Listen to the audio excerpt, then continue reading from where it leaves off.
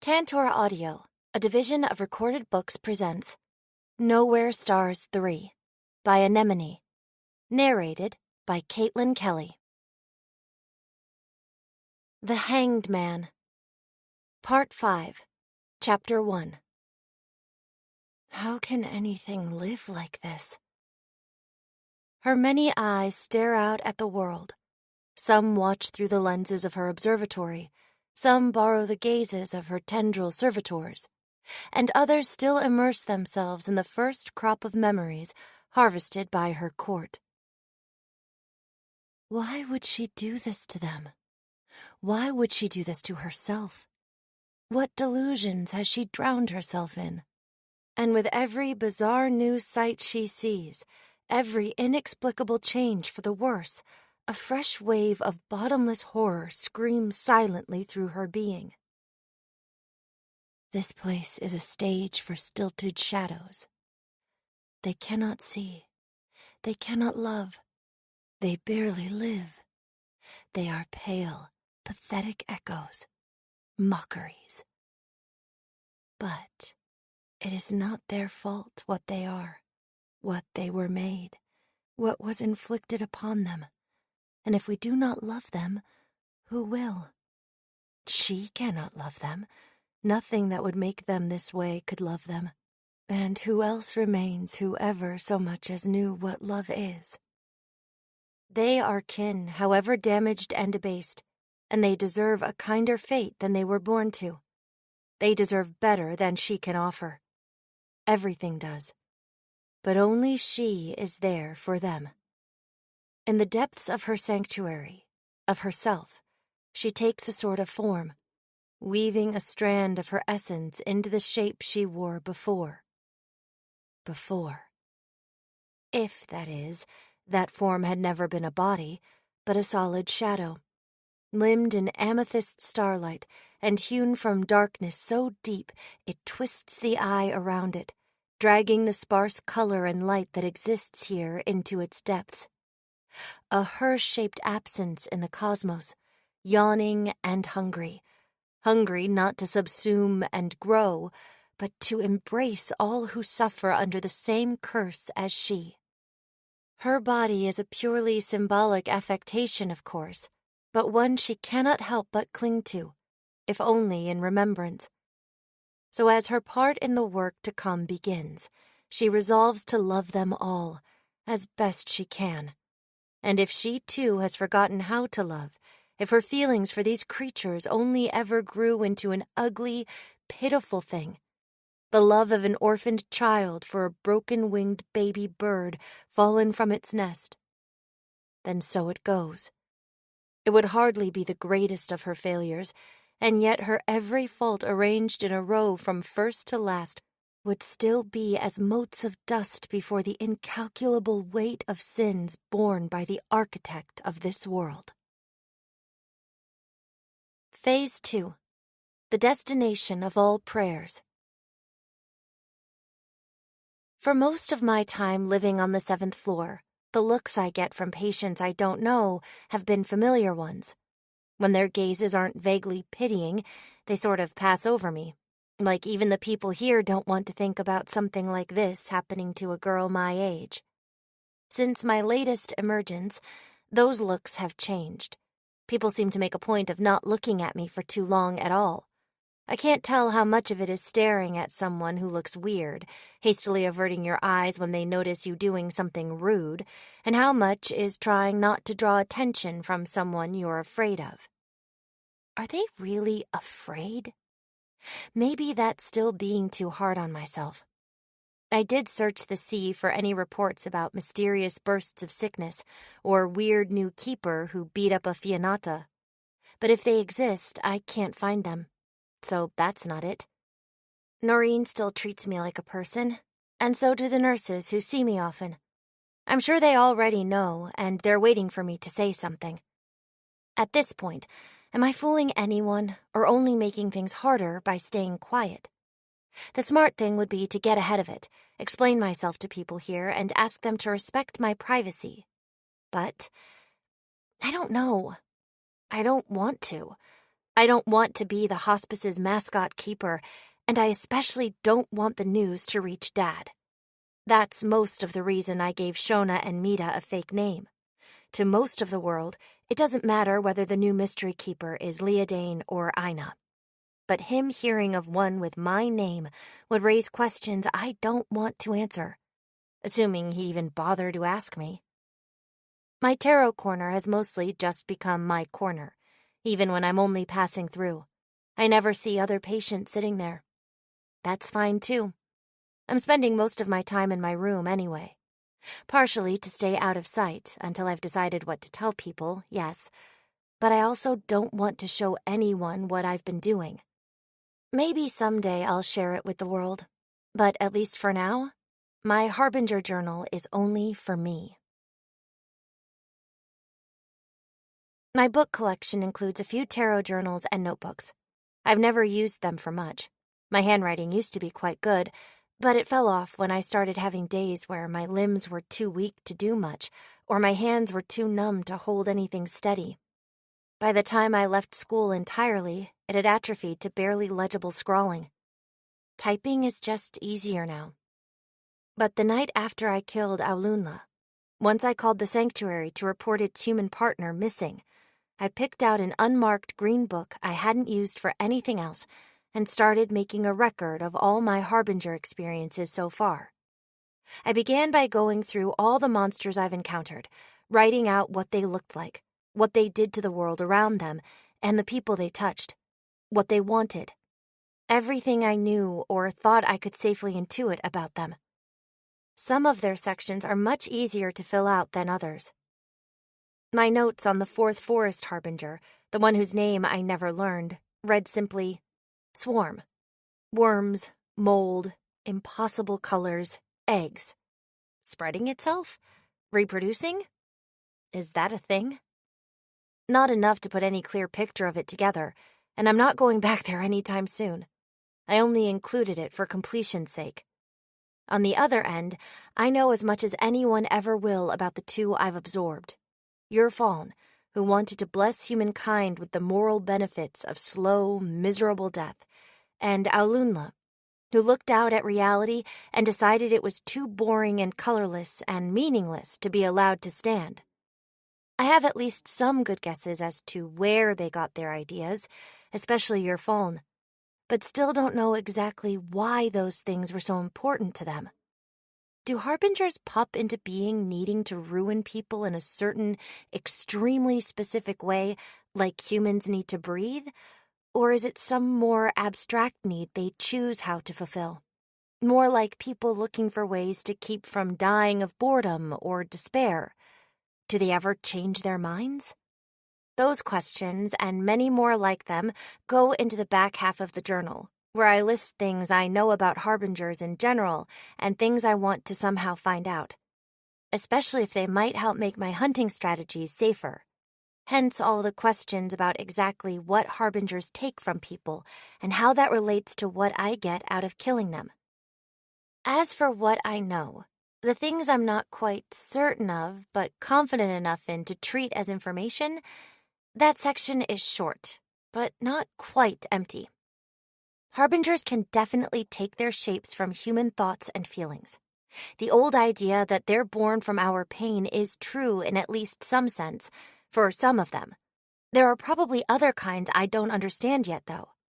Irakia could have come from a person I didn't manage to trace it to, but nothing felt human about Orion, or certainly that worm mold thing. Plus, it wouldn't make sense for the wilderness to be teeming with harbingers if they all spawned from people.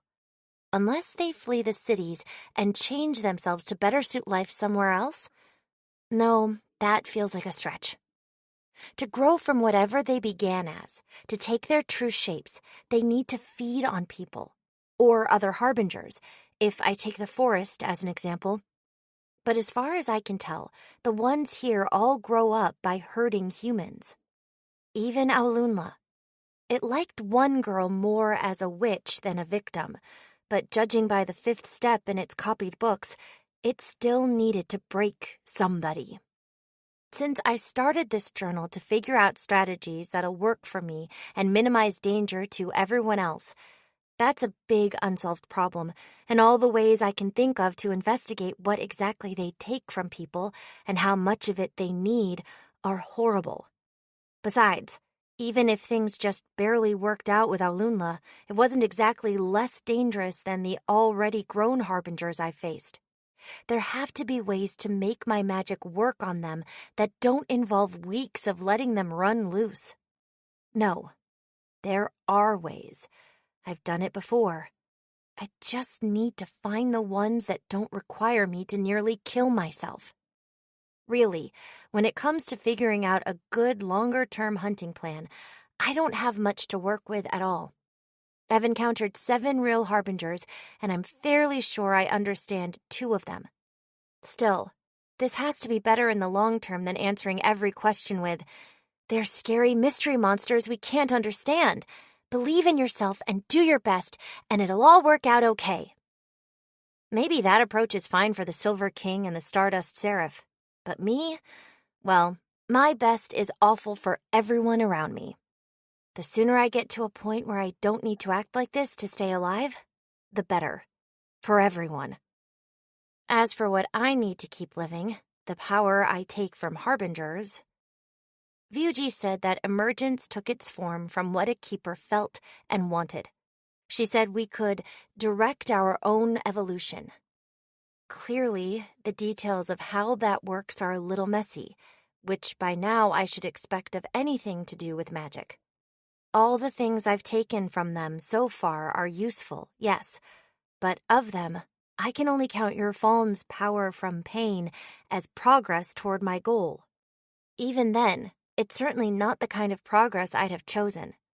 It feels like what comes of emergence has almost as much to do with the harbingers as me.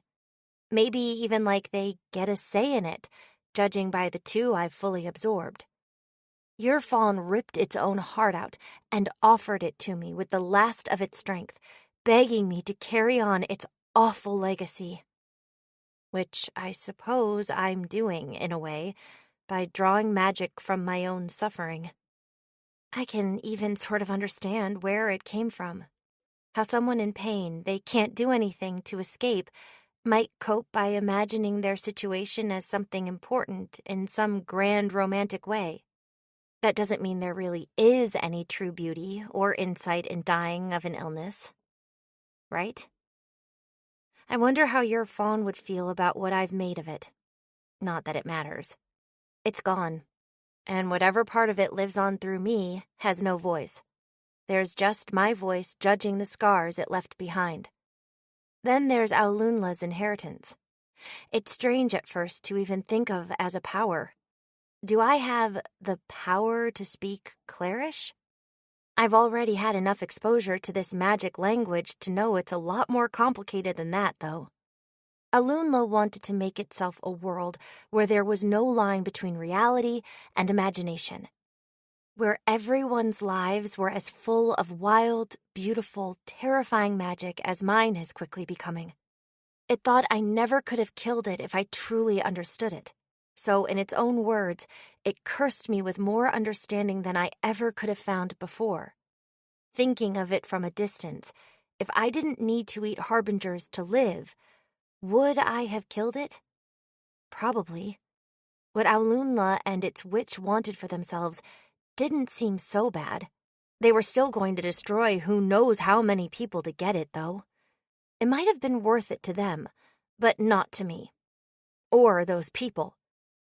Anyway, in both cases, the Harbinger's influence is impossible to miss, but they do expand on concepts that were already part of my magic rather than staple on something completely new. Aulunla's curse does nothing at all to bring me closer to fixing myself, but it is a natural progression for my keen Harbinger senses. I'm not sure what that means for the whole process.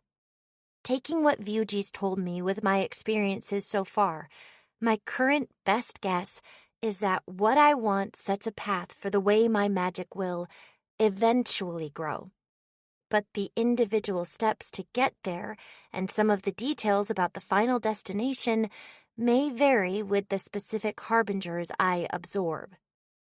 Either way, I don't know how much that information does for me.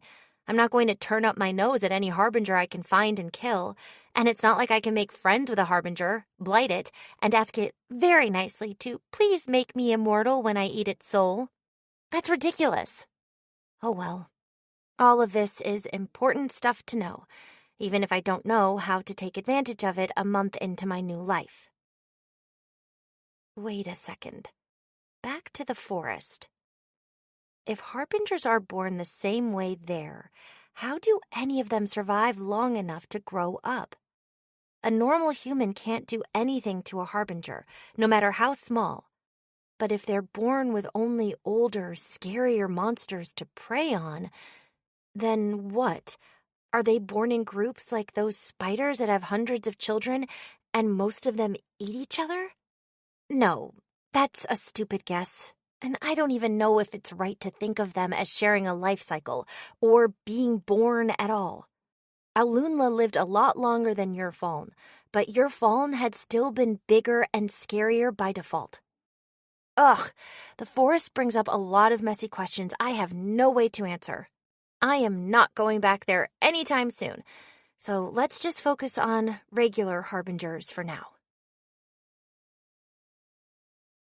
I spend that night and most of the next day filling in my journal, making sure that everything I've put down as knowledge feels right. And, maybe more importantly, that my long list of questions, things I don't understand and really need to, is complete as it can be before I find another harbinger.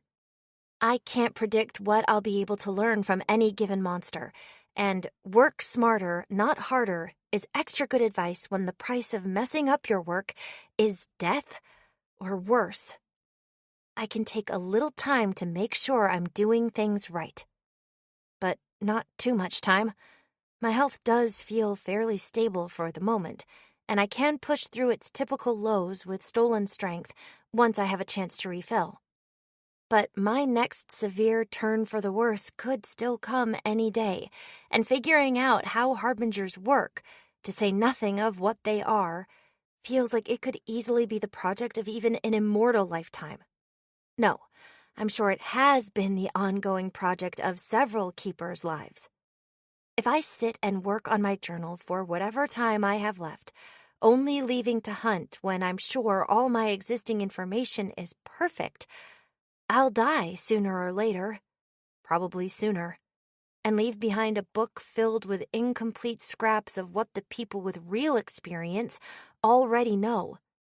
I'm not stupid enough to think that a special talent for this facet of magic automatically makes me better than keepers who've been hunting harbingers for years or decades. Or centuries in one case. But there's no world where I go ask Sophia the Deathless for help. I don't want my soul dissected. When I put it like that, though, it sounds like a good argument for getting help from those experts. If only they wouldn't ask me questions back. Ugh. Well, I'll see how things go with whatever directions Vyuji offered to point me in when she turns back up. Until then, the only way I know how to do things hasn't exactly worked well, but it's brought me closer to my goal than doing nothing. So after one day's mostly rest, I continue my nightly outings, searching for whichever monster will become my next step toward immortality. And for some life to hold me up in the meantime. I burned nearly all my supply in Aulunla's wound, keeping myself alive and standing while I simultaneously pushed myself to the brink of death. I've changed my approach a little since the last time I stocked up. I don't want there to be a pattern of mysterious outbreaks of illness for someone to trace back to me, after all. People are much harder than harbingers to detect at a distance, but while I'm wandering the streets at night, focused almost entirely on what my magical senses have to say, it's only a little more effort to search through the wisps of human life surrounding me. When I sense a lone person who feels particularly healthy and I can transform without drawing too much attention, I just take a sip of their strength as quickly as I can, then go on my way. So even though I don't find a harbinger over the next few days, those nights are still productive. Not in the way I want them to be, not with work I want to be doing, but I need to prepare for the next insane, impossible thing a harbinger does. To everyone who's unknowingly helping keep me alive, sorry. And thank you, I guess, for all the good that does you. On my patrol one night, maybe 15 minutes walk from the hospital, my phone chimes in my pocket. That's strange, since I have no friends except Pearl and maybe Vuji, and don't give anyone my contact info. I step off the sidewalk and onto someone's lawn. Look around to make sure no one's close enough to listen or peeking from inside the house. Then finally pull it out and... Dad is calling? Really? It's been around 2 months since he left me on the 7th floor. I was starting to think he might just wait for me to die. I squeeze my phone in one shivering hand while I decide whether to answer it. After the last days I've had, I don't much feel like talking to anyone, least of all him. But if I ignore him, he might call the hospital to check on me and make it a whole thing, so best to get it over with. Dad? Hi. Hey, Leah. How are things going over there? Settling in okay? Dad greets. His voice is full of a kind of fake cheer that's become very, very familiar. I mean, about as well as I could expect. That covers it, right? It's just that my range of expectations has changed a lot since we last talked. I'm not sure how to read the long pause before he next speaks. Was he expecting something else? It's not like I've had said much different if I hadn't made the promise. Not to him. Great. That's good to hear. Another pause. Listen, I'm sorry I haven't been able to make it over there for a while. Things just keep coming up at work. Time gets away from me, you know how it goes. There's another long pause. I open my mouth to trade him my own stale, gutless reply, but the words don't come out. Something else bitter and aching rises up from my chest and catches in my throat instead. My jaw clenches as the weight of everything I really want to say to my dad crashes down on me, made even heavier by the thought that there wouldn't be any point if I did. There were times when my dad was there for me in the past. There were times when he should have been there for me and wasn't. And those times became more and more frequent until that was just how things were. Here and now, knowing that whatever I say, everything I've experienced the last 2 months could be met with the chasm of strained words between us getting wider than ever. That's what would hurt more than anything, if I didn't already feel numb to it. I guess it doesn't matter in the end, after all. No, I don't, I say flatly. It's not everything I want to say to him, but it's honest, and that's something. I never would have said that a month ago. All the years of going into surgeries with uncertain outcomes and seeing him the next day or next week being left completely alone in recovery. That one time I was scheduled to go home and he showed up hours late with no notice. They taught me that there's no point in opening up about my problems to him. No point in asking him to take my life more seriously or doing anything but playing along and hoping our conversations end soon. Why did I even say it now? Stupid. As far as he's concerned, nothing's different, and I have no plans to loop him in. But it's okay. I've had a lot going on, too. Big life adjustments, I add. I'm sure. But hey, it really is a nice place they've got you set up in, isn't it? Seems like a dream for a kid your age. No schedule, no one telling you what to do, no... Seriously? But before I can decide what to say to this, or if I should just end the call, Dad trails off. Eventually, he breaks the silence with a dry, uneasy chuckle. Sorry, I just realized you're probably. Yeah. Could you forget I said any of that? He asks. Okay. I don't think I can, but at least he caught it this time. Thanks. Appreciate it. And during the tense silence that follows, I smell something? No, it's not an actual scent. That's just the way it feels to my soul sense, the part of me that's been reaching out in search of nightmares to hunt and life to steal, even as I struggle through this conversation. Anyway, listen, I'm pretty occupied right now. I should probably go, I say. Sure, of course. What are you up to? He asks. I'll tell you later, I lie. Oh, okay. Well, good to hear you're finding ways to keep busy. I'll really do my best to clear some time soon and come see how you're doing, okay? Mm-hmm. Just let me know ahead of time if you do. I have things to do too. Will do. Until then. Really glad to hear you're doing okay, Leah. Take care. My phone chirps as he ends the call. He'll do no such thing. I'll probably never see him again. But that's fine. If Dad wanted to be in my life, he should have decided I mattered to him before I became someone who mattered. I sigh, put my phone away, and turn my full focus back to the distant but horribly distinct stench trail I can already tell belongs to a full-grown harbinger. Every harbinger feels awful in its own unique way, but stench is exactly the right word for this thing's presence. My first impression of it was like a waft of stale air I smelled with my soul. Not stale in a dry, dusty, abandoned attic way, though. It's closest to the sour, faintly rotten odor of a lived-in house that isn't cleaned nearly enough. Grania, my closest friend in primary school, before my sickness scared everyone away from me, had a mom with a hoarding problem.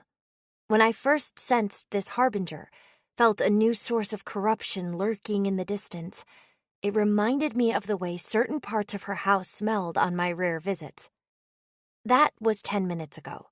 Now that I'm standing outside the small house it's emanating from, it smells like all those scents are trapped in a place completely closed off from the rest of the world, with no possible way to air them out.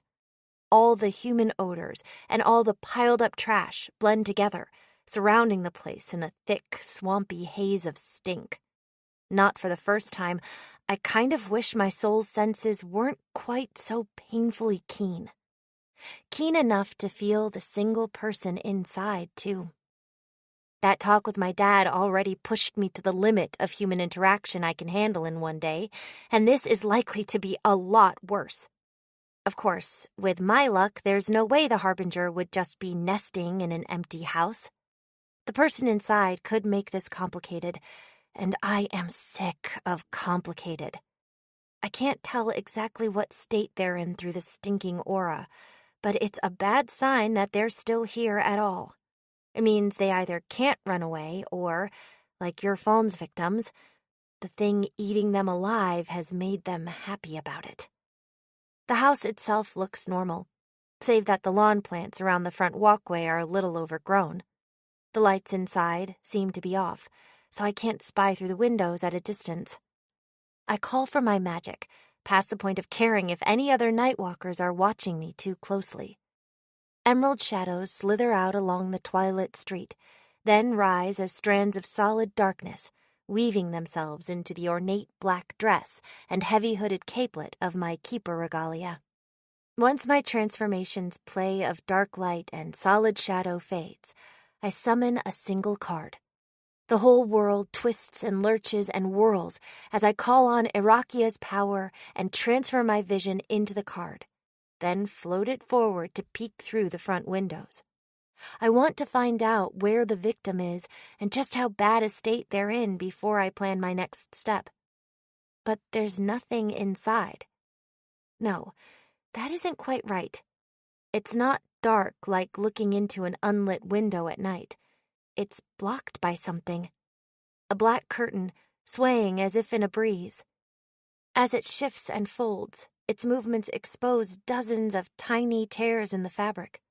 None are big enough to see anything through, but faint light does leak through the shreds, which actually further obscures whatever's inside. Whenever a hole appears that might be just big enough to peek through, my card only catches a brief flash of light that's quickly sucked back into the folds of the fabric. I circle the house, checking every window. They all look the same. The house isn't an airtight fortress, though. There's got to be some little crack wide enough to sneak through for roaches and spiders and all the other pests. Unless those weird curtains are some kind of barrier the Harbinger is using to wall its nest off from reality. In that case, I may just have to rot the front door down and charge in. If I'm locked out, I might have to do it anyway. But, one step at a time. My card can't quite wriggle through the place where the lower sliding window meets the upper half. I try the front door, but there's no mail slot, and the frame doesn't leave enough space to fit through either. What about the air vents? I don't really know how those are set up, but they're probably blocked or filtered somehow. It's not like the air conditioning drags bugs in all the time, and those are smaller and more flexible than a tarot card-sized intruder. The chimney? That might work. I float up to the roof, slip through a grate in the square vent atop the little brick tower, and steer my card down the dark, narrow tunnel, around a flap that opens into an ashy fireplace, and out into the house. No magic pushes my card out or drags it into a horror realm, as far as I can tell. It's just as dark in here as it was in the chimney, with no lights on and no starlight streaming through the covered windows. But my card does have a kind of night vision. I'm not sure what I was expecting to find inside, but at a quick glance, the house doesn't look like a hoarding horror story. It's messy, yes, but not in a way that matches the unnatural stench. There are old dishes piled up on the table in the kitchen just ahead, some balls of dust, and... Wait. What even are those damp clumps scattered all around the tile floor? I float my card down to inspect them. They look like... hair. Hair, though I can only tell because they remind me of those shed strands that get stuck in my drain sometimes, especially when my hair used to be longer. They're like someone pulled a great wet heap of blonde hair out from the drain, did their best to untangle the mass, then tangled smaller clusters of it back into new, long, thin shapes, like knotty, dirty little severed braids, or narrow lengths of human hair rope. A few are tied into ornate shapes, like those ceremonial ribbon knots they use in weddings to symbolize tying your lives together. They're all still wet enough to be dripping onto the floor and flecked with chunks of dross and rubbish. Outside, my body shudders at the thought of whatever those organic-looking bits of grime are. There's more of them the farther into the house I go. Other than those threads of hair and the swaying curtains covering the windows, which, viewed from in here, look like they're on the outside, there are no clear signs of a wound opening or the Harbinger's physical presence. I find the victim first. A thin, pale man sits curled up alone on a couch, breathing sharply. The bangs of his matted dark hair have just started to grow over his eyes, and there's a hungry sunkenness to his cheeks under his short, unkempt beard. The floor around the couch is practically covered in wet, stringy hair knots, simultaneously filthier and more elaborate in their designs than the rest. He glances up, startled by the sudden motion of my card floating by, and his hollow eyes widen at the sight of it. Almost immediately, a shrill shriek rings through the house. A human-like figure drops through the ceiling, jerks to a stop in midair a few inches from the ground, then snatches my card up and tears it to pieces.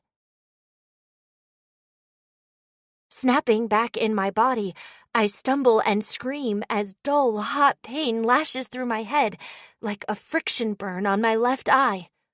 Leaning into my cane doesn't quite save me from crashing to the sidewalk, and it crashes to the ground as I break my fall with one hand. Hot blood trickles down my face. What was that? A problem with Arakia's power, or just something this harbinger can do? Doesn't matter. I still have my eye. It's just not working so well right now. My vision blurs more even as I wipe the blood onto my sleeve. I absorb a tiny wisp of life, rub the last bit of blood away, and start toward the house. I don't understand what's happening here yet, but I don't think the victim will get between me and the harbinger, and that'll have to be enough. The stink of corruption grows stronger with every step up the front walkway. I cover my face with one arm, which doesn't help at all, and try the front entrance. It's locked, and the doorbell makes no sound, so I start banging my cane on the door. Thankfully, this new one feels a good bit sturdier than the one I lost in Alunla's wound. I told you, I'm not going anywhere. I'm right here, just like you wanted. So please, please stop pushing or testing or whatever you're doing and just shut up already. The man's hoarse voice roars. I'm a keeper. A harbinger's eating you, and I'm here to help. If you can open the door, let me in. Otherwise, say so, and I'll get in myself, I call back. How do I know this isn't another trick? The man asks after a long silence. The stench in the air becomes a clinging, invisible smog, thickening and swirling around me until I feel like I could choke on it. A screeching torrent of harbinger speech blasts through my mind. No! Get out! Go away! We can't leave! You can't go! We haven't finished reuniting rotting yet! There's no sense or structure to its words. Its voice feels less like Alunla's strange poetry and more like the wave of nonsense thoughts Irakia dumped into my head. Even so, I understand it much more clearly this time, aside from one confusing phrase where two words or ideas that don't fit together are overlaid, mashed together in a way I can't make sense of. I ignore it for now, calling to the victim again. Did you hear that? Is it doing anything to you? It's mad, right? Because it doesn't want me here. If it's not in your head, if you can open the door, let me in and I'll get rid of it. If it's not open in a minute, I'll break it down. I summon my cards into being and pluck one charged with my sickness from my orbit, preparing to reduce the front door to decaying splinters. It's strange to think of infecting a door, but after the forest and Alunla's world, I'm fairly sure I can do that if I have to. I don't. Not yet, at least.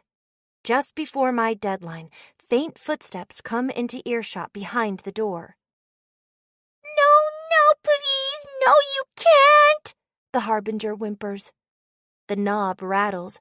I ready my cards for whatever comes next and train my senses on the man's soul.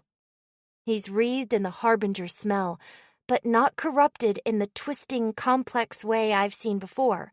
It feels like this harbinger is simply draining something from him, taking and putting none of itself back to fill the empty space.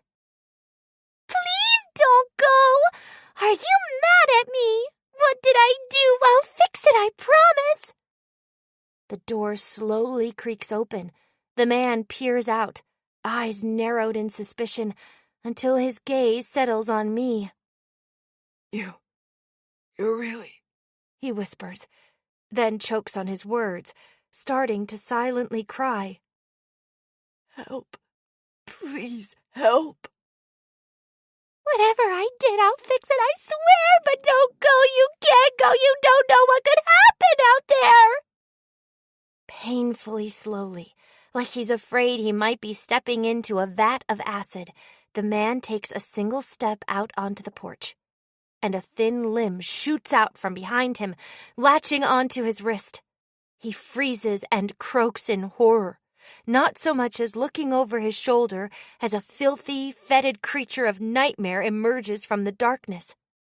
It's small, with its arms and twiggy legs suggesting the rough shape of a skeletally thin woman, but shrouded in a cloak of grimy blonde hair that falls over most of its body.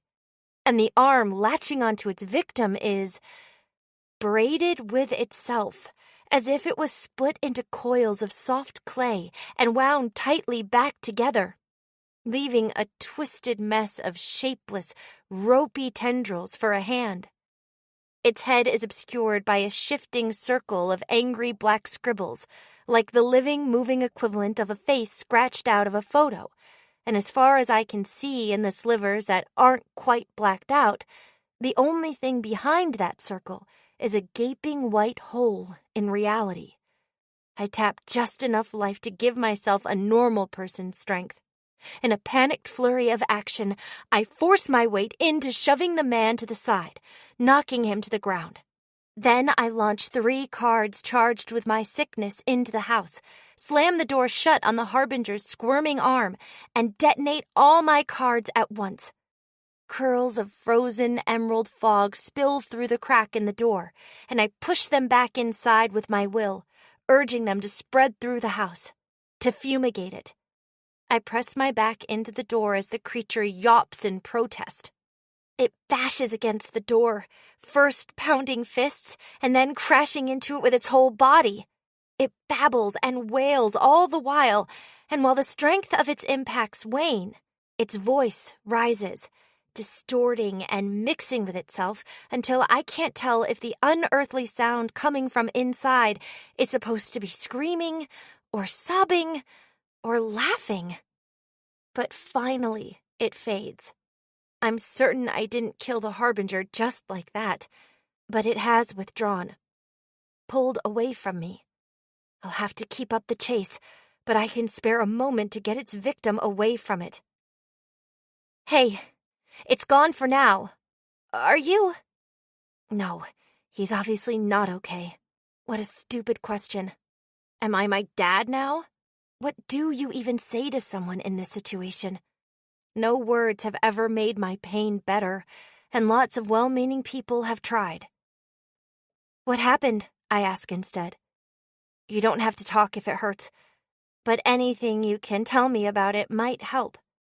And we should really get you out of here either way.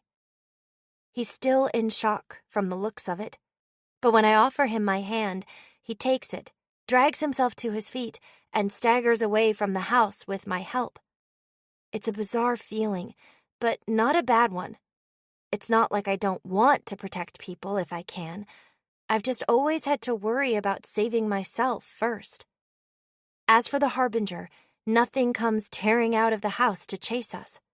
For a moment, it feels like it's retreated entirely, leaving only its lingering stench in the air. Until its presence brushes past me, and it whispers into my ear with a waft of hot, putrid breath. I see now. I still have so much work to do before I deserve your loyalty, your love. One day you will understand. You will wake up, feel my absence like a missing limb, a missing sense, and reach out for me. No matter how cold and withered your hand is by then, I will take it, because it is yours. Because nothing else will ever fill the hollow you left at my side, and we will tether ourselves to one another, and never, ever, ever, ever let go. Until that blessed day comes, your heart will wander sometimes. Wander where you wish. It croons. No, something in its voice makes me think of it as a her. Just know that no matter how far you go, how the distance between us grows, how time without you slows and slows into a frozen desert of empty moments, I will never leave you. I can never leave you, no matter how gone you are. If you cannot be happy, I cannot be happy. Seriana.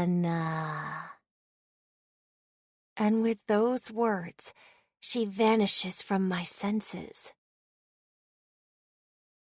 The Hanged Man. Part 5, Chapter 2.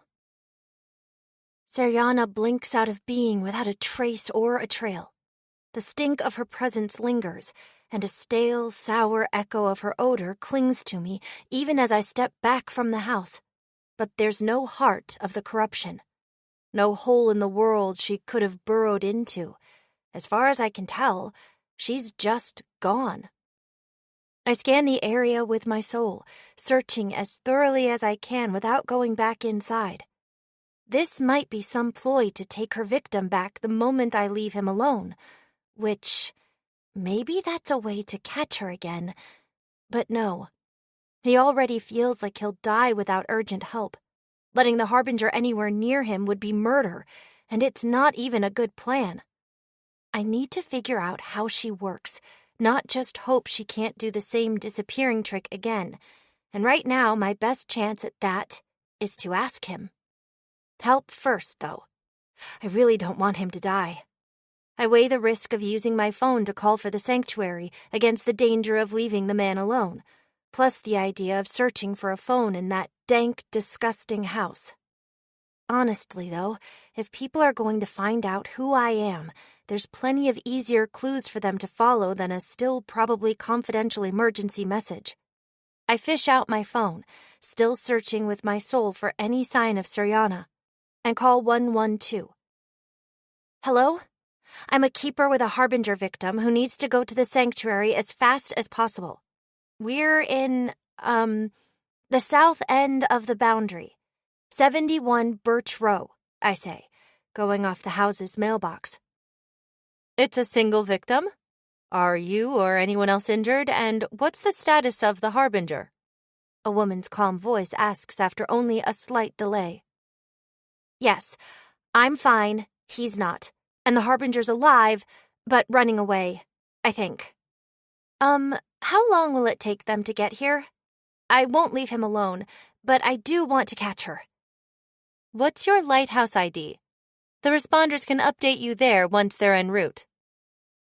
My what? The Keeper Network? Oh, right. One of the reasons I want to avoid that whole church registration thing. I don't have one. I'm new. I see. Well, in that location, it shouldn't be much more than 10 minutes. That's okay. I'll wait. It's not like I'm giving up the chase. Seriana's already escaped. And from the way she whispered in my ear before she left, she's taken some interest in me. She wants something from me. Whatever that means will be very bad for me if it goes her way, yes, but I haven't lost her. If I don't find her, she'll find me. Somehow, I'm certain of that. All right, please stay on the line until the ambulance arrives, and keep me informed if anything changes. Sure. I put my phone back in my pocket and go to check on the victim. He's on the sidewalk, staring back at the house. The Harbinger's gone. People are on the way to help you. You're going to be okay, I say. I don't know any ways to comfort people in situations this horrible, except make sure they don't die. I've done all I can on that front. Now I can only hope I'm not lying. Silence.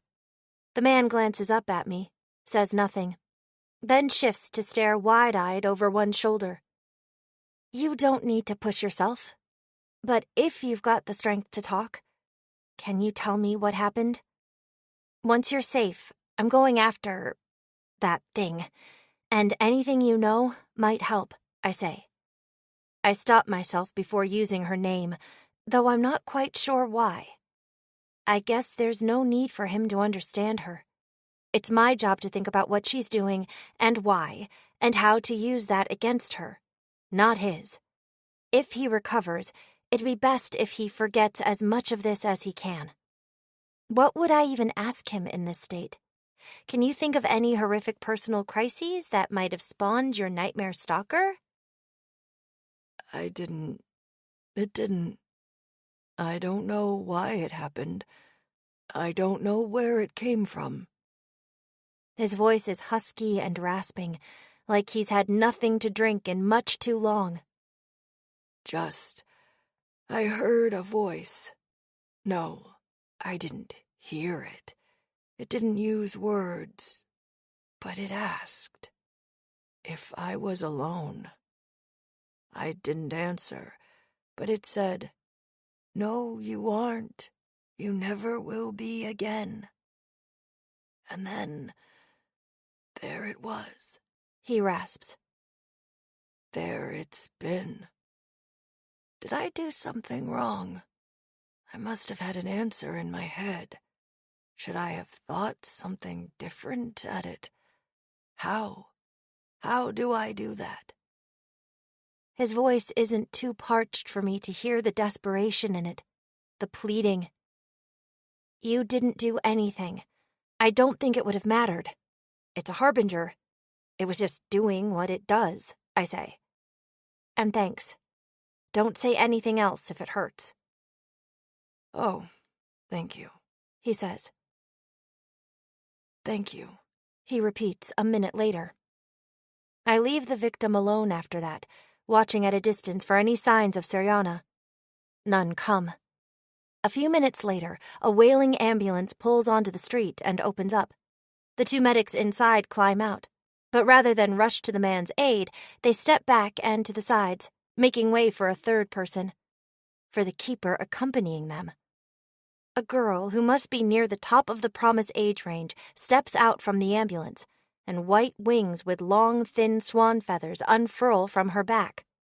The long, wavy fall of mint-green hair framing her face and her keeper regalia, a teal and white dress that would look almost like a priestly robe with a single wide detached sleeve, if it weren't for the low-cut strapless bodice, contrast her deep bronze skin. And her eyes aren't eyes at all. They look like they're made of water, not frozen, but perfectly still.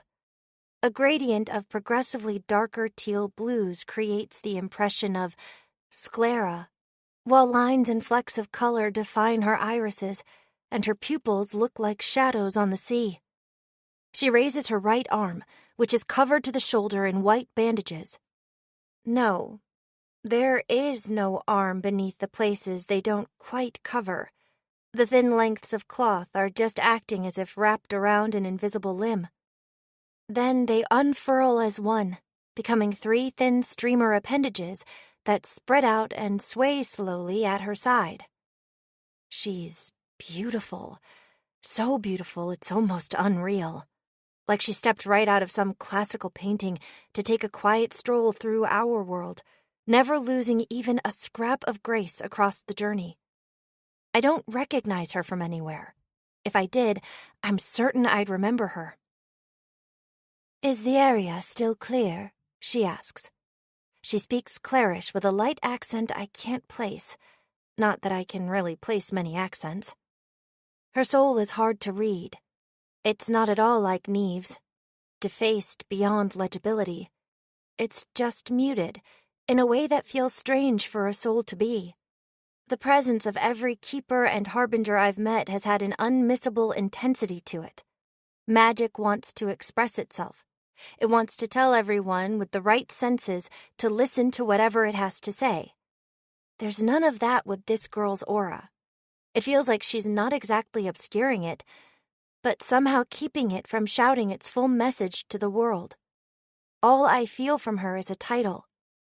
Tarnished Angel. Yes, I think so, I say. The keeper takes her own look around the house as if to double-check, then approaches the man and kneels. I step back, leaving her to work. She places her remaining hand on his shoulder and murmurs something to him, to which he simply looks up, stares at her for a moment, and nods. She speaks again, louder this time, in a low, soft voice, and while I don't recognize the language, there's a steady, poetic rhythm to her words. Her cloth appendages begin to gleam with cool cerulean light. One of her bandages draws close to him, wrapping around his back comfortingly, while the other two fold their tips into sharp triangular points. Then, moving in unison, the pointed bandages slide smoothly through his skin and into his heart. If the process is at all painful, he doesn't show it. He actually seems to relax at their impossible touch, if only a little. It's over in under a minute. The keeper's bandages withdraw, pulling themselves free without the slightest blemish to show for their intrusion. She nods to the medics, who unload a low-wheeled stretcher from the ambulance and move to help the victim into it. "Do you think he'll be all right?" I ask. A small, sad smile plays across the girl's face. "We've done what we can. He'll live, yes, but his recovery is a question for the experts." I clench one fist, digging my fingers into my gloved palm. I guess I should have expected that. The way Seriana treated him, the holes she left in him. Now that she's gone, whether he'll survive isn't as much of a question as how much of him is left to save. She takes a few steps in my direction, leaving a polite distance. "You're hurt too. May I heal you?" "Oh, am I?" The Harbinger left without much of a fight. I obviously know what she's talking about. I know I'm hurt. Whatever Seriana did to my card left a very visible injury. "Your eye is bleeding," she says mildly. Right, yes," I murmur. It's really not that I don't want a healing keeper with some kind of diagnosis power seeing what's wrong with me, or figuring out what I usually do to heal myself. Well, it's not only that. If I'm not allowed to cure myself with magic, it's even less likely that someone else's magic will do it. And the last thing I need right now is for someone trying to help me to catch even an echo of my sickness. "I'll be fine," I say. "Just go get him the help he needs." "They could take him back on their own from here. It wouldn't cost me anything but a little time to help you," she says gently.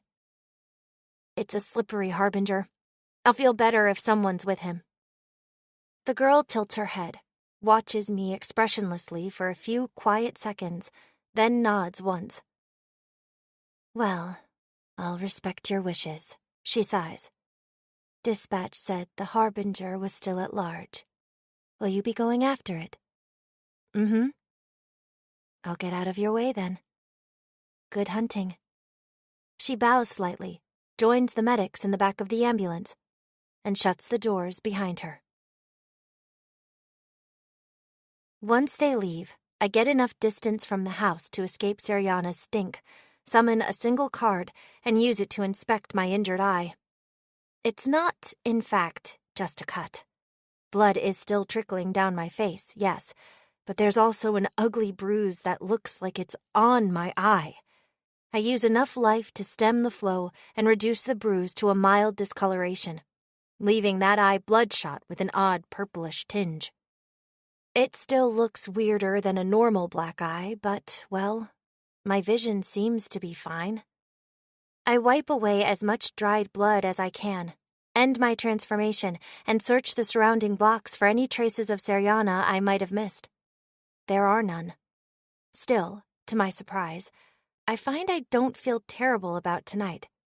I can't quite call this a good outing when I lost a Harbinger and sent the man I saved off to an uncertain fate, but he is in a much better place than he was before I found him.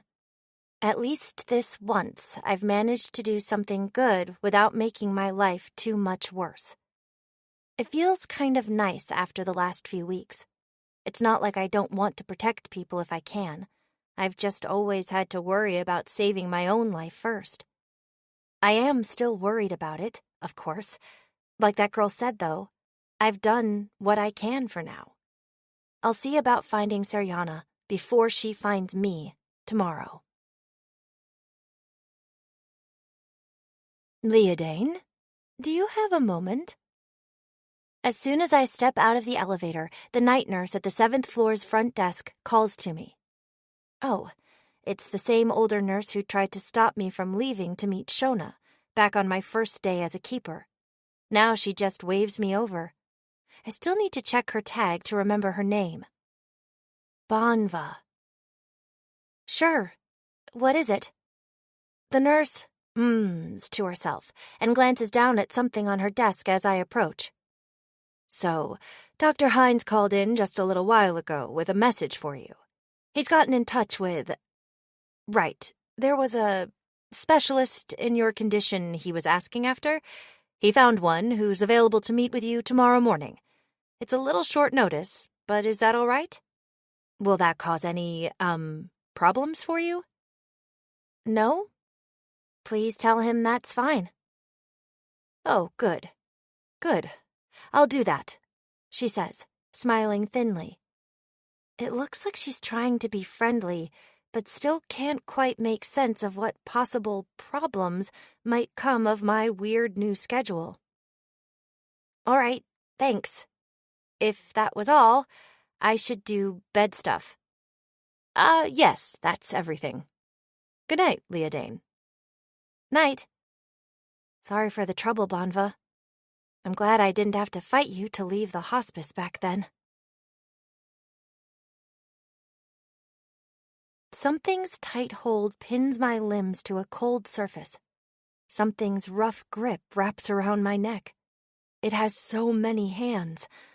Are they hands? No, they can't be.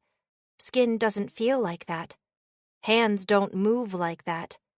Hands that are not hands push their way into my stomach and wrap themselves around my organs, then squeeze all at once, their coarse embrace strangling the life from me inside and out. This is wrong. It's all wrong. This pain is not mine. This horrible pressure is the wrong type of hurt. Something other than my blood is eating me alive. What is it? Why? Why can't I move? Why can't I do anything? Let me go. I don't want to die. Stop, stop, stop! Through the last gasp of breath I can manage, No, I don't open my eyes. They're already open. I just notice what I'm looking at for the first time. Pearl's smiling pink face, still nestled comfortably on her side of the pillow. There's nothing else here. Nothing but a heavy phantom pain lingering in my neck. I'm fine. I'm fine. I insist in my head over and over. I must have been dreaming. It was only the kind of shapeless nightmare that leaves nothing behind but fear and pain, and the sense that even if you've already forgotten all but the tiniest random scraps of it, the play of random nonsense that was just chased away by the harsh light glaring through your too thin curtains must have been something truly horrible to make you feel this way. I still can't move, though. I just can't find the strength. Several more minutes pass like that, the pain in my chest slowly fading, until I summon up just enough energy to cocoon myself in blankets and snuggle close to Pearl. One of her fuzzy gills flops over, tickling my nose. I'm not sure how long I spend laying there, but eventually it all passes. When did I last have that sort of dream? It's been a while. A few months, at least. The raw terror of knowing I was going to die, and there was nothing anyone could do about it, obviously never went away. Sometimes, though, in the stretches of time between anything changing for the worse, it did sort of scab over. So why now? Life as a keeper certainly hasn't been wonderful, but I have a real, serious chance now, and a life where I have to fight screaming horror creatures is infinitely better than no life at all. I don't understand, and I can't exactly make more sense of it without even knowing what I was dreaming about. Maybe I should try and keep one of those dream journals my occult books talk about. Write out every scrap of memory I can cling to before they fade. But, well, I'll see if it keeps happening. Wait. on a hunch. Just in case Seriana is stalking me in my sleep or something, I turn my focus inward and check myself for harbinger corruption. And gag at the fetid stink of my own soul. A bit of her smell following me home last night wouldn't quite wash out with the flow of my power, but this is too much. She's tried something. Was she here, looming over my bed? I feel around my room, then the rest of the 7th floor, but can't find any trace of her outside myself. Did she do something to me from afar? I yelp and shudder at a sudden soft knock on my door. There's a perfectly human soul behind it, though, and when it opens a moment later, it's just a morning nurse here to get my vitals. "Oh, Dr. Hines asked me to remind you. You've got an appointment scheduled in 40 minutes now," she says while she takes my temperature. Ugh, right. Of course this happens when I already have plans for today that could be really, really important, involving someone who has a lot of other stuff to do. Seriana's just going to have to wait a couple hours. There you are. You must be Leodane. Lovely to meet you, I'm sure. A woman's low, dry voice says. She smiles, though it doesn't reach her eyes at all. When I arrive in the exam room, there's a pale, sharp-featured older woman already seated next to Dr. Hines. Her red hair is kept back in a tight ponytail, save for a few loose, wavy strands around her face. And her clothes are distinctly undoctorly. A navy-tailored suit, rimless glasses, and none of the tools I'd expect a doctor to carry except a small notepad in one of her suit's flat pockets. Yes. Sorry I'm a little late. I accounted for that when I scheduled this. I know how keepers can be about bedtime. I'm very careful about bedtime. I just had a morning, I grumble. She shrugs, smirks with her eyes, and says nothing more. Right then, Dr. Hines cuts in with a nervous smile. Leodane, this is Dr. Cantillon. She doesn't practice regularly anymore, but she's a trailblazer on the academic side of understanding keepers' medical issues. She's about as well equipped as anyone can be to figure out a treatment plan that'll give you the best possible odds. Ava's fine, if you prefer. I have no preference with patients, Dr. Cantillon says. I've already made that decision in my head. Nothing about her feels like a first-name person. I've read your files. Familial autoimmune condition, early presentation, 2 rejected bone marrow transplants. Prognosis, poor, she says, after a brief delay, suggesting that was not the first word to come to mind. I sit down and cross my arms. You can say hopeless. I know what my situation looks like.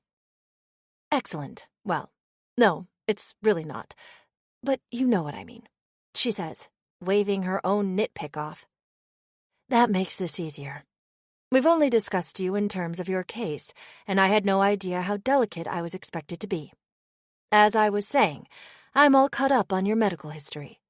What I need from you is an overview of your current health status, with a focus on anything you've done to change it with magic or emergence. She pulls out her notepad, removes a pen fastened to its cover, and clicks a little button on top of it. Oh, and leave us alone for now, if you would, she says, addressing Dr. Hines without facing him. He narrows his eyes. Pardon? What? Why? He's my doctor. You can't just kick him out. I am not kicking him out, Dr. Cantillon says with a sudden firmness. Her posture seems stiff as she draws in a slow, steadying breath through her nose, as though mulling something over, then breathes it out all at once. Listen, this is not some issue of confidential secrets of magic I'm bound to keep from the unworthy. I'm only trying to help. You can stay if you must, but you really shouldn't. All right. Why not? Dr. Hines asks. Because I'll do my best to explain without going too far, she replies, looking the other doctor dead in the eye in a way that seems to stare past him. There are certain things that once you've noticed, once you've really started to understand, you can never stop seeing. Nothing you've said to me suggests you've started to notice those things. That's good.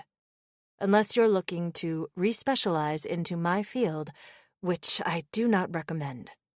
You should do your best to keep it that way. Some of what we're likely to discuss would make it very difficult for a man in your position. A good doctor trying to do right by his patients, only one of whom is a keeper, to continue functioning in that role. I am speaking from first-hand experience. Dr. Hines says nothing, although the longer Dr. Cantillon goes on, the stiller his gaze and the tighter his jaw becomes. He cups his chin, glances back and forth between us, and suppresses an uneasy grimace. "Leodane, do you need me here?" he eventually asks. "I'll be fine," I say. "You're sure?" "Yes. If you don't want to subject yourself to, whatever that means, don't do it for my sake." "Okay. I'll be right outside." He stands, smiles faintly at me, then slips through the door. "Moving right along, then," Dr. Cantillon says. "I'd expect so, in your circumstances, but just to make sure. Have you tried anything to address your disease with magic in the time since you made the promise?" Honestly, this might be better for me anyway. If I want this to help at all, there's no way around talking about how I've been keeping myself relatively healthy, and that feels easier with this woman than it would with Dr. Hines, someone who apparently likes me and wants to help, and maybe wouldn't anymore if he knew what I was doing to people. Which isn't to say that it feels easy. My thoughts run through all the things I'm hiding from the world, and all the things I've done to keep them hidden. It's hard to imagine any normal person wanting to help me after I explain what I've been doing to them. But if I'm ever going to move beyond stumbling blind through my new life, I'll need more information on how to deal with all this from someone. "Is this all confidential?" I ask. Maybe it won't be once I've actually explained myself, since my mass life draining clearly passes that danger to self and others threshold. But I still want to hear it from her. Dr. Cantillon makes a face like I just spat in her drink, but quickly smooths it away and nods. "I am still a doctor. I signed on to all the agreements here this morning. The usual expectations do technically apply, yes. But I'm really not in the business of shoving myself into Keeper's personal matters. And I don't report to anyone, if that's what you're asking. I'm doing this for my own edification and to assist you children in whatever ways I can, not in service to anyone else's goals for you." Well, it sounds like that's the best I'm going to get. So I tell her. I ball my fists, do my very best to bury my feelings, and tell Dr. Cantillon all about the part of my power that lets me steal others' health. How I discovered it, how I've been able to use it, who I've used it on, without naming specific names. Everything that might be important. "And I think that's it," I finally say. "I used a little bit to fix my eye last night, but it's been a while since I burned health just to treat my normal symptoms. Things have been stable enough, at least for now." "All right, then." Dr. Cantillon sighs.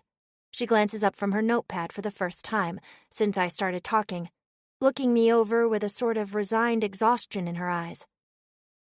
"I'll admit I have some questions about exactly how you've handled this, but as I said, I'm not here to criticize your behavior. I only want to understand what's happening to you and how we can best address it.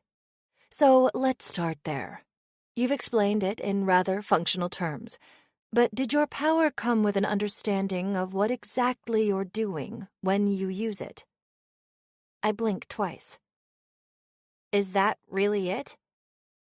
"Please answer the question." We can talk about what I think of all this once we've established the facts. If you really want to know. Okay. Well, I think I've pretty much said everything I know about it. It's just something I can do. And here's the problem. Magic doesn't work like anything else.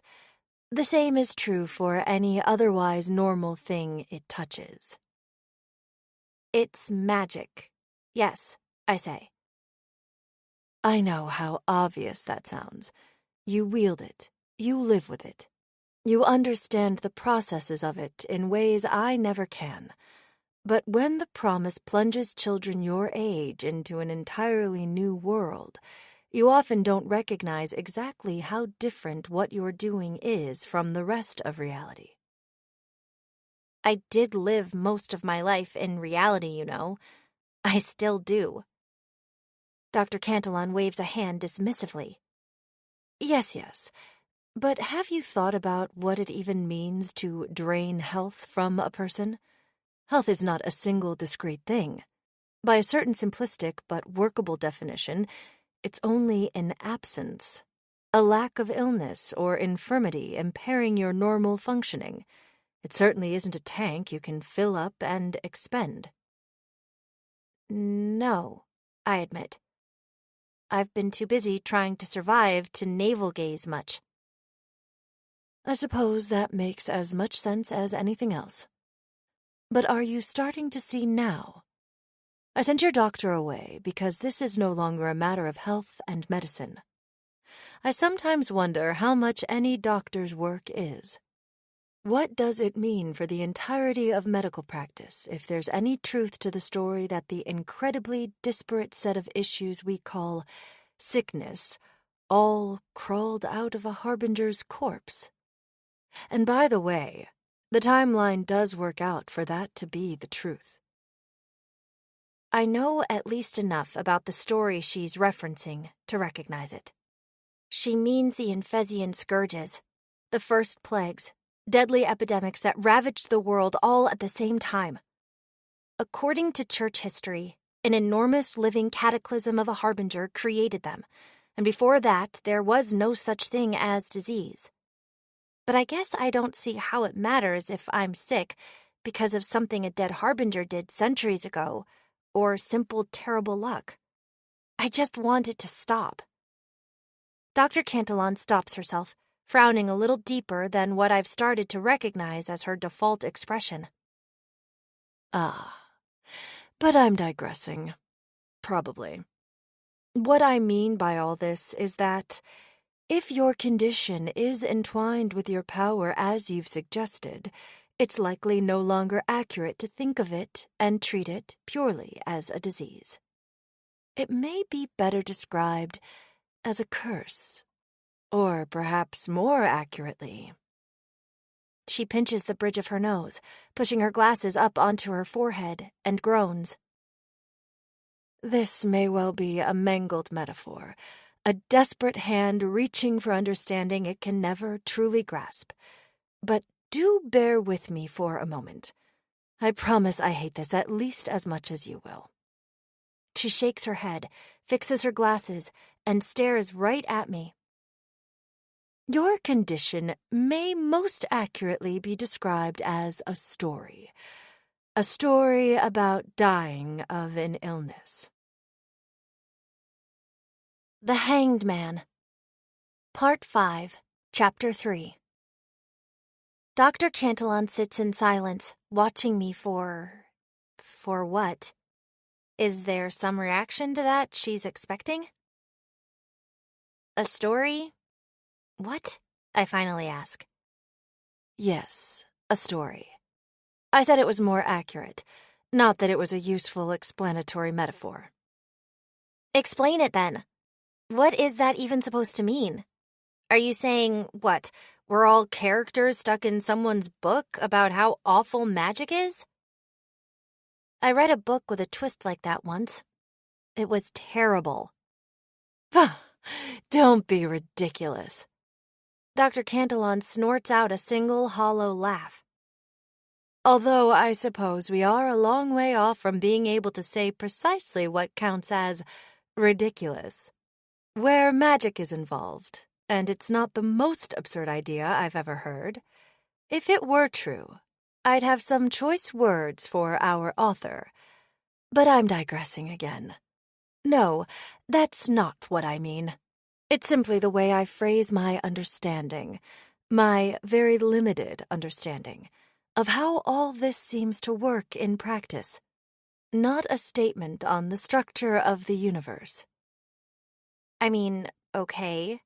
I've seen enough of magic to get that a lot of it works on a sort of dream logic. I assume you're talking about something like that and calling it story logic instead. But I've had magic for a month, so I don't see what that has to do with the disease that's been trying to kill me every day of my life. And in that month, you've started treating your immune disorder by stealing others' health, whatever that means here.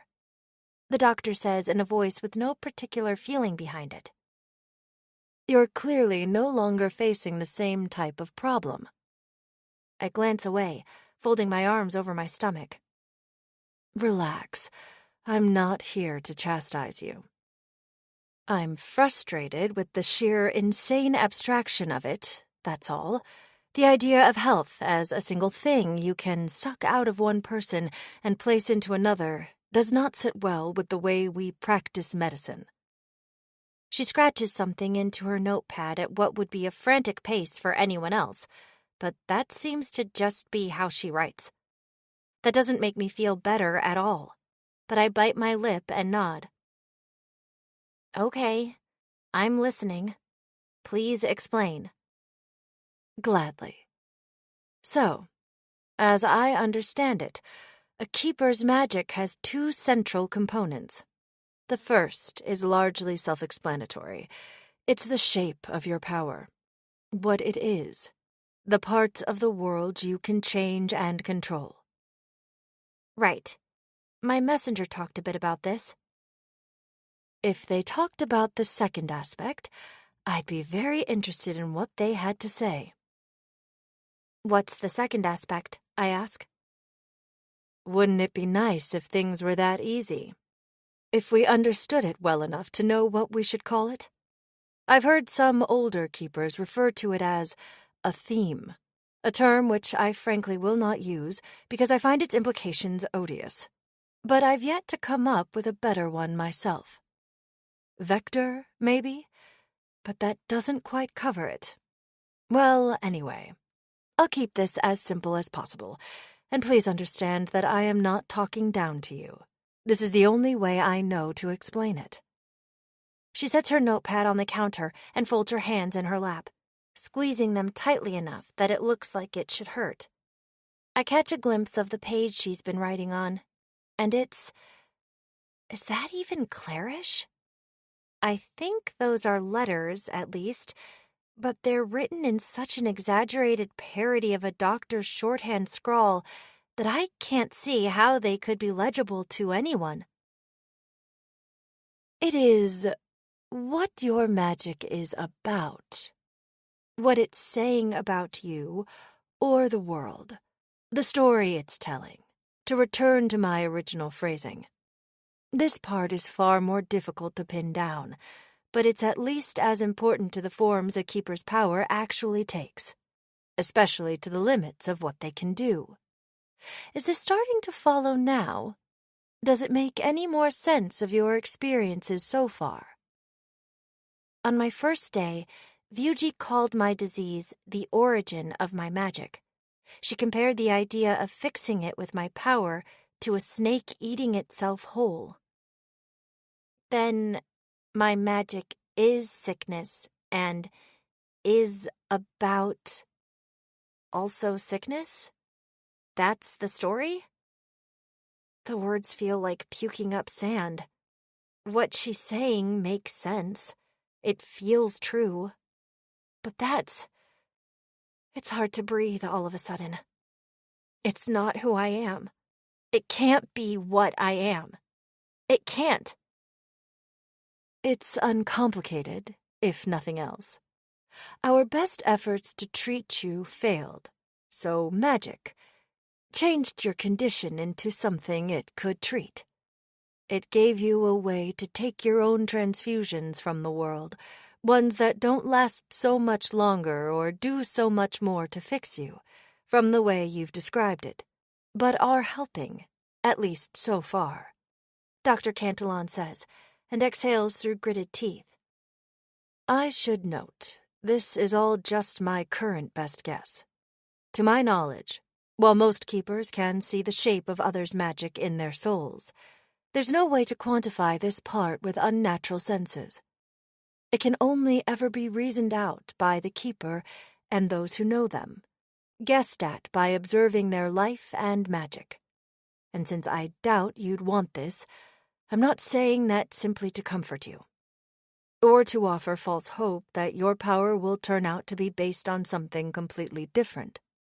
But there may be nuances to it we don't yet understand, or something more complex that's currently showing itself in connection with illness for obvious reasons. Something like what? Fine, it's a magic mystery no one can actually know, but can I change it somehow? I don't know, you mentioned keepers who knew about these things. Could one of them help? Dr. Cantillon raises one hand, closes her eyes, and shrugs apologetically. I'm afraid that's mostly up to them. I certainly don't have the power to summon any keepers. I would love to get Iona's thoughts on this matter, for instance, but it seems her schedule is always a bit too tight to fit me in. And if she were inclined to share her lifetime of knowledge with the scientific community, I expect she'd have found a way to do it by now. But then, perhaps most keepers are more apt to make time for one of their own than for probing questions from someone like me, she says with another flat, lifeless smile. I'm not going to go knock on the Fiannatas' estate's door, but the girl whose help I refused yesterday looms large in my thoughts. Would she have known about any of this? Would it matter? I have no idea who she is or what she can do, just a lot of reasons to think she couldn't wave her hands and save my life. Not because of any problem with her, but because it sounds like no one can. If I weren't a keeper, and my sickness wasn't inextricably wrapped up with my soul or whatever it is now, would this be a problem? Could someone else have fixed me? That is a complex question, Dr. Cantillon says, very slowly. I'm not going to explode on you or anything. Promise. I just want to know. Right. Can't be too careful sometimes. She purses her lips, nods, and reaches for her notepad. Well, it is a legitimately difficult question. Saying anything about magic with certainty tends to be. In a case like yours, though, there are keepers with healing powers, yes? Do you know any stories of one walking into a mundane hospital and curing 100 incurable conditions in a day's work? No, I don't think that's ever happened. And I've checked, obviously. To my knowledge, it hasn't. Oh, there have been grander, miraculous contributions, like St. Nistla's creation of vaccines. But short of emergence and the consequences thereof, magical healing has never played a reliable part in conventional medicine, even as a last resort. Why do you think that is? I used to wonder about that myself, but since it couldn't be that no keeper had ever wanted to eradicate, say, cancer or inborn diseases, I figured it was just one more way in which the world wasn't what anyone wanted it to be.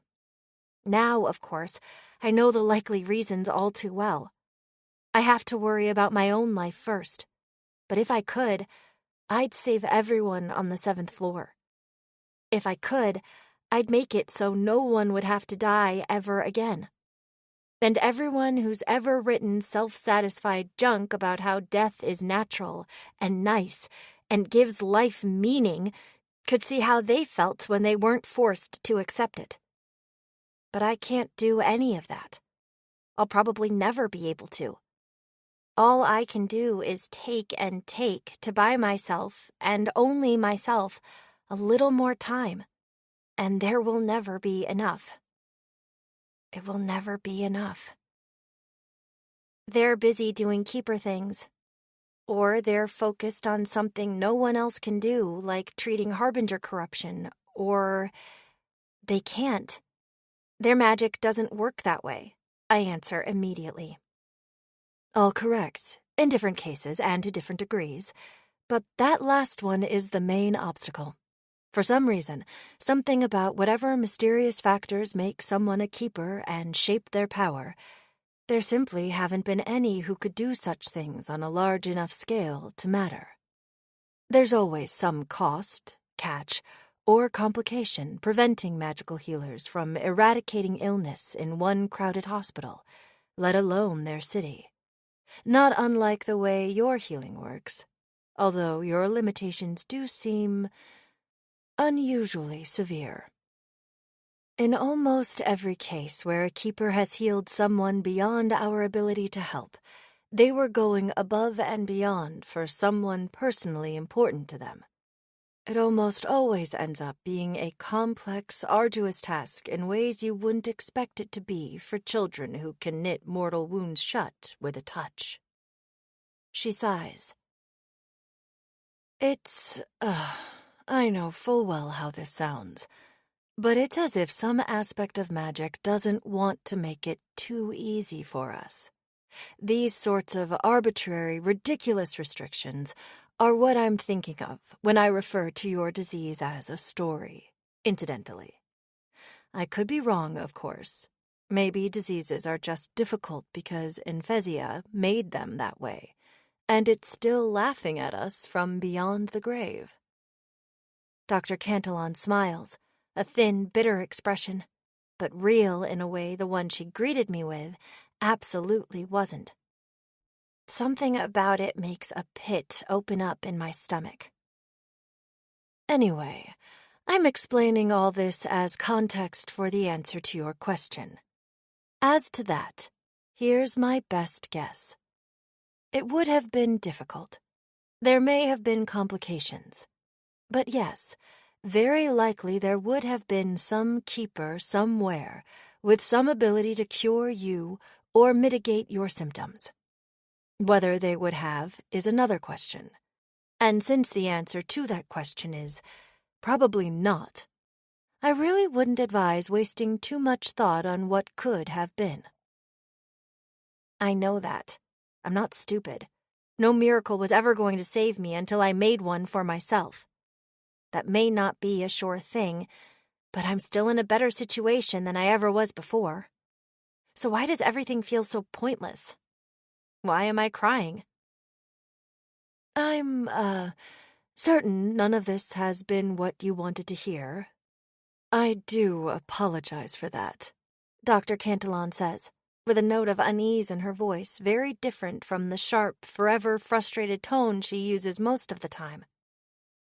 But we should discuss potential next steps. Like what? Nothing you've said makes it sound like there's anything I can do. Anything but keep hunting and hope emergence does something for me. Unless that's part of the story, too. It would be best for you to be evaluated by a team of experts, somewhere that's equipped to handle your unique issues. Some of the uncertainties about your power are dangerous, to you and everyone else. I can't condone you continuing as you have been without investigating the short and long-term symptoms of being drained. I don't think any of the local hospitals are up to it, but there are places in Alelsia where... In Alelsia, I snap. You want to send me to live under the sea with a bunch of priests for how long? Until they decide it's safe for me to exist? What good would priests do us? She snorts. Alelsia is the heart of magical scholarship, not just the seat of the church. It's where you'll find specialty hospitals catering to children in situations like yours.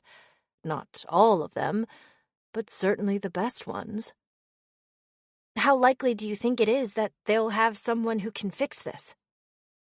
That depends on what you're expecting when you say, fix this. Given what we've been discussing, I doubt they'll be able to cure it outright, she admits without hesitation. I figured. It'd be too easy if they could, after all. My curse story disease wouldn't like it. It's not that simple. They may still be able to assist you, and the potential complications surrounding your ability are... She pauses in mid-sentence, looks me over, and groans, almost seeming to deflate for a moment. Oh, you're not going to do it, are you? She asks, quickly fixing her posture. No. Sorry. Afraid of scrutiny from the authorities, or insistence that you stop using that facet of your power altogether? I say nothing, which is probably just as good as an answer. Well, that's honestly about what I expected. I've made similar recommendations to other keepers, none of whom have ever taken them. She gives a slight shake of her head, scrawls something in her notebook, then closes it and tucks it back into her pocket. For whatever it's worth, I think you're making a mistake, both for yourself and for any other current or future keepers struggling with something similar. And while I've never had a case exactly like yours, I've never heard of a keeper being condemned solely for the way their magic works. I would be shocked if they couldn't make some accommodation, but I have no way of forcing you to accept my advice. And I wouldn't use it if I did. There's more than enough insanity in my life without shoving myself into keepers' personal drama. Is that then? Are we done? I suppose so. Until anything changes, or I come up with anything else that might be of interest to you. If I gave up on you children whenever you didn't listen to me, I'd have no patience. She chortles to herself. I have no idea why. Our appointment goes on a little longer, just enough for Dr. Cantillon to call Dr. Hines back in and tell him to keep doing what he's doing until further notice. I'm barely listening. I don't have much more to say, to them or anyone. So as soon as we're finished, I grab my cane and leave. I just want to do something that matters, something that helps, even if it will never be enough. I want to murder Syriana and eat her soul. Maybe it'll feel like killing your fawn felt again. Maybe, even if it's only for a few beautiful moments, the pain will stop. No one can help me make that happen. No one can help me with anything. No one except maybe...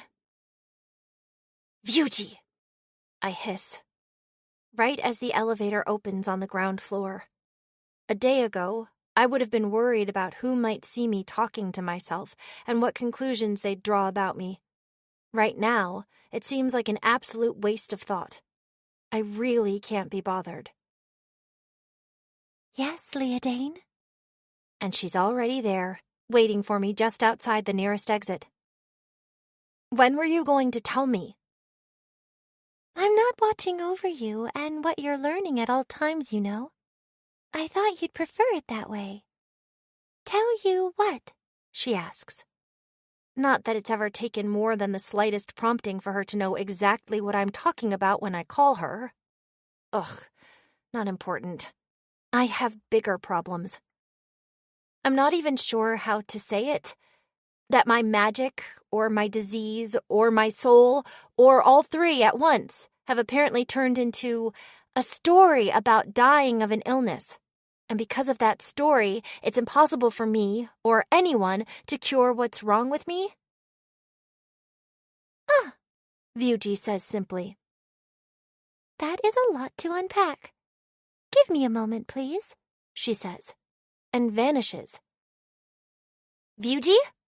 I open the door and ask the empty air. Someone on their way out gives me an odd look, then quickens their pace a little. I keep walking.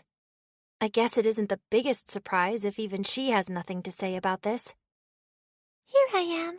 Apologies. Maybe 15 seconds later, she blinks unceremoniously back into being, floating at a height that brings her gaze level with mine. Where did you go? Just making sure of something. As to your question, I'd have told you when you asked, or when it was important for you to know, whichever came first. How is it ever not important for me to know? I glare at her through the corner of my eye, but don't slow down. She follows right along, motionlessly drifting sideways. Would it have been helpful for you to know? Or would it have built an insurmountable wall in your mind, paralyzed you with the false impression that there is no way forward for you? It still may have done that, from the sound of it, but at least now you already know how much you can accomplish. My steps falter. Of course it did. Of course hearing that even magic can't do anything about the useless, broken body I'll be stuck with for what's left of my life feels a lot like crashing into an infinite wall, then trying to get past it by smashing my head into it until one of us breaks. What's false about it then? I choke out. What you're saying isn't exactly wrong, but it is far too simple. Emergence isn't just a process of physical transformation. You must understand that by now. It changes how you interact with the world, and it with you. It changes what you are. That is what your soul is attempting to do with your disease, and your magic is not your enemy, she says. Thoughts of the one too happy rehab nurse who said the same thing about my body race through my mind. Should I be thanking my soul like she told me to thank my skin for keeping my organs in place? Thanking it for what? Magic is not playing out some melodrama at your expense. It is what it is, what you are. That much can't be helped. But I meant it when I promised that it will give you a way to survive. The very worst scenario I can imagine is that yours becomes a story of eternally dying, racing to stay ahead of death's ever-advancing threshold, but never quite crossing over. And I'm confident you can do much better than that. How? What can I do that's much better if the only thing I want is to get better? And that can't ever happen. Oh, Leodane. There's a softness in Vuji's voice, and in her faint smile, that I've only heard once before, right when I first made the promise. It's the tone I can't help but think of as motherly. You're thinking far too small, too human.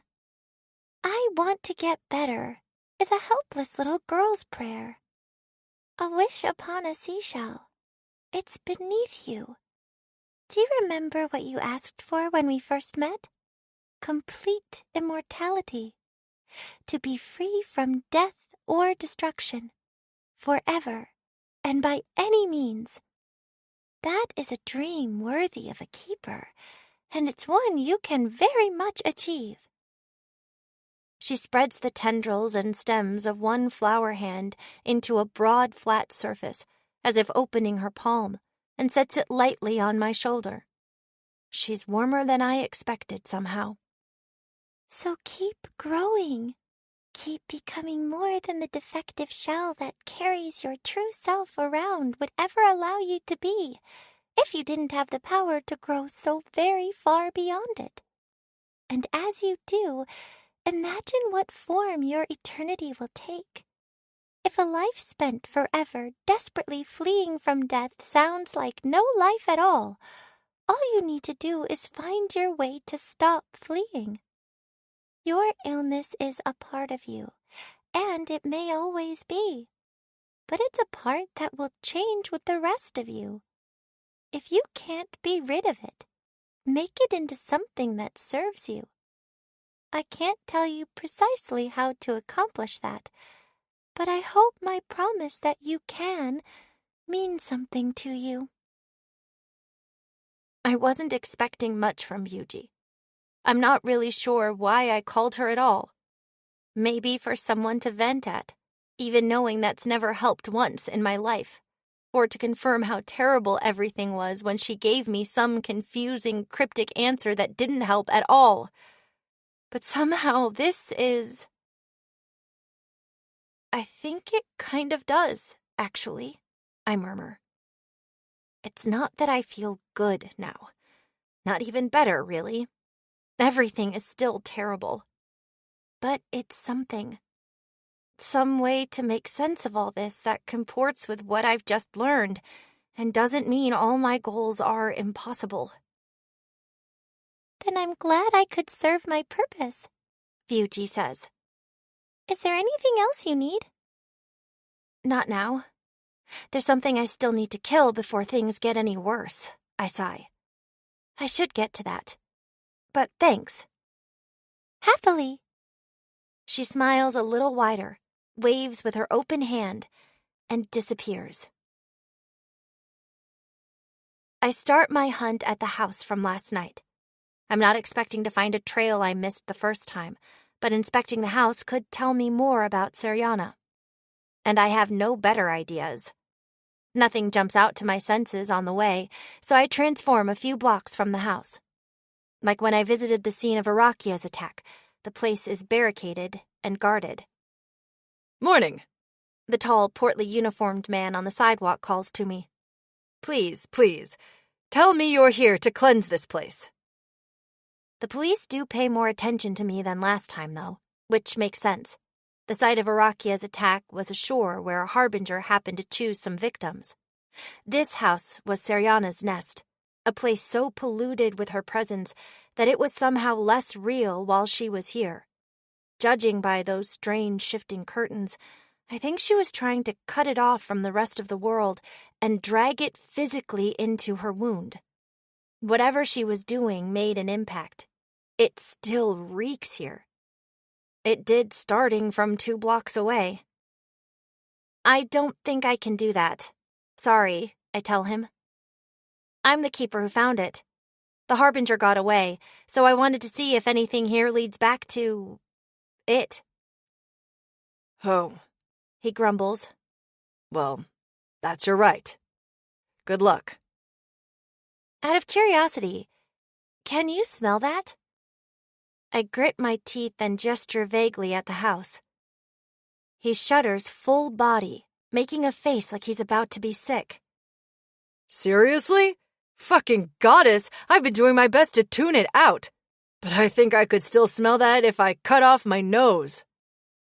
I nod slowly, not sure what to do with that. You're probably right, I say.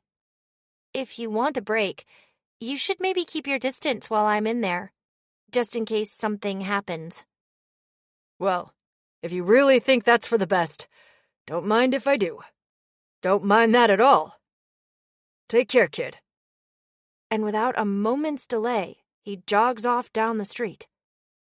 I can't think too poorly of him. It's not his... well, no, it's kind of his job.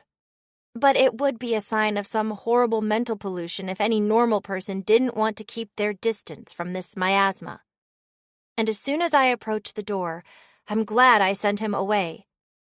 It was good of you to come looking for me in an old ruin like this, my love. Saryana's acrid breath tickles my neck. It even feels filthy, like a thin film of damp dust settling over my skin wherever it touches. But there was really no need. All you had to do was seek me, call for me, wish for me to be by your side. I will always, always, always be right here. The Hanged Man. Part 5, Chapter 4. My body seizes up as Saryana's presence brushes over me. My magic, the only part of me that isn't a helpless ruin, instantly lashes back out. Acting on mental reflexes that still feel strange and new, I summon a ring of tainted cards and push them outward, forming a whirling, slicing shield of corrosive power. Nothing happens. Nothing and no one is here. There's only the dusty film on my neck and the phantom sensation of clumped strands of wet hair draping over my shoulder. I search the place with my soul's perception and find only her stench, almost as strong around me as it is in the house. The house still reeks of Seriana in a way that feels far more pronounced than any other trail of corruption I've followed, even though my senses are certain that she's not here. She's not in the house, and while she's around me in some strange magical sense, she's not hiding in my soul or anything like that. And if Seriana is really always right here, stalking me everywhere I go, why is she only showing up now? Some connection to this place that remained when she fled last night? Maybe there's something left in there she doesn't want me to see or do.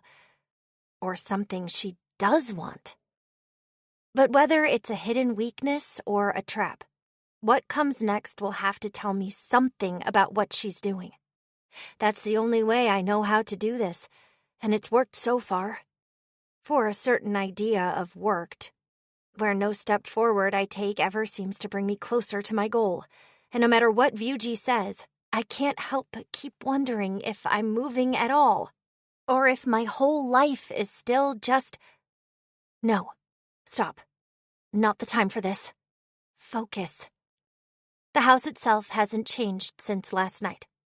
It still has those strange shifting curtains, though the pale light leaking through them from inside is harder to see in the daytime. The front door is still slightly open, unmoved from where I slammed it on Seriana's arm. There's a thin length of frayed, rotting rope wedged between it and its doorframe, as if my feeble strength was enough to sever her limb, and this is all that remains of it. I poke my cane through the crack in the door and pull it all the way open. Last night, I didn't look around inside too much. My card's flat view and weak night vision were enough to see that the place was a horrific mess, littered all over with Seriana's little hair knots. Now, with morning light streaming into the short front hall, it looks like practically everything here is ruined. The lights aren't just off.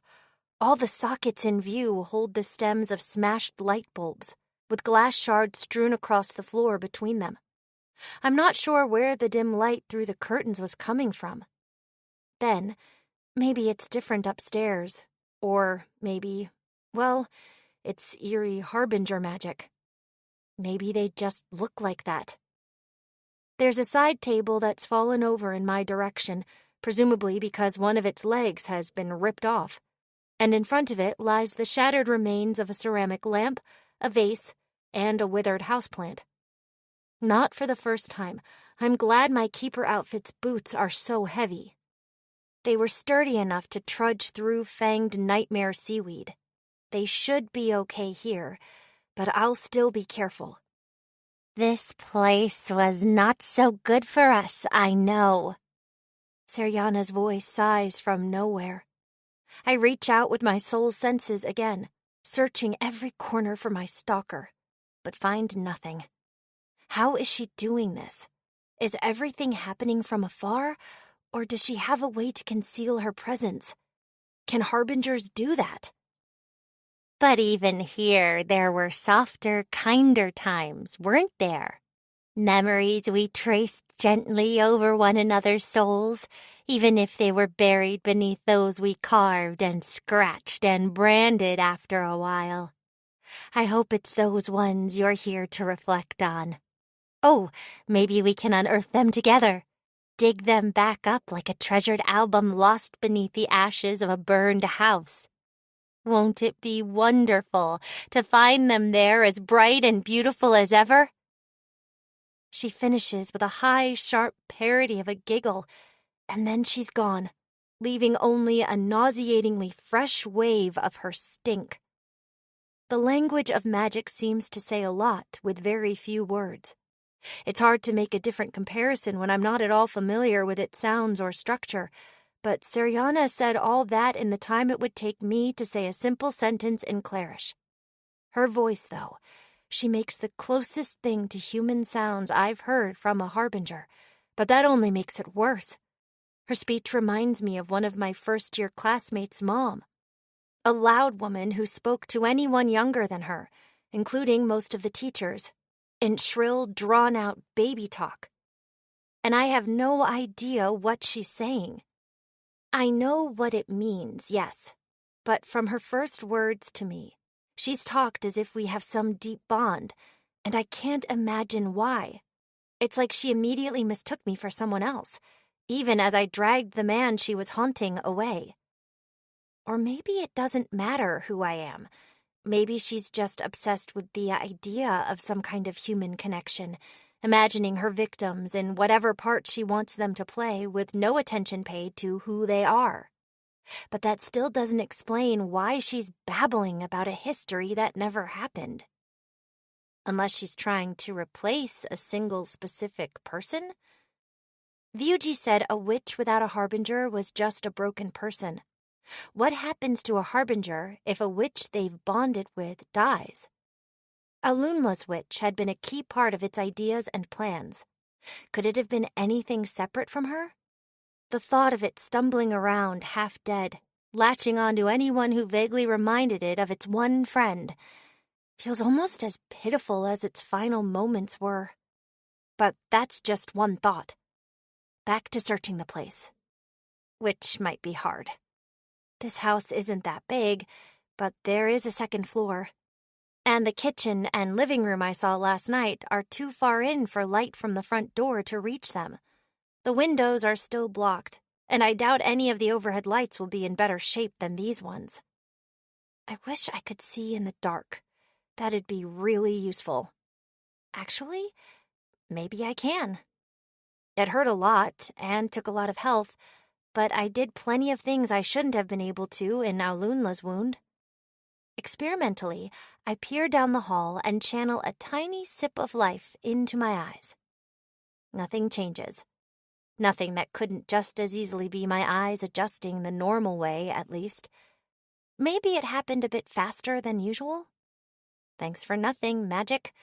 And fine. I guess special night eyes don't really fall under the concept of stealing wellness. But I think they should. It'd even fit in with this whole creepy vampire freak story my power apparently wants to tell. Maybe emergence can help me out there at some point. Unless that'd require another weird detour away from making me immortal, in which case, no thank you, I'll figure something else out. Ugh, what is wrong with me? A harbinger being all quiet and sneaky does not make this a great time to talk to myself. Is this place enough like a wound to make a tarot diagram of? I've never tried in the real world, but I'm still trying to feel out a harbinger's shape and origin point here. It should work the same way. Probably. I will my cards to form a spread. There's my card, the skeletal crow of death inverted, with 6 other cards forming a circle around it so tight that they cover most of it. I can read the glyphs on them now. There's 6 identical copies of the lovers inverted, depicted here as an embracing couple, their bodies stitched together with twine that runs all the way over and through their skin. In the thin space between them, the thread binding them is tied into a dozen elaborate knots, which doesn't really tell me anything useful. It just makes my stomach churn a little. Looking around, there's nothing new in view from here. If this house has anything to tell me, it's waiting in the dark. I fold the filthy doormat up, wedge it into the frame, and mostly close the door over it, just to head off any horror movie scenes where the door slams shut and locks me in. Not that I really expect that to stop a harbinger if that's what she wants to do. Once I'm done, I allow my vision a moment to fully adjust to the darkness, then push further inside. The stairs are right at the end of the front hall, so I head there first. The steps are predictably covered in dirt and hair, but no worse than the rest of this place. It does look especially dark at the top, though. The eerie green glow of my cards isn't enough to illuminate much of anything, but it doesn't hurt either. I float my spread just ahead of me until we reach the upper floor, then follow it into a half-open door just across from the stairs. As I push the door open, I can just make out something hanging from the ceiling. And between one step and the next, where my foot should touch the ground, it just keeps falling, like I'm walking off a cliff, and I start to tumble into the void without it. My heart stops for an instant, then hammers wildly as if making up for lost time. My free hand lashes out to grab around the doorknob, and with an instinctive flood of life, it clamps onto the metal harder than I've ever gripped anything. A twisting shock runs up my arm as I jolt to a stop, suspended over an endless pit of nothing. The things I saw dangling in here are clearer now.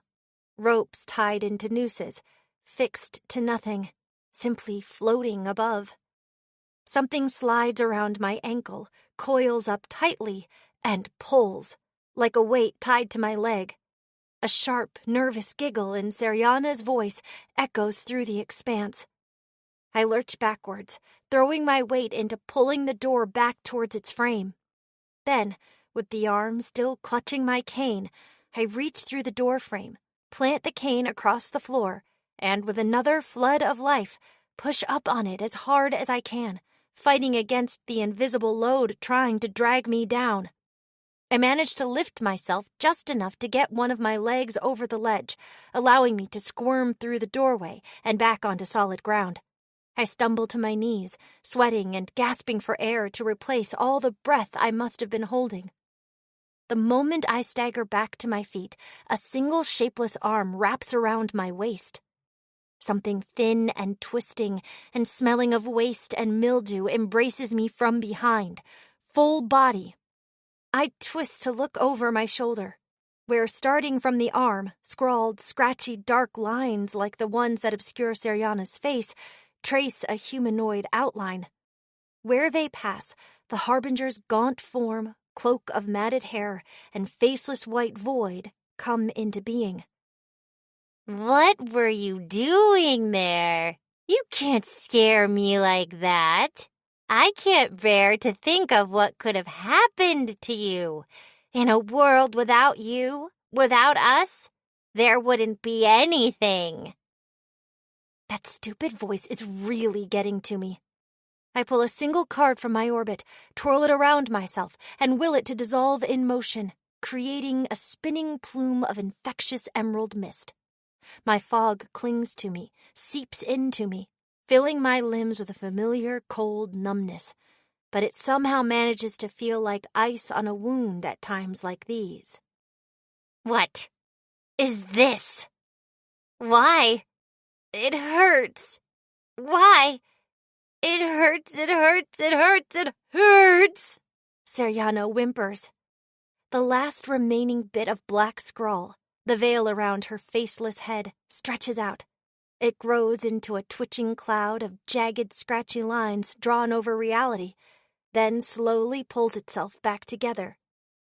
Is this... Oh my. Is this what you needed from me? What you needed to do to me? Why you hated me so much before? It is, isn't it? I see. She speaks with two sharp, strained voices, one shrieking and one laughing, until it hurts at the same time. It sounds like she's trying, and failing, horribly, to work them into some kind of harmony, to create the sound people would make if it was normal to scream your throat raw when you were happy. If that's what you need, if that's the only way to bring us closer, then please do it. Break me more. I'll accept all that you are, all that you inflict upon me. Always, every memory, every sensation we share, they're all precious, irreplaceable treasures. The blackness around her forms itself into a simple, shaky doodle of a smile, but only holds the shape for a second before it dissolves back into chaos. The rest of her soon follows, melting back into a formless mess of scribbles and frayed ropes. Then only the rope remains, scattered all along the floor. That's how we're doing this? Fine. Fine, I hiss.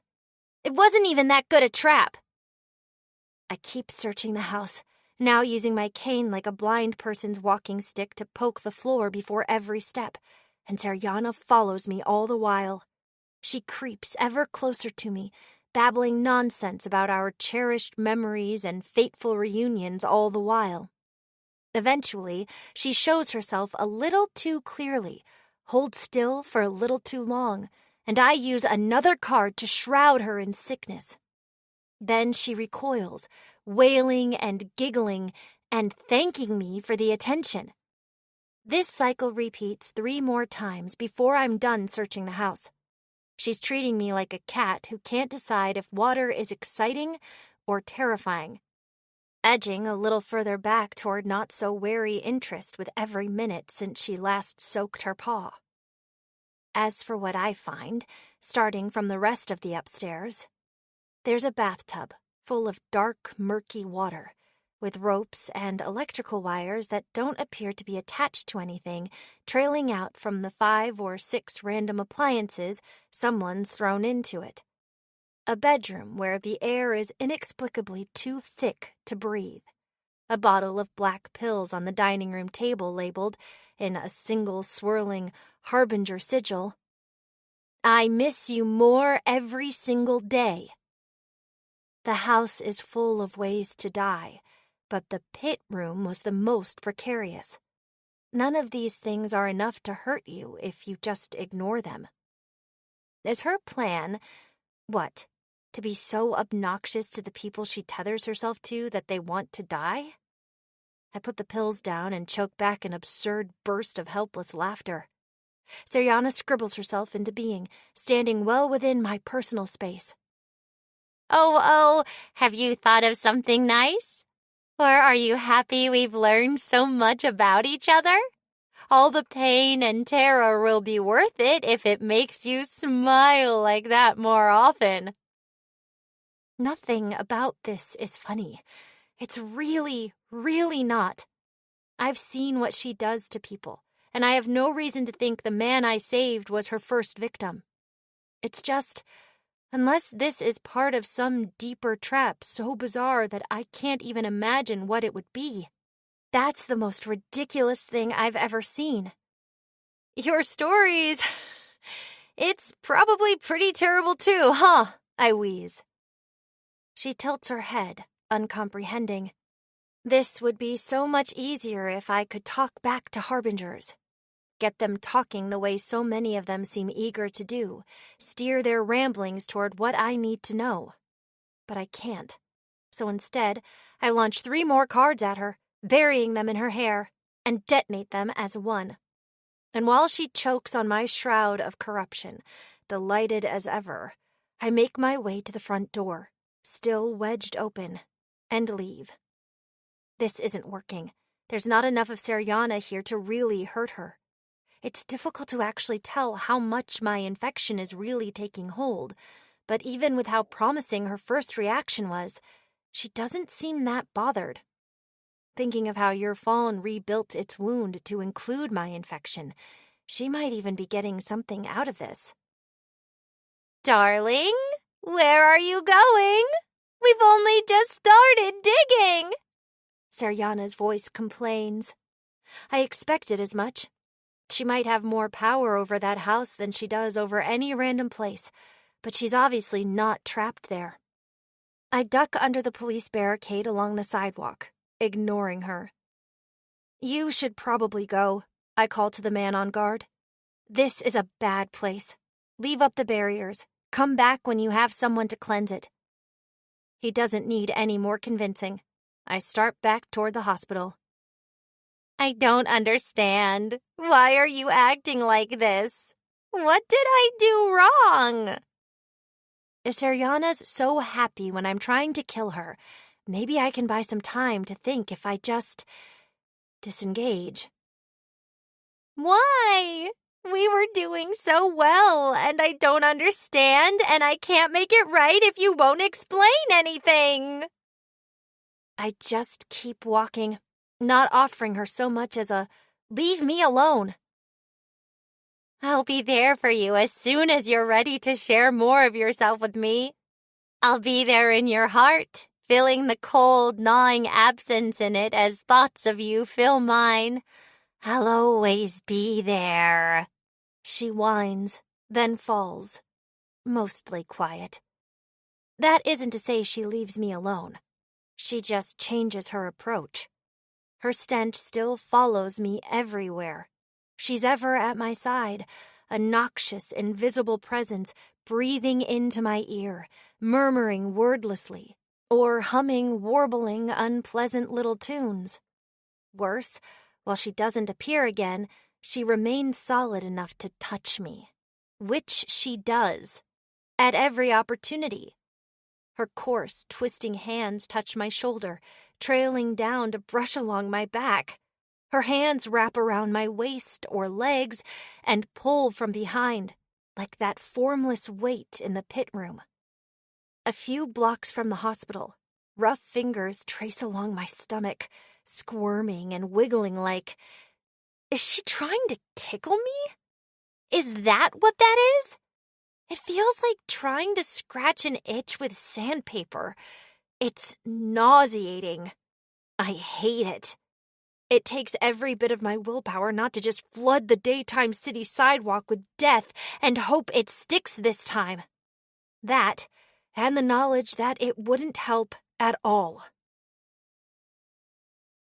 So, doing my entirely inadequate best to tune Seryana's advances out, I end my transformation and head back up to the 7th floor. Oh, good. Good afternoon, Leodane. The front desk nurse greets me. She speaks softly, but her face is scrunched up in disgust. Are you okay? Did you, step in anything? Or get sprayed by some animal? Who's this? You don't need to pay her any mind. We don't need anyone but each other. Seryana babbles into my ear as I stare silently ahead. Ugh. I already knew normal people can smell her. Why am I even here? Is this horrifically dangerous for everyone else? Well, it's not like I have any other options. I can't exactly spend the night in a park and kick off some panicked search for me when I don't turn up. Besides, judging by my nightmares, it seems like she was already here last night. She's not here to infest this place. She's following me. I just need to keep her attention for now, even if that's the very last thing I want to do. Sorry, yes. I think that was it, I tell the nurse. I'm fine, though. I'll go clean it up. Take a shower.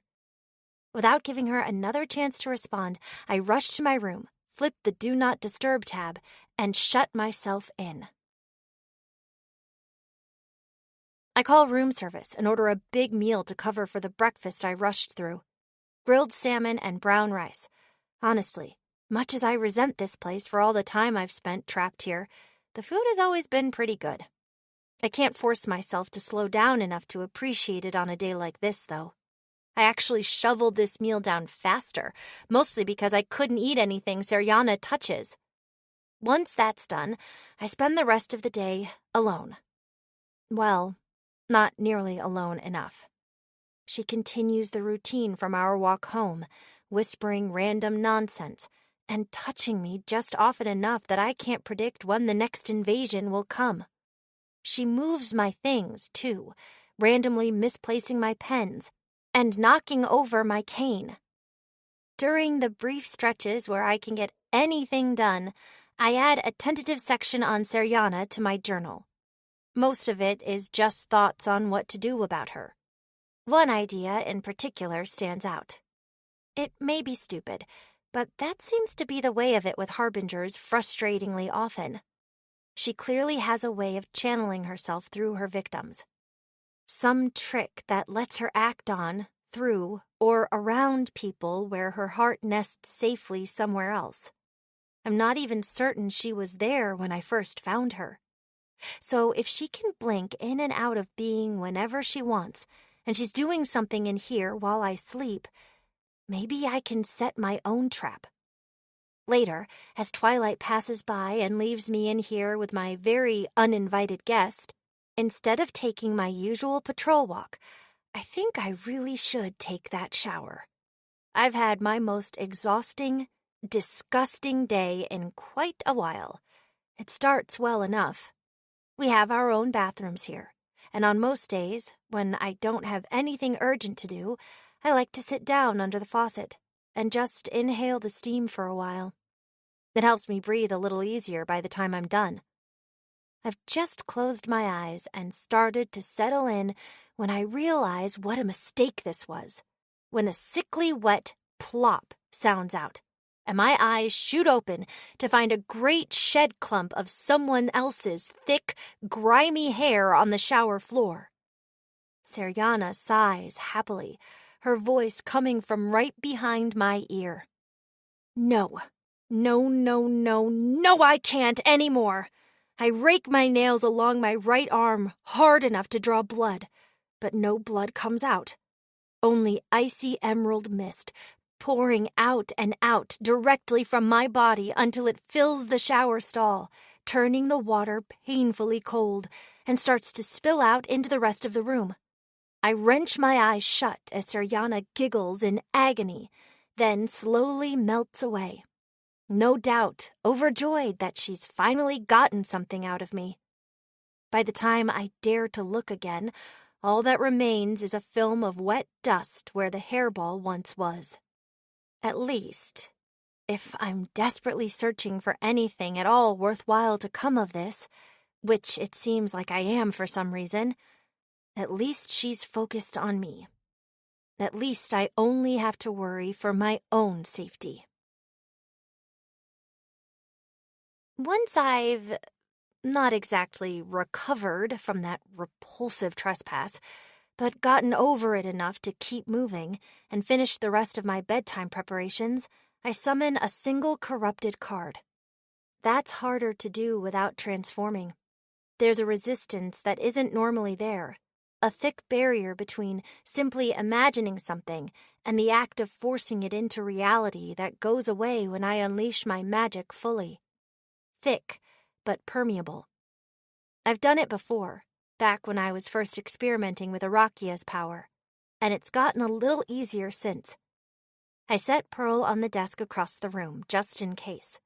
It doesn't look very comfy there, so I get an extra sheet from the linen closet and make her a nest. But no, that's not good enough either. Will this be a safe enough spot if something goes wrong? Or, thinking of it now, what if I spring the trap and my infection leaks out through the cracks under the door? Or through the walls? I don't think it can do that, but I'm not certain. A moment later, as I'm pacing nervously around the room, the nest rustles. A thin, invisible finger strokes the fur on Pearl's back the wrong way. I race to the desk, snatch her up, and swaddle her fully in thin sheets. If you touch her again, I will fucking kill, I start to growl, but trail off when I realize that I have no idea what to say.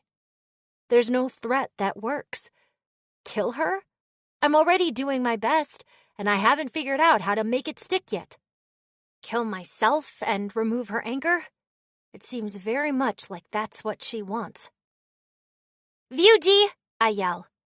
My messenger materializes in her favorite spot on the windowsill, and Seriana's presence melts out of being. Not actually retreating or severing her connection to me, I'm sure. It's the same way she's faded into the background for short stretches before. She's probably just startled by this other magical intruder. Leodane, how is your hunt going? Vyuji asks. I wail wordlessly in answer. Vyuji nods sagely. I see. Is there any way I can advise or assist you with... She pauses, looking around and crinkling her nostrils. With that? I hope so. The Harbingers. She's really, really, really gross and horrible, And she has some connection to me she's using to do things without being here, and without letting me follow her back to wherever she really is. Ah, that's what I was smelling. Yes, that's the one. She's been making this whole day miserable, but I think she did something here last night while I was sleeping, in my dreams, so I'm trying to catch her that way, or at least hurt her in a way that counts. I hold up the tainted card between my fingers. I'm not sure if I can use this in my sleep, but it's the best idea I have so far. It could work. What do you need from me? My eyes flick across the room, and I realize that I just summoned an agent of the goddess to protect my stuffed animal. When I use these cards, they make horrible death clouds. They spread. I can steer them, but that might be hard while I'm sleeping, and I don't want to mess anything up, hurt anyone but the Harbinger. So I was wondering if you could make one of those barriers you made when we first met, but just around me and my bed. Vyuji gives no sign that she picked up on my original worry. Not that I was exactly lying about any of that. She just thinks for a moment, then nods once. I could, but if you want to catch the Harbinger in an act she performs overnight, a ward may be counterproductive. Right. Good point, I mumble.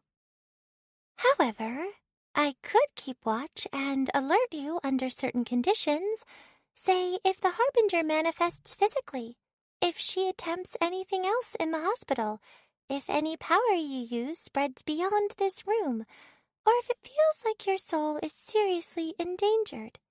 It may be difficult to wake you in that last case, but that is your risk to take. This would, however, require me to sit right in here and watch you sleep, which you asked me not to do when we met. Not literally, physically in here. And not watching with human senses, but you understand my meaning. Yes, that's fine. Only until this is over, though. Of course. Is there anything else I can do? She asks. With the usual stipulations regarding my inability to directly face a Harbinger. There's still... Oh, I don't have any better ideas. So, you know what? I did summon an agent of the goddess to protect my stuffed animal. I have that power. I see your point about guarding me or the whole room, but could you just protect Pearl? Her and those blankets? I point over at the nest on my desk. The Harbingers touched my stuff, and I don't want her to. Vyuji looks across the room, tilts her head, then smiles, warm and wide. It's another one of those rare faces on her that looks like it might actually be expressing something. Oh, you children are so cute, she says. Pearl is cute, I insist. Can you do it? Certainly. Vyuji sings a low, short burst of whale song, wrapping Pearl and her makeshift bed in a thin halo of light, colored like the moon on the sea at night. If that's all, I suppose I'll wish you good luck rather than good night. I think that's everything. Thank you again, I say. Vyuji inclines her head slightly and vanishes. I move Pearl's still glowing nest to the top shelf of my clothes closet. Sorry, I whisper. It's probably not necessary. Axolotls like dark, tight spaces. It still feels lonely, though. The last time I slept without her was while I was recovering from my second transplant. But she'll be safe there, so that's what matters. And if my plan goes anything like I want it to, that'll hardly be the most uncomfortable thing about tonight. Finally, I climb into bed, squeezing a card filled with my corrosive power to my chest under the covers. I don't often have dreams coherent enough to remember. Or if I do, I forget them after waking enough to get out of bed anyway. Most of the time, I just wake with a few disjointed images and abstract, usually unpleasant lingering emotions and impressions swimming around in my head. So when I find myself looking up into a desolate abyss of gray fog, pinned to a cold surface by hands of coarse twine interlacing their fingers with mine, it's strange that it feels so horribly familiar. Suryana trills. I knew I'd find you here. I knew you'd be thinking of me. Sometimes things go wrong, I know. We push each other away, or we draw close and find parts of ourselves grating against one another until our skin is bloody and raw. Her voice is like glass shards scraping against each other in my head. The outline of her shape looms over me, drawn over the dreamscape in a living storm of harsh black lines. But here in our dreams, in our truest hearts, there are no barriers between us. We can understand every flaw, every misstep, every way in which we accidentally rip each other to shreds. And in understanding, we can forgive. We will be one, forever and always. Shards of half-recalled memory stab into my mind, scars and echoes of what happens next, of being strangled from the inside, drowning in the stink of rotten refuse all the while. This time, though, I'm just aware enough of what's happening to remember what I'm doing here. This time, I'm prepared. I call to my magic. It isn't in some other place, with this shroud of endless fog between us. It's always there, inseparably wound up with every part of my being. It's me, and it shouldn't take anything more than my desire to spring my trap. But nothing happens. It's not just that my power doesn't answer. Nothing happens. The world pauses. The shifting of scratchy black marks over Suryana's spectral echo is the only motion anywhere. After a moment, she pulls herself free from the stillness, jumping up and pulling frantically away from me. Her eyeless gaze swivels in all directions, like a cornered animal searching for any way out at all. Only the trap she's caught in is this whole world. Who's... how... what do you think you're doing? This place exists for my dearest and I, for our sake alone. You have no right to... There's an intangible shifting, not of movement or weight, but of attention, of invisible eyes prickling on my back. A gaze I only just became aware of, turning away for the briefest moment. Suryana raises her head and shrieks, wailing out some unnameable emotion in a glass-on-glass cacophony. And then she vanishes, utterly without ceremony, stench and all. Her voice cuts off as if she was never even here.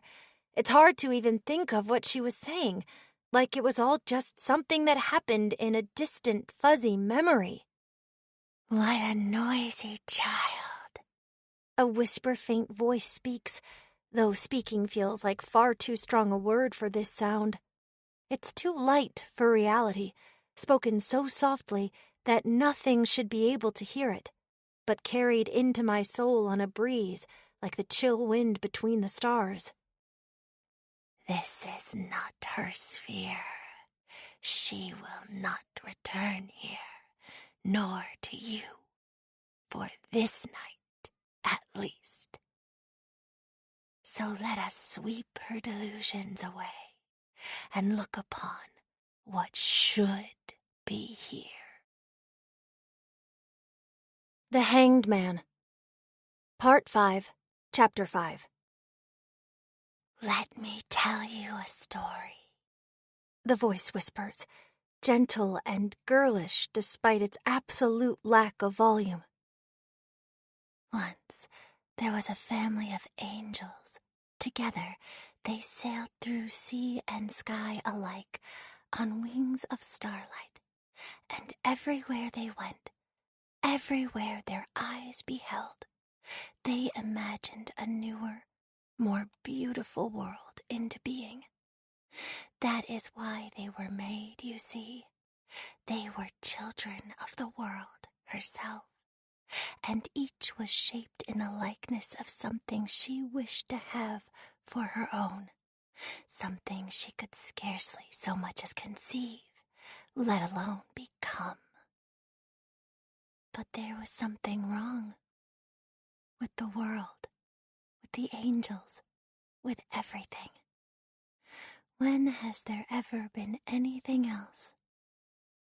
Its tone belies the impossible, ineffable weight behind its voice. Her voice. It's as if a childhood friend took me aside to tell me a secret, and with the first word, her mouth opened like a great gaping hole in the night sky, and all the dead stars inside whispered their stories to me at once. It begins with what angels are. When you gather up some of the emptiness between the stars, then peel and slice and gnaw away all the things it is not, the raw and quivering thing you find yourself cradling close. That is an angel. The disembodied speaker's unseen gaze shifts again, and in emphasis, she begins to unmake the world. The gray fog thins, then fades to nothing in seconds, exposing a sky whose purple stars cluster and swirl and blur around utterly black wounds in reality, like whirlpools of liquid night. The cold ground below melts away, and I plummet into endless nothing, falling an impossible distance from everything, from myself, as I fall out from my own pajama-clad body. It floats in the expanse above me, limp and useless as ever. And the angels remembered.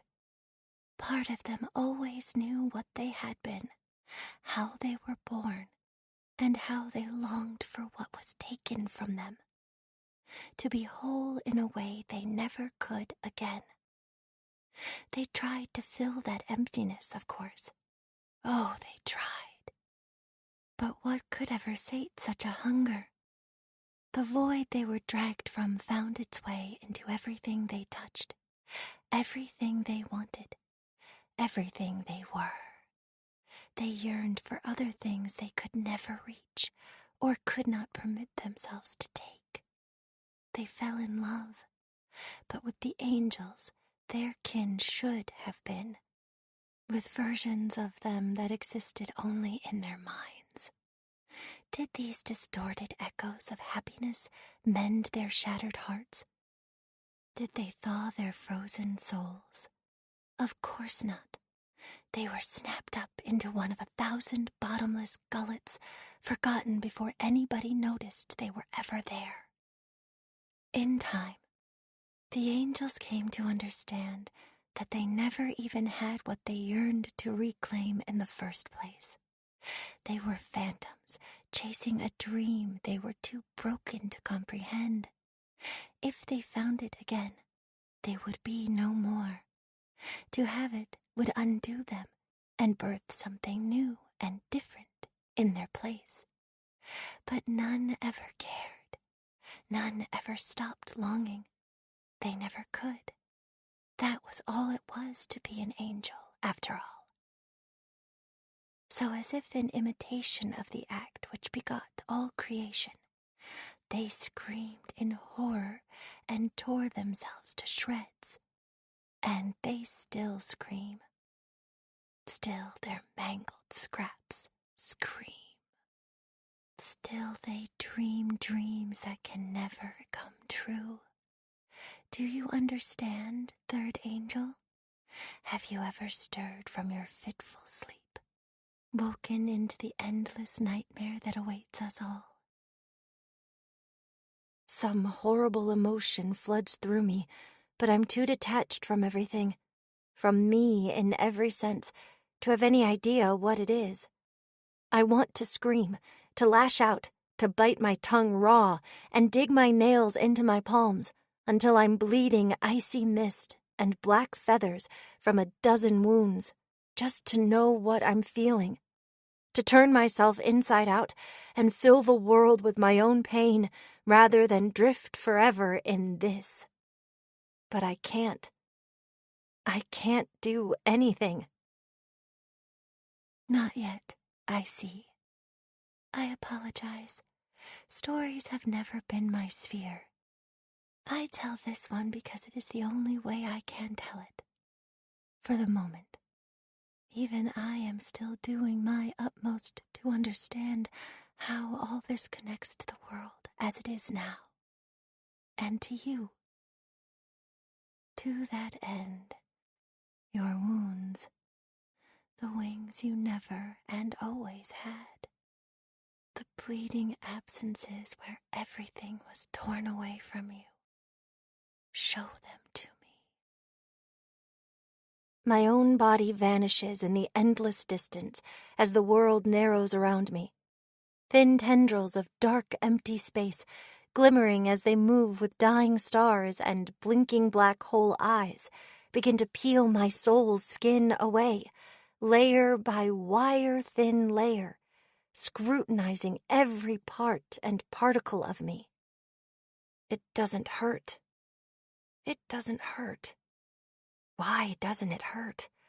Is there any me left to feel it? Where did she go?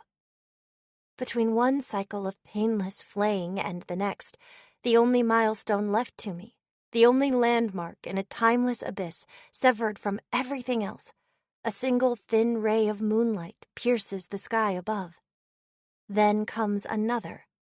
They widen at the ends, then swivel down, searching through the endless night like flashlight beams. Already? The voice pouts.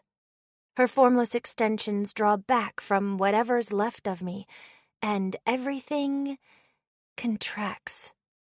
The twilit expanse bends and twists around itself, whirling ever inward toward a central point of relative stillness. This storm of stars blurs and roils around me, and the impossible distance between me and me shrinks until it's vanished, returning me to something like myself. I try to back away, afraid to tear my eyes from the spectacle, terrified of what might happen if I even blink. But nothing happens. It feels like I'm moving, but without going anywhere. Maybe there's still nowhere else to go. But soon, I have no idea how soon, but soon, everything stills again, and the whole world has compacted into a small shape, the spectral outline of a girl, shaped entirely from darkness, haloed in amethyst light. A long, wavy tangle of hair fans out weightlessly behind her, and threads of flowing shadow around her body seem to form a dress, like two sheets of fabric draped over one another in a two-tiered arrangement. And all around her there's nothing. Not light, not darkness, just the inexplicably, horrifyingly familiar sight of nothingness, so absolute, my eyes seem to roll over it until my focus is back on the shadowy girl. Other than the two moon searchlights behind her, which now pan confusedly through the vacuum, there simply isn't anything that can be looked at but her. Everything this place ever was has been wiped away, leaving only the silent, wordless song of her essence. The girl glances my way. Bright violet rings like cloudy irises, her face's only visible feature, narrow slightly as they take me in. So strange. Did faces always look so strange? Or have I forgotten what they were meant to look like? The faint tinge of sadness in those words is like peering into an abyss deeper than the sea. Well, perhaps next time then. And perhaps next time your eyes will have opened a little wider. She raises her head and her form flickers and blurs unsteadily. Until then, this is only a dream, a bleak and hollow phantasm, a stillborn thing too delicate to survive its first night. its splintered remains will melt through your grasping fingers, as all dreams do. And when everything collapses around you at once, when you feel the void opening inside you, perhaps you will think again of me, and I of you. My name is Ulasri. Call for me when you must. You will know when. I will be waiting here at the edge of sleep, always, until the ends of life and lights and names. My eyes shoot open as I wake, breathless and soaked in cold sweat. I reflexively reach for Pearl, but find only empty sheets and an extra pillow. And Vyuji, staring down at me beside my bed. Her sapphire eyes, wide and shadowed, glisten in the dark of night. Leodane? Leodane, you're awake. Breathe. Focus here. It's over. Whatever it was, it's over. I grab that pillow and squeeze it, burying my face and wrapping my whole body around it while my breathing slowly steadies. My lungs feel like there's a block of dry ice burning a hole in them from the inside. I can't tell how much longer passes before I peek over the pillow and meet her eyes sideways. Time still barely feels real. Leodane, what just happened? I know you're in pain, but please, while it's fresh, tell me everything you can. I croak. I shake my head, fumble past her for the glass of water on my nightstand, and sit up just enough to drain it all. Everything's still so cold. One minute. What just happened? My head is a jumble of pain and exhaustion, and empty spaces so vast that all my tiny, scattered thoughts get lost in them. Whispers. To myself, from myself, trying to echo through the gulf of an infinite cave. I ask because I monitored you through the night as requested. I felt some movement from the Harbinger following you, and when I tried to inspect the situation more closely, I found nothing. I couldn't see anything. I have no idea what happened, and I have no idea why. I've been trying to wake you for a few minutes now. Right. That's what I was doing. There's no one here but me and Vyuji, and I feel about through the sheets. The card, the infected card I took to bed, is gone.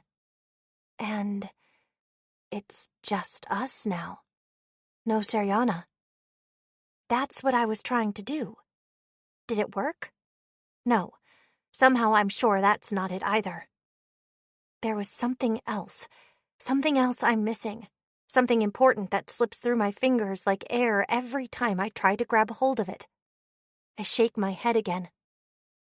It's all just a lot of fuzzy nothing, the way dreams get when they're over.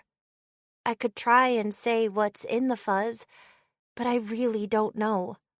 I wouldn't have the words. None of it makes any sense now. It'll probably be gone soon, I guess. So I don't know either. Sorry, I mutter. Vyuji grimaces, her face tight with a feeling I can't quite place. Her concerned expression is the same one she always wears whenever I'm dealing with a Harbinger. But there's an intensity to her gaze that's different from usual. Okay. Thank you for trying, she says simply. It's still late. Do you think you'll be able to sleep any more after all this? Tired. I don't want to. Sleeping feels like a horrible idea after whatever just happened, but I also don't want to die, or become a useless blob for however many days or however much stolen strength it takes me to make up for a night of missed sleep. Assuming this doesn't keep happening. All right, I'll keep watching. Closer this time. I won't let anything else happen to you if I have any power to prevent it. I promise, she whispers, and disappears. When I open my eyes again, the sun has invaded my room through my too thin curtains. At some point, exhaustion must have won out over fear. Slowly, in time with my mind pulling itself back together, I flop out of bed, sniff the room. Still no Saryana. But my sweat-soaked pajamas aren't terribly pleasant or comfy. And retrieve Pearl from the closet. Her nest is still glowing slightly, though it's harder to see in the daylight. Vyuji? I'm not dead, right? And you aren't either? No, she confirms, blinking into being at my side. And while my perception may not be a certain thing in this circumstance, I'm quite confident nothing else untoward happened overnight. Right. Good. Thank you, I mumble. Did you, figure anything else out about that? She sighs and leans back onto the foot of my bed. I'm afraid not. Apologies. I'll see what I can do, certainly, but whatever happened left no trace I can use. That's a large part of why I was so concerned about it. For your part, unless it recurs, I suggest you simply keep doing what you have been. And on that front, I do have something for you. Though I understand this may be a poor time. It's always a poor time. Go ahead. There's no sense in wasting energy worrying about what I can't do, though I'm sure I'll do it anyway. I turn my back to her, stagger into my chair, and start brushing my hair while she speaks. Right then. After your last harbinger, I promised I would check in on directions I may be able to point you in. People who may have more of the information you need. I have an option for you now. Do you know Aisling Waite? Truth's Lantern? I've heard of her, yes. She's some kind of scientist keeper who does experiments on her own magic, and anyone else's when she can get them to agree to it, then writes about them on her reef. Maybe I should have read those, or at least paged through them for anything important to me. Good. I bring her up because she does make herself available to speak with local keepers, and because some of her abilities may be relevant to last night's situation. Well, unless whatever escaped my senses escapes hers too, which is entirely likely. Still, I believe you two could help each other. And as I promised last time, this isn't me asking you to find another team.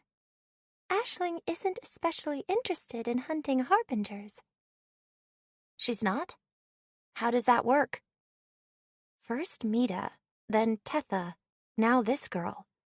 How many keepers are there who aren't that interested in the reason to be keepers? Oh, she does it on occasion, in a sort of distant supporting role to other keepers. But left to her own devices, I suppose she simply has research projects she cares about more. Her messenger tells me she wants to understand what it means for you children to grow more than she wants to grow herself, which I suppose I can respect. It's part of why I thought you two might work well together. That does make sense.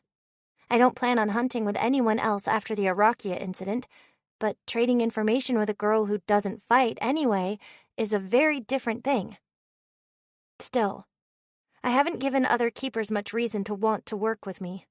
I'm sure neither of the ones I've hurt laughed it off. And there is some kind of platform for keepers to talk to each other. How far has this news spread among them? Leodane? Vyuji presses. Oh, right. Sorry. I fidget with my fingers in my lap. That sounds good, but I don't know how much other people will want to talk to me. Because of your last harbinger? Is that public knowledge? Ryuji asks with a faint tilt of her head. I bite my lip, turn my head enough to glance at her through the corner of my eyes, and nod. Yes, maybe, probably. That and I didn't mention. I don't know if you've heard about this somehow. The reason people might know is because while I was working on that, I, fought a keeper over the Harbinger, a Fianata, their younger girl. Oh, Ryuji blinks once, then smiles and carries right on. well, children get into fights all the time, with words or scrapes or magic, and it very rarely destroys either of their lives, She offers. She's never spoken in quite that tone before. It sounds like a friend telling me not to worry so much about a test tomorrow, or a doctor promising bone marrow transplants work as a cure for my condition, in most cases. Ryuji, I think magic is pretty different from those other two, I groan. Why? I'm sure it looked more serious than a regular human fight, but if no one died and no one was permanently injured, I don't see the problem. Ryuji opens a flower hand and gives a broad one-armed shrug. Plus, they're usually fighting over... I don't know. I haven't had friends in a while. Who's best friends with who? Not this. You sound like you're arguing against yourself. Do you stand by what you did or not? I mean, not exactly what I did. It didn't help, since the splinter of it we fought over wasn't even... Never mind, not important. Because Harbinger reasons, I say, shaking my head as I cut myself off in mid-thought. You get the point. I may be a pariah by now. Well, I've already asked Aisling if she'd be willing to talk with a new keeper. She agreed. Perhaps she had a guess as to who I meant, but none of the questions she asked me were about you.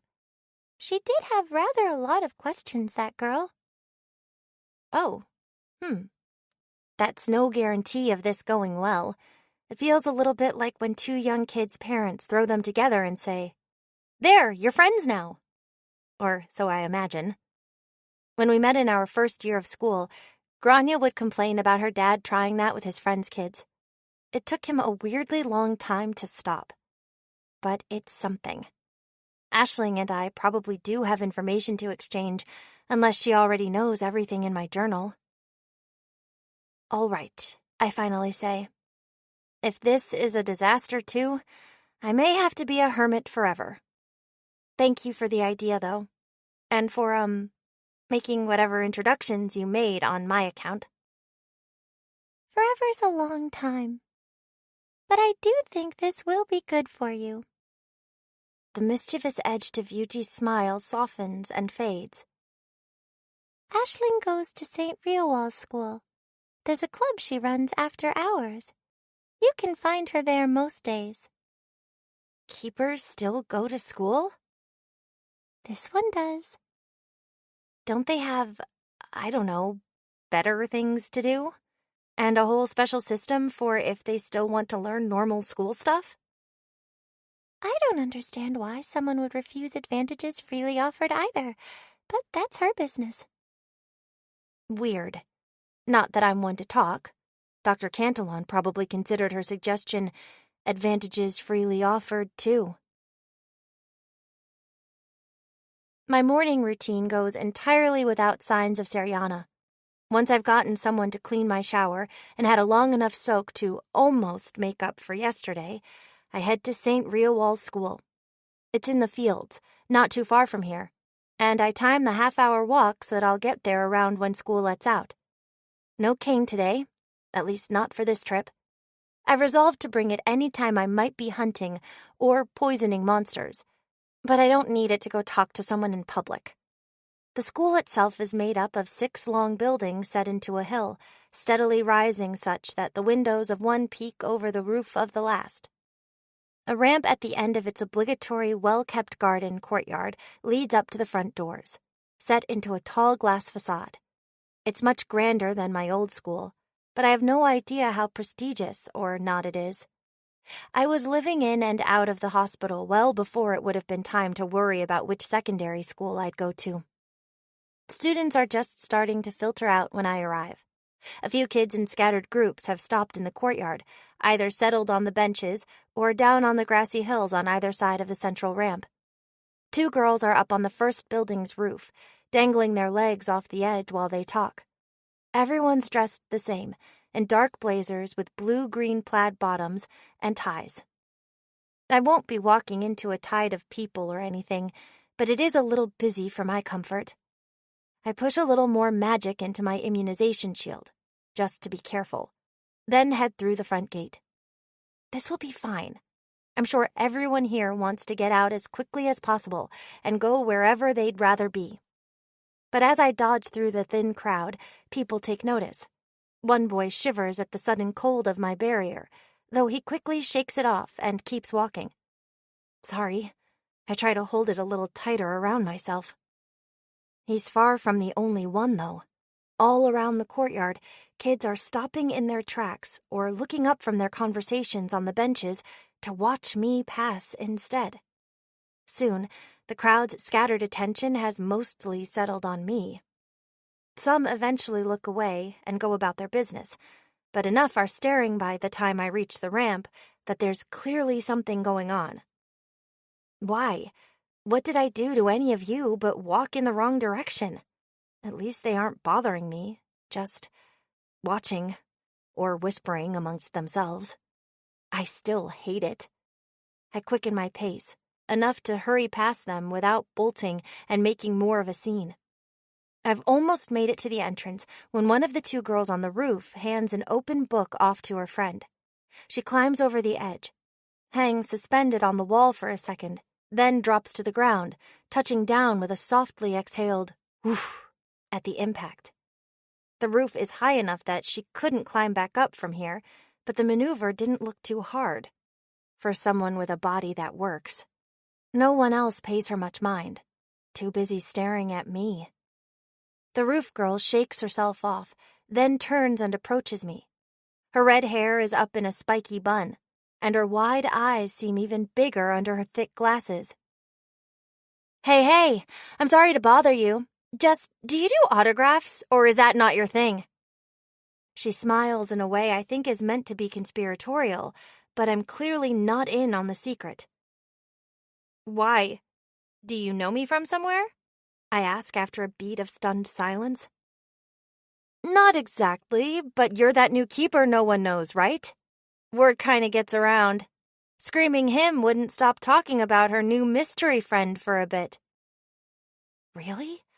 Of all the places in the city, does Shona go here too? Has she been telling everyone about me for weeks? What has she been telling them? Is Tetha also spreading the word about me? Does everyone already know me as the horrible soul-drinking monster girl? What do I... Hey, don't worry, Shona didn't blow up your spot or anything. The girl raises her hands and backs off a little. Whatever your spot is. She just did a lot of... alluding? She scrunches her face up in thought, then shakes her head. Nah, that word's probably giving her too much credit. Talking about her cool secret plans she couldn't talk about yet because they were so amazingly secret. She's not very sneaky, and she stopped after a while.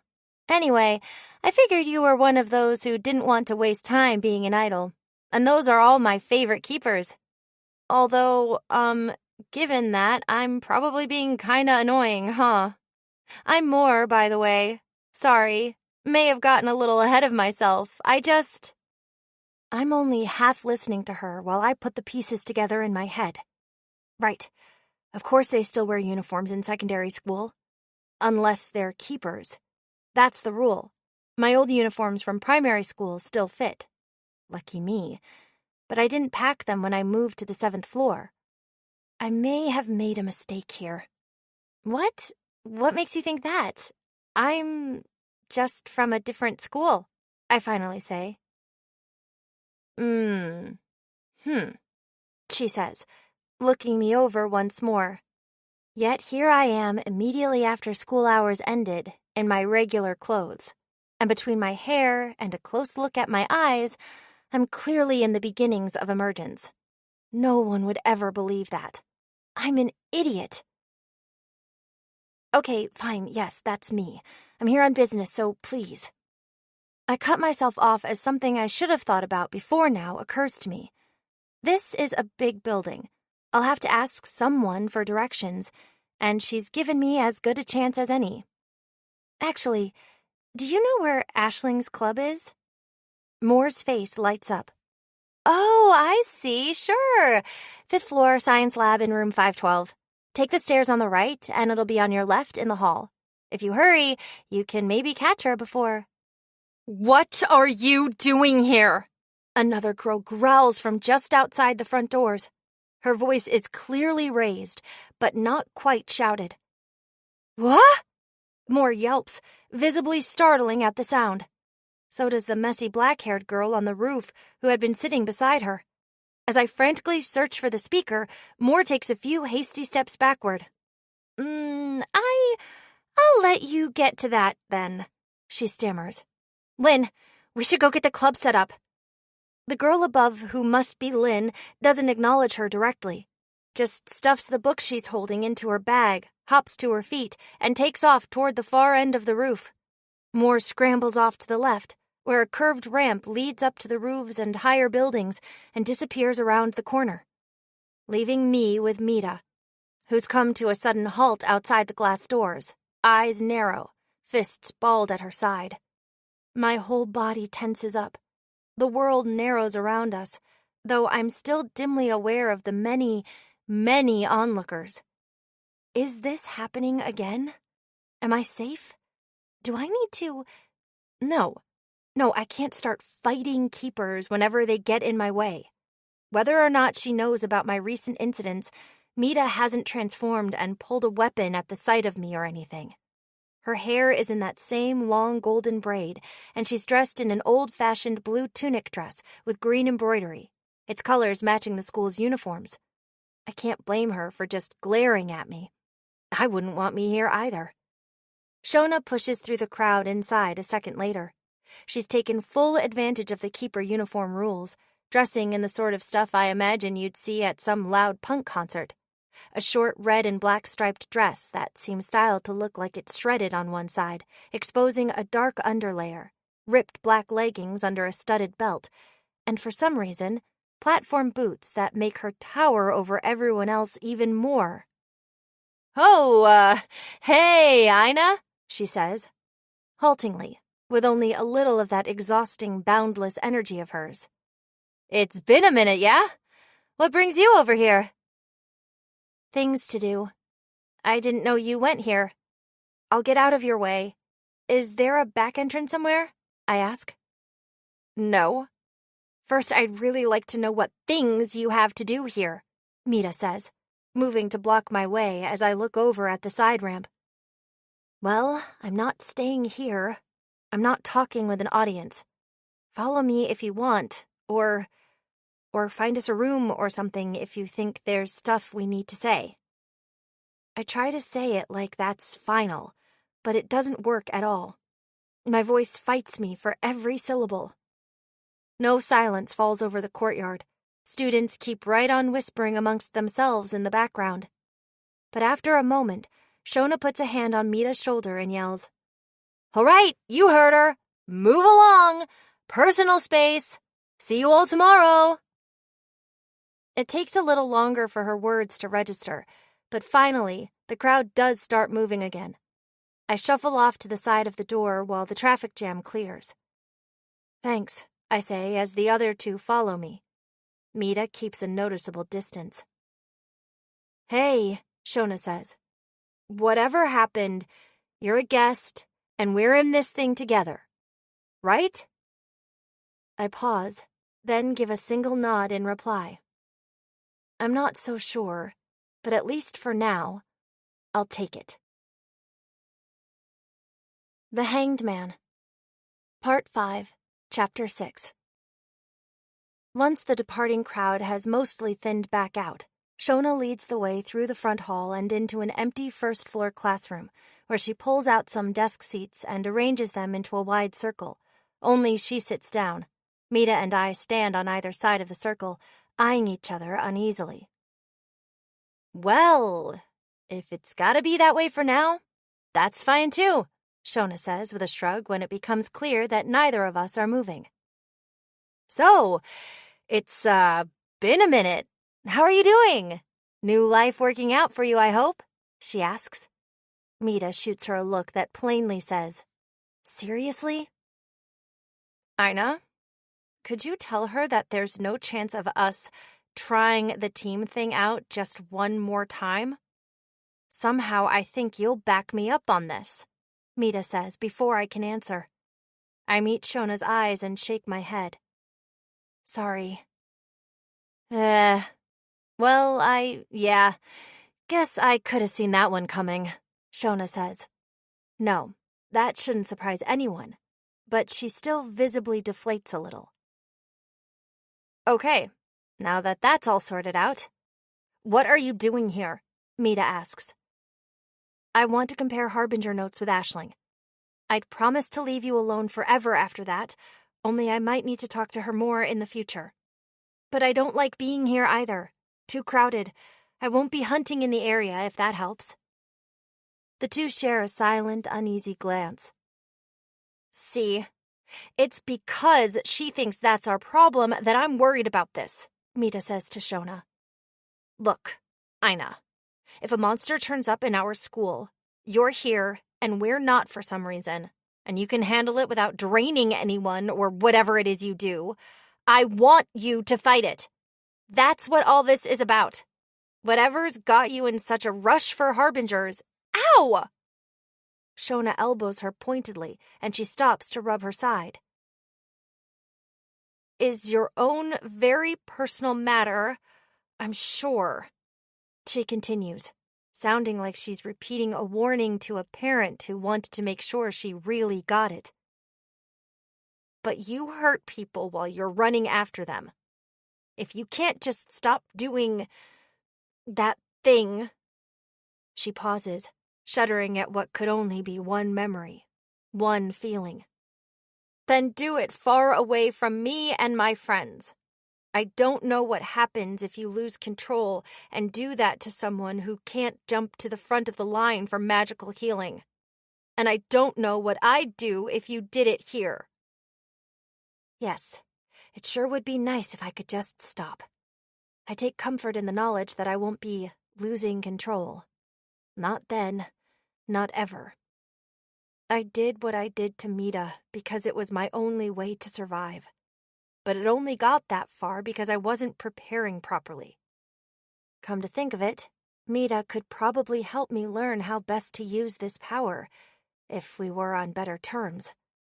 I've wanted to know for a while now what being drained is like for my victims. That was an extreme case, and it's probably different for normal people and keepers. But she is the one person I could currently talk to about the experience. Seems best not to try that right now, though. Or probably ever. Look, with what happened, I'm stupid and new to all this. I went into it without a plan for how to use my magic the right way where I really should have had one. Now I do. I really didn't mean to hurt you. It won't happen again, and I'm sorry. I don't know how much any of it'll help, but that's all I can think to say. Yeah, well, you did it. It doesn't really matter what you meant, Mita says. No, it really doesn't, does it? That's fair, I murmur back. Shona looks sad, but has nothing to say in my defense this time. Not that I'm surprised. What would there be to say? Glad we're on the same page, then, Mita says flatly. Anyway, whether Aisling wants to deal with you is her call. We should get going. If that was it.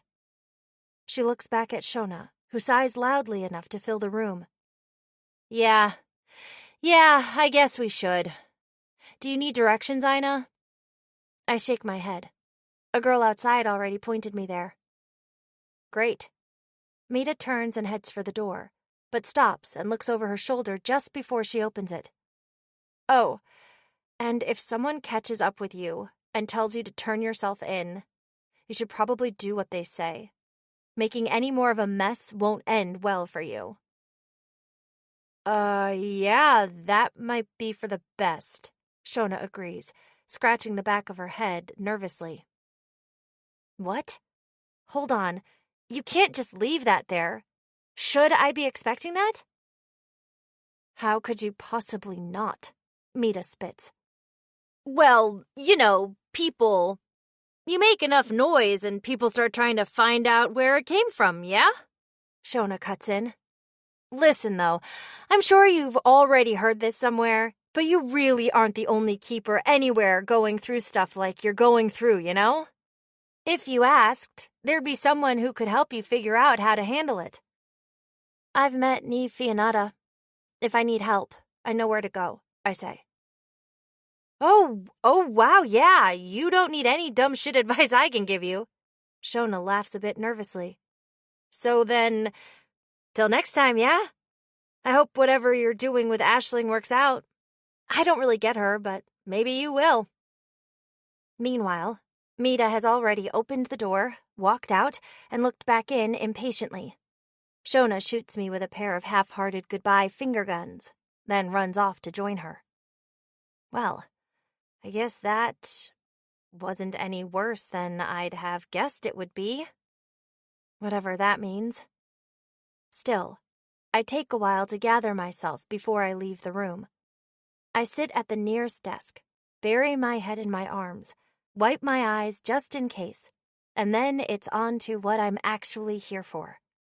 How much does Aisling already know about me, come to think of it? It sounds like knowing is kind of her thing. I can only hope it's a good sign that these two at least haven't mentioned Tetha at all. There are no more incidents on the way to the club. A few people who haven't quite left yet still give me looks as I pass by. But in the absence of any loud public keeper drama, I just keep moving until they're gone. Moore's directions are easy to follow, and soon I'm at the door labeled simply 512. In the little rectangular window, there's a few people scattered around seats at the long raised desks. But from here, I can't tell what, if anything, they're all doing. I knock twice. What? Who's knocking? Just come in, a boy's voice yells. Okay then. I take a deep breath and do that. Light pours into the science lab through a window that spans the entire wall opposite the door, looking out over the school's front courtyard and a small slice of the city beyond. The room is quite well appointed, with all manner of scales and tubes and tongs and microscopes and other instruments I don't recognize stored neatly on shelves lining the room or in cabinet space underneath the desks. None of those are in use, though. The 4 uniformed students inside seem mostly focused on a projector screen at the far end of the room. At the top of the screen, a big, bold heading reads, Harbinger Classification. Irakia? Self-designation unknown. Well, that's interesting. I didn't expect to find people who weren't even involved discussing the second Harbinger I ever fought, especially not on the very day I happened to come by. Beneath, the screen separates into 4 columns, labeled Cluster A, Cluster B, Other, and NOS. The A and B columns are filled with small bullet-pointed lines of text. The other 2 contain a single line each. Others say, No known plausible candidates.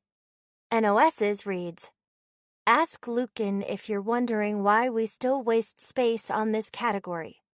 Seriously, Lucan, why? When I enter, a boy and a girl seated next to each other at the desk closest to me are in the middle of an animated argument about something? Classifying harbingers, I guess.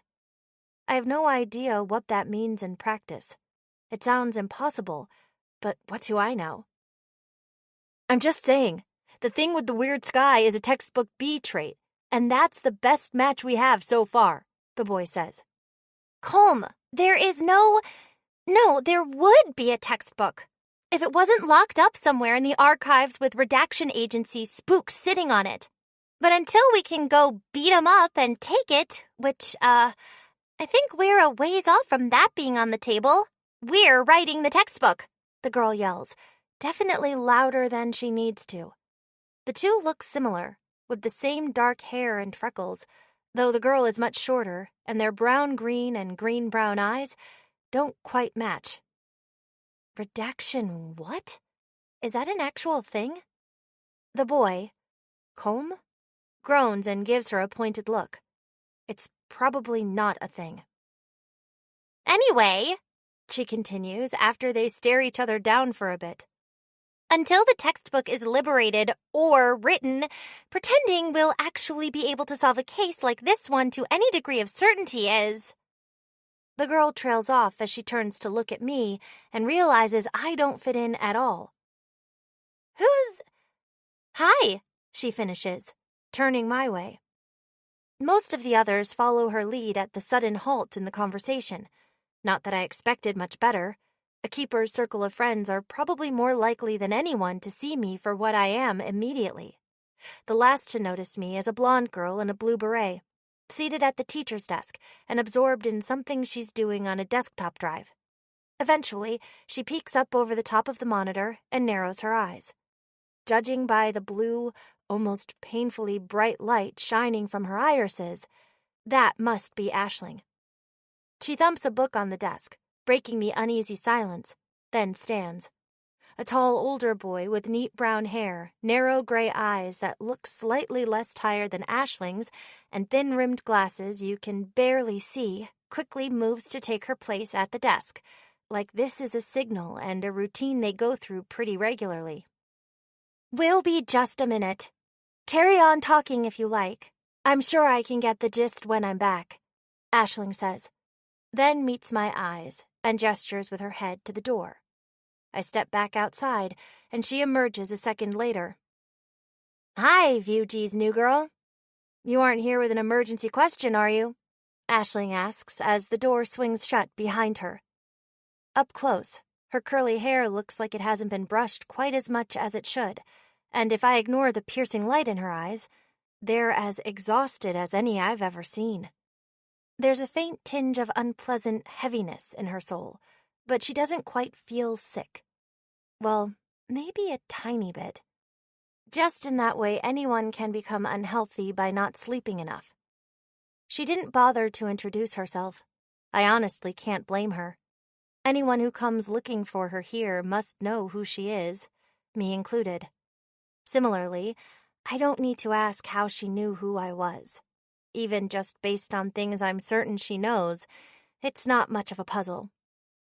Vuji met with her at some recent point, and here's a weird new keeper. It's annoying that my attempts to keep myself quiet have been so worthless. I don't think so. I'm not exactly sure what you mean by emergency, and I am trying to figure some things out. But Vuji just said we'd have notes to compare, I say. Aisling bites her lower lip, but after a moment, she releases it and nods. Good, because there's a line for questions. Unless you had a really good emergency. Can your thing wait until our meeting's finished? About an hour at most? That's fine. I don't want to give another keeper any more reason to hate me than she might already have, and if I weren't here, I'd just be in my room working on my journal until dusk. Great. You're welcome if you want to sit in. And simple as that, she heads back inside. I shrug and follow her. Back in the lab, the two kids at the desk closest have resumed their argument. And there's a new bullet point under the original note in the NOS column. It says, just because we haven't found the commonalities yet doesn't mean they don't exist. Aisling scowls and hurries to the teacher's desk. Yep, true, very true. Lucan, if you or anyone else think you've found enough connections to merit a new cluster, you're of course welcome to propose it. Until then, stop trying to turn the non-category category into a home for your half-baked red-string conspiracy board hypotheticals, she fumes. She sounds like she's talking as much to herself as to the boy. Lucan scoots back to his original seat, grinning and clearly satisfied with himself, but says nothing more on the matter. As soon as she sits back down, Aisling highlights and deletes his note. Anyway, we have a guest who doesn't want to drag me off on some urgent mission, so that's nice, Aisling announces. It is. Welcome to the Research Club, a home for everyone who wants to know everything they are hiding from us, the little freckled girl says, with no further indication as to who they might be. She puts a hand to her chest as she continues. I am Hanild Yadon, the youngest investigative reporter in Clarish history.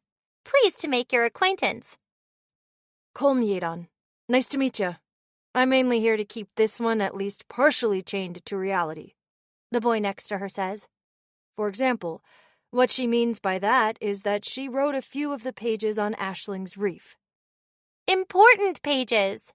It's an important reef. Is it only a real investigation if a news organization posts it on their reef after the redaction agency takes a scalpel to it? She objects. No, but that's usually when we call it reporting, the older boy says mildly. And hey, I'm Lucan, if you haven't caught that from Ash complaining about my visionary spirit. Hi, everyone. I'm Ina.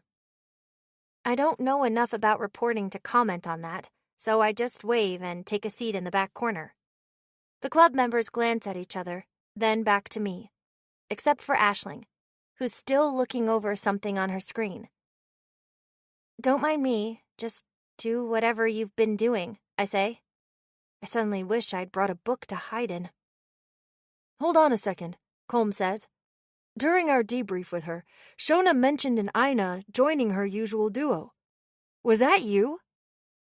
What? Ugh, I'm so stupid. Why did I keep using the same name after nearly eating one keeper and fighting another to protect a harbinger? Wasn't going to say anything if they didn't catch it. Sorry, Aisling says tonelessly, without looking over the monitor. Why did I give them a name at all? Wouldn't they have just finished whatever they were doing before if I said nothing and brushed them off? Why am I so horrible at this? I just want to crack my skull open against a wall, let my soul leak out onto the floor, and replace all the broken parts of it with ones that can actually think. Yes, I say, against every instinct I have, in a voice barely over a whisper. We're discussing the Harbinger the three of you killed right now. Can you give a better description of its vulnerability to perception than, when we made a circle and looked at the wound real close, all that obnoxious cheaty shit it was doing stopped working? Lucan asks without missing a beat. That would help, Aisling says, leaning over to peek sideways around the monitor. Wait, that's it? That's the big question they have for me? Probably. Hanild grins and pumps both her fists. Oh, now we're in business again. Tell us everything Screaming Him wasn't paying attention to. Okay, sure, I say. It sounds like a lot of talking to strangers, but at this point, I'll take any chance that this meeting might not start and end horribly. I have the room's full attention as I share my perspective on the hunt for Arakia to the best of my ability, with only a couple small exclusions around what I did to Mita. There, I just say that we both got hurt, and only I was fit to keep going. Given what this group seems to be like, I'm expecting to be interrupted all the way through by an exhausting torrent of questions, but apparently the rule is that those only start once I'm finished telling my story. They do have questions, though. Oh, do they ever. Most of the first ones are just asking for clarifications on things I didn't describe the best the first time through. Arakia's wound was full of things I struggled to understand myself, much less explain to a group that didn't see any of it. Plus, it just feels wrong having an audience for stuff I'm saying. Backing up from the wound a little, do you remember what that victim in the sanctuary wrote? Lucan eventually asks, once they're satisfied with all the little details. Is there a place I can type it out or put it on that display? I think that'll be easier. And it'd be a bizarre thing to recite. Aisling opens a text box, places it over the NOS column on the projected screen, and waves me to her seat.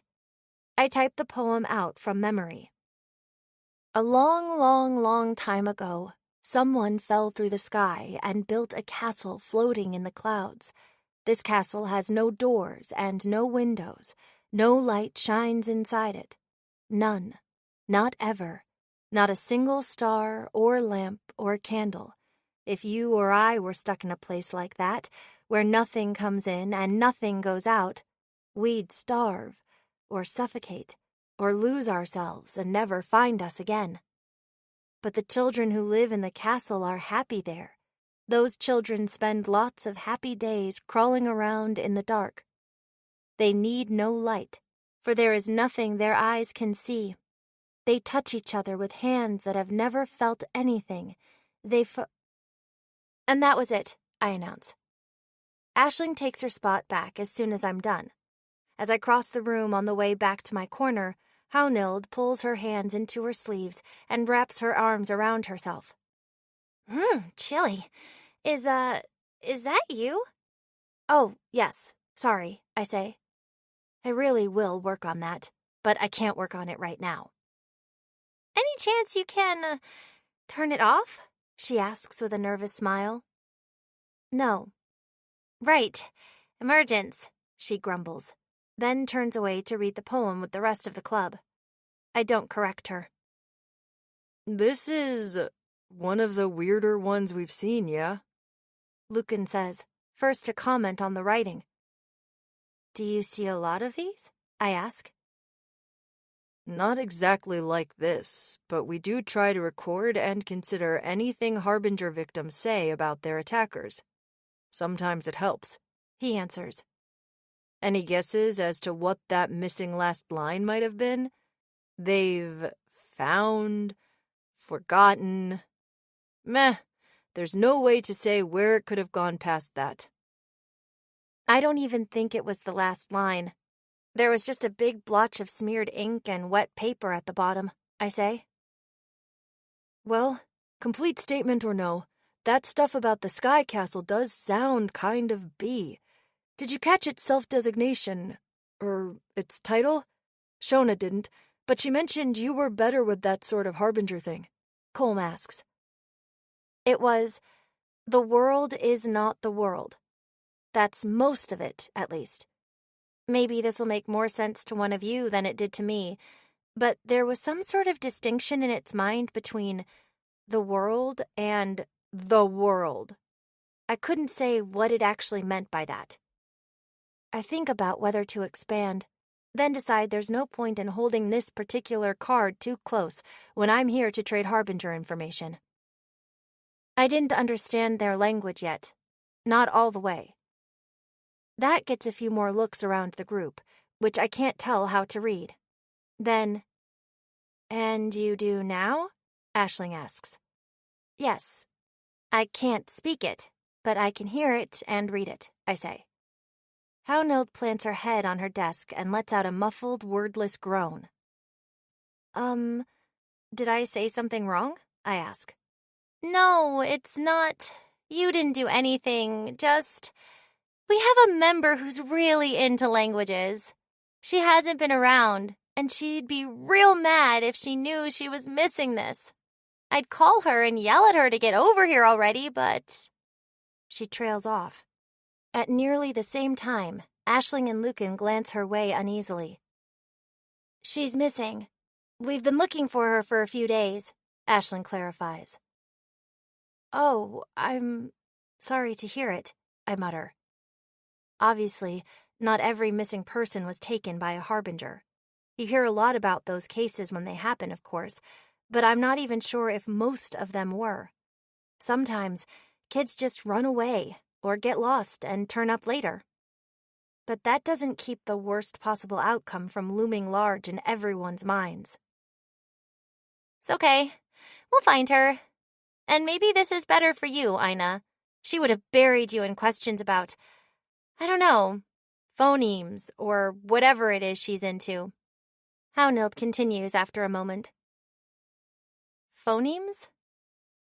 Yeah, like... Hownhild waves a hand in aimless circles.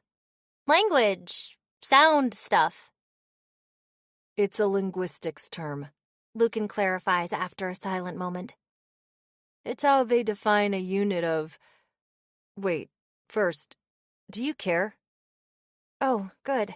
I was afraid they were getting into some magic vocabulary no one told me about. Only if it'll make me better at speaking Harbinger, I say. Which you described as mainly an abstract mental experience, right? You hear sounds or read sigils and just know that they carry some meaning? Aisling asks. Mm-hmm. Isabel'd be mad about that, too, she sighs. It probably wouldn't help then. Maybe if you come back to it later, once you've got more of a grounding in that language. Someone learning their first words in a normal human language wouldn't get much out of studying, say, why the letter P makes the sounds it does. And in this case, there seem to be a few more obstacles to understanding whatever structure and rules this magic language must have. Then I can't really say I care. No, I admit. Hownhild shrugs. Me neither. That aside, other keepers can still see those glyphs. There are at least a few transcriptions on the sea.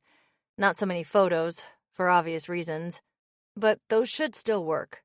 If we collected a few of those, could you translate them? Lucan asks. I don't know if that's how it works, but I don't know that it's not. Maybe? Aisling thumps her notebook on the desk again. Good thought, but not the agenda for today. Any more questions about the Harbinger? No, but I think I've changed my position. Much as I'd love to have been right in the first place, and that thing about the world does still sound like a cluster B concept, the idea of a bee's victim writing poetry about it doesn't really square with how they do things, Colm says. No major astrological incident since the winter eclipse, either. Not that that's a sure thing, but it is evidence against, Lucan says. Well, no more incidents that they told us about, Hownhild adds in an accusing tone. Again, I'm not sure who she's accusing of what. None that any of my sources told me about either, Aisling says. Huh, Hownhild mumbles. Not even the... She pauses, flicking her eyes my way. On the sea? Aisling shakes her head. I still haven't been able to reach her since the last time I mentioned her. Besides, the sky was never one of her big areas of interest. She chews her lip quietly for a moment before she continues. Anyway, that was a lot of good new data about this case, but I don't think it brings us much closer to answering the original question. We still don't know anything about this Harbinger source incident, if it had one. Maybe that would help us make sense of the discrepancies that keep us from calling it an A in the first place, but we have no way of investigating. It goes without saying that, especially in the case of a dead Harbinger, the earlier victims are off limits until they're released from the sanctuary with spotless bills of spiritual health. And until any prospective interview requests are approved by their treatment teams, she finishes. That was one time, and they kicked me out in the lobby anyway, Hownhild complains. You knew better then, and you double know now. Aisling scolds the other girl, who looks down poutingly like a sad puppy. Moving on. All in favor of labeling Irakia NOS until further notice? She stands, vaults over the teacher's desk, and sits on its near edge, idly swinging her legs as she comes to a rest. She looks in my general direction, not quite making eye contact, and nods. Feel free to vote if you like, although I don't think it'll swing anything. What exactly are we voting on? I mean, you're clearly trying to sort Harbingers by some sort of system, but I don't know what the options are, I say. Oh, didn't think of that. Usually people come here having read my work. She pauses, twirling a short lock of hair tightly around one finger, then calls out, Lucan, Could you take this one? We're almost done here, and I don't want to do the long version. Sure. Your version does get really long sometimes. Lucan shrugs and turns to me. That all right with you? I don't want to hold you up too much. And I'd rather ask any deeper questions while I have Aisling alone. Cool. The short version is that we believe it's a mistake to treat harbingers as a single class of being. We call them by the same name and react to them the same way, but the more you research them, the more you see that they're really, really not the same. It's an oversimplification, potentially a very dangerous one. I nod once. That sounds right so far. Your fawn was nothing like Irakia, and neither of them had anything in common with that unnamed thing in the forest. So we record all the ones we learn about. We look for patterns between them, ways in which certain harbingers really are like others, and do our best to sort them into categories with common traits and origins, clusters, because we don't expect them to be as organized as, say, animal families. Not anytime soon. Isn't it also dangerous to think up a box and expect them to fit into it? I ask. Look, to protect yourself from something, you need to understand it. And we can never understand these things if we just leave them as a big, scary squiggle in our model of the world forever. Lucan snaps. I flinch at the sudden noise. Sorry. He adjusts his tone. We've only gotten so far. We don't advise using this system in its current form to try and predict anything about an active harbinger. Right. That makes sense. I'll let you finish. Thanks. So Cluster A is, I guess you could call them traditional harbingers. Ones that basically line up with the way holy texts and safety lectures describe harbingers. They seem to be based on some person or group's negative emotions, and they usually feed on or spread whatever experience created them. There's a bit of a chicken and egg question that comes with using that word here, but you get the idea. If you know anything about harbingers, you know about these. Cluster Bs are weirder, but in a pretty distinct way that's easy enough to understand. They don't come from people. They don't care about people as anything except things to inflict themselves on, and whatever they do care about, it makes no sense to any of us. Their feeding patterns are destructive enough that victims very rarely recover, or else they just drag people into themselves and never let them out. And they're more likely to crawl out of their wounds and attempt full incursions when they get big enough.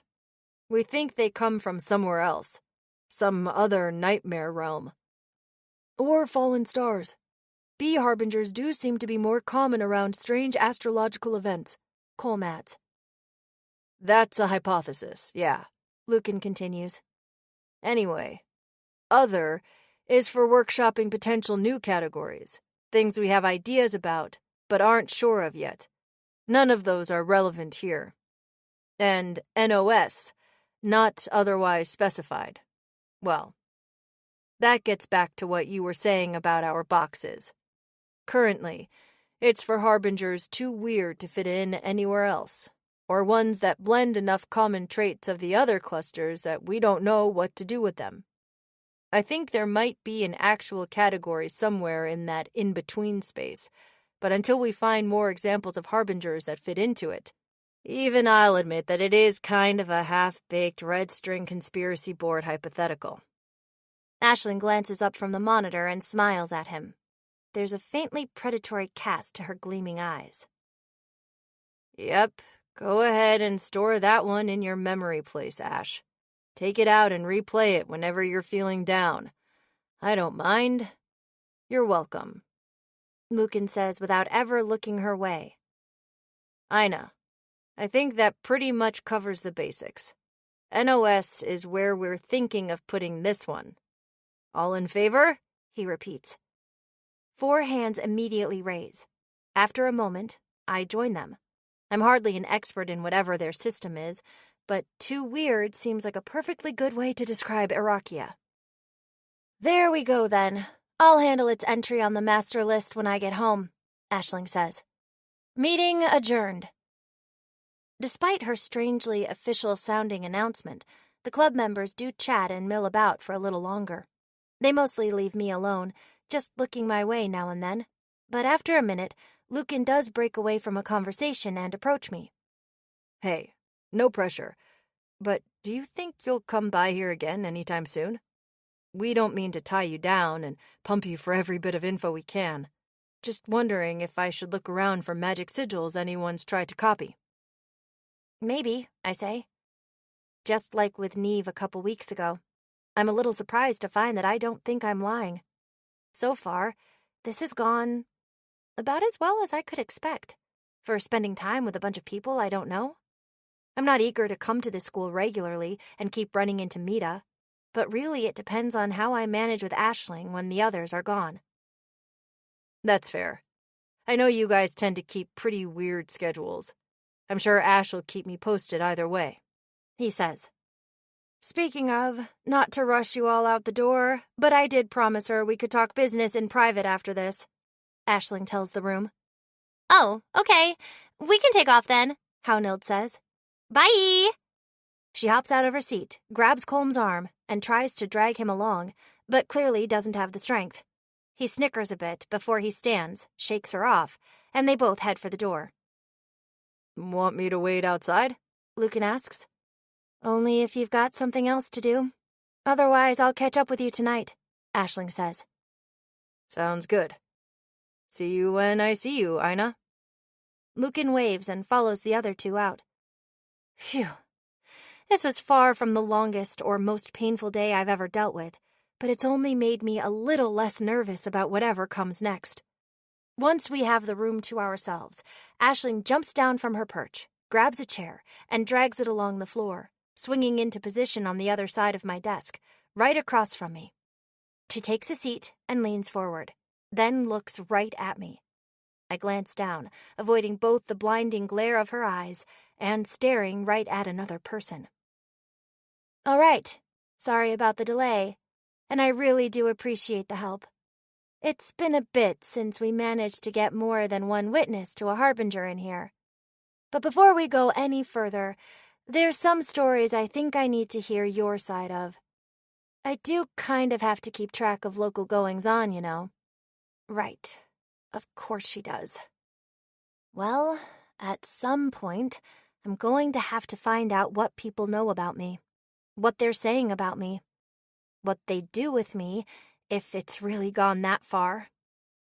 Fine. Where do we start? The Hanged Man.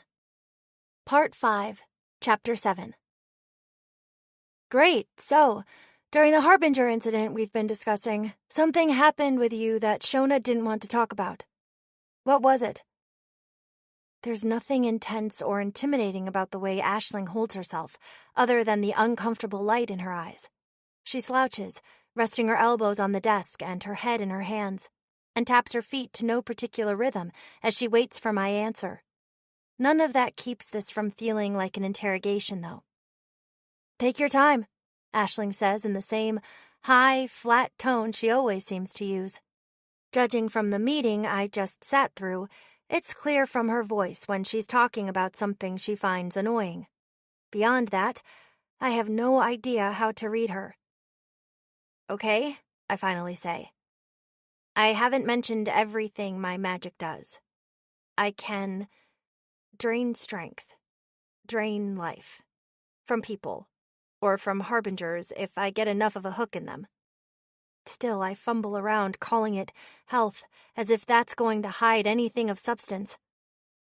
It works in reverse, too, although I've obviously only tried that with harbingers. In reverse?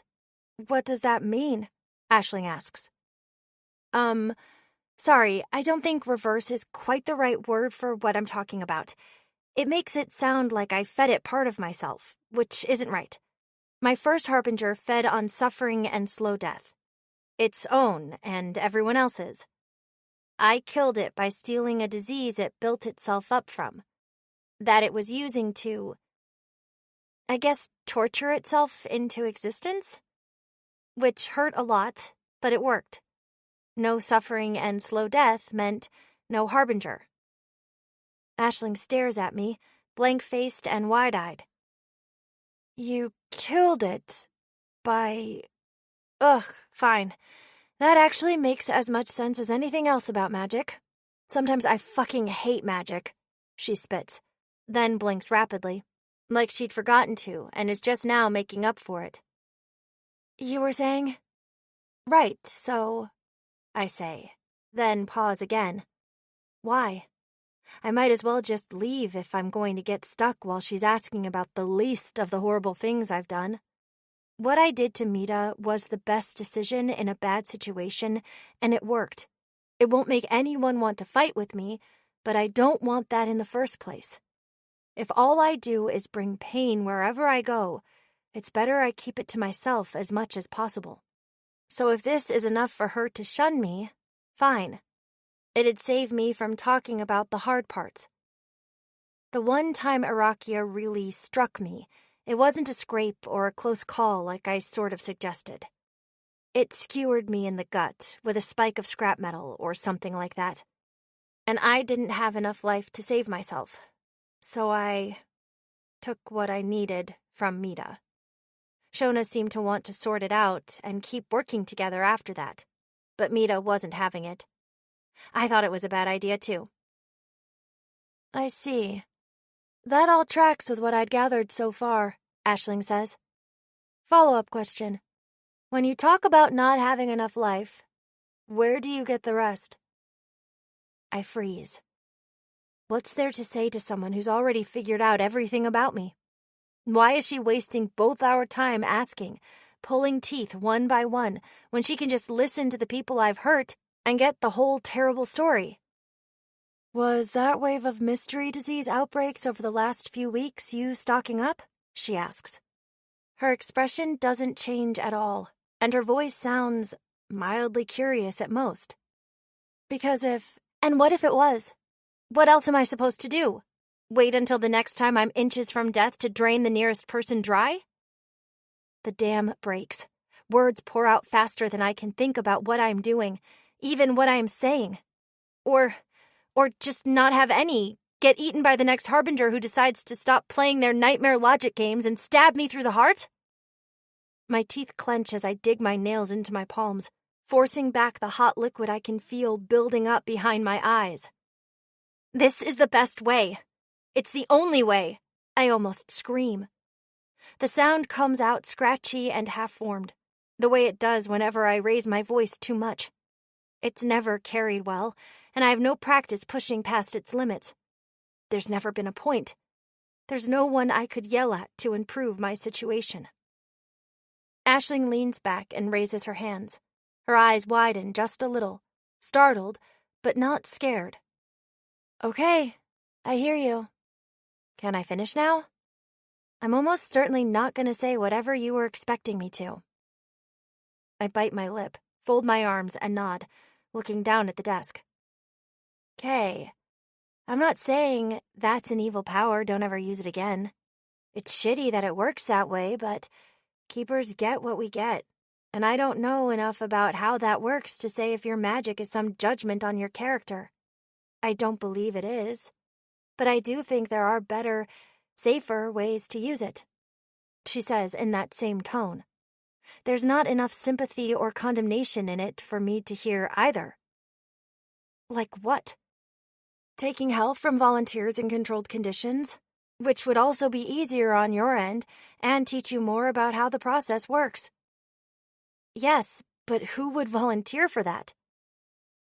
You seem like you're thinking about smart ways to use your powers. That's a good start, but it's not the only new tool you have. I almost made the same mistake when I was new. For a moment, Aisling simply smiles wide without opening her mouth. Her eyes narrow in a way that makes me think of a cat preparing to pounce on its favorite toy. Whatever you think of this, it's a simple fact that lots of people really like keepers. Maybe you don't want to be an idol. Fine. Me neither.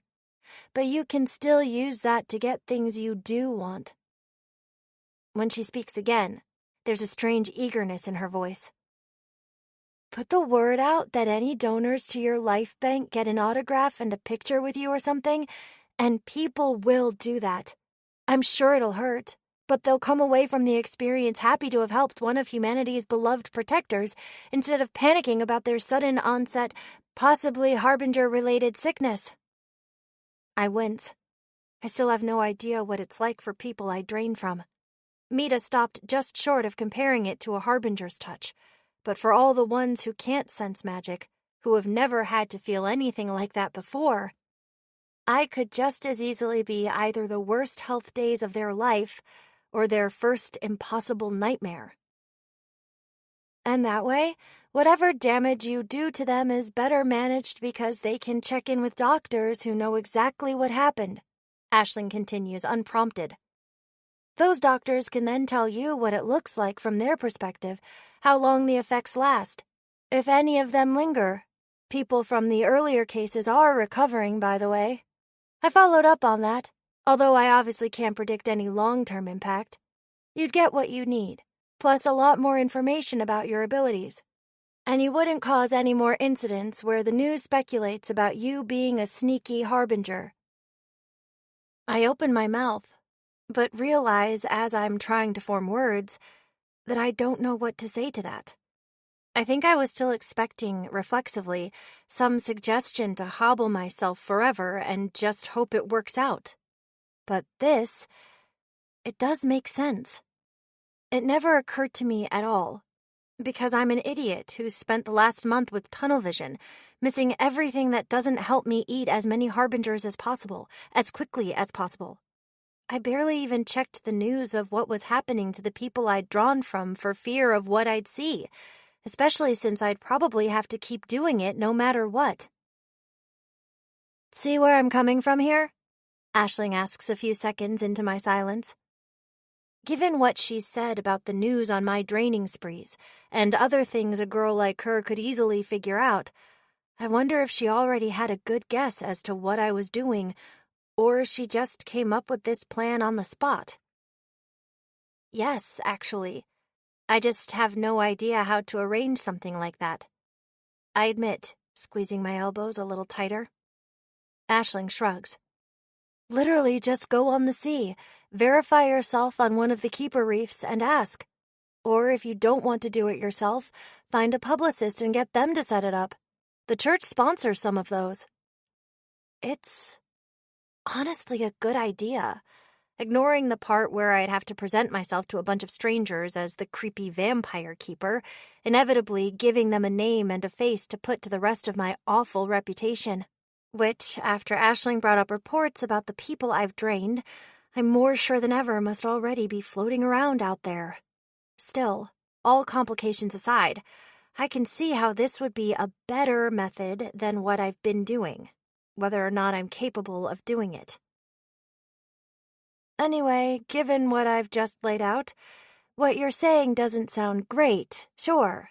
I get why Mita doesn't want much to do with you. But it's hardly the worst power I've ever heard of, Aisling says. What are the worst ones? I ask. Aisling glances at the ceiling, tapping her cheek with one finger. Well, I'm fairly sure that besides Sophia, it really doesn't help if I'm second place to her.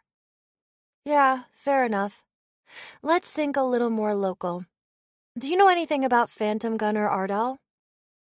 I think I've heard that name before, but not really. Makes sense. He died 2 years ago, a little after I became a keeper.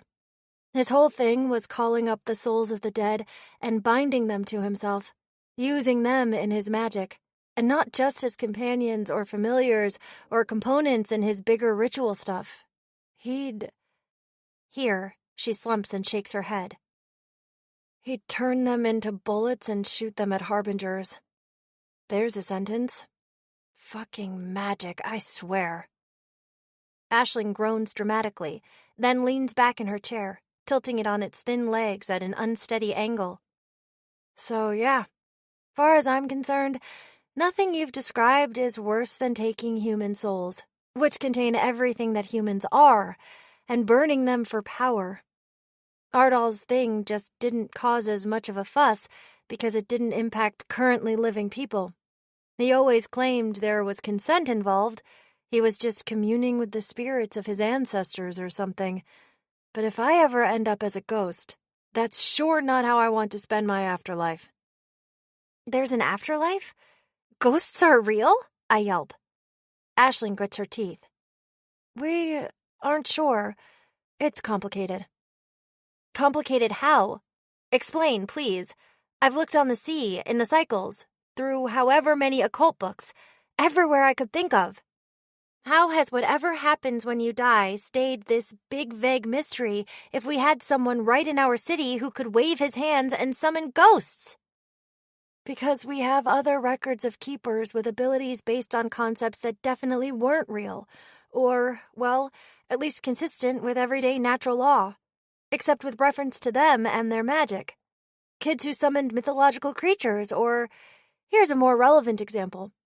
There have been keepers who could talk to animals, or plants, as if they were little people with their own little versions of human-like intelligence and language ability. Which, to be clear as the night sky, they demonstrably aren't. Not in any context other than the very specific exceptions those keepers created with magic. Magic is the ultimate exception to everything we think we understand about the world. It is, she finishes slowly through a thin-lipped scowl. Extremely annoying, but fairly localized at least. Yeah, St. Curry could make friends with trees. I'm confident that doesn't mean every logging camp is a killing field. Reality is still at least a little bit real. If that's the case, what was so bad about this phantom gunner doing whatever he did with magical figments that seemed like ghosts? I ask. Aisling nods once. Fair question.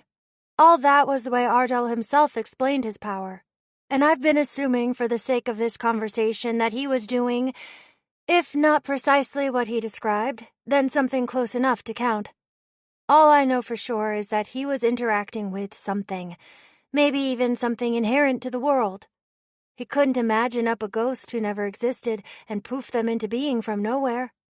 There are also other keepers with powers based on other perceptions of death or the dead, and when he used up a ghost for his powers, those other keepers couldn't access that person anymore. Check experiment log number 16 on my reef sometime, if you're really interested. But I mean, I hesitantly pry. Wouldn't he run out of ancestors eventually? Well, he could and did generate bullets with magic and use those. They just didn't have the stopping power or unique effects of his special ghost bullets. And if you keep doubling back through the generations, from his parents to his parents' parents and their parents' parents, plus whatever extended family they had, I doubt he was in danger of running out any time soon.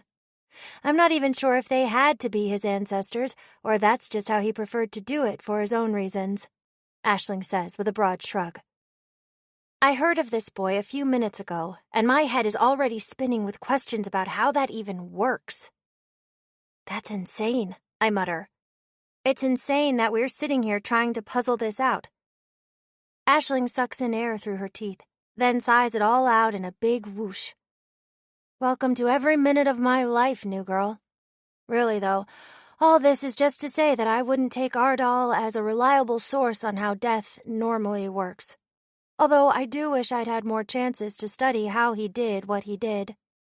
For my part, I'd love to know if the spirits he summoned were the same as people who knew them in life remembered them being, or if they could answer personal questions there was no reasonable way for Ardal to know. I imagine first-hand experiments would have been way more useful than the question I wasted on this subject. You've mentioned questions, like they're a specific thing a few times now. What do you mean by that? Sorry to keep this digression going, just... The subject's a bit of a personal interest, I don't say. For all the good it'll do at this point. Oh, right, yeah. I've published enough about my magic that I forget not everyone knows exactly what I can do. And I don't mind the detour if you don't. It's always nice to find keepers with some level of intellectual curiosity about our situation, Aisling says. Her chair thumps suddenly back to the ground, and while the noise startles me a little, she doesn't seem to notice. Once a day, resetting at exactly midnight. Nothing we've tried to cheat the definition of day works. I can ask a question and have my magic stuff the answer into my mind as raw information. Questions generally get more detailed, actionable answers the smaller they are. Binary questions are by far the safest, if least useful, and some questions are either too big for me to handle or hidden from me, blocked somehow.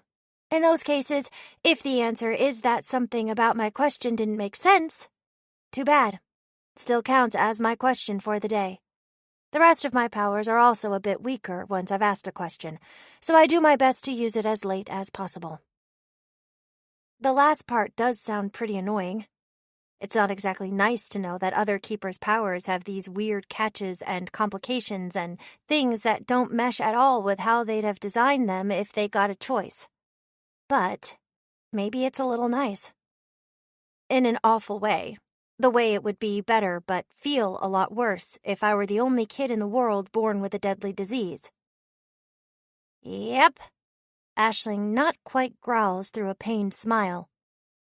We spend a lot of time here looking over the questions in my priority queue, trying to optimize exactly what I'm going to ask before I do it. What was the question you wasted?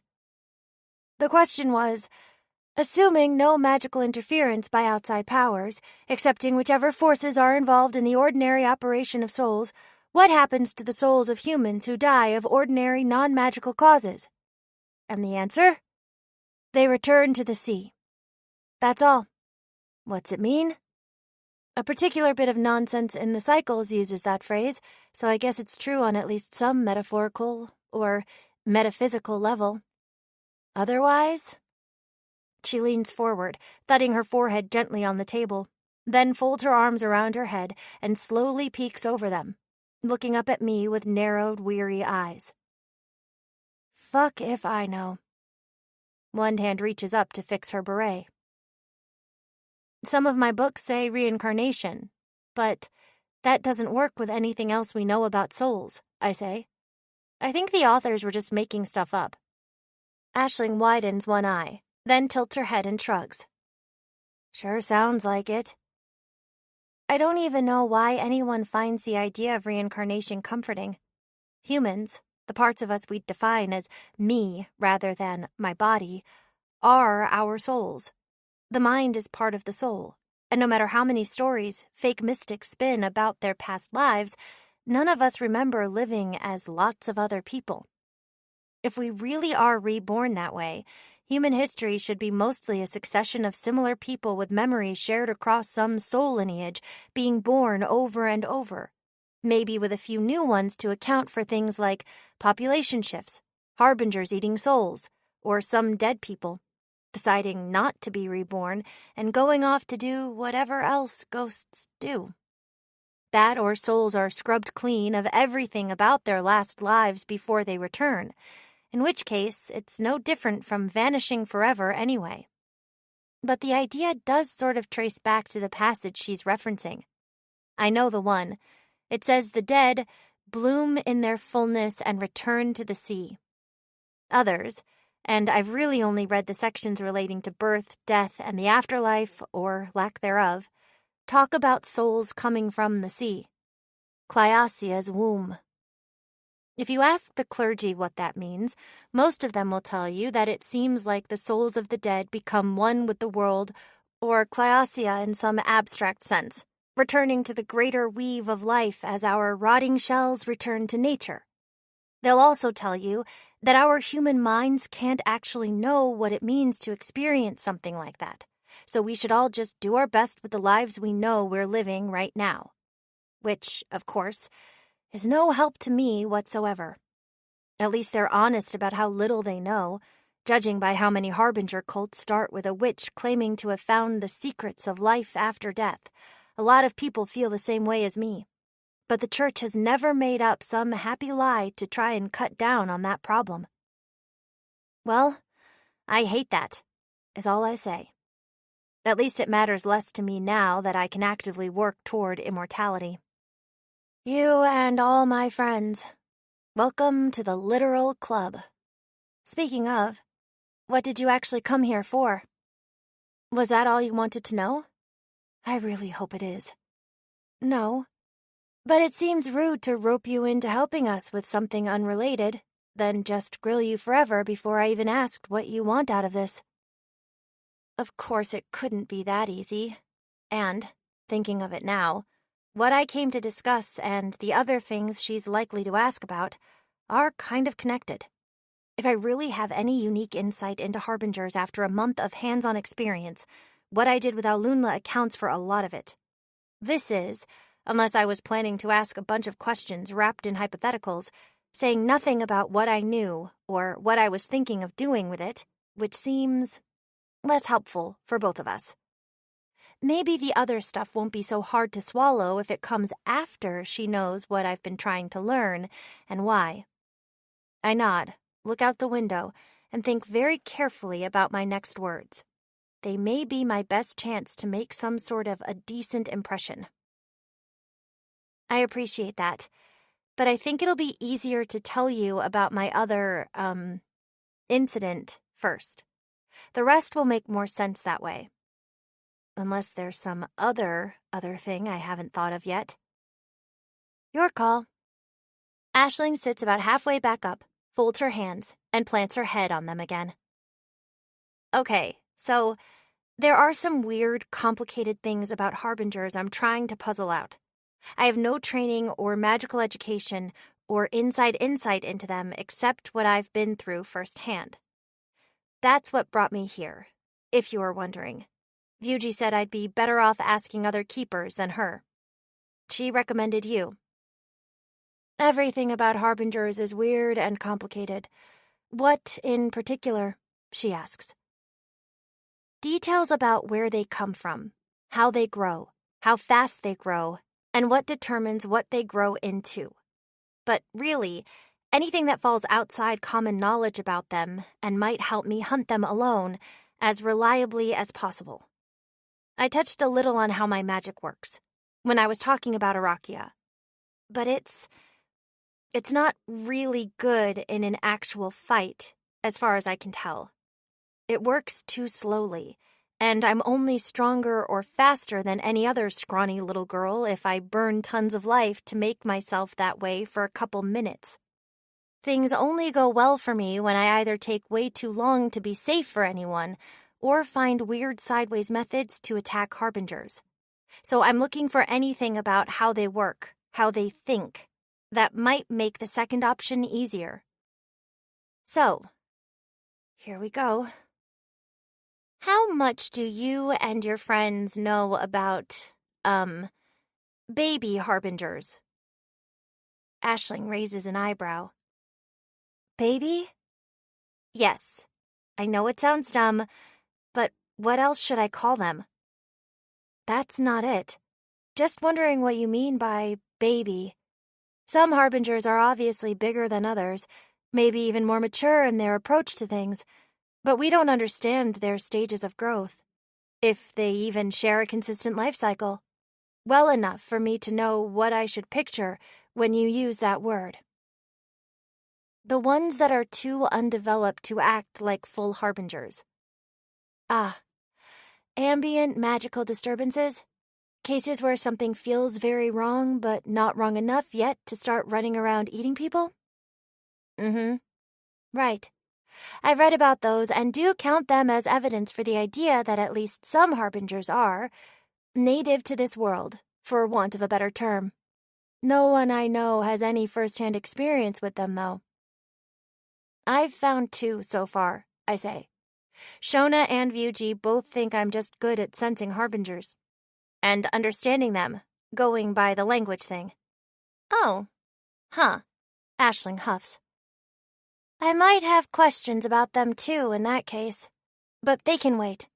I'll shut up until you've said what you want to say, clarifying questions aside. I'm not sure if it'll be easier or harder to spill all this to someone who isn't saying anything. At least it'll be faster. There's not much to say about the first anyway. It was haunting a family's house, feeding on a little boy's feelings about his dead brother and stepmom, and it hadn't grown enough to have a shape, so I killed it. Any keeper who found it could have done the same. It was too small to be worth anything. It was obviously the right thing to do, but it didn't help me grow at all. When I found the second one, it was a book. No wound, no monster it was attached to, just an actual physical book sitting on a random shelf in that library by the university. Most of its pages were blank, but in the front were the first few steps in some kind of harbinger logic imagination ritual. It said if you did them, you'd learn how to have dreams while you were awake, then make those dreams real. I took pictures if you want to see. Any info hazards I should know about first? I tilt my head. Info? Dangerous mental effects that could come of reading it? Or information that could be unsafe for anyone to have? Not that I expect that to come up if it was as small as you're saying. Oh, I don't think so. The book itself could make you want to keep reading it and thinking about it, but it didn't carry over to these. And it's dead now. Then by all means. I unlock my phone, bring up my pictures of Alunla's pages, and pass it across the table. Actually, before you keep going, just wanted to make sure of something. You read this book. Do you think that effect you mentioned has anything to do with how you handled it? She asks. No, I purged its influence as soon as I noticed it. What do you mean, how I bite my lip. Do you already know all this somehow? You just said the Harbinger was dead, right? You handled it somehow, unless someone else jumped in and killed it. She shrugs, reaches for my phone, and starts peering over the first picture. Yes, but you were just talking about how I handled it, as if monster mind control would really explain something I did. Good catch. I may have skipped ahead a little there, but meh. It was an important question. No regrets, Aisling grumbles. I've heard some things, yes. I'd still like to hear your side of it all. What things has she heard? I didn't find anything in the news that looked like it was talking about me or Alunla. Did Tetha warn everyone about the horrible new monster girl in private, or did I leave some other obvious trail I haven't even thought of? Moving on, then. After the last one, I thought, maybe I could let it grow a little. Maybe I could kill it as soon as it was solid enough for me to get something out of. Like I was saying about my power, I'm not very good at fighting the normal way, but this way, I thought, I'd be in the best position I ever would to kill it. I'd poison it right then, and if it became a real problem before it was grown, I'd just use my power to end it early. I pause, fidgeting with my hands in my lap. Aisling glances at me over my phone, but says nothing. She just keeps thumbing through my pages. So I did. I spent a little over a week watching it as closely as I could. I saw a girl in the library reading it in a corner while looking very much like she knew she shouldn't be, and I wanted to keep an eye on her too. But I don't think I have any way to track a person without making them really sick, and I don't exactly know any normal ways to stalk people. That was the last time I saw her until the end. But I should try to tell the story in order, so the book did grow as I was doing this. It wrote more of itself. When I first found it, it only went to step 5. I never saw anyone else using it, and it never mentioned anyone but her when I killed it. So either one girl working through its ritual was enough, or it just didn't care about the others. I don't think that was it, since step 8 only turned up near the end, when I'd already decided to pull the plug. That's the one for making more books. Aisling skips ahead a few pictures, staying silent. When I stop again, trying to find the words for what feels like the worst part of all this, she doesn't even look up at me. I have no way to tell what she's thinking. And in the middle of this week, another keeper stumbled across the book while I was watching it. Tetha Fianata. I'm not sure if you know her. I know the family, obviously, but I'd never heard of her. She wanted to destroy it on the spot. I still thought I could handle it, and I didn't want someone else barging in on my hunt. So when nothing I said to try and get rid of her worked, I fought her for it, and won pretty quickly. I just hurt her enough to take the book and run, but, she was probably right. Aisling snorts out a single laugh. What? What? I snap. Sorry, it's not you. I can see how you thought your process went here, kind of. It's just, when I heard this story, I only sort of believed it, you know? I knew Tetha was in guiding light for some kind of injury, and when people asked, she said she'd gotten it from a fight with a keeper over a harbinger. I didn't think she'd just make that up, but I kind of assumed she'd done something totally stupid to antagonize you. This isn't quite what I had in mind. She leans down, planting her forehead in her free hand, smiling as if at a joke bad enough that it feels wrong to laugh at. This is a lot, and you're just sitting there, and I have no idea what else you want from me. That's what happened. Yeah, okay, I guess I've been letting you hang for a bit. Sorry. If it helps, I do hear Tetha's recovering, and it's not like she's been shouting about you to anyone who will listen, which is really what I'd have expected her to do in this circumstance. My best guess is that her family asked her not to make a huge thing of it until they knew what was going on with you. But she couldn't help but do it here and there. Why, though? I can't think of any reason why they'd protect me after I hurt one of their own, and I've never had anything else to do with them except...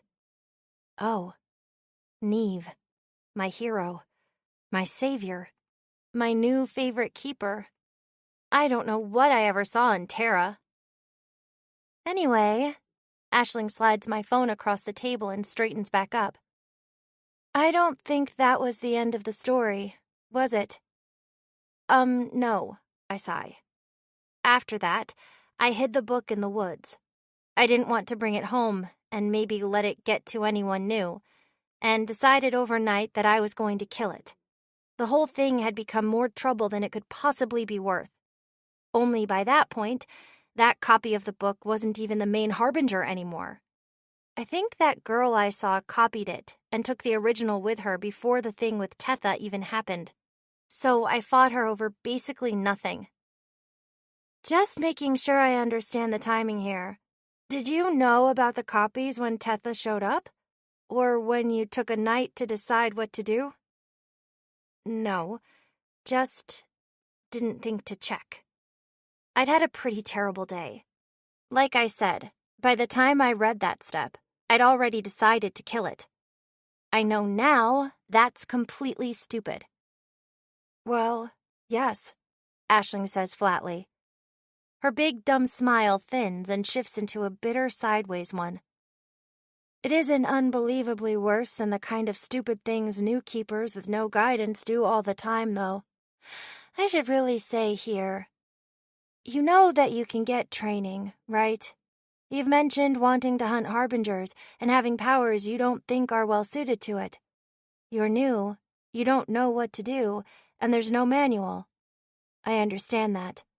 I'm not the girl to ask for detailed advice on combat scenarios. I'm pretty close to useless there. But they have mentors available sometimes. My parents think it's a travesty that they don't make new keepers drop everything and enter the longest possible course of specialized education in how to do the job well and as safely as possible before they run off to hunt monsters. I see their point a little more every time something like this comes up. No, I really don't think I could. Yeah, I thought you might say that, given the way you've handled contact with other people so far. But consider... It's not that, I hiss. Okay, what is it then? Aisling flattens her expression and tense her hands, watching me expectantly. I'm dying, I blurt out after several silent seconds. I don't have time for that. My blood is eating me and making the promise. I don't know yet if it made it worse, but it didn't save me. I've got maybe 10 months to live unless emergence gives me some way to fix myself. Ah, Aisling says. She grimaces, nodding slowly and gnawing on her lower lip. Did you say that to Tetha? Or to Shona when you decided how to split Irakia? You're the first keeper I've told. Okay. Why? Aisling asks, blank-faced. Because my medical situation is no one else's business? It kind of is, given the things I'm doing to improve it. Because it makes no difference. People have never been there for me before, and they won't start now. I don't know that. Whatever I think of people in general, I don't know how to explain Tetha's relative silence unless somebody, like Neve, stepped in and talked her down on my behalf. So, because why? Don't know, I mumble. I just don't want to be me. Who I am. What I am. It's bad enough that my magic's all about it. I've called it poison, but that's really the heart of it. Corruption, curses, sickness. Okay. Aisling's shoulders sag as she sighs out all the air in her lungs. In that case, I assume you've done what you've done because you consider saving your life your absolute top priority? Obviously. Nothing else matters if I can't do that. Fair enough. I can hardly fault you for wanting to live. You're, what, 10 or 11? No one your age should have to die over a freak health accident. 13. Aisling frowns, looking me up and down again. Oh, sorry. Not that it should matter. No one should ever have to die, I insist. I mean, yes, I'd love to abolish human mortality if I could, but, well, my magic has nothing to do with that. And there always seems to be more urgent potential disasters stealing my attention, she says simply, as if what I've said is too obvious to be worth noting. Any other time, I'd be happy to find someone else who gets it. But that aside, let me preface this by saying that I think most people who haven't done serious work unpacking how they think and the reasons behind their choices are absolutely terrible at understanding their own motives and priorities. So don't take this as an attack on your intelligence. It sounds to me like you've been acting as if protecting your privacy and separating your identity from your condition are maybe not more important to you, but at least similarly important. To the point where you're making one goal a lot harder for yourself in service to the other. What? Can you honestly tell me I'm wrong? I'm not. That's just so dumb. Yeah. Welcome to human cognition, she says with a dry laugh. Please take this as an object lesson going forward. I bury my face in my hands and groan wordlessly. I mean, it's not like I don't already know I'm an idiot who's terrible at everything. Just how many other ways have I been wasting my first and only chance to survive? I still don't think you were quite done. Sorry to interrupt again, but take your time, Aisling says in that same steady tone. No, not quite, I murmur, setting my hands back in my lap. Okay. As soon as I found out about the copies, I went to chase the Harbinger down.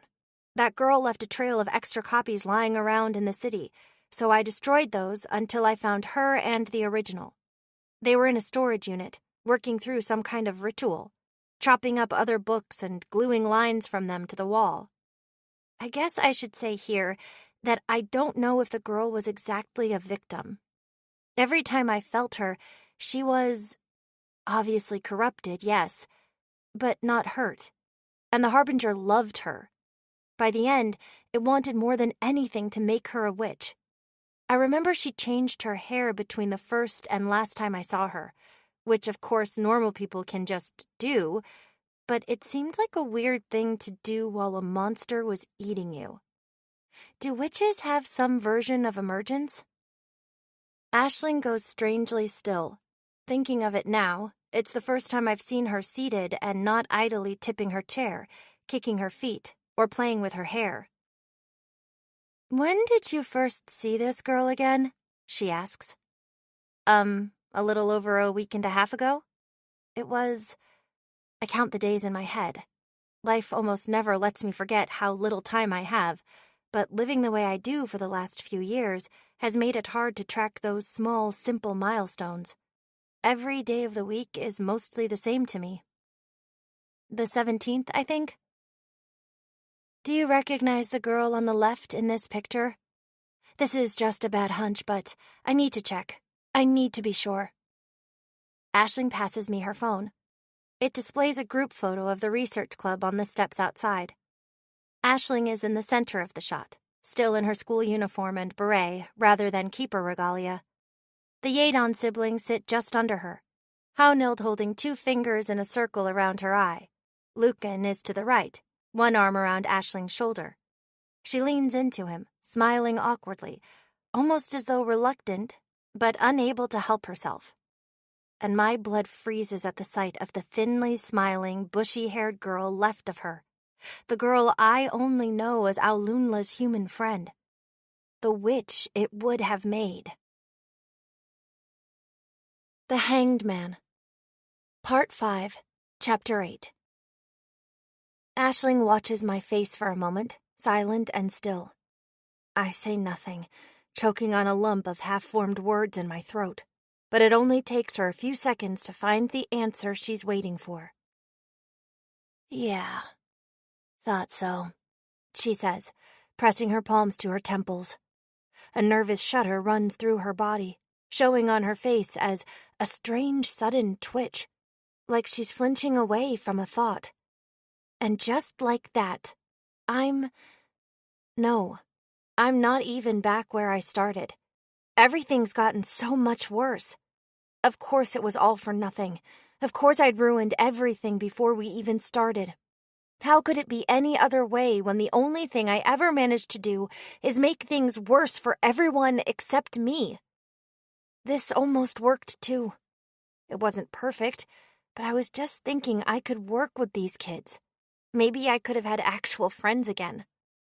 But there's only one way anything goes for me, so naturally, they were also friends with the one person I've probably hurt the most. No, I can't blame this on some horribly unlikely coincidence. It makes perfect sense that Aulunla's witch was someone close to magic, or someone who wanted to be closer to it. It doesn't even matter, not really. My plan was always to let a harbinger hurt enough people to grow into something worth eating. The witch, and anyone else who got hurt along the way, were always going to be important to someone. I knew that. I just didn't care enough to call it off. Aisling sighs, eyes on the desk beneath us. "Okay. I interrupted again. Tell me exactly what happened on the day you last saw her. In as much detail as you can," she says, utterly without inflection. Fine. I owe her that much. There's not much left to say. The harbinger pulled me into its wound when I found them, so I killed it. By the time I was back in the world, she'd left. Or disappeared. I looked around all over and couldn't find her or feel her anywhere I went. I told you, I didn't want any people tied up with this. There just wasn't any way I could get her out without... And then before I could do anything, she was just gone and... "This isn't about you!" Aisling yells. Her eyes open wide, and I glance away to dodge the blindingly bright light flaring out of them. I need to know where she went, what I can do to help her, if she's alive, and whatever I think about any of that, you're my only source on what happened to her. So if you really want to clean up after yourself, stop apologizing and help me make the question I'm about to burn on this count. I freeze. My eyes water, but I can't so much as force them to blink. You don't... Aisling tugs hard on a fistful of her hair. I just said I'm not looking to relitigate your reasons or lack thereof for what you did or didn't do. I do not care right now. I care that my best friend made a pact with a harbinger and then just fucking vanished when it died. Can we focus on that or not? She asks. I glance up for a second to find her still staring at me expectantly. Yes. Yes, I whisper, turning to look out the window. It's strangely, almost painfully bright out there, too. Great. In that case, you looked for her and didn't find her. What happened next? Did you tell anyone else about this? I reported her missing to the sanctuary as soon as I was done. I just didn't know her name, or if she'd even look the same without her harbinger. Isabel. Her name's Isabel Frayne, Aisling says, grinding her teeth whenever she's not speaking. You said Isabel felt corrupted when you first saw her, and your harbinger senses are apparently pretty good. Can you think of any way you'd have lost her trail if she was still around? A few. I don't know how long the fight took, but I'm sure she wasn't in the wound, so if she had some way of traveling really far while I was in there. Or the harbinger moved her somewhere else to keep her away from me. Or she lost its stench when it died. But my first harbinger's victims still felt awful after I killed it, so I don't think that was it. Unless witches work totally differently, which they might. I glance Aisling's way, not quite meeting her eyes. They might, she agrees. I don't have any first-hand experience with witches. My understanding is that it depends on the harbinger, like everything else with them. But unless something specific about this one could have removed its aura from her, you're probably right. No, I don't think so. She was really important to it by the time it died. I don't think it could have cut itself off from her, even if it wanted to. Aisling raises an eyebrow at that, but simply nods and moves on. Any other relevant information? Or thoughts on where she could have gone, given what you know? When was she reported missing exactly? Morning of the 23rd. Her family said her bag and some money was gone, but nothing else. They certainly suggested running away over some bizarre kidnapping incident, but she hasn't contacted any of us since, or anyone else I know of. Then no, that's when I killed her harbinger, so I guess I'm the last one who saw her. Far as we know, Aisling says flatly. Okay, that leaves... No, first, one other thing. On that day, several keepers, most keepers actually, sensed something big happening. Some of them followed it back to the storage unit you mentioned, and there the trail went cold.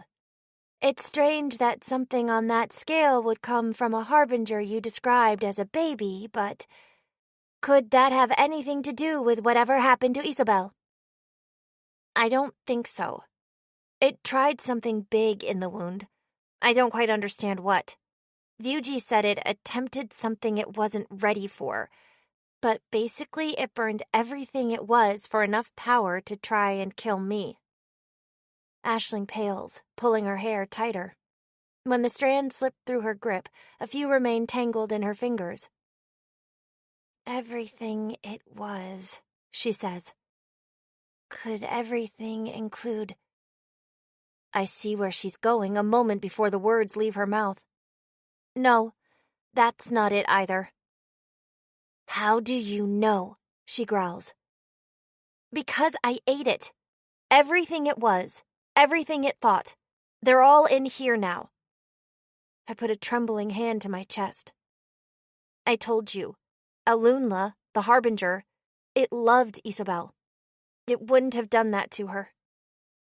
It was a harbinger. Sure, I believe it felt a certain way, but when harbingers want the best for us, as they understand it, you get things like... There was one in Horizon. Probably a cluster A born from loneliness. It wanted to flay every human alive because our skin was a barrier to true connection. A harbinger liking you is no barrier to it killing you or worse. Sometimes it's the reason they do it. I know that. My first came from the hospital. Liked the sort of lies some people tell themselves about why it's really for the best that they're dying horribly, and decided to share the amazing moral benefits of terminal illness with everyone. That's not what happened here, I insist. Listen, I don't know much about your friend, I continue. I'm sorry if any of this is a shock to you, but I know she really wanted magic. To be part of this world. To be able to change things. And Alunla wanted to give her that. It changed its whole plan to place her at the center of it. Yes, it was a harbinger. It didn't care how many other people it had to kill to make that happen. But it wouldn't have hurt her. It couldn't. I think the only reason it could do whatever it did was because it thought I'd kill her too if it didn't. Why am I crying? No. Why am I only crying now? I'd love to say you're regurgitating ideas this harbinger planted in Isabel's head, but none of that's news to me. And sure, you didn't help her when you could have, but it's not like I did much on that front either. Her voice breaks between words. She pauses, gnawing on her lip and rubbing her eyes. The messengers don't take recommendations, you know? What could I have done? And then she was gone, and I thought, no. Maybe I told myself she might just want to be left alone. I should respect her privacy. But that's different from what I thought. I just wasn't quite worried enough about it to defer my duty to the world full of people who want my questions for all kinds of urgent threats. But whatever my idiot friend has thrown herself into, that's urgent too. Aisling sighs, rubbing her eyes once more before she slumps onto the desk again. Fine. Let's say you know what you're talking about and cross killed by her harbinger off for now. As far as I can see, that leaves she died when her connection with the harbinger was broken, or some other way. No one's found the body. She ran or teleported out of your range, and she's laid so low that no one can find her since then. If she weren't involved in something else, I can't imagine that she'd have nothing to say to any of us. She may just not want to admit to having done what she did. These things aren't so easy to talk about, I say, wiping away the dampness on my cheeks. Maybe.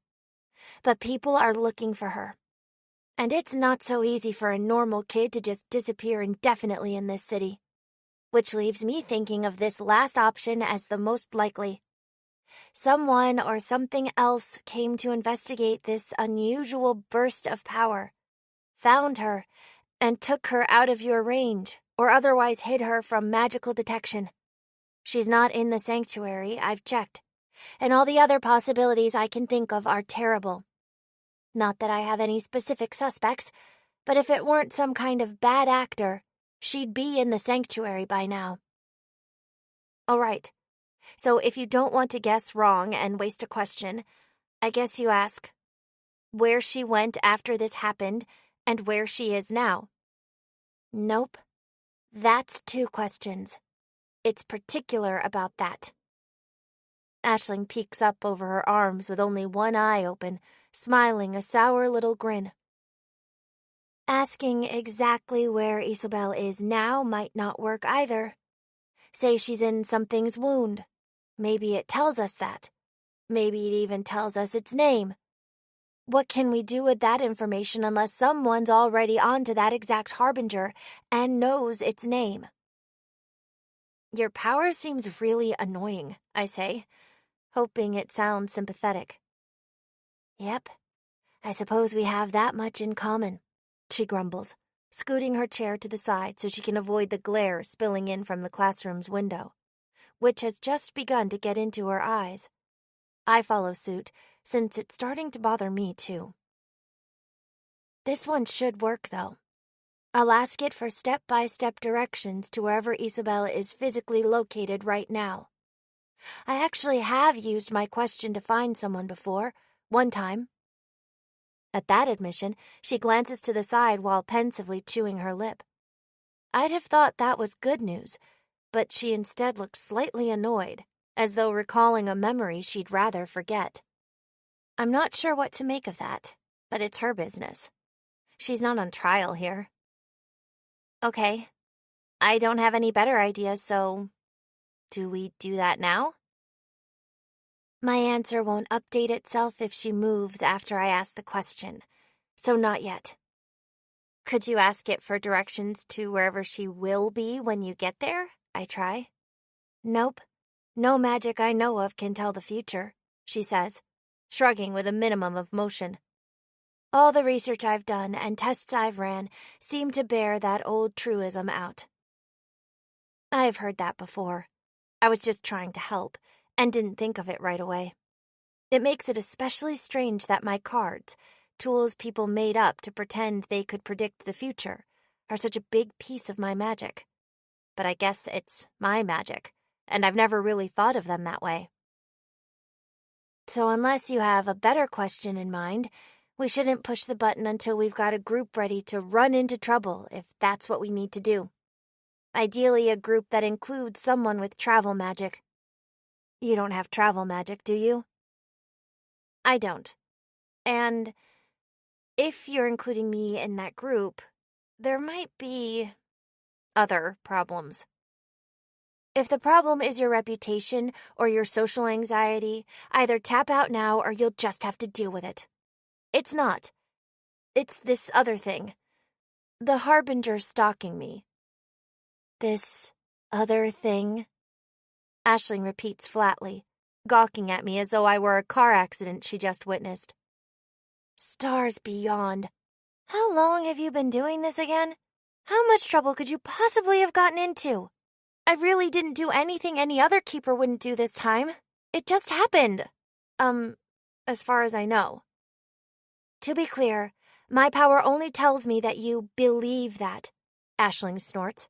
But fine, let's hear it.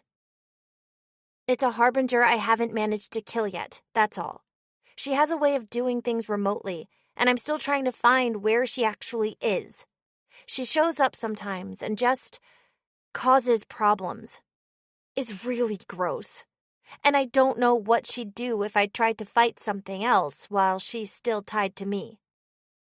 I don't sense anything tied to you right now, Aisling says. I was getting to that, yes. Aisling sighs in resignation, raises one hand, and waves in a circle for me to go on. 2 nights ago, the Harbinger tried to do something while I was sleeping. The next day, she followed me home. I wanted to catch her in the act last night, set a trap and hurt her that way. Vyuji was helping, making sure she didn't creep past me or out from me and start eating anyone else at my hospital, and... I wince, scratching at my scalp as the first formless scraps of memory start digging into my head. It feels wrong to even be thinking about this, let alone telling someone else. I skirt around the sharp, jagged edges of my own thoughts, sharing the vague outlines that feel just safe enough to look upon. My plan did something. She's not there anymore, at least not right now. I don't know what happened. It was just like, have you ever had a dream so horrible that it hurt? But when you woke up, all that was left was the feeling of it? Just this abstract impression of something awful clinging tightly enough to you to ruin your whole day when you don't even know what it was anymore? No, Aisling says. But I have asked questions that broke my mind for a while, then lost the answer by the time I put myself back together. Maybe that's a similar experience. She grimaces at some lost memory. I wonder if it hurts her, too. Maybe. I shake my head, shoving whatever happened last night as far from my thoughts as I can. Right then. Right, Aisling mutters, finally sitting back up. And you expect this other harbinger to cause problems for us, too? I have no idea. This was just last night. I doubt she's dead, but I can't tell you how it actually went, how hurt she is, when she'll be back. Well, she sighs. Use your own judgment, I suppose. It's impossible to prepare for everything that could cause problems, especially where magic is involved. I do want help, if I can, I affirm. Say whatever you want about not having done more for your friend. This was mostly my fault. Yes, Aisling agrees. Still, I appreciate it. There's no sense in assigning and holding blame when we could still be improving the situation. Oh, but here's something you should know if we're going to work together on this. I can't communicate anything I know to be false, and I sense spoken or written lies. A quirk of emergence and an aspect of my power, respectively. Sorry. You understand why I didn't tell you that until now. Just, they don't feel great. So please keep that in mind. All right. I do understand. If she was worried I might be the next Tara, it'd be stupid to warn me of her lie detector power before she let me tell my story. But why she's saying this now? I haven't lied about any of it. What did you say your name was? She prompts. Oh, she's been addressing me without a name since we met. She can't lie. Right. Sorry, if I answer that, will you have to tell everyone else or something? Aisling shrugs. Nope. Magic doesn't care about lies of omission. I've had a lot of practice talking around details I don't want to share. Fine. I'm Leodane. And there are no sordid secrets connected to my name except the ones I just told you about. I mostly just don't want my dad to know about this. She'll know that's all true. If I'm telling her everything anyway, I might as well earn any trust I can. Fair enough, she says with a curt nod.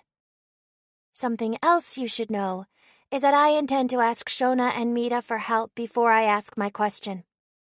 By your own admission, neither of us are the best in a head-on battle. I want backup, not to mention enough keepers around to make us unappealing targets to your stalker, if it gets any ideas. We're already in touch as keepers who go to this school. They should still be nearby. And Shona can speed us around the city, much as I'd prefer someone who could fly or teleport. I stare at her silently for a long moment. Yes, I'm doing my best to fix my own mess, but that's a terrible idea for so many reasons. Like what? Is it bad? Or does it just feel bad because I don't want to deal with them anymore? I'm sure Mita will hate me forever, but I'm not going to repeat what I did to her. I don't need to. Yeah, I didn't think you'd like that. I'm sure Mita won't either. Deal with it. It's the most expedient option. I'll tell her the same if she objects. All right, I murmur. One more thing, though. I don't know if you've heard this from Shona or Tetha or someone, but I've gone by Aina everywhere else since I made the promise, including while I was working with them, and I really don't feel like explaining this to them, too. Shona doesn't strike me as good with secrets. She's not, Aisling agrees. So, if you called me by my actual name while they're around, it might be a problem. Can you use a fake name? Is that allowed? Yep, she says without delay, as if she's already figured this exact situation out well before I brought it up. She probably has. She's probably done every test she could think of on the boundaries of what metaphysically counts as a lie. It's an alias that can be reasonably understood as referring to you, same as I can call myself Truth Lantern. All right, please do that then. But I am in. Great. I'll call them now and then we can get to work. And then, as if on cue, The bright light pouring in through the classroom windows behind us flashes blindingly, enveloping everything around us in stark white for just an instant. It's as though a bolt of lightning had struck right outside. Yet no crashing boom or roaring thunder follows the flash. Instead, after 5 or so seconds of tense silence as Aisling and I look at each other in anxious knowing, both of our cell phones chime at the exact same moment. Just as simultaneously, we pull our phones out together to confirm what we've both already realized. Emergency Alert System, New Claris authorities, celestial warning for your area.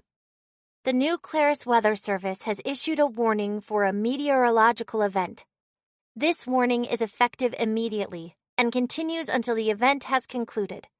Citizens are advised not to observe this event under any circumstances, no matter the precautions taken. Warning issued for solar embrace. When we step out into the now empty courtyard, the sky is burning. All the world around us is flooded with an overwhelming radiance, enveloping everything with its harsh, almost surreal white glow. 6 massive loops of white flame have emerged from the sun. As they shimmer and whirl and roil, painting spans of the sky blinding white in their wake, they expand, growing unevenly in size and width, and then, one at a time, unhinge from the sun at one end. They reach out and stretch across the sky from horizon to horizon, and there they stay, like the tentacles of a celestial octopus wrapping itself around the world. Smaller solar flares dance along their length like electrical sparks. "Eyes to the ground," Aisling hisses. "Keepers can still end up eyeless." Yes, I know. I rip my stinging eyes away from the sky and shield my face with my arm. We cower in the shelter of one of the school's awnings, where a fragile shard of darkness still persists. Other than us, not a single student remains. They've all either made it home already or retreated into the school building. Ugh, it really has the worst possible timing today. You don't have parasols on hand, do you? Nope, sorry. Ugh. And until recently, I wasn't leaving the hospital enough to even bother having one. My old one is probably still sitting in my closet back at home. No point in waiting for it to stop at this hour either. Unless you want to postpone? When it gets like this, it usually doesn't calm down until sunset. A few tiny patches of shade survive the harsh glare of the tendrils above, but they shift and shudder and varnish all too quickly beneath the sun's twisting, coiling limbs. Can't. What if Isobel's in trouble right now and dies in the next few hours? Well, nothing for it. That's simply the nature of the sun. It warms our days and wards away the night, giving us just enough to substantiate the rosier side of its tarot symbolism. But in exchange, every so often, working on some schedule only it knows, it smothers us in its embrace. Something everyone knows about, but never dares speak of. No one wants to talk about it anyway. After all, once we've taken every reasonable precaution, it's easiest just to put out of mind the troubles we can neither control nor predict until the very moment they're upon us. Just like how all my old friends put me out of mind. It helps us hide from how powerless we really are. Falling Ever Deeper. Part 6, Chapter 1. No one else in sight dares to step outdoors beneath the harsh dancing light, but the absence of people hiding and running for cover doesn't make the display any less eerie. I've never been outside during an embrace before. I hate the sun enough on normal days. I transform as soon as we leave the building, just because it feels like an extra layer of protection from both the sun and the duo I never expected to work with again. If this does turn out to be a harbinger situation, should we make a plan ahead of time? Or, no, that's going to depend on the harbinger. but at least figure out what we can do together? I ask. Shona sort of just charged in last time. Yes. Aisling nods slowly. Never let Shona make your plans. Let's wait until we've got everyone, though. Right, I say. Just then, yet another dumb thing I've done, or rather, actively chosen not to do, comes to mind. Your school doesn't have any canes laying around, does it? I ask. If they're anywhere, they'd be in the nurse's office, all the way down the first-floor hallway on the left. All right, thanks. I'm not expecting much, but it's worth a try. I dash in through the now deserted halls, search the empty office and its supply closet, and don't find anything useful.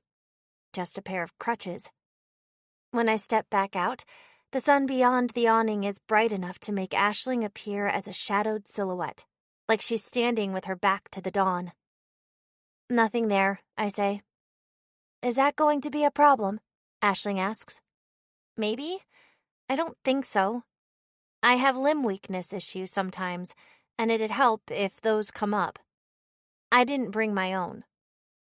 Aisling bites her lip like she's trying to hold something back, then gives up and says it anyway. Why not? Because. We just went through this, okay? I didn't think I'd need it for anything here, and I'm not very smart. You have a complex that's caused you to do some very specific stupid things. That's different, she says. Maybe. I really don't see how. It doesn't matter. I can push through a health episode with magic if it comes to that. I turn my gaze back to the ground, apologizing in my head to whichever random people will pay for my bad legs. If they ever turn up and ask me for the autographs they're owed, I'll give them something special. I don't know what yet. Aisling! Hey! A familiar voice hollers soon after. Shona, already in her regalia, comes tearing into the courtyard. There's just one thing different about her. She's wearing a pair of shades. She surfs up the central ramp without slowing down at all and jolts to a sudden stop just beneath the awning. I dart to one side to make way for her, while Aisling just looks up and raises a hand. Mita, a white baseball cap perched on her head right above the armored band which crowns her brow, follows close behind, slowing to a reasonable rate and running up to join us in the shade of her own power. She probably doesn't want to scratch up her own school. Wait, why is she still here? She immediately asks, casting me a sidelong glare. Sheltering from the embrace? Shona suggests, tearing her sunglasses from her face and sweeping her arm to the side to strike the most dramatic pose she can manage on short notice. She's got the inside scoop on whatever we're meeting up about and wanted to fill us in personally? Or... She trails off, staring at me with wide, eager eyes. Then she squints and breaks her pose, dipping her head as one of the sun's limbs trails down beneath the horizon, reflecting off the school's glass facade and ruining our shade. Let's talk plans inside, though. Let's. I duck back through the doors and into the nearest hall, away from the wildly flickering shadows in the entryway. The others quickly follow, with Mita trailing slightly behind as she pockets her cap. I'm coming, yes. I thought Aisling would have mentioned me when she called. Why didn't you? I ask her. I wasn't sure you'd show up if I did. Aisling directs her answers towards the newly arrived duo, shrugging broadly. I'd sure have asked why she was here, yeah. Aisling, do you know what? Mita starts. Hey, wait a second. You don't really need to, Shona stammers. I know. Aisling raises her voice enough to cut them both off. Yes, I know what she did. All of it. I'm fairly confident. It was pretty bad. But you got better. She's sorry. And we're very likely here to save my best friend's life. Ina is closest to the issue. So would you get over it long enough for me to explain what's going on? She says, returning to her usual flat, slightly interested tone. Mita rises her palms and takes a short step back. Okay, sure. Sorry. I still think we should have known. And I'm not making this a regular thing, I say, as soon as I see Shona opening her mouth. There's an emergency. Fuck. Would have been so cool. Shona grumbles as she leans sideways against a wall. Like when we last parted, she sounds intensely disappointed without being surprised. Are you really, really sure? Both of you? Look, Shona. Ina, you too. Didn't we agree on this like an hour ago? Mita asks, gesturing vaguely in my direction before she turns back to Shona. I'm doing my best to play nice here, but every time this comes up, you start talking like you care more about making a big, cool, famous team than whether it's safe for anyone to be on that team. Does it really not bother you at all that she almost ate me? I freeze, but say nothing. What's there to say? She's right. Shona winces, waving an arm as she loses her balance for a moment. It sucked, I know. It was really bad. But that's not really how it was, Mita says bluntly. Aisling taps me on the shoulder. In her other hand, she's wound a few new locks of hair between her fingers. Ina, I wasn't going to push you on this, but I'd rather this not fall apart before we've even started looking for Isobel. Would it absolutely kill you to tell these two what you told me? She half whispers. Which part of it? I ask hesitantly. None of the things she could mean are good. None of them are things I'm here to talk about. You know, the part that makes you kind of make sense, she says. And none of them would make me feel any better if I were Mita. Why would that help? Aisling just smiles thinly. Trust me.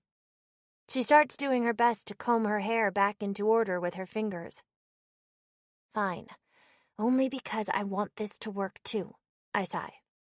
Since I guess I'm doing this just whenever now. Do it, 'cause it's a good idea that will make things easier for you, Aisling insists.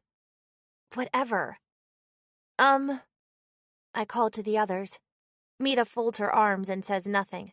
Shona glances my way, pleading with her eyes for me to say some magic words that will fix everything. Sorry, Shona. If I had that power, the world wouldn't be so terrible.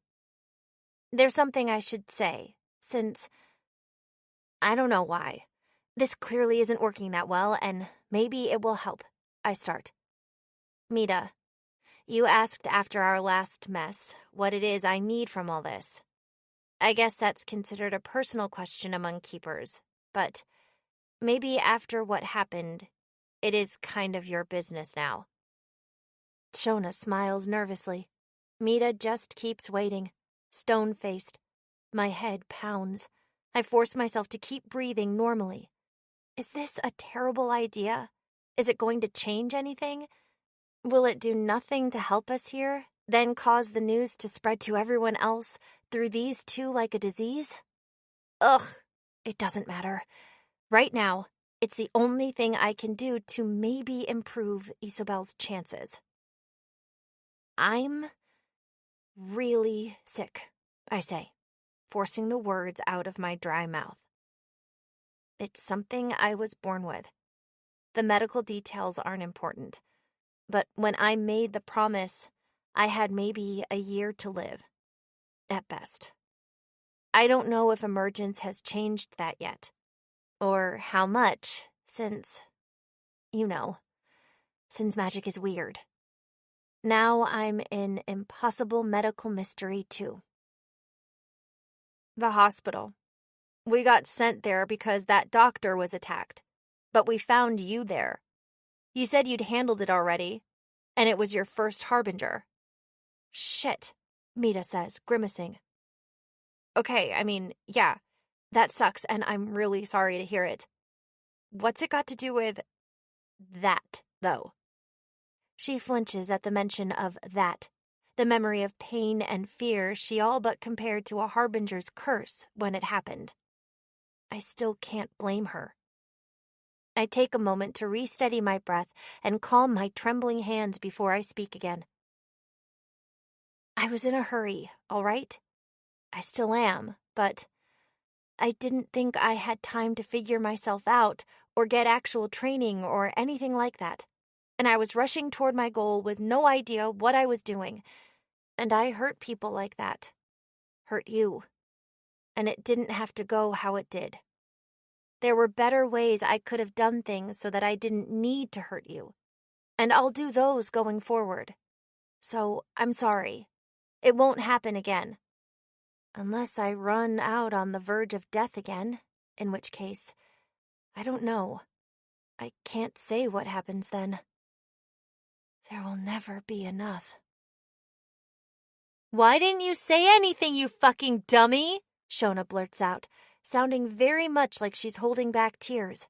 She bounces off the wall and rushes toward me, gripping my shoulders as she looks into my eyes. Nothing we need from this is that urgent. I kinda got my dream satisfied just by being a keeper. I know there's kids who have it way worse than us, so you could have had the whole monster we killed if you just told us this.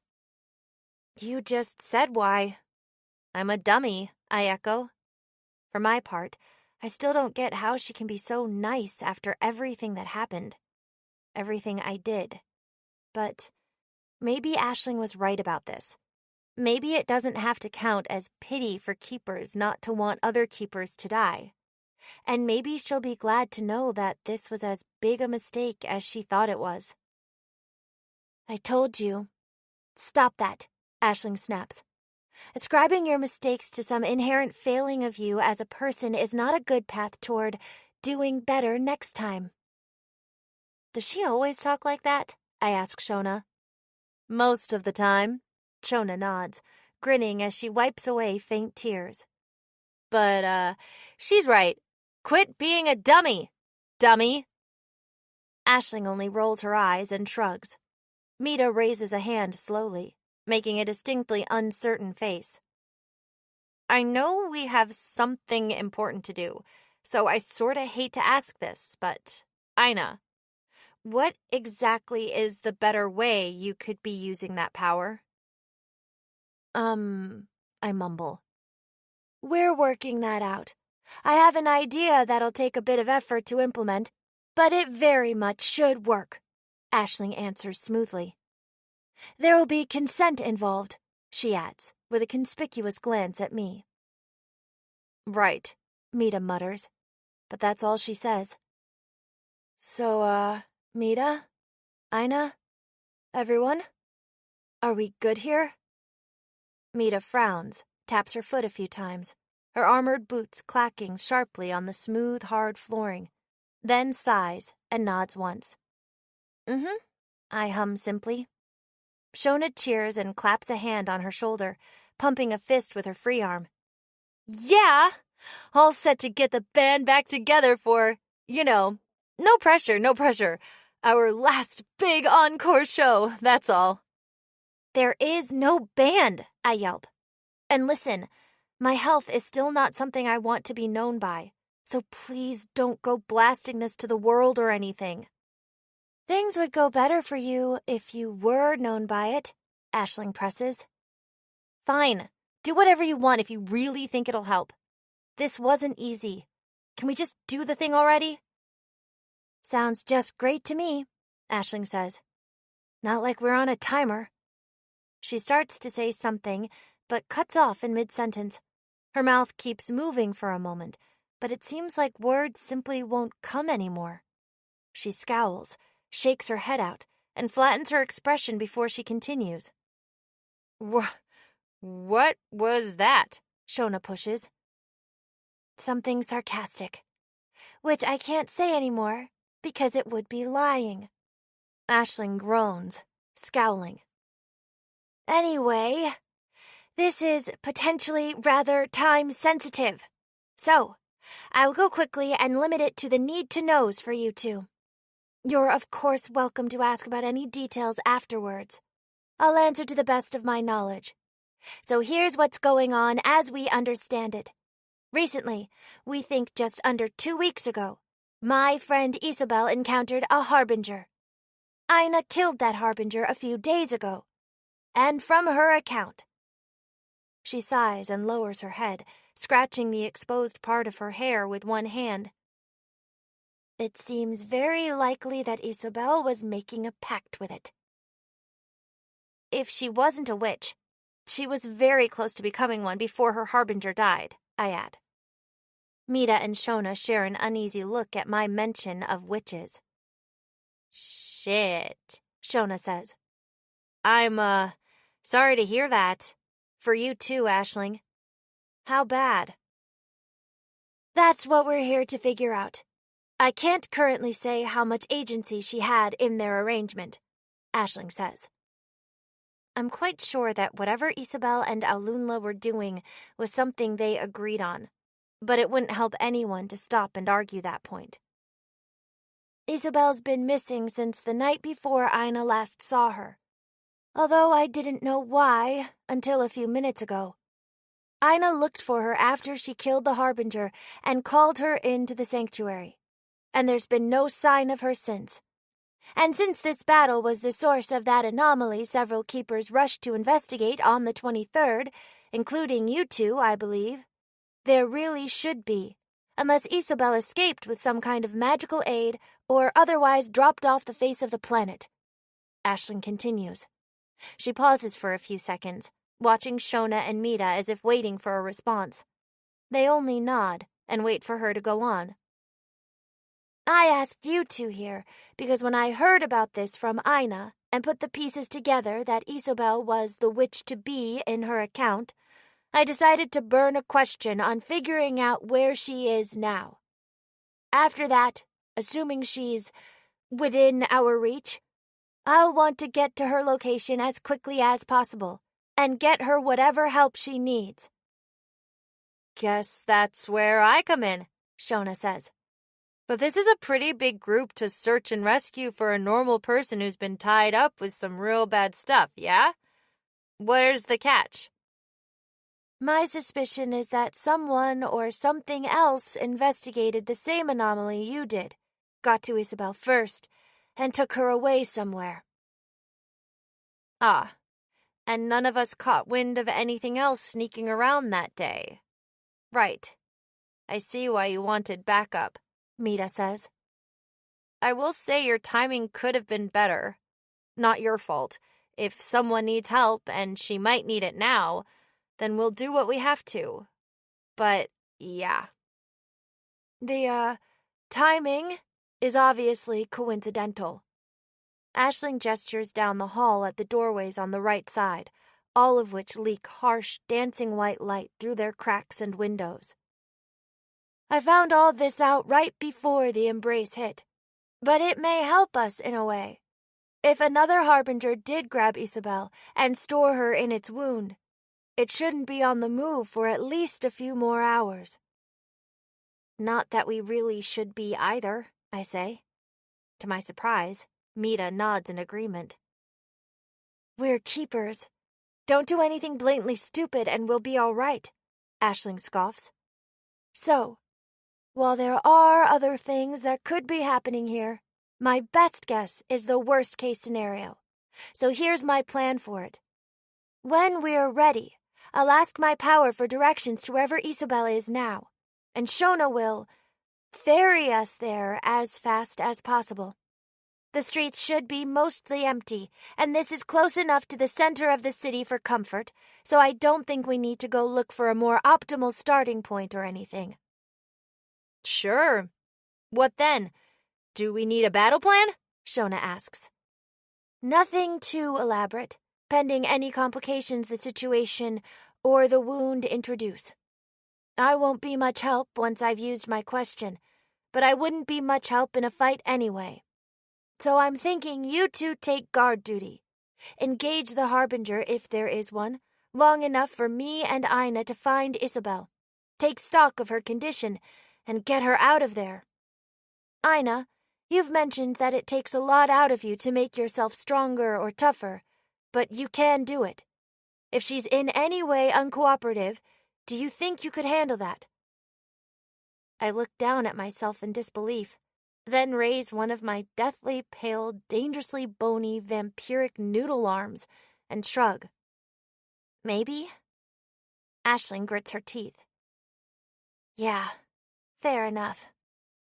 Do you think you could hold her in one place long enough to get a sanctuary response team to us? She presses. Maybe, I repeat, slightly more confident on that front. Although, it might get really unpleasant for her if I need to do anything stronger than literally hold her down. Aisling's mouth twitches into a grimace, but she quickly smooths her expression out. If there's no other option, do what you have to do.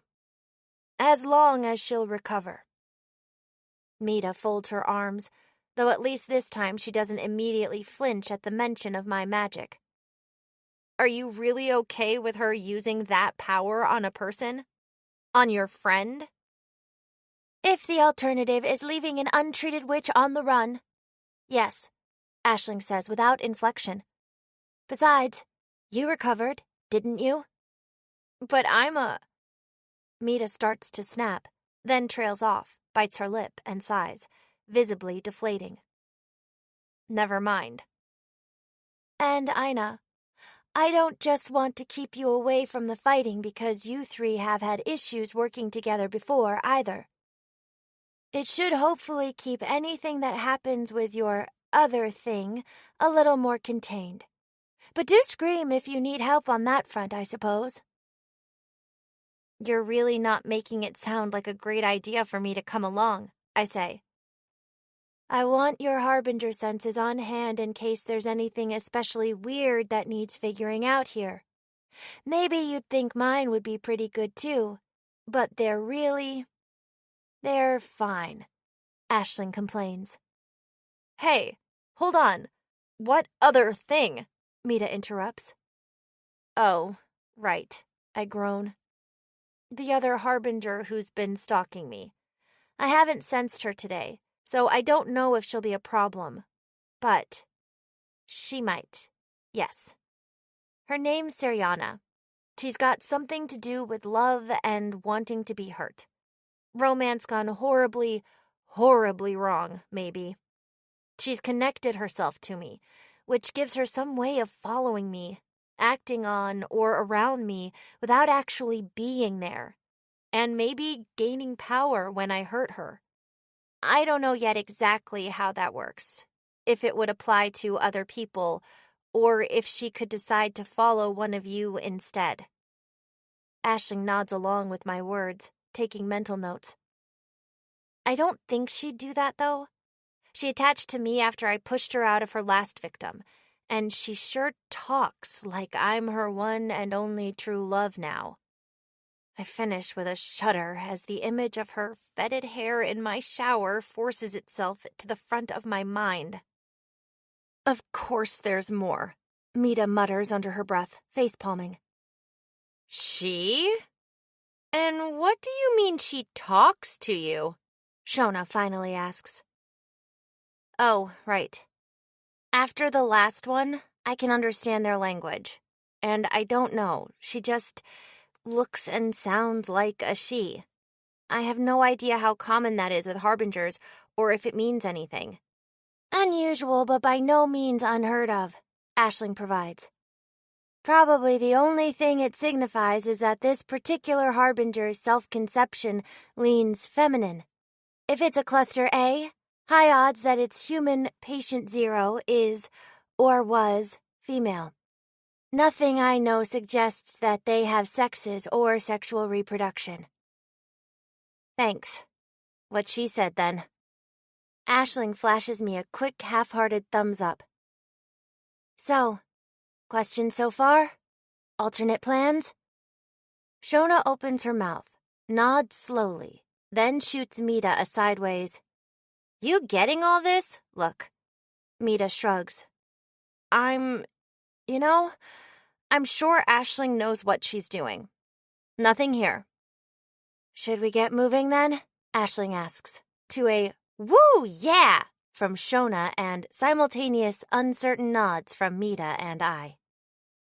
Oh, hold on though. Not quite yet. Just remembered something. Shona goes fishing through a barely visible pocket on her own dress, rummaging around in what seems like far more space than an actual garment could contain there. After a few seconds, she withdraws a white visor cap and another pair of sunglasses. Got you guys these for the, weather. Or, well, we got them for Aisling. We were in a hurry and couldn't decide if you'd want glasses or a hat to put under your hat. So we asked for both, and they just gave them to us. Keeper privileges, yeah! She cheers again. We didn't know we'd have one more. Sorry, Ina. So, I guess you two just decide which to take between yourselves? She shrugs and hands them off to Aisling. Huh. Aisling huffs. Thanks. I want the glasses, I say immediately. Aisling shoots me a look of protest. Just like that? It's not exactly a meaningless cosmetic choice. The glasses are much better at actually shielding your eyes, especially when the sun's coming from every possible direction, she gripes. That's why I want them. The sun and I don't get along on nice days. I mean, I've been managing with a visor, Mita says. Neither of us acknowledge her, unwilling to break our stare down. You know what? Fine. Let's not get held up any more over this. Aisling tosses the glasses at me. I fumble them in both hands for a second, but do basically manage the catch. Really, I'm just happy I never have to wear glasses again. They're super annoying, she grumbles, not sounding the least bit happy about it. I'm glad this works out then. I take the win and put the glasses on under my hood, while Aisling fixes the visor beneath her beret. You know, if you don't want to worry about running through the sun for quite so long, and we want strength in numbers on whatever this thing is, we could maybe call up the Seraph before we roll out, Shona suggests, grinning madly. Just fly wherever we need to go. It'd be a way nicer ride than my stupid thing, right? That's a bad idea, Mita says instantly.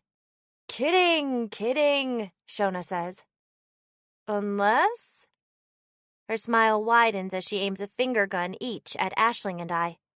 Aisling glances between us, poker-faced as ever. I pull my hood down as far as I can without covering my eyes. No one else breaks the horrifying silence. Are you seriously asking me about this? I mutter when no one else says anything. Was she expecting me to say something different? I already don't want to be in a group this size, with this much star power running around. Shona, this sort of thing is why I went ahead and made the plan on my own, Aisling sighs, sharing a brief glance with Mita as she does.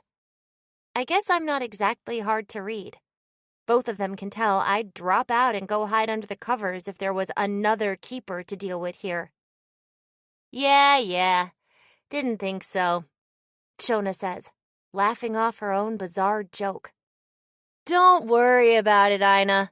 I was just fishing for the off chance you got all blushy and did want to hang out with Roland. Would have been a super cute gap effect, you know? Gap what? I ask. I really don't know what else to say to that. You know, like on TV, when the scary gangster guy really loves candy and kittens or something. Like that. I don't really watch TV. Sorry. Sure. Anyway, don't worry about it, she says. And that's it. No confused pity. No, what? How do you live like that? Do you know anything about anything but tarot and obscure medical problems? I don't really understand how any of this conversation happened, but I guess it could have gone worse. In that case, Mita adds after a moment, you should know that thing with the finger guns is her sign for, I'm making a dumb joke right now. Shona grins again, a bit sheepishly this time, and scratches the back of her head. Ah, good point. It's a thing a character I played used to do. Oh, I say blankly. Was she on TV? I imagine that's some type of big deal, but I don't really know. I don't know her world any more than she knows mine. I'm still surprised you want any reminders of that, honestly, Mita says. Magical guardian Camellia is dead, and screaming him Shona stole these finger guns off her corpse. Anyone who wants to tell me they belong to anyone but me can fuck right off, Shona shouts cheerfully. Right. Well, anyway, even if I were worried about stumbling across the boy of my dreams, he wouldn't be like that, I add. I don't believe any person can actually be the sort of blindingly bright idol the Stardust Seraph acts like. I don't think he can possibly be real. Oh, he's very real, Aisling says in a tone even drier than usual. Mita's eyes look in my direction, but seem to stare past me, fixated on a point far, far away. Ever met someone who made you question whether you were even cut out to be a girl? What? I can feel a bead of sweat trickling down my neck. Like, next time you looked in the mirror, you wondered why you even bothered? She smiles lightly, but her eyes are totally vacant, as if resigned to a cruel fate. I have no idea how to respond. I mean, Mita always carried herself a little rugged, but while I'm no expert, I would never say she didn't look really good. Surely better than me, at least. I look like a decently well-dressed corpse. Yeah, that's rough. Aisling lays a reassuring hand on Mita's shoulder. I mostly just stopped trying. It's a lot to keep up with when you have other stuff to do, she says, rather pointedly. Yeah, Roland is a total hottie. Shona jumps in, throwing an arm around Mita's back, causing Aisling to stumble back as her place is usurped. But don't you worry, Mita. You're super cute just the way you are. I mean, can't find many gals as into swords and swinging 'em as you, eh? Any guy would be lucky to have you. Well. Mita takes a breath as though steeling herself, then raises a clenched fist and cries out, Damn right! If he can't cleave a rubber dummy in two with one swing and doesn't know what I'm talking about when I say, end him rightly, then I don't want him anyway. Yeah, that's more like it. That's the Mita I know and love. Bring the hype! Shona exclaims in a frenzy. I have no idea what's happening anymore. I look to Aisling for guidance, a helping hand to rescue me from the stormy sea that is these two's conversations. But I can tell from her tense shoulders and narrowed eyes that her patience is beginning to wear thin. Hey, Aisling interjects, her words sharp and clear as crystal. I don't mean to be a buzzkill, but there's a life on the line. Can I ask that we focus on the crisis at hand? Oh, yeah, of course. Mita instantly collects herself. Right, Shona replies. Anyway, sorry to drag us off track again, Aisling. I think we're all good. Okay, then. Let's get started.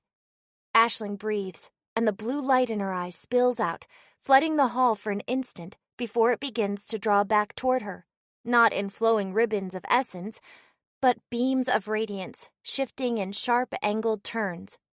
They leave trails in the air as they move, as if drawing or writing on the sky, and soon wreathe Aisling in a veil of tiny, interconnected geometric glyphs. Not harbinger sigils, at least not quite. The shapes are all wrong, and I can't pull any meaning from them. Finally, they collapse into her and vanish in another bright flash.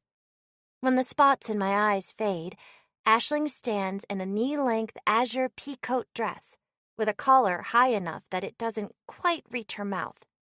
It's fastened with 6 gold buttons, each etched with their own tiny glyphic designs, and flares slightly out beneath the waist. Her beret remains in place, unchanged. It's all understated enough that I could almost mistake it for a very well-made, ordinary coat, if I hadn't just watched it blink into being. I can only imagine she wants it that way. Shona, how are you with directions? She asks. Pretty good. Great. We don't know if this will lead us to an actual landmark. Try to follow along with these. They won't go anywhere. I'll still have them in my mind, but we'll want to get moving as quickly as possible when I'm done. Yep, gotcha. Okay. What is the fastest path I can take from here to Isobel Frayne's current location? Aisling asks the world, in a voice that echoes faintly through the hall. There's no sudden weight in the air, no sense of building power at all. The light in Aisling's eyes simply narrows, forming patterns of glyphs that flash and scroll over them. Leave the school through the front courtyard. Left, right, right. Onto the expressway and straight into the Weald from there, through the northern forest trails to... Wait, what? She mutters as the light starts to fade. That doesn't make any... No, it's the answer, whatever I think of it. Think about what would make it make sense. She scolds herself. Is something wrong? Mita asks, scrunching up her forehead as she watches Aisling's face for an answer. Think while we move, Aisling hisses, still to herself, and starts back toward the front hall. It worked. Let's go, everyone. She's at Missing Lake. I've been there once. It's a place tucked into one of the empty, woodsy parts of the Weald. Bit of a destination for camping or swimming, far enough away from anything else that no one randomly wanders by it. I just have no idea what anyone would be doing there during an embrace. Has your friend been there? Maybe she's, I don't know, hiding out somewhere pretty, Shona tries. No. Isobel's... That's one of the last places she'd choose. She hates water, Aisling says. I'd moved to follow Aisling when she rushed for the door, but that stirs something in me. A memory. A set of words carved into my soul, now that their author is part of me. A lake will work best.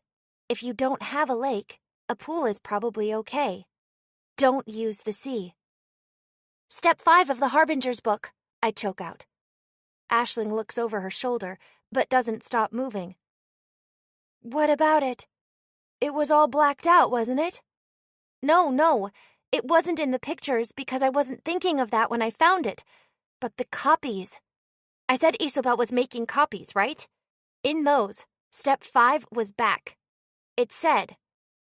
Fear races up and down my spine, and alien memories squirm like living scars through my mind as a torrent of breathless words pours out of me, then stops abruptly. Stay under the water. Hold yourself there no matter what happens. If you breathe in, you lose. If you come up for air, you lose. If you think this might be hard for you, it's okay to find something heavy and hold it while you dive. You can exhale if you want, but don't rush it. This shouldn't feel fast or frantic. It shouldn't hurt.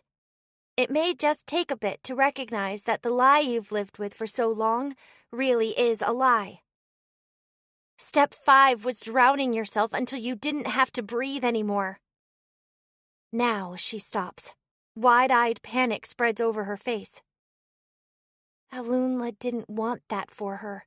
That's why it was blacked out. But I don't know.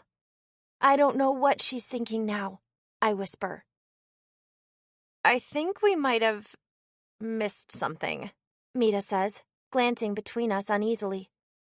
Aisling bites down hard on her lower lip and shakes off a full-body shudder. Aina, you're completely certain her Harbinger is dead? Yes. Then it doesn't matter. Outside the need-to-knows, she says, leveling out her voice enough that it only wavers a little. But we should get moving right now. Shona, hold me and I'll give you directions if you don't know where we're headed. You two, follow us. Shona hops outside, fires her finger guns into the sky, pointedly without looking at it, and waves for us to join her. The other two follow, Mita a little more hesitantly than Aisling, and right before I leave the awning's unsteady shelter, for only a moment, I smell something putrid on the breeze, like the fumes of a rotting carcass wafting off a shallow grave. Just one step into the sun's embrace, however, and it's gone without a trace.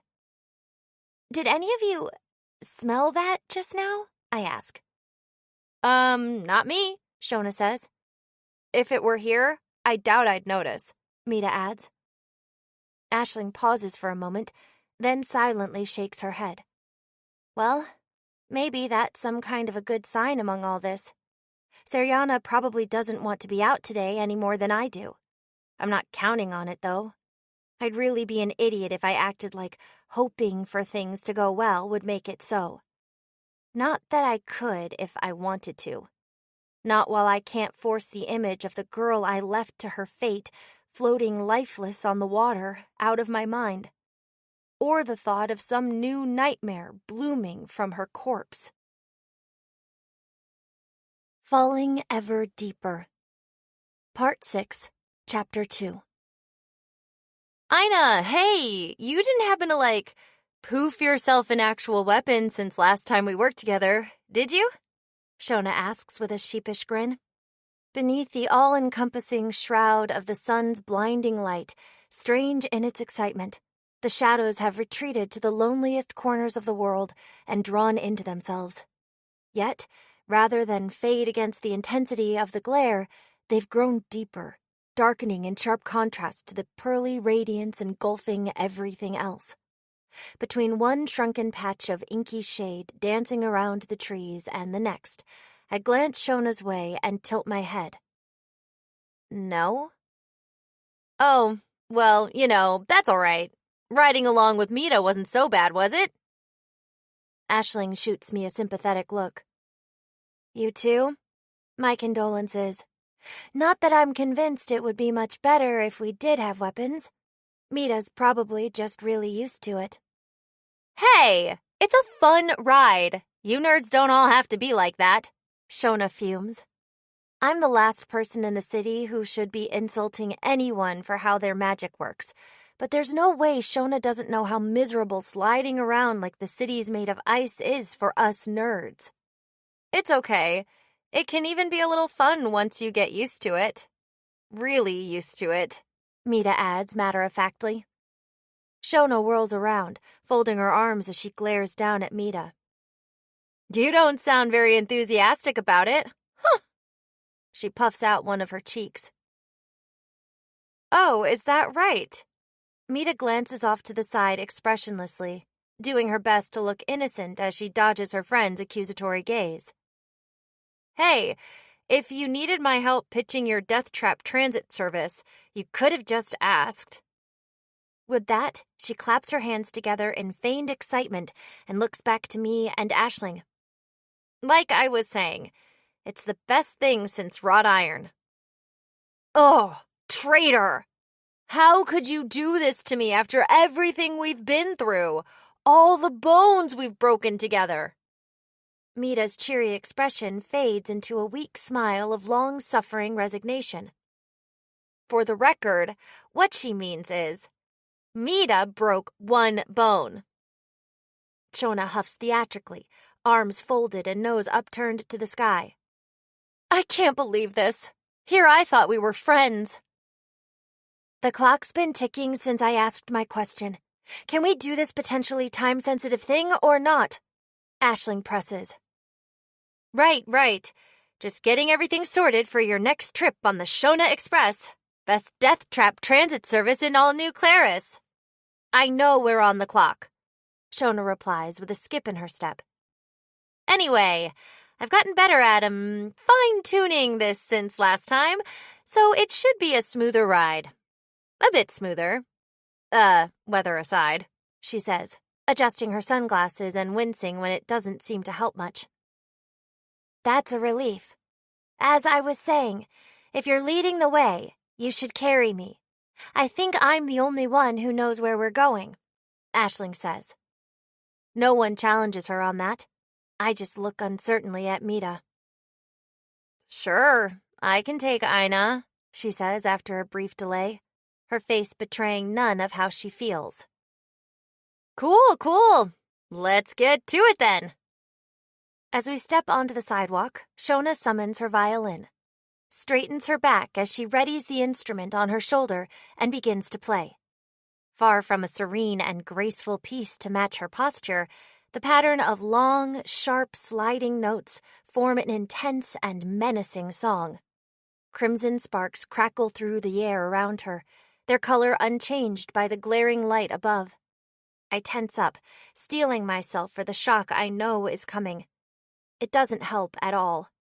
I yelp and shudder when it bites through me a few seconds later, and even that slight motion is enough to send my feet skidding along the ground. Aisling flinches and scowls. Mita merely winces for a split second before she reaches out and grabs my arm, and Shona's only sign of discomfort comes when she drops her violin, which clatters to the ground before bursting into a shower of red light, and tries to smooth out a few rogue strands of static hair as they rise. It doesn't work. All right, girls, let's make our nameless, themeless, totally not a team's, definitely last show a great one. Shona cheers. Yep, Aisling says tonelessly, but for a hint of anxious urgency that's been slowly creeping into her voice since the very moment she learned Isobel and I crossed paths. I keep quiet. Now that there's nothing for me to do but wait and see just how bad things are, I'm back to running through the worst-case scenarios in my head. I'm not sure what it says about me or the world that I can't quite decide if it would be worse to find Isobel dead or charge into the wound of a harbinger born from her soul. Some part of me thinks any kind of life at all must still be better than death, but no, that's insane. Your fawn wasn't anything like Mr. Enfield. I didn't eat him when I killed it. I'm sure I didn't. Harbingers aren't the people they came from any more than those horrible parasitic wasps are the caterpillars they crawl out of. No, they are. It's more complicated than that. They take a lot more from those people than food. I don't know. It doesn't matter. Both outcomes are awful, and I should be thinking about how to keep it from coming to that. But there's nothing I can do except hope. Not now. I could have killed Alunla when I first found it, but I didn't. So here we are. Yeah, that's about right, Shona says wistfully, looking over the expressions of the gathered keepers. Maybe we'll feel better after all this is over. She skates off into the streets with Aisling in tow.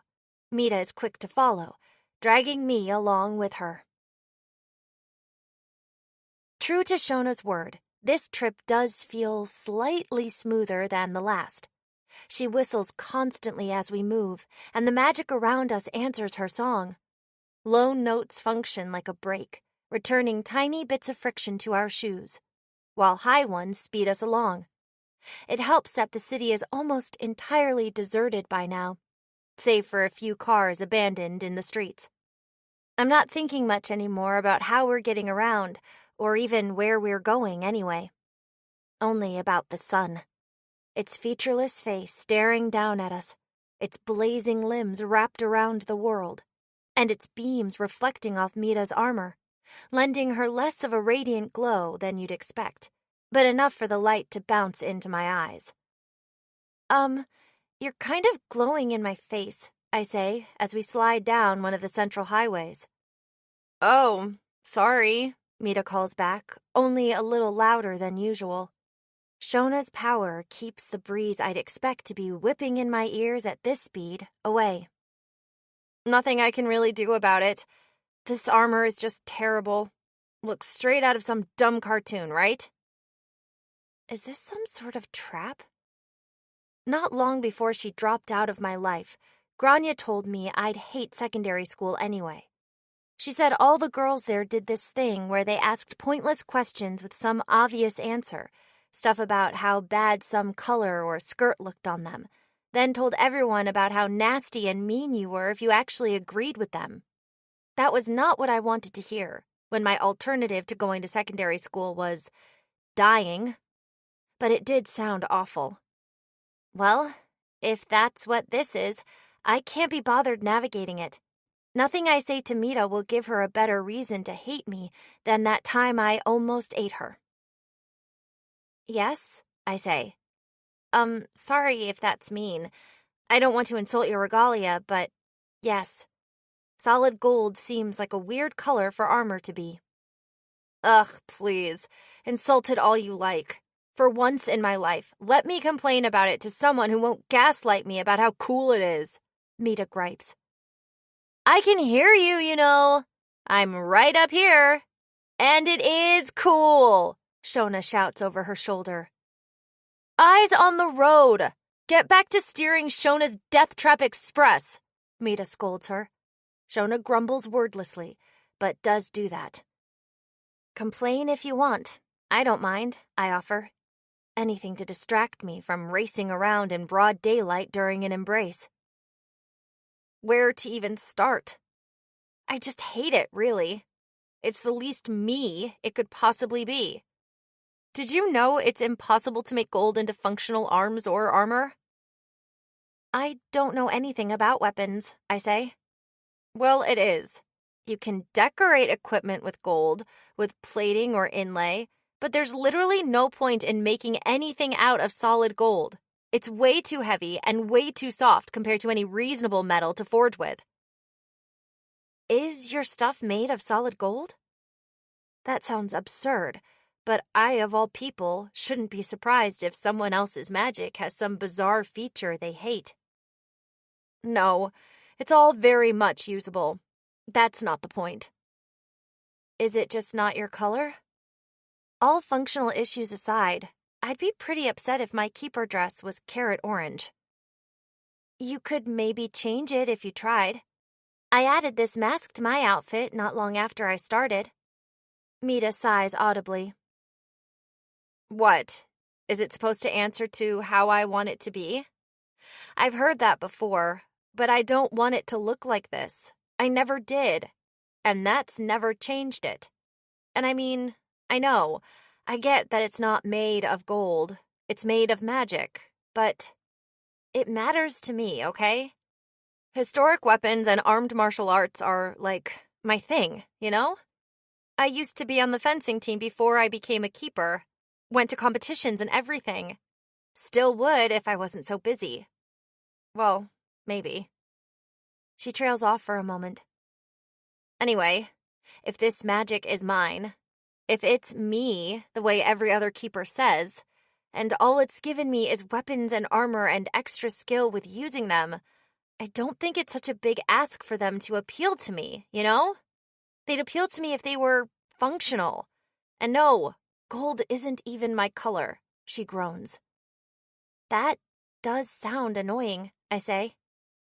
The conversation stalls out as we wind around a street corner, then up the ramp to an overpass heading south, which we slide up without slowing down at all. It's probably a lot worse for you, isn't it? Mita muses faintly, once the road ahead straightens back out. Her voice is light, yet still carries on the breeze rushing past us. What? That drags my attention away from the painful light above. You know, getting saddled with a power like yours, I mean, she continues, after I let the silence hang for a moment. You can't have asked for it to be that way. It's pretty miserable, I agree. I didn't want anything about my magic to be what it is. Ryuji keeps saying it'll make sense eventually. I'll find some way to make it what I want it to be. I don't really believe her. Or maybe I do. I'm never quite sure. I hate all of this. I hate what I have to do for the slightest chance at living. But if it's really the only way the world could have given me to survive, then I don't know. I'll probably hate it less than being dead. So, Mita hesitates, her gaze turned away from me. Well, I guess I'm sorry for coming down on you the way I did, for as long as I have, Mita mutters. But, I mean, what else could I have done? How could I have known what you were dealing with? You wouldn't tell us anything, And Shona kept saying it would be the rudest thing ever if I asked. Even after you did what you did. It really hurt. Almost like I was gonna die. Of course I thought we should keep our distance. I still kind of do, she says. There's a faint little shudder in her arm. I bite my lip for a long few seconds, staring at the back of Mita's head from beneath my hood. I'm suddenly glad to be at the back of our little convoy. Talking about this at all still makes me want to hide, to run away and never see or think of her or Shona again. But it's not like what she's saying is wrong, or even really bad, and it's coming from the last person I'd have expected to show me any sympathy. No, that's probably Tetha. And the thought that I've hurt other people even more makes Mita's point even better than anything she could have said. You're not wrong, and I've done a pretty terrible job making my case to the world. I understand, I think, I say slowly. And I'm not going to help Shona pester you to join our team or anything. That's still a bad idea, at least until you've sorted whatever it is you have to do out. But I'm pretty sure you don't even want that, so let's just make sure this time goes better. She finally turns back to look me in the eye, the shudder in her arm completely stilled. Sound good? I agree. Things go quiet again after that. I don't have too much time to process any of it, though. Too many other things weighing on my mind. This is still my first time being out during an embrace. I've always spent them hiding in the darkest place I could find. It's not that it's uncomfortable in the same way as a regular too bright day. It absolutely is, but I could pull my hood over my eyes and live with just the blinding radiance slicing through the sky. The temperature hasn't even changed much. No, the worst part is how impossibly, inexplicably alluring the sights above have become. Whenever I look to the other three keepers, between still too sharp turns around street corners, they don't seem especially shaken. I suppose they have better things to focus on. Shona and Mita are busy steering, while Aisling barks directions. Only I'm just dragged along for the ride, with nothing to do but wait and try not to look too far up. I've heard the same things as everyone else about how important it is to never observe an embrace directly, for any length or by any means. Photographs are safe, though they tend to come out abnormal. Telescopes, mirrors, and live recordings are not. I never got why those warnings would need to be repeated so much, unless it was one of those stupid things normal kids dared each other to do. Looking at the sun on normal days is bad enough. I guess you have to experience it yourself to really understand. When I first stepped outside, right after the embrace began, I just had to see it. I had to know what was happening, see it as more than its harsh radiance flooding the world, and the burning pain of its light in my eyes somehow wasn't quite enough for me to flinch and pull away until Aisling reminded me. Even having just felt that pain, holding the worst that could happen fresh in my mind, the sun still calls to me, drawing my gaze along the radiant trails of its 6 shapeless, spiraling arms. And the longer we race through the streets beneath its light, the louder its call grows. The more I start to feel like it's speaking to me, offering to share some great secret with me, if I would only throw myself into the sky. Have you ever wondered why you are? What is the sun? What is the world? Why is everything the twisted, nightmarish way it is? Why do harbingers exist? Why do parasitic wasps lay their eggs in caterpillars so their spawn can eat them from the inside out? Why do plagues wipe out entire cities by making everyone rot to death? Why do little girls die from untreatable illnesses that snatch away everything that makes them smile bit by bit? How do we all just Live with it. Drown yourself in my light. The sun's imperative call whispers wordlessly. And I will show you everything. The eyes you offer up to me will forevermore see as I see. But I don't want that. I don't care. I don't. I insist to myself over and over. I just want to live as myself forever. And unless whatever it has to say about why life is so terrible would help me make that happen, it's no use to me. And it wouldn't give me what I want. There wouldn't be any me left to have it. I already know the price it's asking. Halfway to our destination, it even reminds me of that itself. Soon after we enter the Weald, where the many trees shading the thin street still don't do much to keep the light at bay, Shona lets out a long, low whistle, bringing all of us to a surprisingly easy stop. "Something the matter?" Mita calls, releasing my hand the moment she can do so without sending me flying. Fine with me. "Yeah, over there, a little ways into the woods," Shona points. "Is she all right? Should we do something about it?" I don't see what she's talking about at first, but as I tighten my hood, take a few steps closer, and peer through the trees, someone's there. A woman, I think, standing tall in a bright patch between the leaves, staring up into the sky. She's facing away from us right now, but I know what I'd see if she turned around. "No," Aisling says. She clenches her teeth, crosses her arms over her chest, and sighs. "Keep moving. There's nothing we can do." "Yeah, I guess I know. I know," Shona says, shoulders sagging. There's at least a few of them every time this happens. People caught out too far from shelter when the sky bursts into flame, or simply swept up in the embrace's pull before they can rush to safety. I'm not sure if it's always right to call the eyeless casualties, but it probably is. Some stare into the sky until they waste away. Some are dragged indoors by rescuers or emerge from their burning reverie when night falls. But those will spend the rest of their lives in the sanctuary.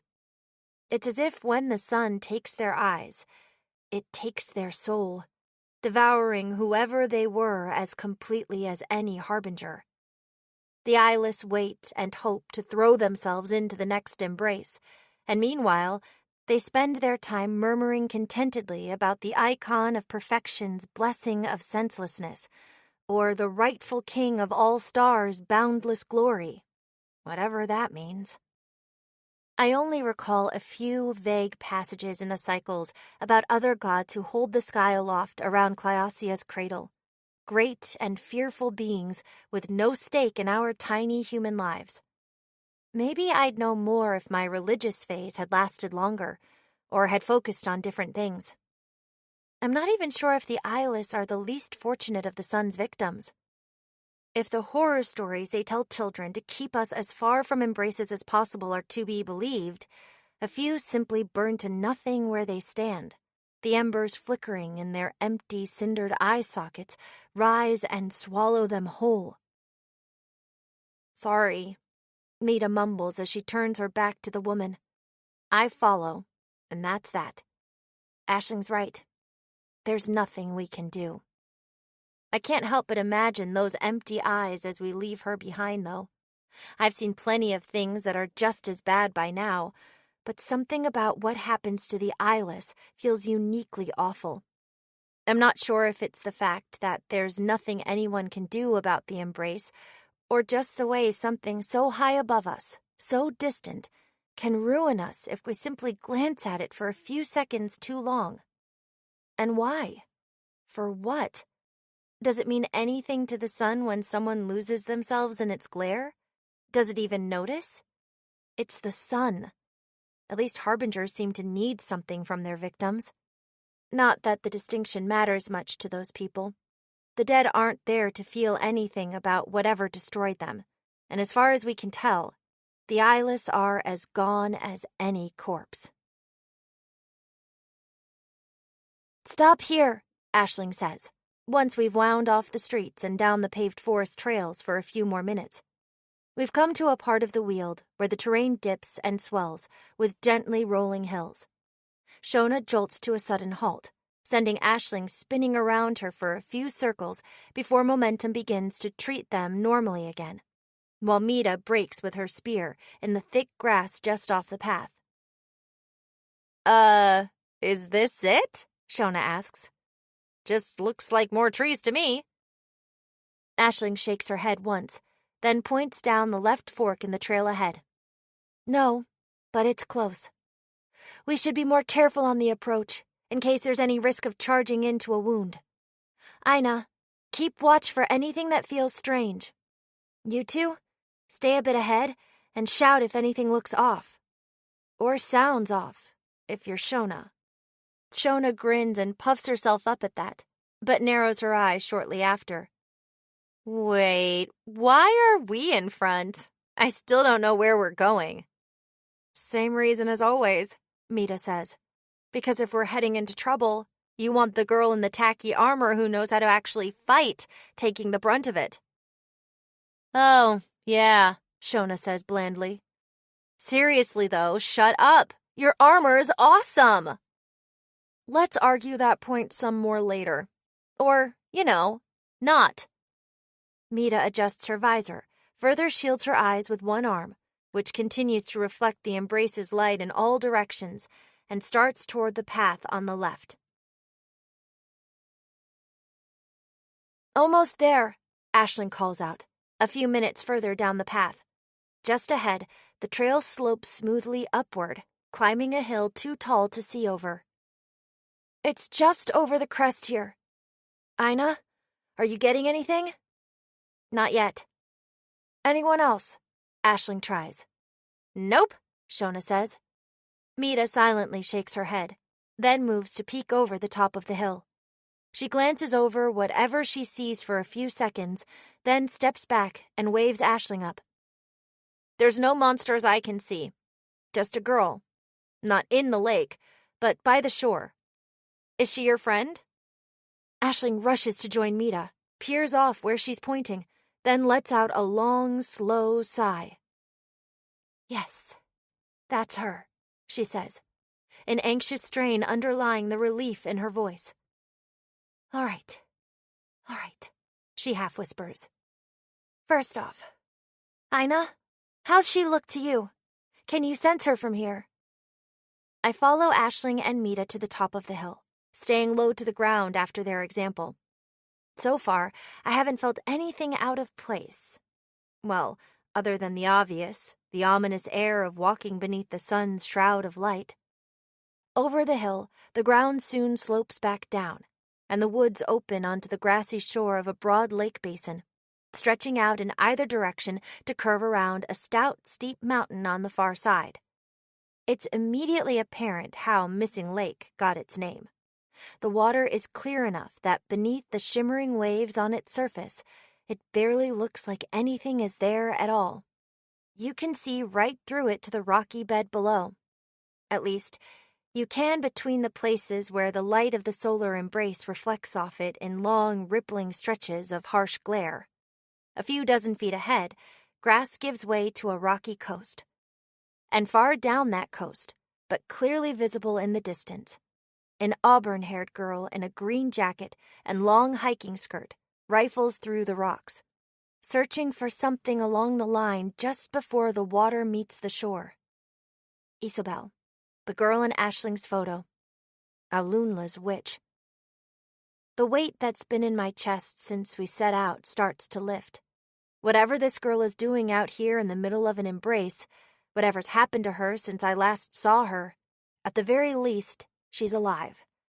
But I can't relax just yet. I reach out with my soul's senses, but those are the same senses the sun whispers to me through, and I don't know how to focus them directionally. I've always just opened them and taken in everything in my general area, with one complicated exception for the way Irakia interacted with the idea of space. I don't plan to find out what would happen if the sky stole my full attention. I pull back into myself until I can just detect Isobel's soul, her lingering corruption and her health, which still feels untouched. I can't get the full details from here. The embrace is making it hard. But she feels about the way she did last time, corrupted without being damaged, if that makes sense. Corrupted by the same harbinger? Aisling asks. Not sure. I don't think so. Wouldn't make sense. But I don't know how long a harbinger's stench can linger. Okay, she murmurs. I'm going to see if whatever's going on is the kind of thing we can talk out. You three, wait here. Stay down. Be ready to intervene if anything fucky happens. I've got to try this, but I don't want to take chances. Gotcha! Shona stage whispers back. Mita and I just nod. With that, Aisling stands, takes a long, deep breath, and strides onto the shore. The rest of us press ourselves to the ground, wait, and watch. Isobel? She calls hesitantly. Hey, Ash! Isobel answers immediately, without once looking up from the rocky riverside. Her shadow, hiding close to her body the way all shadows do beneath the embrace, grows along the ground, splitting in 6 directions. Within seconds, it's ceased to be a human silhouette at all, twisting into the shapes of emaciated hands, each tipped with 6 too long, wire-thin fingers. Isobel stands as her many shadows unfurl, turning as she does to glare straight up at me. Of all people, did you really have to bring Alunla's murderer along? Falling Ever Deeper. Part 6, Chapter 3. Isobel's 6 limb shadows stand out sharply on the too bright ground, the only shadows holding any kind of steady shape beneath the embrace, but their fingers constantly twitch, as if in pain at their barely visible joints. 2 pairs of arms each crawl along the lake's edge in both directions, digging 1 finger at a time into the rocky shore with an inhuman efficiency, and tossing larger stones aside, seemingly at random. The remaining 2 begin to elongate and slither up the hill, grasping for me with their trembling hands. And as they grow, they carry some distant presence over the basin, something reaching out through Isobel, or crawling out from inside her. Haven't you taken enough from us? Are you here to eat me, too? Isobel spits at me. I duck beneath the hill, glaring wide-eyed between Shona and Mita. Hey, this seems pretty fucky, right? Shona stage whispers with a hectic energy, shooting glances between me, Aisling, and Mita. Ina, is that the harbinger you first found her with? Mita asks. I shake my head.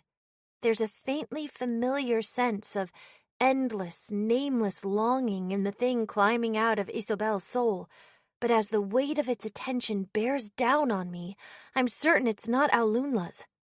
Alunla is dead. All that's left of it is its curse on me. Everyone, stay back, Aisling calls. We aren't here to charge into a fight. The harbinger's awareness shifts to split between me and her. I peek over the hill's crest, where the shadow limbs encroaching on us have slowed their crawl, but not quite stopped, like snakes slowly creeping up on prey. The remaining 4 carry right on, scooping through the damp rocks. Shona and Mita share an uneasy look, ending when Mita nods, draws her spear, raises her shield, and assumes a defensive stance at the top of the hill, squaring off with the harbinger's twitching arms without advancing on it. Shona summons her violin, but doesn't yet take a playing position. Isobel, we came here to help you, Aisling continues. Isobel barks out a bitter laugh. Is that right? What kind of help takes a whole squad of you to offer? Including, again, the girl who just killed my friend. I don't want any hand she's reaching out to me. This is all me, Aisling says. Ina's only part in this is that I heard what happened from her. I'm here because as soon as I heard what you'd gotten into, I burned a question figuring out where you were. They're here because I thought you might be spirited away by some monster who was very much not your friend. Wow, Isabel deadpans. Maybe if you'd done that a little more, a little sooner, things wouldn't have gotten this far. That's not what this is about, and we both know it, Aisling shoots back. I know how much you wanted to be part of this world. Getting a few answers secondhand wouldn't have satisfied me, and I doubt it would work for you either. Not long term. That's why we were trying our best to figure something out for you. Not trying hard enough to just ask why you were keeper material and I wasn't, though. Isabel wraps her right hand around her left forearm and squeezes through her sleeve, hard enough that it looks painful even from this distance. The shadow limbs stretching out around her tense up, curling their narrow fingers as if mirroring her white-knucked grip. Aisling pauses, clenching and unclenching a single fist. Ina, I know what Aisling just said, but exactly how bad does this girl have it? Mita mutters under her breath. I don't know. This new nightmare is far too distant, too detached from anything I understand to make sense of. Meeting its soul's gaze is like looking into the night sky and knowing more than ever that something is looking back. Which feels especially bizarre while the sun is still glaring down at all of us. Bad, I say simply. I'm not sure how I'd tell the difference between a witch or a vessel, but it's clear Isabel is corrupted much more severely than she was before, and by a harbinger I somehow doubt cares about her the way Alunla did. The only thing I can say for her is that it still feels like there's a person beneath all the miasma.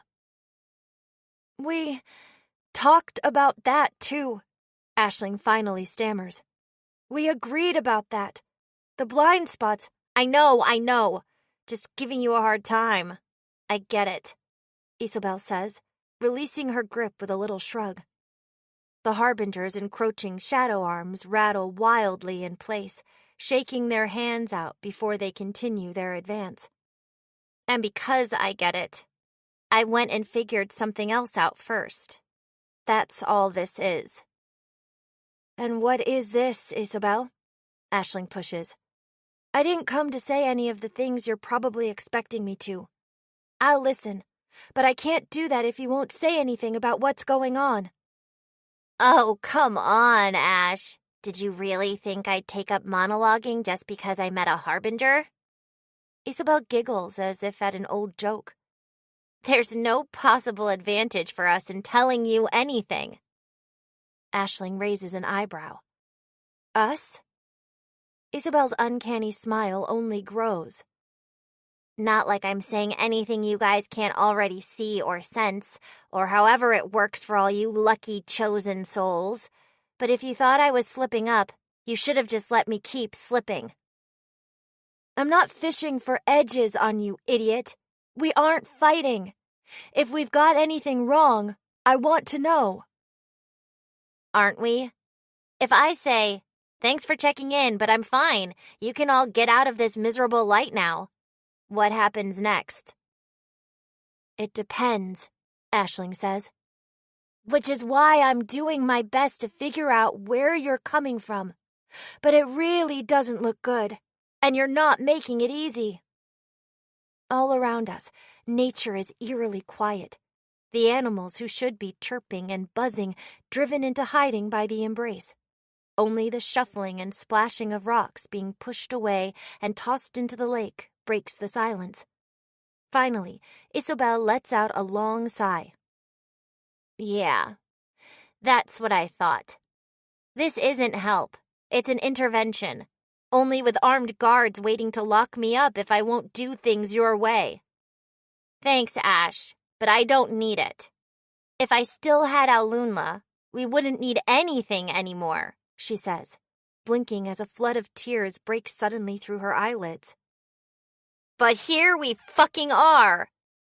Isobel, you're not, Aisling mutters, then bites her lip and shakes her head. No, I'm sure at least some part of this is you.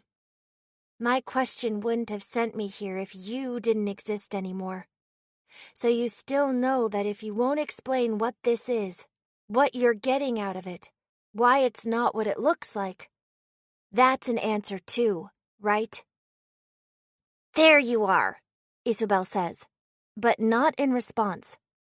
She abruptly turns around and takes a few strides away from Aisling, following the Harbinger's shuddering arms down the shore to our left, where it's flung aside a slab of mica leaning against the foot of a stump, situated away from the grassy shoreline. I can't quite make out what's happening from this far away, but the long, inky fingers seem to have slithered into a cavity beneath the stump.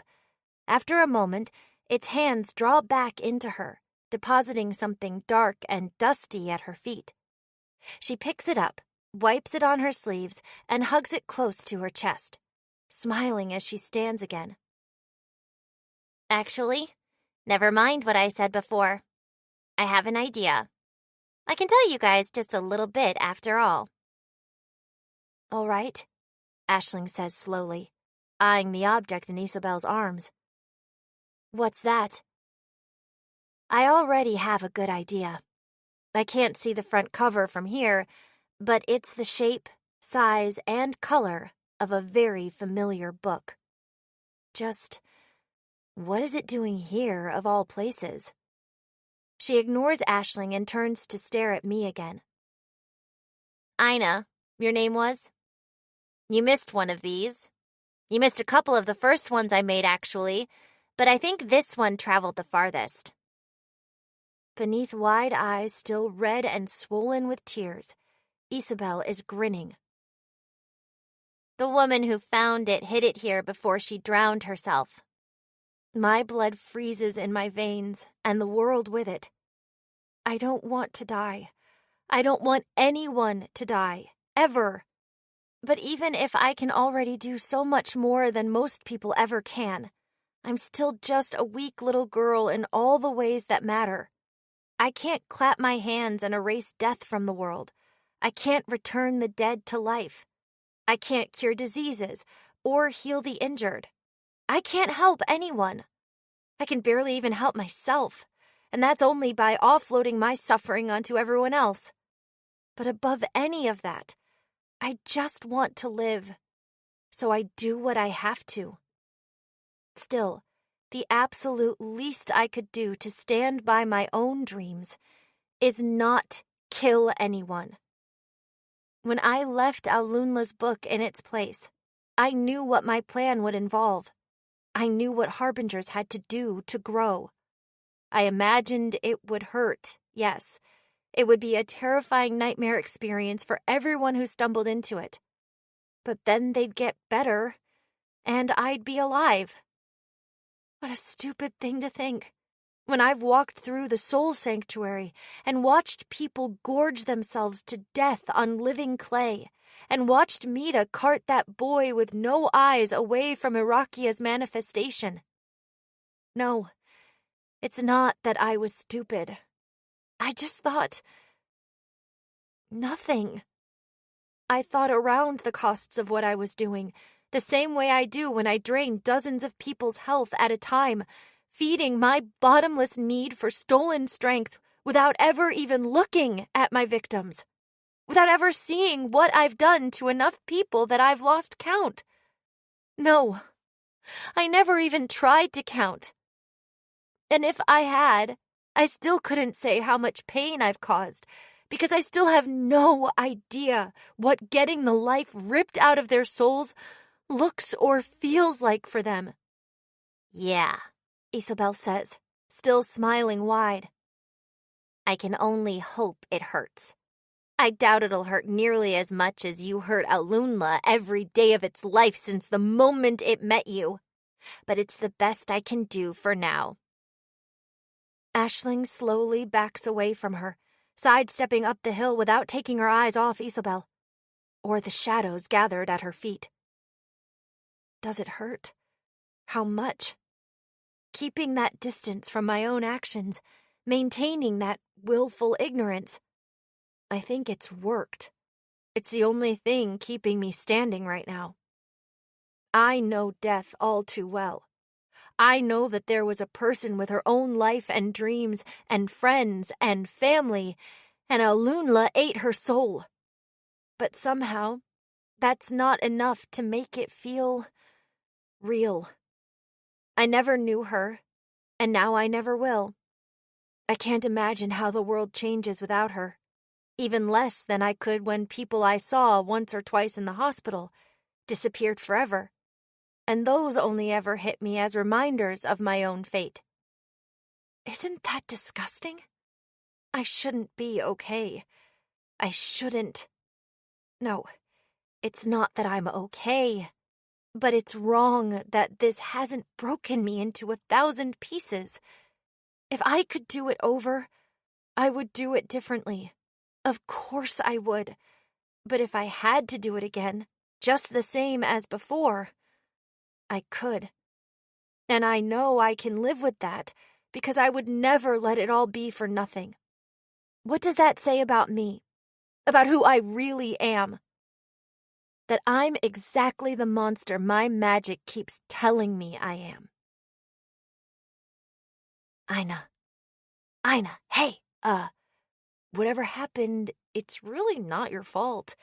We can't save everyone, you know? Shona says through a nervous smile, and sets her free hand on my shoulder. It feels like an arrow spearing directly from where she's touched me into my heart. Instantly, reflexively, I smack it off. Ashling's head shoots our way. I can't see her face anymore. My vision blurs. My eyes sting. My head swims and my chest tightens enough to squeeze the breath from my lungs. And through it all, magic rushes through my veins, like it's trying to replace the blood that's been killing me for as long as I've lived. Isobel's harbinger says something in many soft voices, but not to me. A susurrus just out of earshot. And a long, ropey limb tied into a noose slithers into being from nowhere, coils around Shona's leg, and tugs, tightening its grip over her ankle. She yelps in a shock as it rears up, dragging her upside down into the air, and cracks itself like a whip with her at the end, slamming her into the grass halfway down the hill. As the rope releases Shona, slinking back toward its unseen source, another presence slams into me in a nauseating wave, wrapping around me like a tackle hug from a ghost that still smells of rotting garbage. Oh, my dearest, Seriana whispers. If only I'd found you sooner. There was no need for us to hurt anyone but each other. Shut up, I hiss, my eyes frantically scanning over Shona's splayed-out figure, searching for any sign she's okay. She sucks through her teeth, then lets out a long, aching groan. I want to rush over to help her, but something is holding me in place. Whatever did you think you were doing out here? This atrocious, loathsome light doesn't suit you at all, and it's so crowded here. So many others. You shouldn't be near all these others. It's unsafe. You know that, don't you? And that's to say nothing of your own safety. There are such dangerous people in the world, after all. People with bad intentions. People with hearts full of pain and hate and violence. People who could do such terrible things to you that I doubt the thought of what they could be has ever even crossed your beautiful little mind. I don't know what I'd do if you met some unspeakable fate out here. She carries on. Her form twists into being right in front of me, and she traces a frayed, filmy hand along my cheek. Shut up! I push her away with all my feeble strength. She only laughs, swaying back with her whole upper body, doodling a beaming face with the scratchy black scrawls over her head. I take a few feeble steps away. Shona slowly pushes herself off the ground, staggering half upright. Fuck. Mita! Aisling! Hey, behind us! There's a thing! Mita has already started racing down the hill toward Shona. As she does, though, Isobel's shadow arms lash back out, converging on her in unison. She skids to a sudden halt just fast enough that when the hands rise from the ground and grasp at her legs, they only hold her in place, rather than send her tripping over herself. She drops her spear, draws her sword, and begins slicing at the solid, twisting shadows as they rise around her.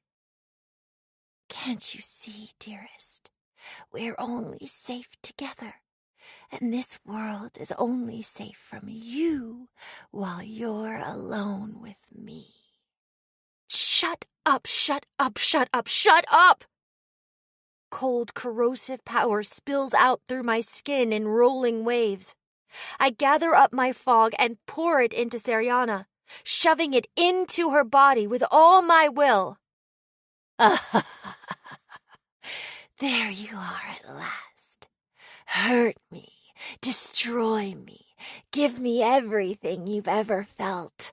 Bury me in your memories, however hateful they may be.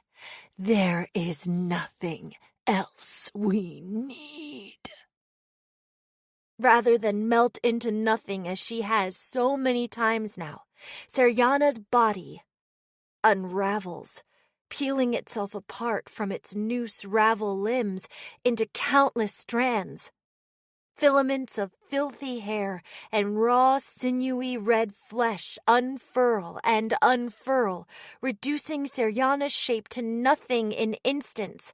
But still they spread, wrapping around me and reweaving themselves into the shape of a world. Falling Ever Deeper. Part 6, Chapter 4. Aisling detects it right before she sees it, a soundless alarm piercing through the flow of her thoughts. Her gaze whips back toward the forest's edge just in time to watch reality explode. Leodane's harbinger opens itself, turning inside out into a raw and bloody hole in the world. In an instant, it expands, swallows her whole, and contracts into itself, leaving a tangled web of hair and ribbons of exposed skin spread out around a pulsing black core. A wound in the most literal sense. It's not perfect, but it'll have to do, Isobel sighs, though she watches Leodane vanish with a thin, vindictive smile that makes Aisling's stomach churn.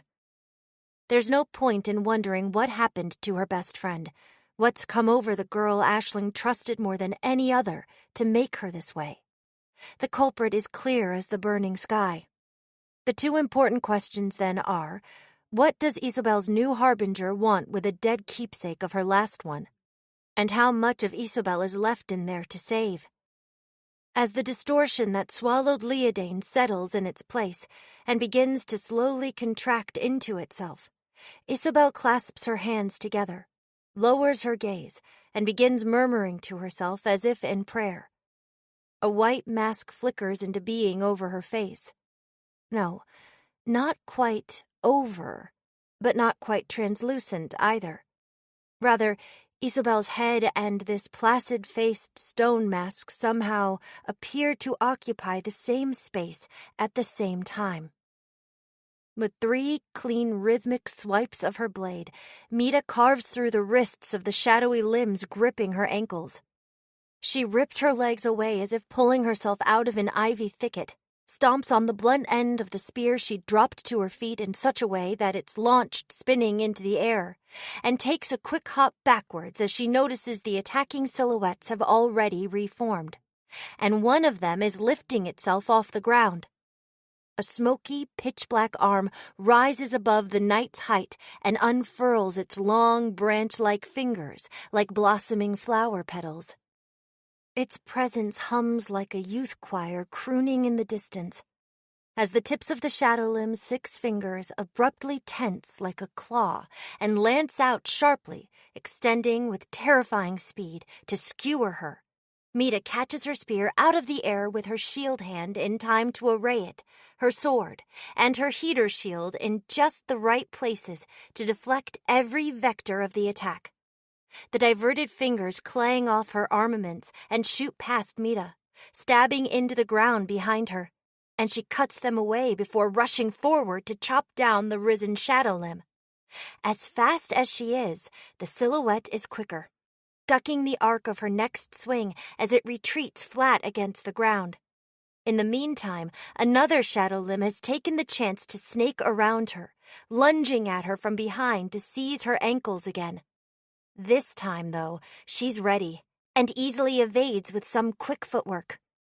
With none of the shadow limbs directly impeding her, Mita sheathes her sword, turns tail, and glides down the patch of grass where Shona was smashed into the earth, all in one smooth motion.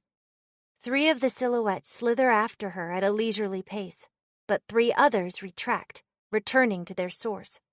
The very same moment Mita offers Shona a hand up, the silhouettes that had pulled back to Isabel all sprout up from the ground, becoming 2 tall, 2 long arms of solid shadow, just the same as the one that had risen to attack Mita. Her shadow is as solid as a puddle of black ink seeping out from under her shoes. And as they draw themselves up, stubbornly resisting the sun's burning light, black threads trailing away from each finger reach down into the pool of murk at their base. Each set of strings pulls a human-sized form up with them, as if reeling corpses out of a lake. But the ghoulish mannequins they puppeteer are human only in their vague outline. They look to be made entirely of white stone, with expressionless masks in place of faces, and their bodies are stretched out like coils of clay. Nothing distinguishes one from the other but the tiny cracks in the stone. None move on their own power, simply lolling over and twitching as the hands holding their strings spasm in pain. Not only was Leodane the only person present who might be able to drive out the thing inside Isobel without killing her, Aisling has no way of knowing how much immediate danger that girl has gotten herself into now. Danger from that harbinger or herself? Unimportant. Nothing I can do about Leodane's situation from out here. Focus on the things you can control first. Shona, you can break out of wounds, right? Aisling calls out. Taking Mita's hand, Shona stumbles dizzily to her feet, tossing aside her broken shades and brushing grass and bits of rock off her dress. After helping her friend up, Mita wastes no time turning back to the shadow limbs creeping closer behind her, passing her spear into her free hand and chucking it into the centermost silhouette with so much force it buries itself a third of the way into the ground. The middle arm cringes like a living insect pinned in a specimen box, splitting itself down the middle as it rips itself away and reforms itself in short order. Mita strides forth as she draws her sword again, interposing herself between the silhouettes and Shona. Ugh. Shona collects herself, making sure Mita has the situation at least mostly in check before she gives Aisling her response. Yeah, when I've tried, she confirms, her eyes leaping between the 3 silhouettes closing in on her and Mita, and the 3 mannequins Isobel has called into being. Then, as if fed up with her own hesitation, Shona's wavering eyes take on a sudden anger. The violin scattered along the ground bursts into crimson light, and a new one materializes in her grip. She puts her bow to the instrument and races through a harsh, threatening tune, summoning a wall of red lightning bolts between her and the Harbinger's shadow. The bolts, short-lived as they are, prove more than enough to scatter the spectral arms, which frantically retreat into the darkness beneath Isobel. With that, Shona jogs to Aisling's side. Mita follows, sidestepping along with her shield and sword held at the ready against the limp statue puppets. We can't fight this on 2 fronts. Can you get in there and pull Aina out? I mean, Shona bites her lip. It's not great to separate us, she says, wagging an elbow in Mita's direction. Listen, these out here are just shadows cast by a harbinger. Fragments of power it's handed out. The two of us can handle these, and their creator isn't going to manifest during an embrace. But I can't go into a wound and pull someone out. Neither can Mita. You can, and you're fast. Just do it as quick as you can. Or if she's got things under control, you can leave her there and pop back out to help us. That work? Shona glances uncomfortably at Mita, who nods once. "'Kay. Be right back." Red lightning dances around Shona's feet as she kicks off and skates up the hill, charging straight into Seryana's wound. Seryana's tear in the world, which had gradually been stitching itself shut, twists and expands once more to welcome the screaming hymn, opening into a narrow tunnel of flesh and sinew, and shuts like a mouth in the world the moment Shona passes through. Isabel smirks, then kneels and reaches an arm deep into the darkness still pooled at her feet. The murk boils and writhes as she pulls another mask up from it, a white stone face dripping with blackness. "For your trouble, you creepy little freak, you," she says, and sets the mask down beside her. "A new face for you to wear." With those words, the mask darts away, carried up the hill by a wisp of slithering blackness detached from the central pool. Mita thrusts her sword upward into the earth, then reaches out her newly freed hand towards her spear, whereupon the weapon bursts into embers and manifests instantly in her grip. She draws the javelin back, takes a running start, and hurls it at the stone face. The tip finds its mark, impacting the face with a harsh clatter. The mask jolts off course, but quickly corrects itself, with only a chunk chipped off its left cheek to show for the strike, while the spear bounces away and disappears in a golden flare. For her part, Aisling simply tracks the new mask as it travels, narrowing her focus around it. Her keeper senses have never been what she wished they were, but for this they should suffice. The mask is faintly feminine in shape and design. Even before the damage, it didn't quite match the featureless ones worn by Isobel and her puppets. It's still very much a living extension of the same demon behind them, though training her aura sight on it leaves Aisling with the distinct impression of a great tangle of threads, with the set on one side trailing back toward Isobel and the other dangling unused. A marionette bar with strings on either side, designed as if to be used by one puppet to direct another.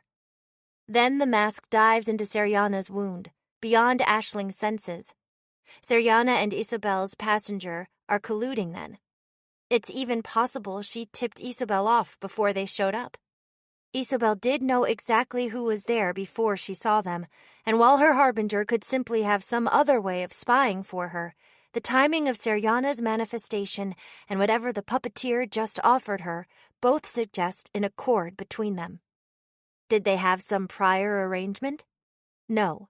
From the way Leodane described her, the most likely explanation is that Seryana saw an opportunity to pull her one and only true love away from the other keepers and took it. Still, Isobel's harbinger agreed to work with her. They could just be smart enough to communicate and accept an alliance of convenience, but offering her some tangible portion of its power seems like a step beyond that.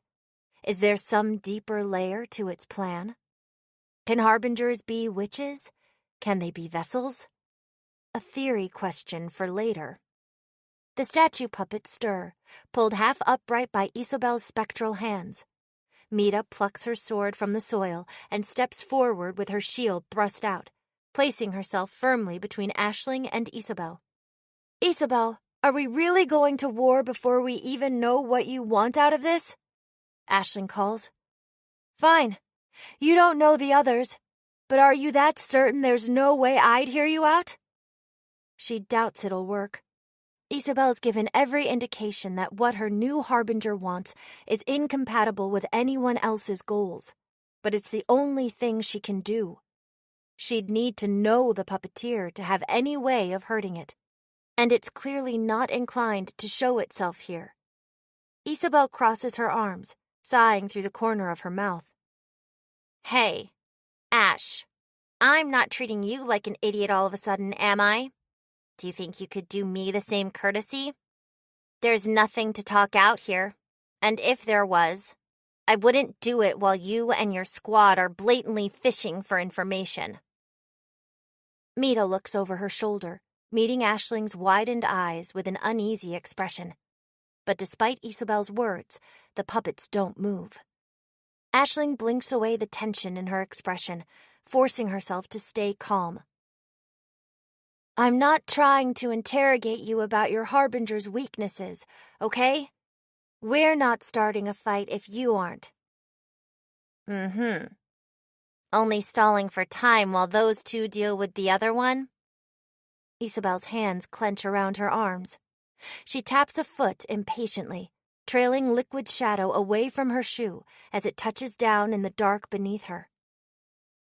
I just want to know what you're looking for here. We could have helped if you didn't cut us all off as soon as you jumped into this. Maybe we still can. As if you wouldn't have just killed Aulunla and gotten me the help I needed like anyone else. Isabel takes a single long stride forward. Her distorted shadow dances out of the way as she stomps down, then slides easily back into place beneath her. I wouldn't have. Not until you or it gave me a reason to think there was a problem, Aisling says, doing her utmost to keep her frustration out of her low-level voice. For a moment, she simply watches Isabel's face through her half-real mask, allowing her time to register what Aisling just said. What Isabel knows she couldn't have lied about. Fine. Maybe I'm just fucking stupid. Maybe if you hadn't picked out some problem, and all our friends stood by me when I told them I'd made a pact with a Harbinger, we'd have revolutionized our understanding of everything together. But Ash, that's not where we are anymore. It's dead. It's gone, and I'm doing my best to make things right. And yes, there's no point in negotiating on what I need to do to make that happen. We're doing it. If you don't want to fight, great. All you have to do is leave us alone. Go help your new friends out. We won't stop you. Doing what? Aisling presses. Make what right? Does she think she can resurrect it somehow? That might be possible, but Aisling can't imagine a way to do it without tearing Aulunla's remains out of Leodane and piecing them back together. And Isabel seemed happy enough to let Seriana take her. Let's leave the Harbinger out of it for a second. What are you, Isabel, trying to get out of this? And are you sure it's the best way to get it? You keep asking the same stupid, obvious question. I just want to matter. And don't tell me there was some other way, some perfectly respectable path into this world for a normal nobody. If you believed that, you wouldn't have made the promise. You hated magic. You still do. You wanted nothing to do with it. So what made you a chosen hero and the rest of us your sidekicks, I don't know. I'm doing my best to find out. And I thought we were doing that together. If you came to the club with this, and it really was like you say it was, we'd have been the first to update our beliefs, and you know it. We all would have been thrilled to learn if Aulunla was really different from every other Harbinger. So why didn't... Don't say its name as if you care, Isabel snarls. She's right. Aisling doesn't care. Not about Aulunla.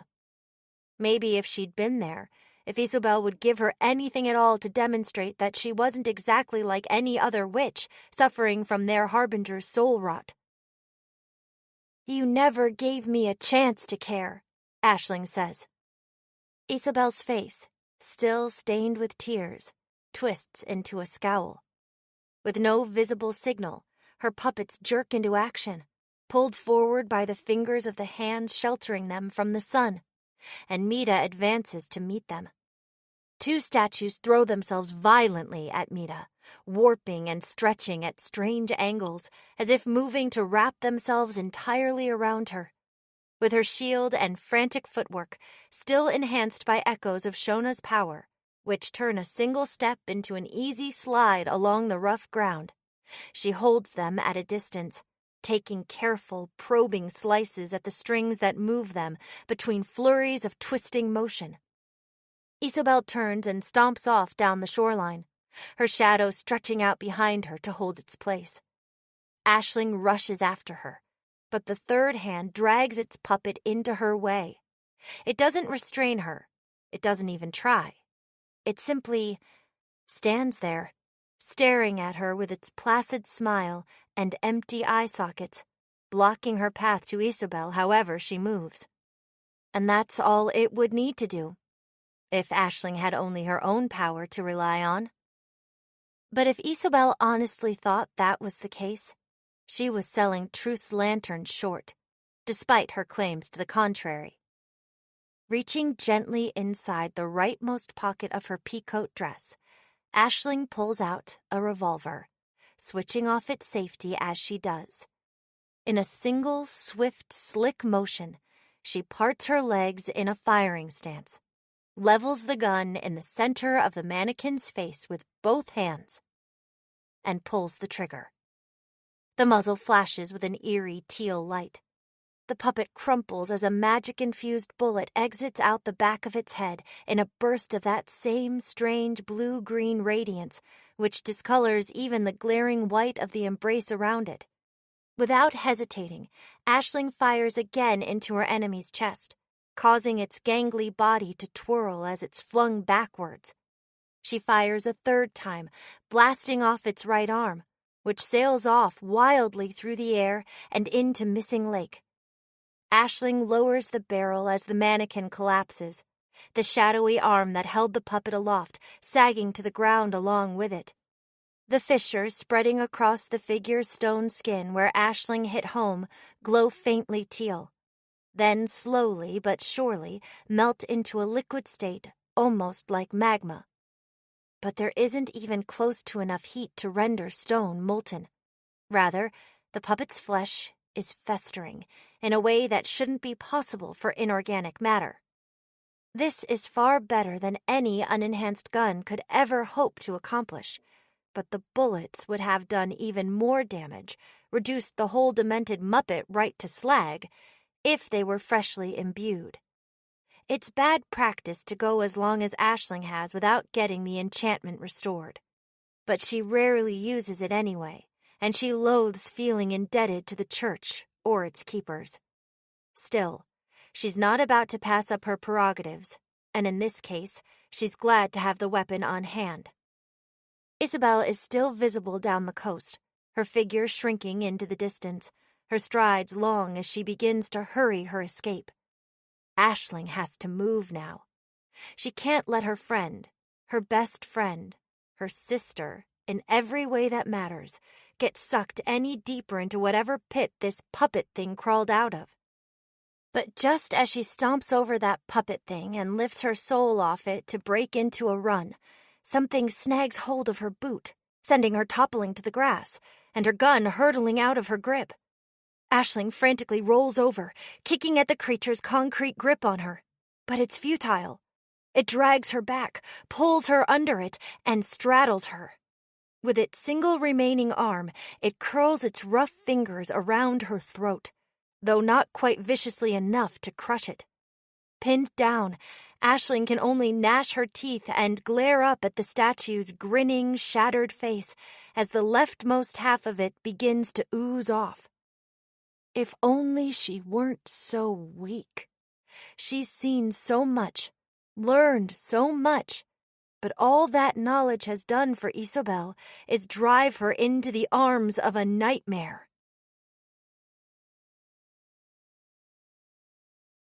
This is nice, isn't it? A warm hand on your skin, a tether holding you firmly in a moment when things made sense. Countless filthy tangles of blonde hair rope wrap around me, like 100 suffocatingly tight hugs at once.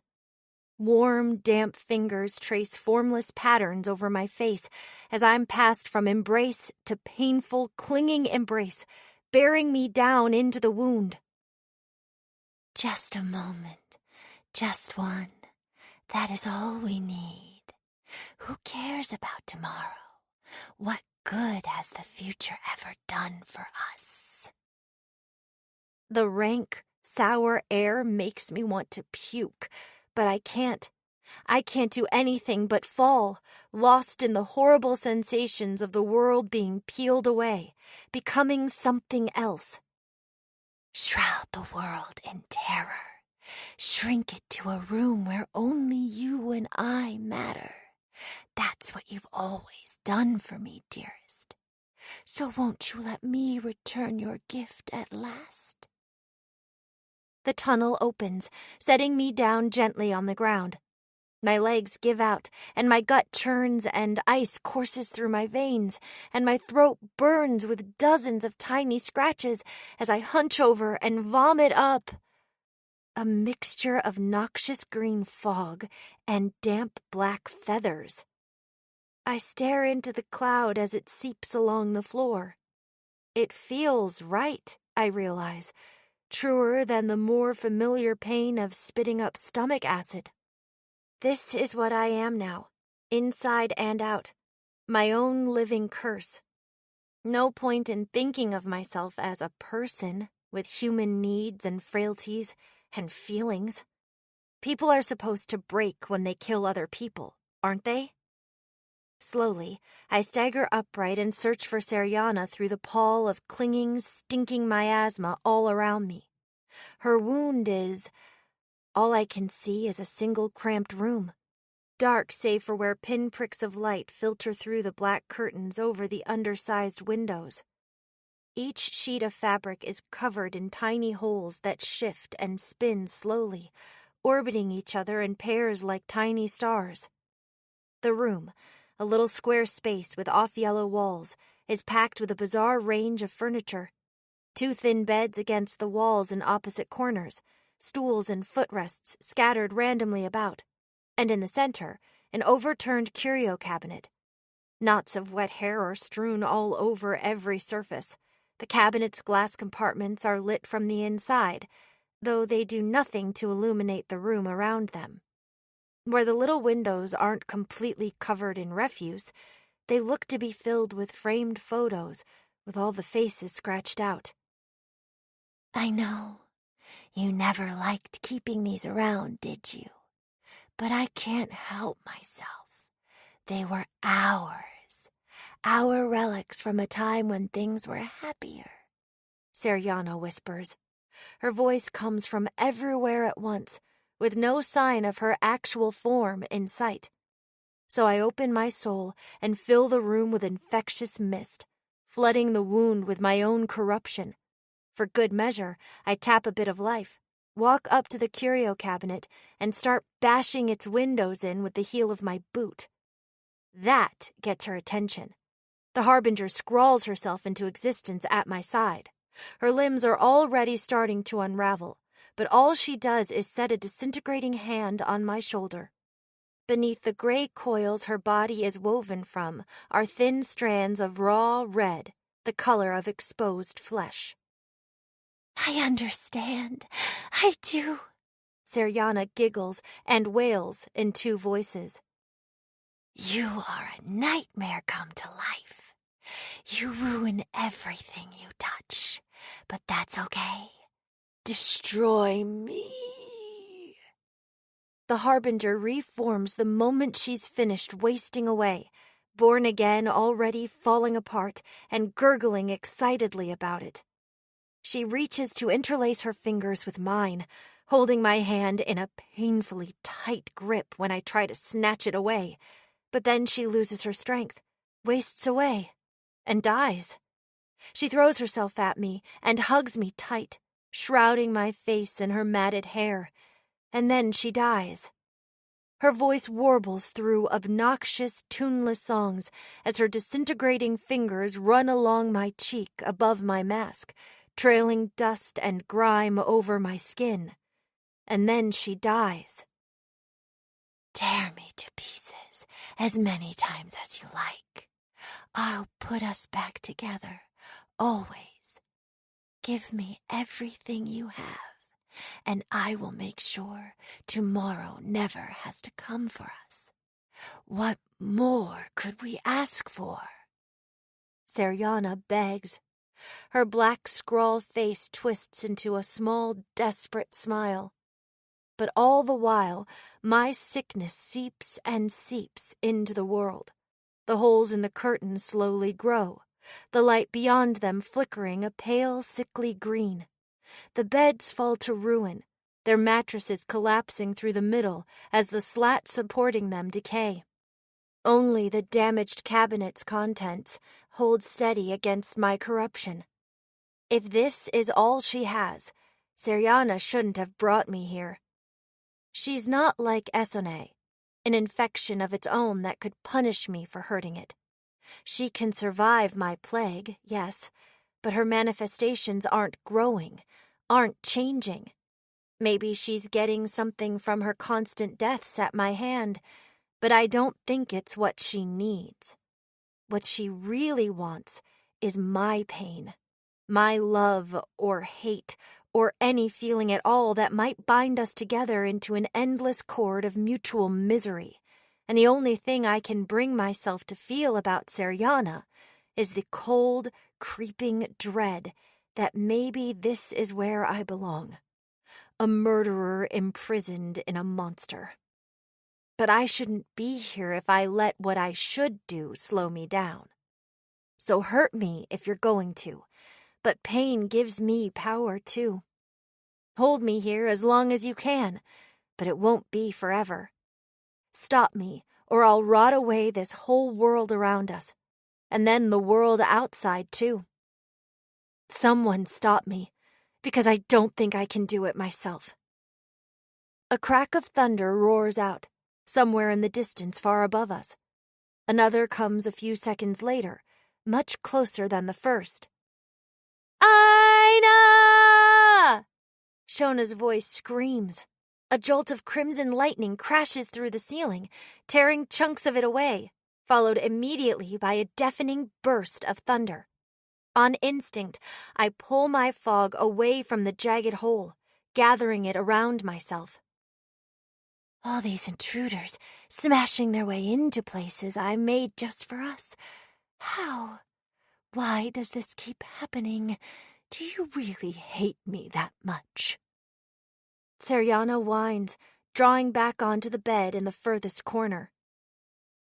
Flare, if you can hear me! Oh, hey, here I am. A few seconds later, Shona drops through the broken ceiling, landing easily on her feet, and lowers her unnatural volume when she spots me right beside her. I can barely hear her through the ringing in my ears. Wow, Shona huffs. Ew. This is an extra shitty little place, isn't it? She shakes a grungy hair knot off her shoe like a bit of trash on the sidewalk. What are you doing here? I murmur. I dragged Seriana into this. She's mine to... Oh, fuck that with a rake, Shona snaps.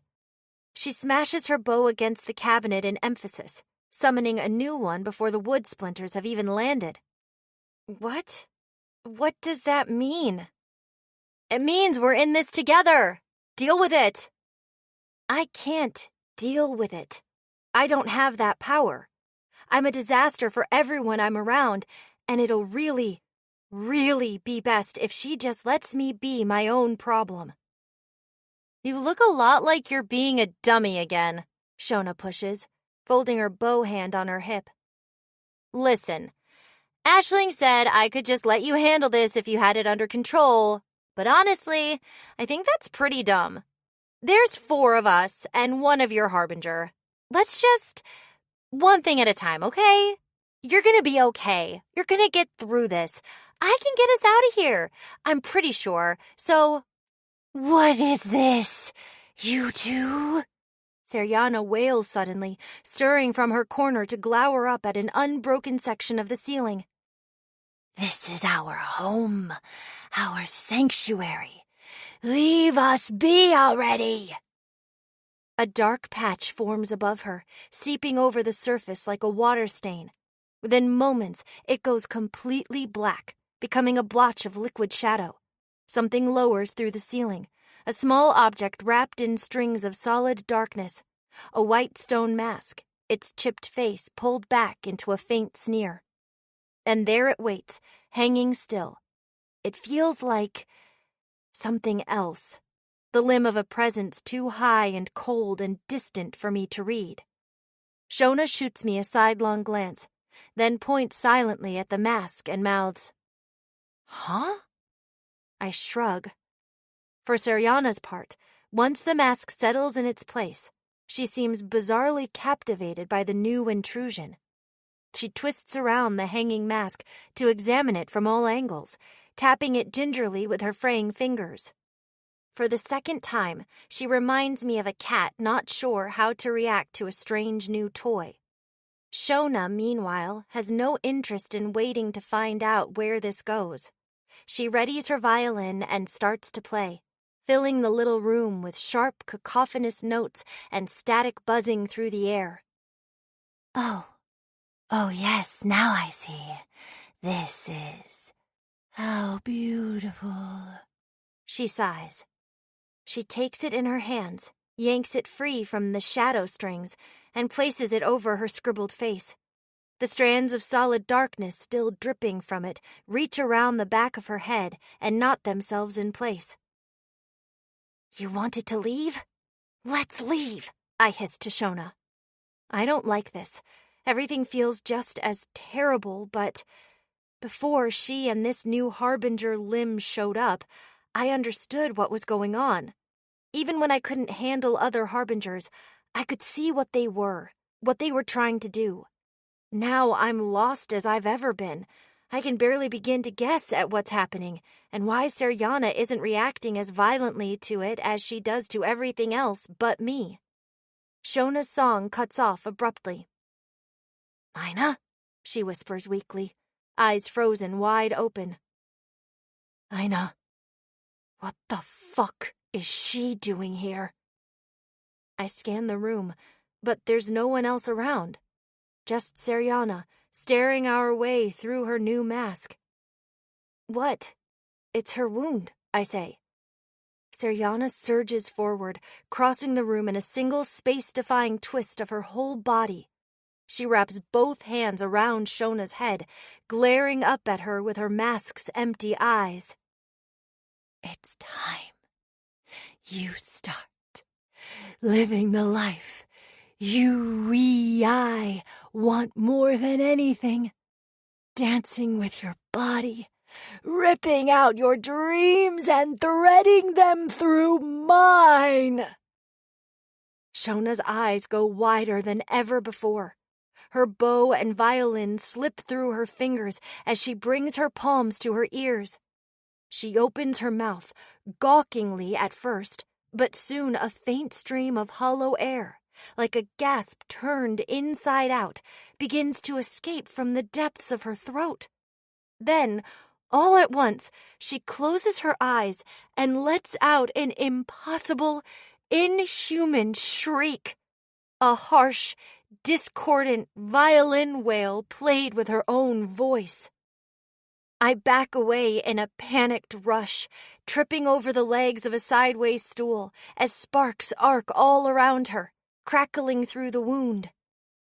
An indoor lightning storm rages through the tiny room, and it feels like a miracle that none of the bolts dancing over every surface strike me before they converge on Seriana. Falling Ever Deeper. Part 6, Chapter 5. Crimson lightning courses through Seriana, burning her rotting body to dust. Her howls of twisted delight fill the tiny wound, a shrill chorus echoing behind Shona's unearthly wail. Bolts strike the harbinger from every direction, 3 at a time, then 4, then 5. And past that point they cease to be bursts of lightning and become endless torrents of raw power. Shona's bolts tangle together and whip across the cramped room, flashing brighter than ever when they crackle against the walls and ceiling and floor. Wherever they touch, they leave behind charred black scar marks. "Stop it!" I scream as I pick myself up from the filthy floor, ducking away from a flickering red coil of power. I can barely hear my own thin voice over the screeches and roars of static and thunder. "Shona, stop! You're feeding her!" Neither Shona nor the Harbinger pay me any mind at all. Seriana drinks in Shona's rage eagerly, cackling through her screams as her body burns away.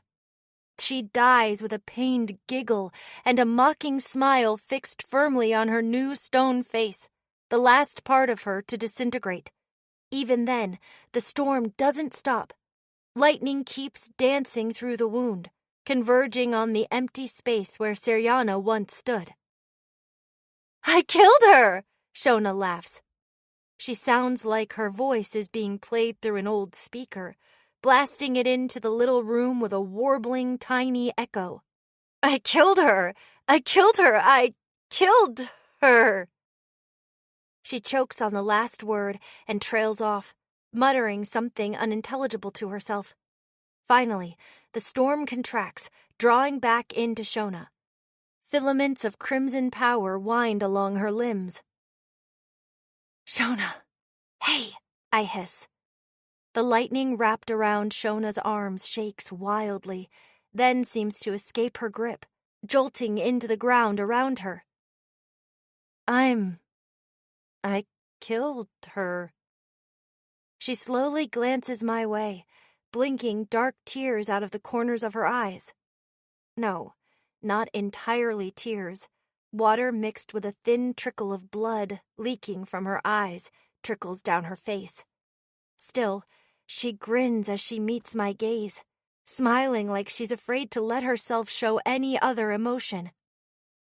"Shona, I've lost track of how many times I've killed her. It's not over. She'll be back." Shona just stares at me, silent and bleary-eyed.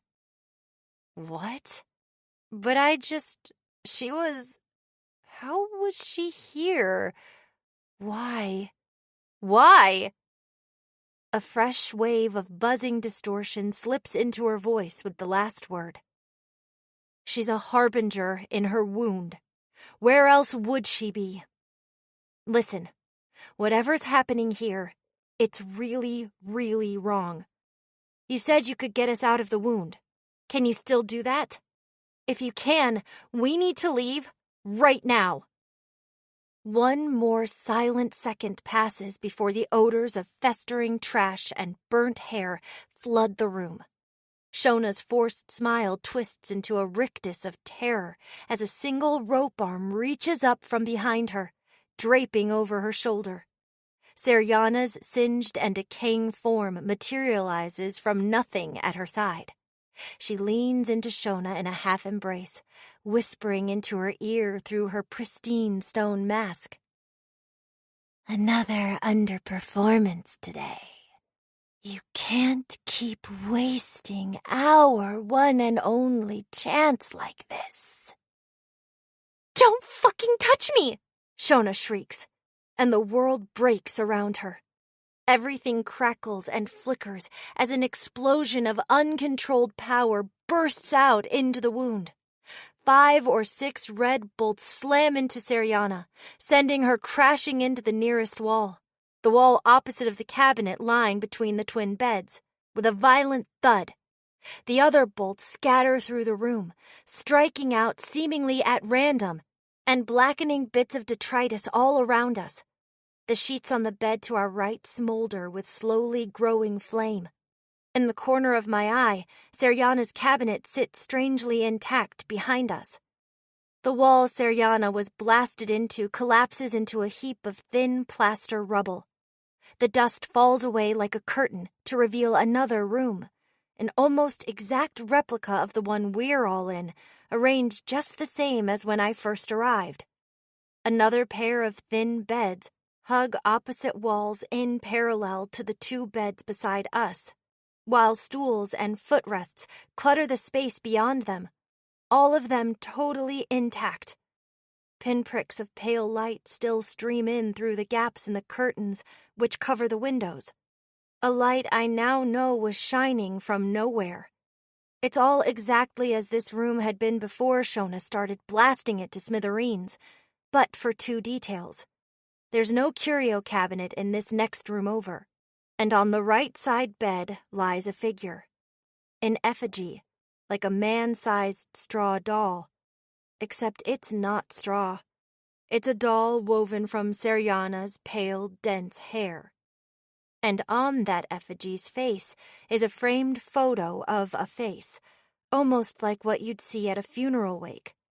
Between flickers of Shona's red lightning, I can just barely make out that face. It's the man I rescued from his own house. The victim Seriana was preying on when I first encountered her. What happened to you? You used to be so cute, so innocent. Seriana gurgles in a second voice untouched by her constant cries of pain. She's speaking like she might to a baby. The whole world's little darling, and mine most of all. Oh, why did you ever have to grow up? Why did you have to turn so sharp and gangly and wrong? She picks herself up and limps forward on broken legs. Her eyeless sneer is fixed right on Shona.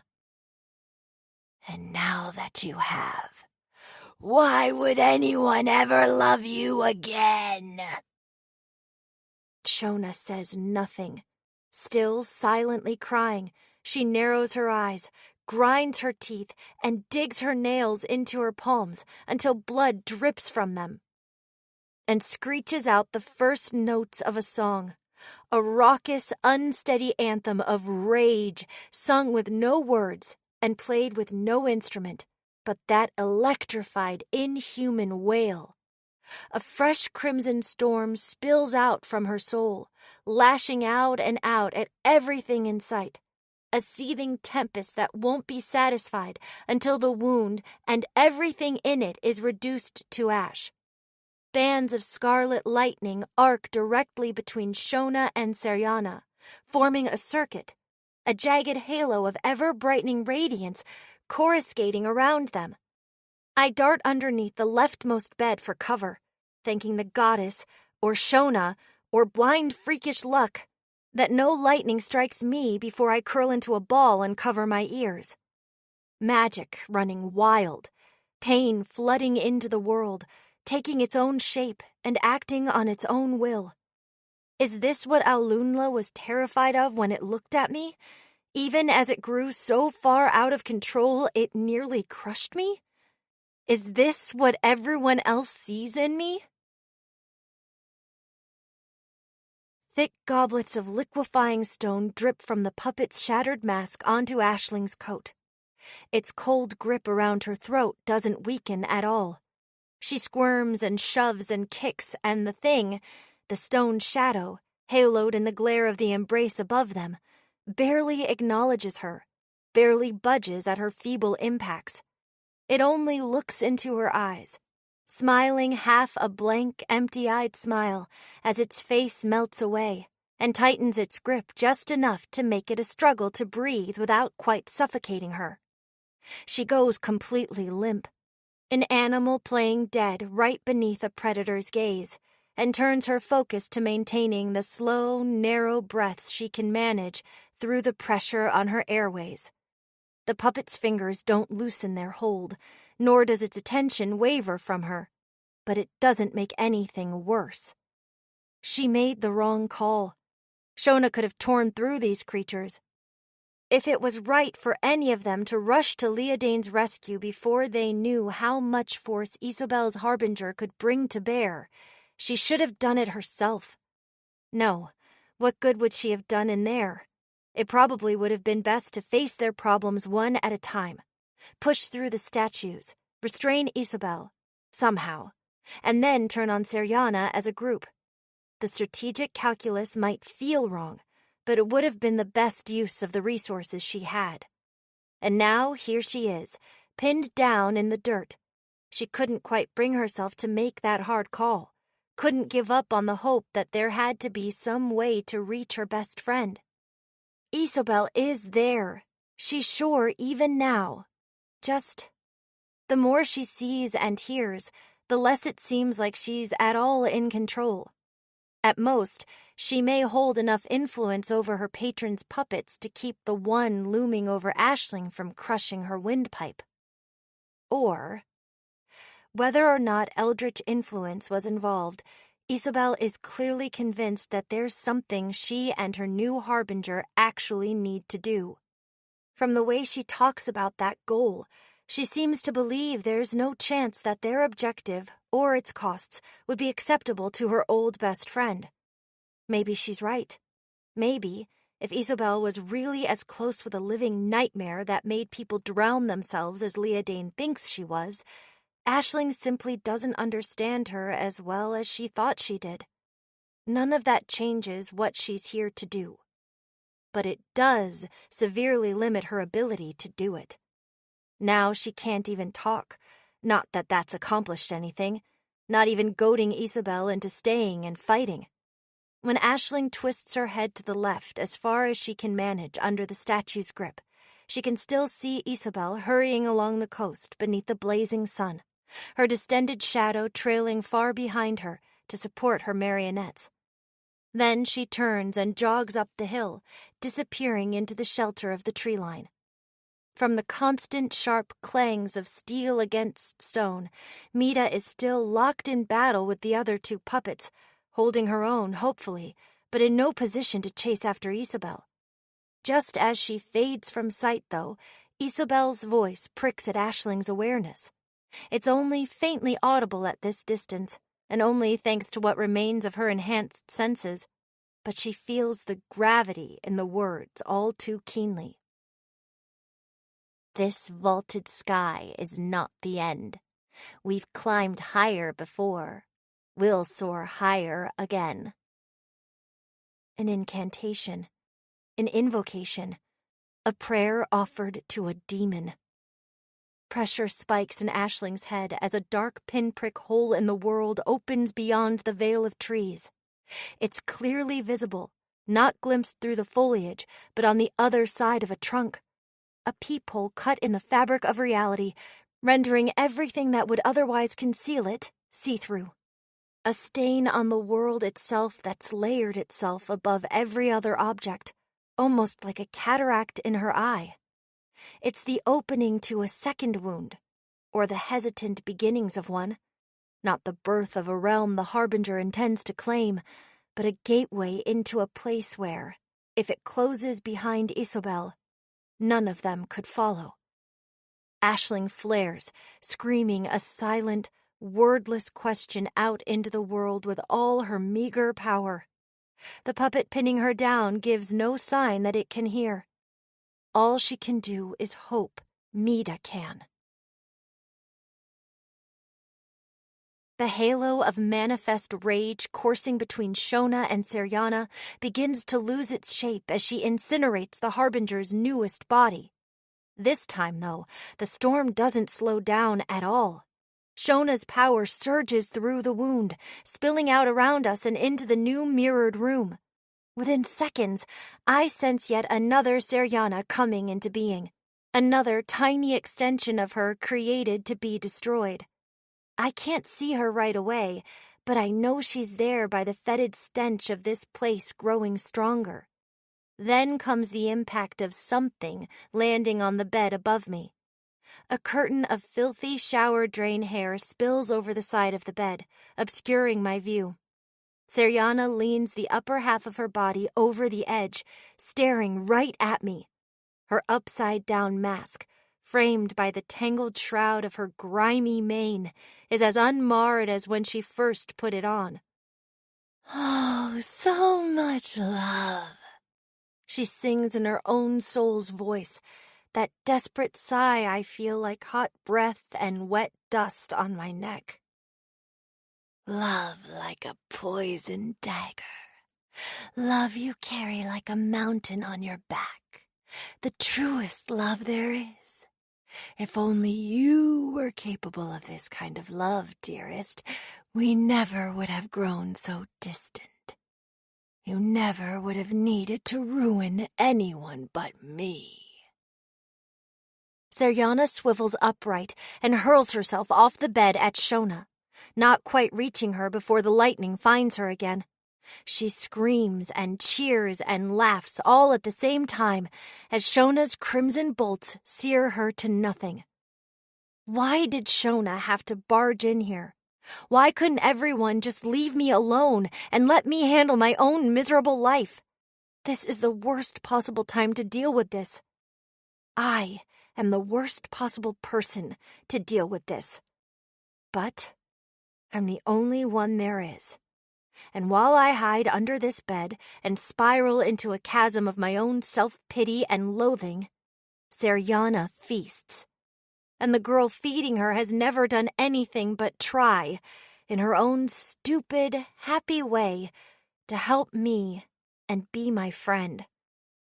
I've hurt people. I keep hurting people. I've let people die. I could have killed her best friend.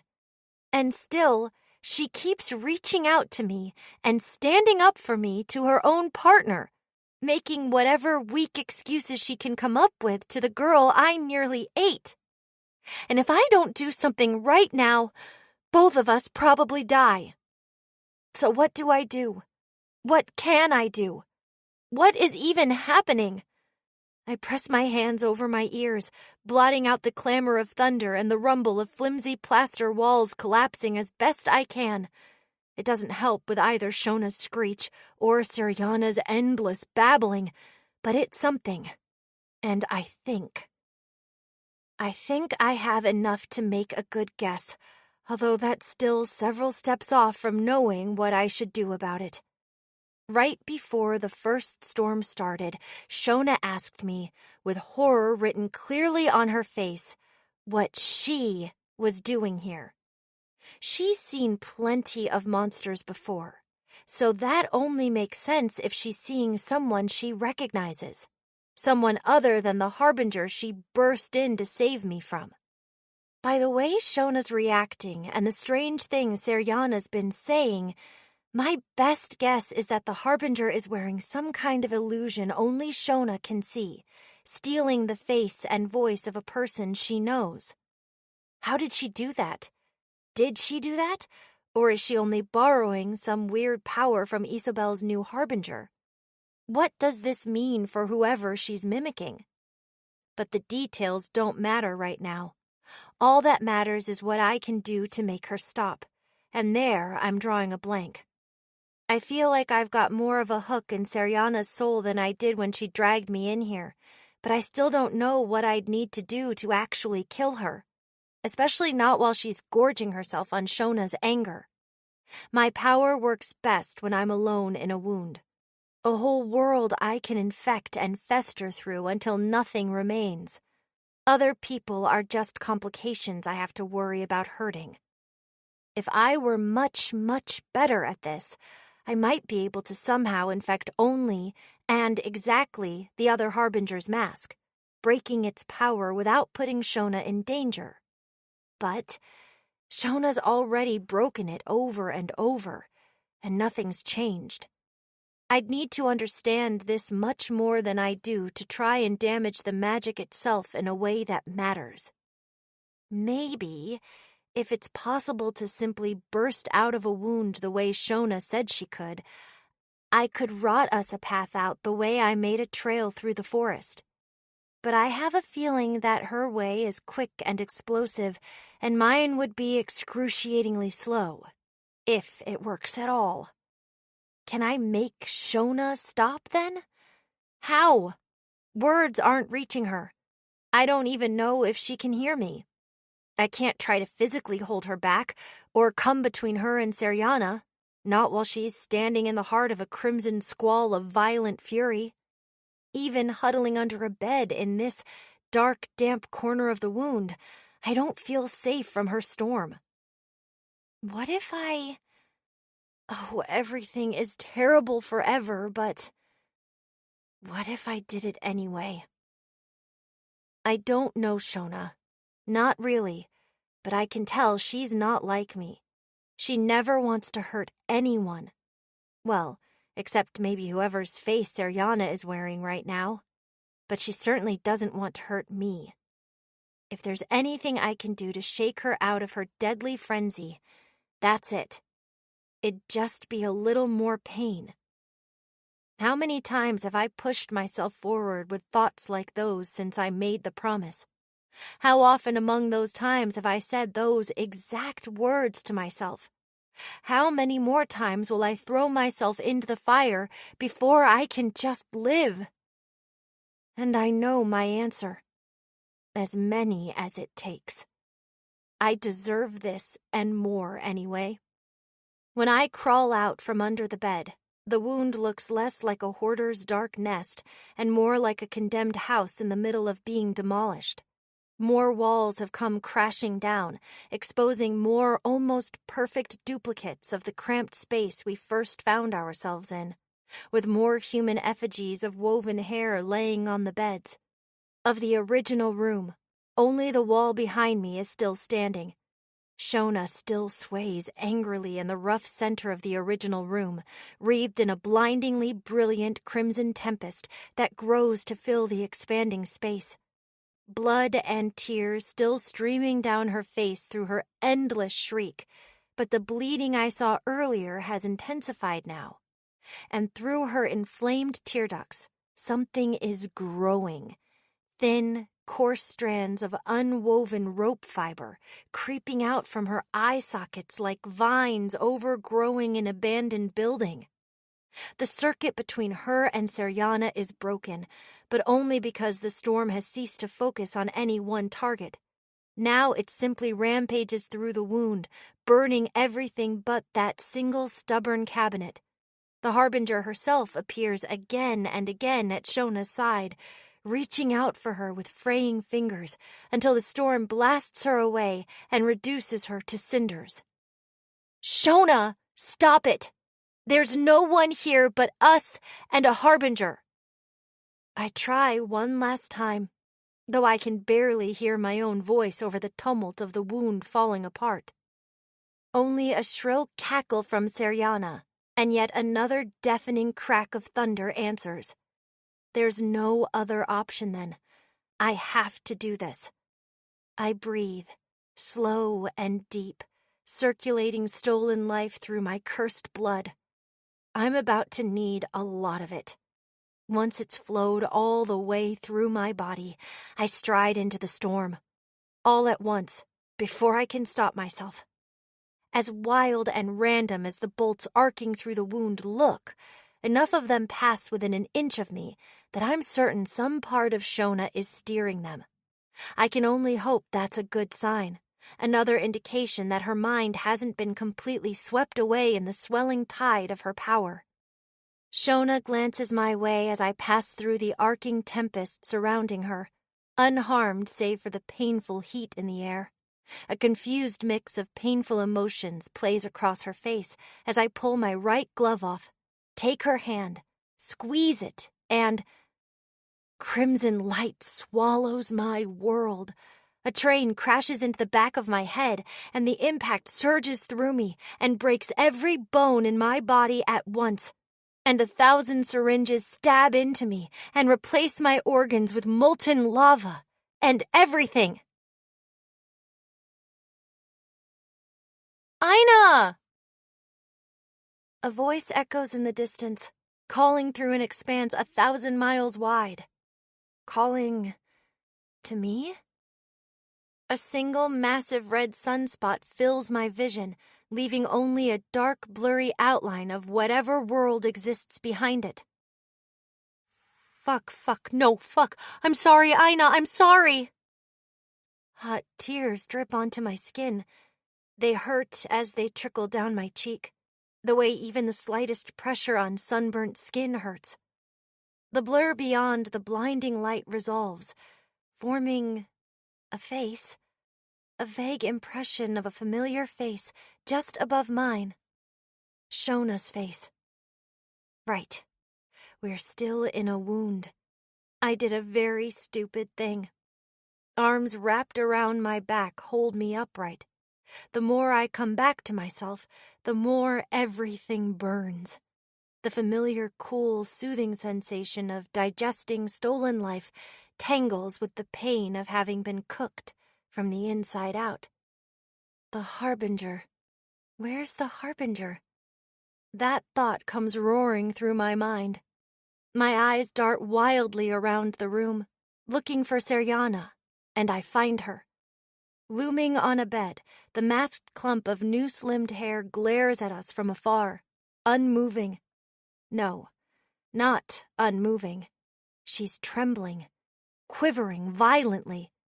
She lets out a long, sad wail, too thin and shrill to belong to any living human, and black muck wells up in the eyes of the mask she wears, streaming down to spill off its chin, and dirty her form even more.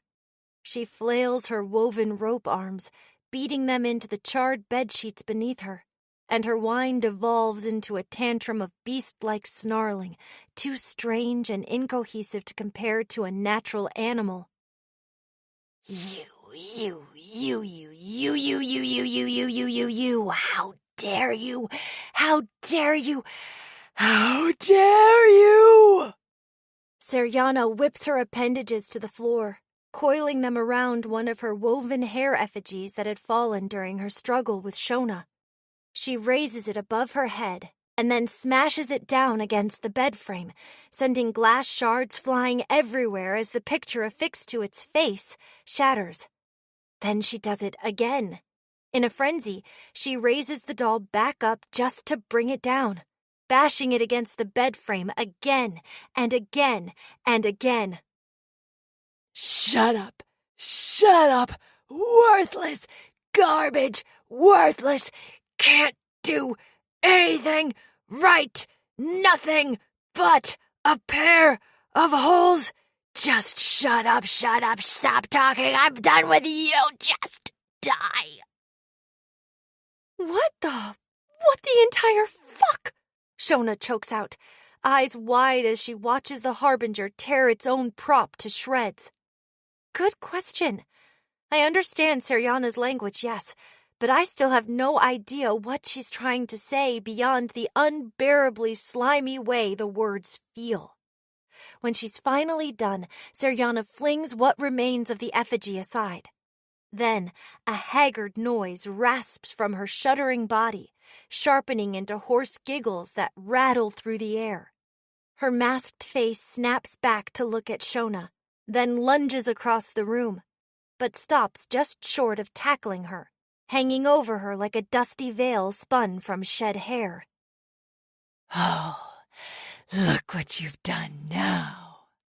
Seriana growls into Shona's ear, and I hear her voice all too clearly through the hazy film between me and everything else. Everything going wrong, everything crashing down around you. It's because you thieves came too near to her. It's not safe. Not for you. Not for her. Not for anyone. Stay away from her! Shona flinches and freezes in place, glancing at the Harbinger through the corners of her eyes. What? You're just... Ignore her, I rasp. My throat aches the way it does when I've tried to talk too loudly or for too long. This isn't real. Whatever you think you're seeing, it's just... A phase drifts through my blurry thoughts, and I latch onto it. It's just her obnoxious, cheaty shit. That's how she described Irakia's world-twisting powers to Ashling's club. Maybe it means something in her vocabulary that she'll recognize through this. Save all this for whoever deserves it. So she's not... I didn't kill her. Shona murmurs tonelessly, like whatever that means to her hasn't quite registered. And you're fuck. I'm sorry. Are you... No, of course you're hurt. What a stupid fucking thing to ask. How can I help? What do I do? Just get us out of here. Right. Yeah, this is gonna be noisy. Sorry. Shona sets my limp body down on the damp, filthy floor. She stands, plays a bar of music I only hear as an oral blur of harsh, sharp noise. Thunder cracks through the music, and the whole world rumbles as if in an earthquake. A great chunk of the floor near my legs falls away into nothingness. I can't muster enough strength to move, but before I can fall helplessly through the world, Shona scoops me up, hoists me over her shoulder, and jumps in for us both. And you, dearest, you and I are one, till death do us part. Syriana whispers as we sink through the void. We both know that. Your heart may wander anywhere it likes, but it can never leave. I can never leave. Those last words come without a cloying squeal, without even the slightest syrupy tinge. Syriana spits them like a curse, like an inescapable truth she resents more than anything. Then her presence fades into the distance, and we crash to the ground beneath the light of the embrace, brighter and more painful than ever. Falling Ever Deeper. Part 6, Chapter 6. Isabel's cataract hole in the world stretches up and up, bending reality around its edges until it appears, in Aisling's view, to touch the horizon itself. There, it draws back, flinching away as it reaches too close to one of the swaying tendrils of celestial flame, setting the sky ablaze. Only a matter of perspective, she's fairly sure. If it had gone from peering uncertainly into the world to growing tall as the sky in seconds, the ache of its corruption in the back of her head would be splitting her mind open by now. Still, manifesting this way at all beneath an embrace is bolder than any harbinger ought to be. Damn everything! What has that girl gotten herself into? Aisling! Mita barks. Hold still! What? There's a monster pinning her down by the throat. She couldn't move if she wanted to, and... Oh, right. Aisling picks up on Mita's intent just in time. She presses herself to the ground and freezes. A second later, a golden spear slams into the statue's back. The weapon bounces off its target with a violent clang, not quite piercing its stone skin, but the impact of it is enough to send the puppet lurching forward. There's a painful pressure on Aisling's neck as its weight shifts. Before the thing can collapse onto her, though, she summons a last desperate gasp of adrenaline-fueled strength and shoves it to the side with all her might. The strings of shadow directing the puppet draw taut to jerk it back into place, keeping it from tumbling off her entirely. But the moment when its cold-fingered grip on her neck loosens is all she needs to squirm out from beneath it. Aisling gulps down a lungful of air and crawls backward along the ground, right arm frantically groping through the grass until... There! Her fingers close around the wooden grip of her revolver. Holding it tight, she scrambles to her feet. The statue strings drag it upright. It twists to face her again, its upper body bending impossibly before its legs follow. Trusting all the time she's burned practicing for this worst-case scenario to win out over her shaking arms, she brings the gun to bear and fires. Her first shot finds its mark in the puppet's remaining arm, and just to be certain, she puts a fifth and final bullet into its left thigh. Teal light smolders through its body as two more of its limbs shatter off and melt away, leaving the puppeteer's arms struggling to do more than hold its doll up on one leg, and leaving her lifeline with one shot in the barrel, for all the good a single bullet will do her. But for this moment, it's done enough. The shadows wrapped around the puppet release, leaving the broken statue to tumble lifeless down the slope leading to the lake. Its strings contract into the hand holding them, which then presses itself to the ground and darts through the trees to rejoin Isobel's shadow. After a glance down at Mita, still locked in a stalemate with the two surviving puppets, which seem unable to break her guard, but unharmed by her attempts to slice away their strings, Aisling chases the slithering shadow back into the woods. Isobel stands facing the wound, hands clasped and head slightly bowed. The pool of shadows at her feet roils along the ground as a new pair of umbral arms crawls up from within it. They wrap their fingers around the tear in the world's edges and tug it into its final shape. When they withdraw back into Isobel's shadow, the Harbinger's peephole has settled as an oval of blackness just big enough for a human to step through.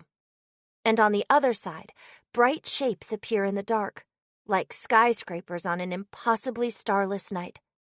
Tall, crooked white towers, shining with colorless inner light, covered all over in faces, smiling stone masks, as if they were packed together from the twisted, elongated bodies of countless statue puppets. "You won't like what'll happen if you follow us," Isobel says, without turning around. True. Aisling's awareness of lies whispers to her. She can't tell if the unsteady quiver in Isobel's nearly toneless voice means she isn't completely confident in her threat, or simply that she won't like it either. Aisling doubts the Harbinger's puppet would have spared her without Isobel's influence. "I know," Aisling says. It'd be suicide to run in there alone. She couldn't even handle one of this thing's puppets by herself. "What's the plan, then? Are you going to shoot me, too?" "What? No. Isobel, I'm just..." "If there's anything at all you can say to suggest that I shouldn't be terrified for your safety and ours right now, I'm begging you to do it already." Isobel breaks her prayerful stance, slowly raising a hand to drum her fingers along her cheek. "You four started this, didn't you?" she finally says, glancing back over her shoulder. "We don't have any business with keepers. You don't need us, and we don't need you. Go away, and that'll be that." "And the rest of the city? All the people it'll inevitably snatch up and turn into fuel for whatever it's trying to do?" "It's not doing that. No one's with us who doesn't want to be there," Isobel insists. True, but meaningless. "That doesn't tell me anything. You're a fucking vessel now. And it's hardly a stretch to think any Harbinger that can take a vessel and leave them at all functional can also change what people want. For all I know, it's already done that to you. Maybe you haven't noticed. Maybe it left you thinking you were better off for it. But the way you are now... Isobel, you've told me what you want out of this. But what you're doing to get it doesn't make sense. Maybe things really were different with the other one. But this isn't your power. Your path to be a part of this world.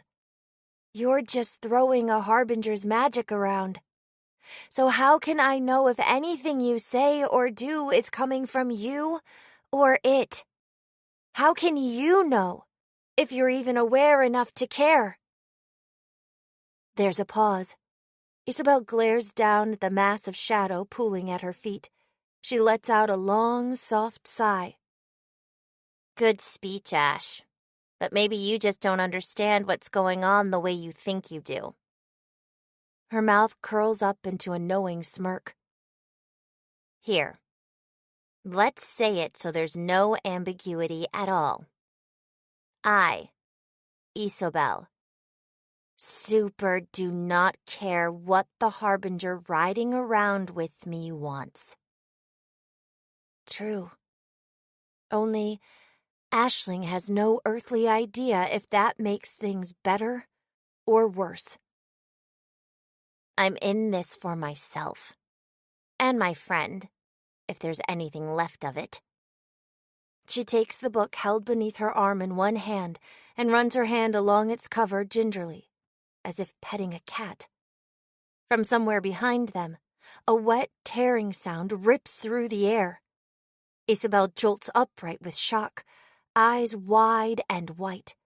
Pinpricks of phantom pressure stab into the back of Aisling's head, signaling a harbinger's presence. But not Isabel's harbinger. Isabel simply jumps through her portal without another word. Her shadow climbs in after her, and two spectral hands pull the wound shut as if they were drawing curtains. Only a thin slit of darkness remains, steadily fading from view entirely. Maybe a stronger keeper could force it back open, but her stronger keepers are... Wait, what does this mean for them? Something happening with the other harbinger means something's changed on Leodane and Shona's front, for better or worse. She can't evaluate their options until she knows what that is. Aisling looks back at the crest of the hill, where Seriana's tiny lesion in reality still floats. She spots it just in time to watch a swelling mass of raw flesh, like the inside of a teratoma, break through its tight wrapping of hair. In a second, it expands from a tightly packed black core into a great tangle of thin strands of skin, wreathed in matted clumps of blonde hair. The wound stirs, someone or something breaking through its borders. Mita! Mita, up here if you can! Aisling scrambles up the slope to survey the basin. Mita is already racing her way. The two puppets she was locked in battle with, gashed all over from her blows, have fallen limp by the shore, abandoned by their controlling hands. They've begun to disintegrate in the sun's embrace, charring and crumbling like overheated clay. Countless fragments of them flake off and blow away to nowhere on the wind. And seconds later, the bloody abscess in reality disgorges something from its depths, as if it were again a giant mouth in the world, but with the skin around it sliced into half a dozen rough sections and turned inside out. It's hard to see the other keepers clearly through the hair draped around them like curtains of wet seaweed, but bright crimson sparks of Shona's magic shine through the debris. As Seriana's wound folds back up around itself, the Harbinger's presence fades into background awareness. It's fleeing, too. Aisling spots Leodane in the other girl's arms, held up in an over-the-shoulder carry, and Shona lurches into the shelter of the trees to set her down. Maybe they didn't win, but they managed something close enough that they're both still here. Maybe this can still work. They can still do it. Okay, everyone listen, Aisling yells. The other Harbinger is on the run. We can still catch it. We just have to... Oh. No. None of that is happening. From a distance, it almost looks like Shona's sclera have gone entirely red. That's not it, but the truth is hardly better. Instead, her eyes are bloodshot, tear-streaked, and bleeding around the edges, where little frayed strands of unwoven rope wet with her blood cling to her skin. They look to have grown from the corners of her eyes, as if she cried them out herself. And Leodane, it's hard to tell what state she's in, beyond the deep burn blisters covering her single exposed hand. That isn't the part Aisling's worried about, though. It's not even that the white streaks winding through her hair are no longer streaks at all, leaving only a thin black stripe in her smoke-colored bangs. It's that while Seriana is definitely still alive, still fleeing at the edge of Aisling's perception, a web of black veins, in a sinuous, asymmetrical pattern which distinctly does not map to the places where her veins should be, now runs all along Leodane's exposed skin. Everything hurts more than usual. I wrench my eyes shut as we come back into the world, the light of the burning sun somehow even brighter than before. The cooling flow of stolen health anesthetizes the unpleasant tickling sensation of my own burned flesh, slowly knitting itself back together, but can't completely block it out. Shona takes a few long steps, into the shade, I figure, since the sun pushing through my eyelids lets up, then heaves me back over her shoulder, plops me down, and leans me against a tree. Rough bark digging into my back sets off a fresh wave of pain. I'm not sure if I have wounds back there, exactly. Just all my nerves have been literally fried. I can't find the energy to move yet, though, and I'm not even sure what else would be more comfortable. A hollow, resonant voice rings through my ears. Hey, Ina, how are you holding up? Do we need to rush you to a healer or something? Is that thing you can do gonna be enough for this? Shona asks. Her voice, heavy with urgent desperation, retains the electronic echo of her power. She doesn't sound bad exactly, nothing like Irakia's sea of screaming noise, but it does make her louder even than usual. It's bad. I don't think I'm in any state to do anything. I did what I had to do to save our lives, but it doesn't change anything.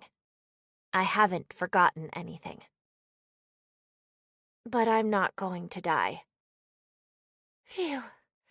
That's not good, and I'm still really sorry, but yeah, it's better than it could be. I'm glad. Shona, are you okay? What happened? Mita's voice calls. A rush of footsteps come to a stop somewhere close by. I force myself to open my eyes and look around, then double-check with my magical senses. Nothing nasty seems to be happening, at least not anymore. There's only the faint traces of harbinger stench being scoured away by the embrace above. The other one feels more distant than Seriana, of course, but not too far gone to detect. Aisling stands just at the edge of my field of view, eyes darting between me and Shona with an unreadable expression. Shona angles her head away, squeezing a hand around her opposite upper arm. Listen, it's not that I don't want to talk about it, just maybe not now, so can we... Wait, what? She pauses, noticing the distortion still lingering in her voice for the first time, and taps her throat with a finger. That really shouldn't still be.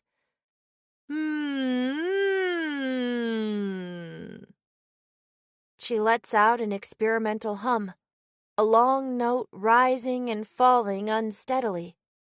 That same echo copies and amplifies her sound. Well, if I can turn that off, I'm not sure how, she says with a nervous, sharply reverberating laugh. Both of you? Oh, dear silent goddess, absentee mother of us all, Aisling mutters to herself. Shona stiffens at that. She is not absent. There's just a lot going on in the world, you know? Both of them what? Mita presses. She slowly looks down, wincing at the sight of me. Aisling side-eyes her and raises a finger. Please give me a moment. So, to be certain, you two did not just kill that harbinger, did you? Did our fucking best, Shona says. Aisling looks to me for confirmation, and I shake my head. Aisling sighs, putting a hand to her forehead. Okay, well, the mission's over. Huh? Why? Shona objects. Did we miss everything? My cool magic voice box isn't gonna slow me down. If there's still shit to do, I can do it. It's over. Whatever happened in there to cause 2 concurrent cases of spontaneous emergence, it is no longer safe for either of you to use.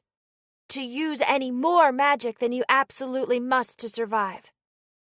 Aisling finishes with a quick glance at me. Oh, I wasn't sure if that was just a thing her magic did. Shona murmurs, sounding like she meant to speak more quietly than her new voice will allow.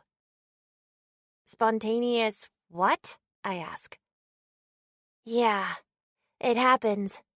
Well, we aren't certain exactly when it happens, Aisling admits, scowling at no one in particular. Most instances I know of involve keepers losing control of their magic or taking grievous injuries they wouldn't survive without immediate and instinctive use of it. Something breaks in you, or in your body, and magic floods in to fill the hole. You don't typically grow from it all that much, or not the way you do with Harbinger-induced emergence, but you do change. In unpredictable ways, with uncertain effects. And when it happens, you absolutely do not rush into battle and keep pushing yourself. She crouches, perches on folded knees, and buries her face in her hands with a wordless groan. So that's it. We're done here. We aren't in any more danger. Both Harbingers are retreating, so we'll figure something else out later. You change. Okay, I say, very slowly. Then what exactly has changed in me that you're so worried about? Your veins, Aisling says after a moment's pause. No, they don't quite match where your veins would be, but that's what it looks like. It's like there's lines on your hands, face, all your skin that I can see. I raise my left hand, tug my sleeve down with my teeth, and look over my arm. Spidering black lines run all along its length, trailing further into the bunched-up cloth around my elbow. No, not quite black, more like pale gray strands of thread, on account of my complexion. When I look closely enough, there are tiny shimmering flecks of green flowing through them, and they shift just beneath my skin as I flex my hand. Everything suddenly feels colder. I can't tell if it's the magic working to heal me or something else. I summon a card and will it to prick my wrist, focusing on the quick, sharp pain I've gotten so used to. Aina, what are you doing? Mita snaps. You're already hurt. Don't! She trails off and takes a halting step back, covering her mouth with one gauntleted hand. As the water-thin, ink-black liquid trickling from my arm instantly changes form, congealing into a solid shape. I'm bleeding feathers.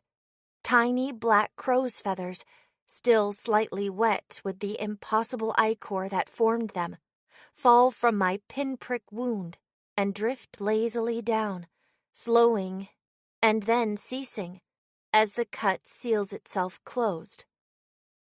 That's fucking awesome, Shona says, drawing uncomfortably close to stare at the little pile of feathers scattered over my lap.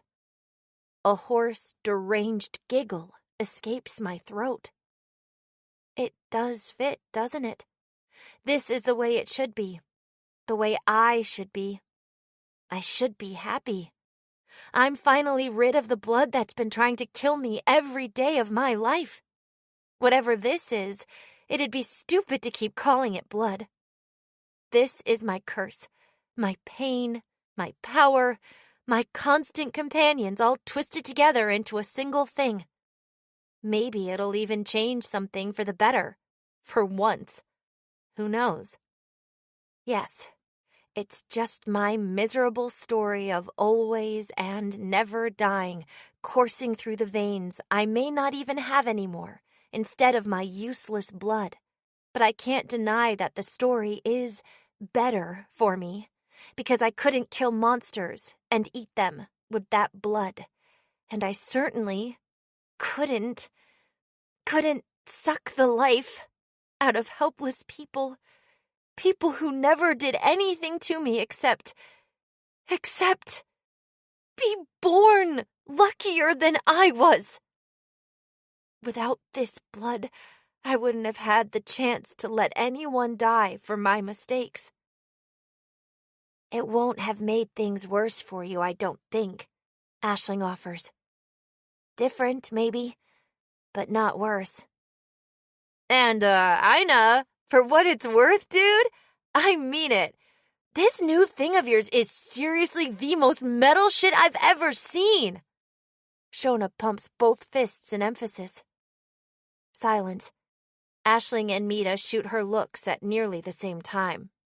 It's nearly the same look, too. Shona, what does that mean? I ask again. You know what? Don't worry about it. You get it if you get it. Metal is a state of mind, Shona says with wide eyes and a visibly strained grin. Fine, whatever. I was kind of expecting something like this sooner or later anyway, I say. Dr. Cantillon all but predicted it. You shouldn't have brought me along. Something like this happens every time. I'm sorry. Maybe.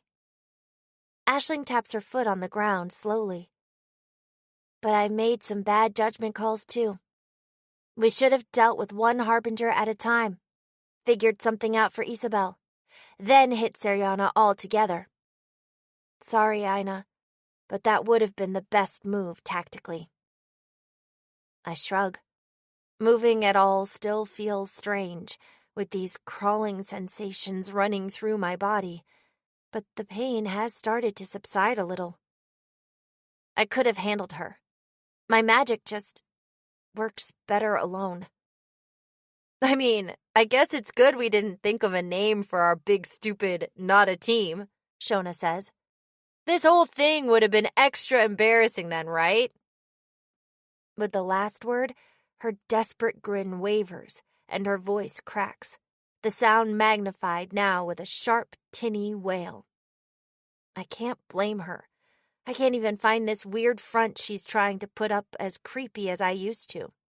She's probably just doing her very best not to fall apart. Same as me.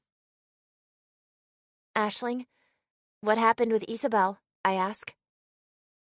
I'm best at not falling apart when I have something important to do. She and her harbinger ran for it when we sensed you two coming out. Ducked into its wound. I think they're gone.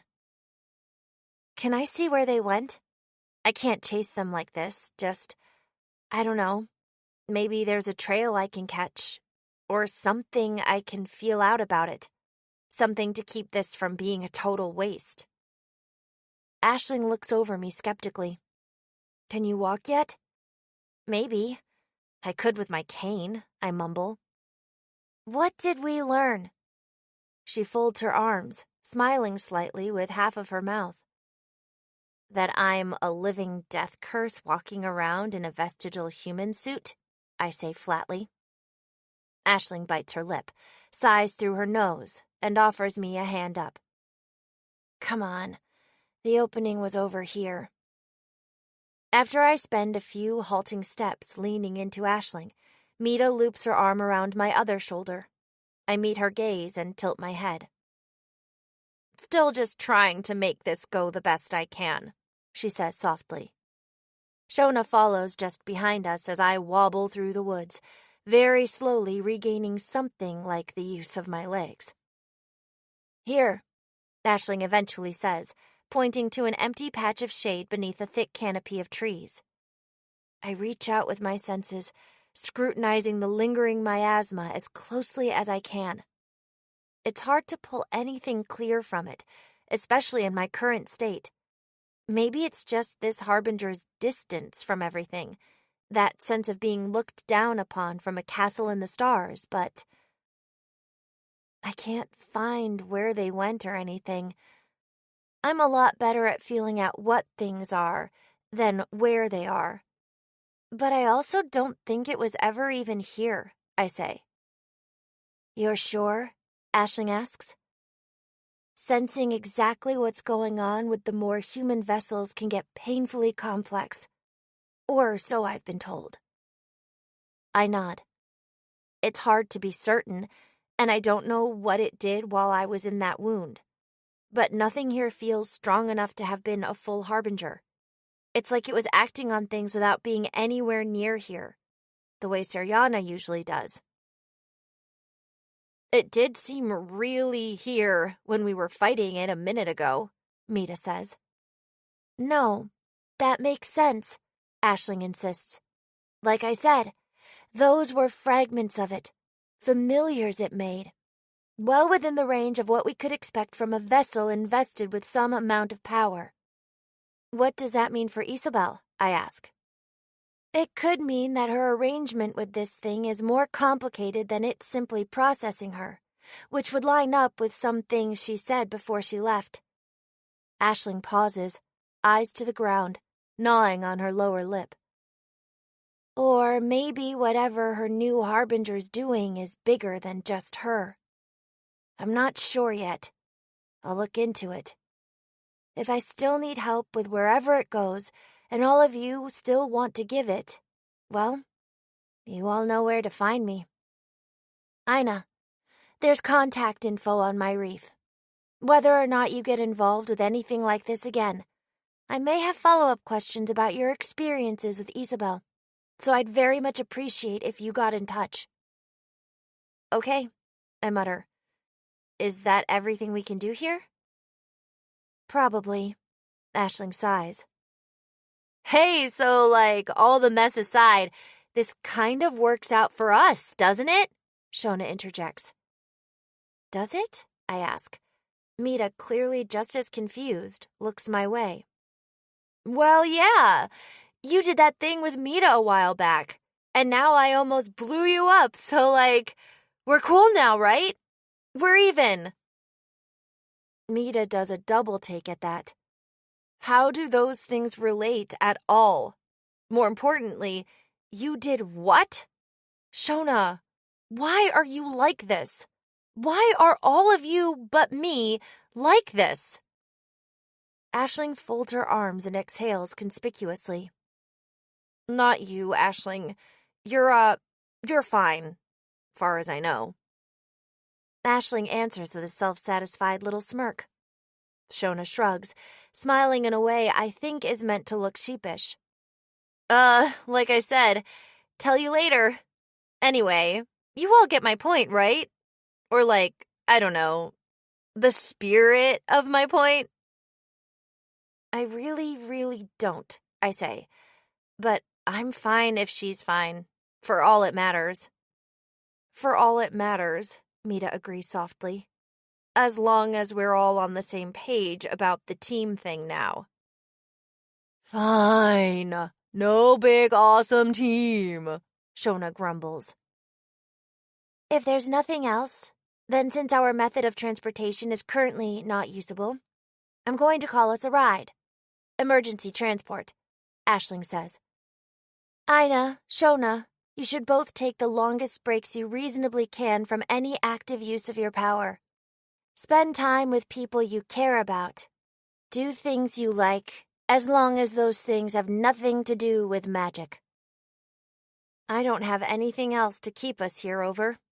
To my surprise, I've got very mixed feelings about that. It's not that I want to spend any more time out in the sun with these three, stewing in our failure. But the prospect of going home like this feels terrible. Nothing for it, though. Aisling was right about my ill-conceived plans to protect my privacy anyway. I was already planning to tell at least Noreen about all this soon.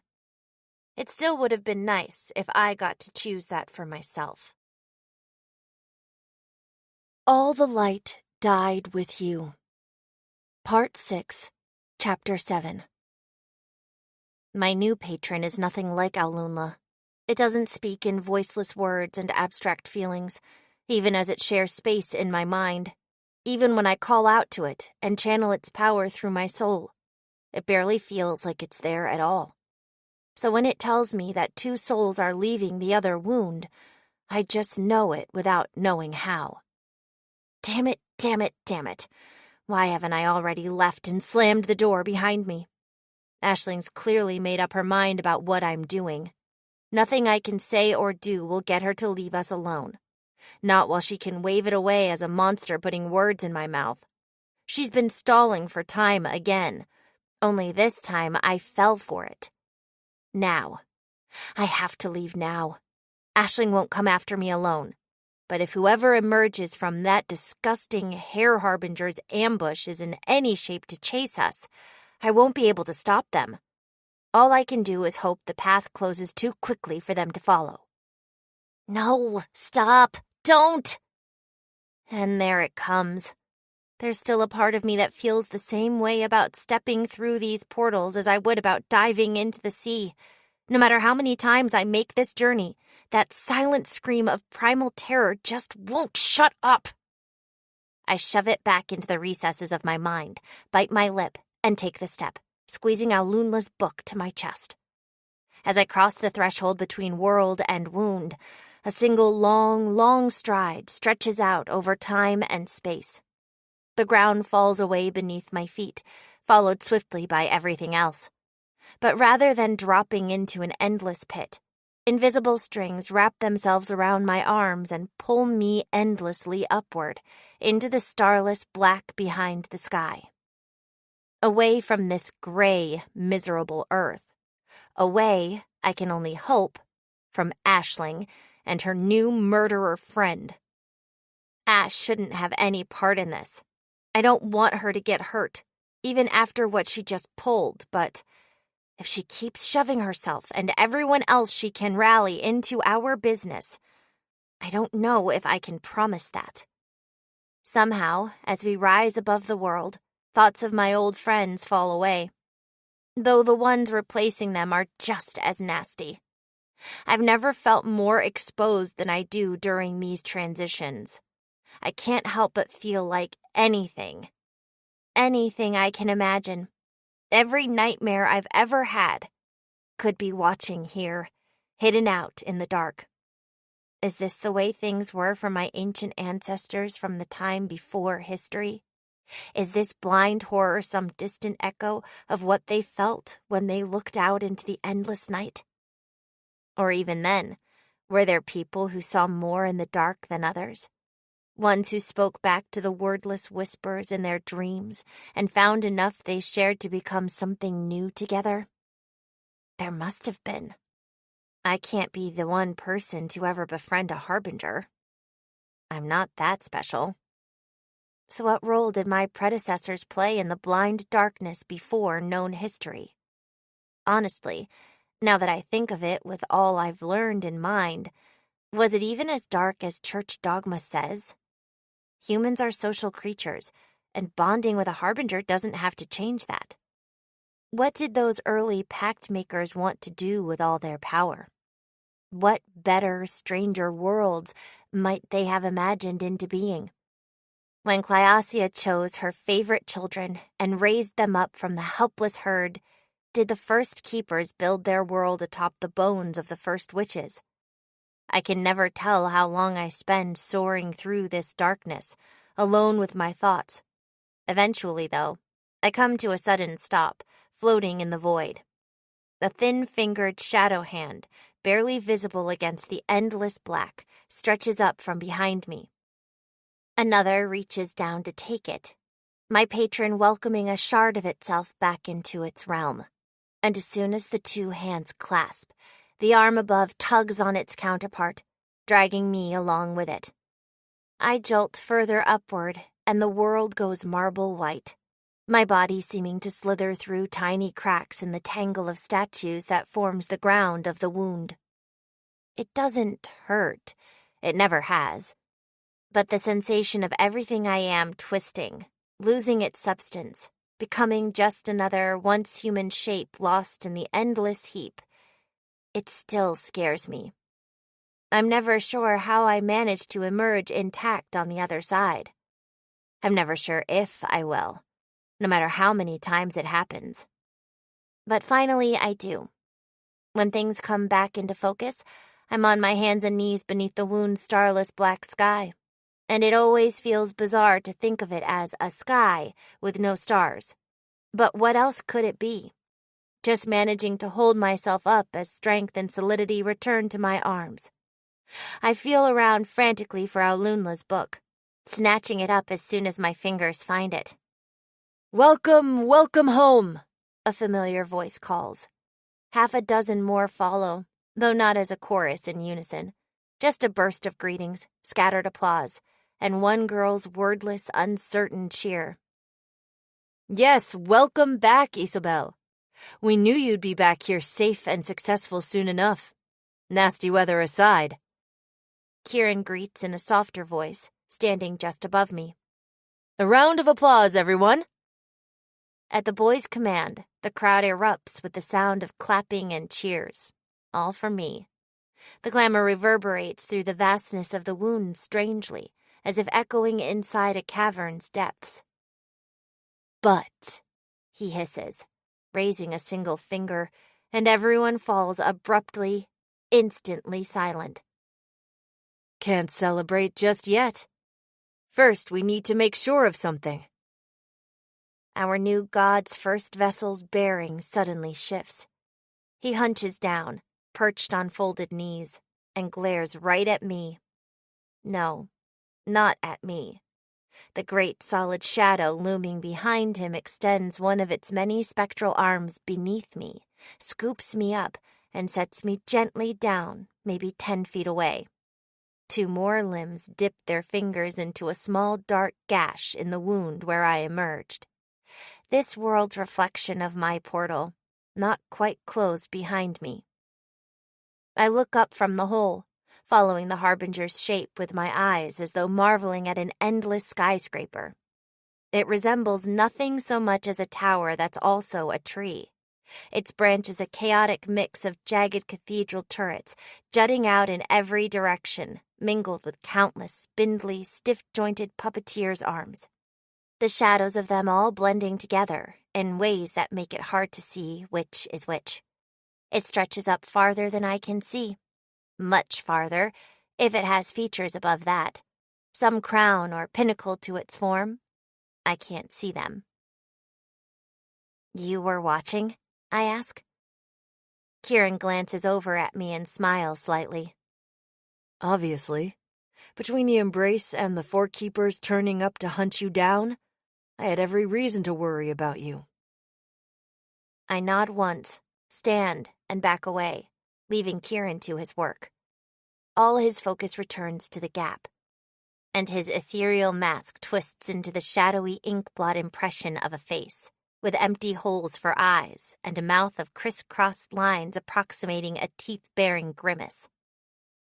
We can't see anymore. Too fucking bright out there. Do you think they're coming? Don't know. They want to, I think, but depends on how much the other harbinger managed to do. Kieran's mask resolves back into its usual placid smile.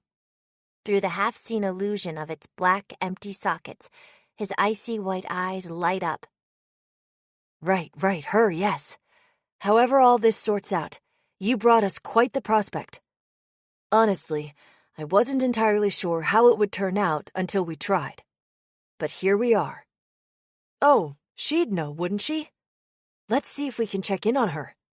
The towering shadow standing guard over the hole in our world sprouts a single mask from one of its countless limbs.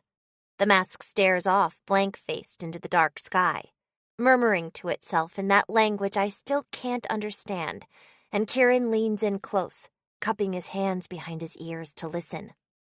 The others watch on uncertainly from afar, until maybe a minute later. She's pretty confident that no one's coming after us. Not sure how much I trust her judgment yet, but given what we've seen from her, small and eccentric as she may be, I don't think they're fit to chase us down. At least for now, Kieran says. His mask's eyes narrow, giving its frozen smile the appearance of a conspiratorial grin. And you'll be happy to hear that the plague girl looked like she was having a pretty bad time of things. I'll tell you all about it if you'd like. Not as happy as I'd be if I'd done it myself, but it's something. Maybe later, I say. First, I want to know if all this did anything for us. Sure. All clear, everyone, he calls. The great shadow behind him shifts away. It moves without visible motion, the way shadows do as the sun moves around them, crawling between its towers as it makes its way deeper into the wound. The darkness behind Kieran never quite detaches from him, but it stretches out and grows lower to the ground until it's only the thin outlined suggestion of something grander, trailing away toward its source like a long shadow beneath a high sun. Kieran races off deeper into the scattered forest of ruined glowing spires which constitute the wound's primary topography. He starts off with a run, sprinting forward like a boy much younger than he is, eager to enter a toy store or chase after a ball. Then takes a high leap into the air. Spindly arms reach out from the depths of the shadow trailing behind him and catch him by the waist in midair. 6 more limbs sprout from his shadow's surface and press against the tangle of stone bodies that constitutes the ground at its side, lifting itself up. Except for its lengthy tail, whose umbilical cord silhouette slithers backward towards the looming figure of the Harbinger in the opposite direction, Kieran's shadow peels itself off the face-strewn floor and skitters forward on its 6 free limbs like a spider, leaving me behind as I follow at my regular pace. The whole display is honestly kind of cute. The childlike wonder hidden behind the first vessel's transparent stone mask makes the hole inside me where Alunla once was ache all the more. Kieran is already making the rounds through the group when I catch up, chatting happily with his followers. Today there's 9 of them, not counting me and himself, all gathered in their usual spot. In the remains of one of those shattered white towers, they've made a circle of large rough stones, picking through the chunks of rubble until they found the ones most comfortable to sit on, and entreating our Harbinger to rearrange the ones too heavy for us to carry. It almost looks like a big fire pit, only in the center, there's just a camping stove. The faces embedded in the rocks, even the half-intact ones, like to track us with their empty eyes whenever they have company. They follow Kieran and his distended shadow especially closely. A pot of water boils on the stove, and boxes are piled up beside it, filled with water jugs and whichever assorted snacks we've most recently hauled back from the city. Looking around the circle, lunch today is apparently instant noodles. I don't want to make myself sick here of all places, so I dig out an energy bar that looks and sort of tastes like a very dry vanilla shortbread. It isn't terrible. Kieran must have had the same idea, since I watch him toss a foil wrapper to the ground just after I arrive.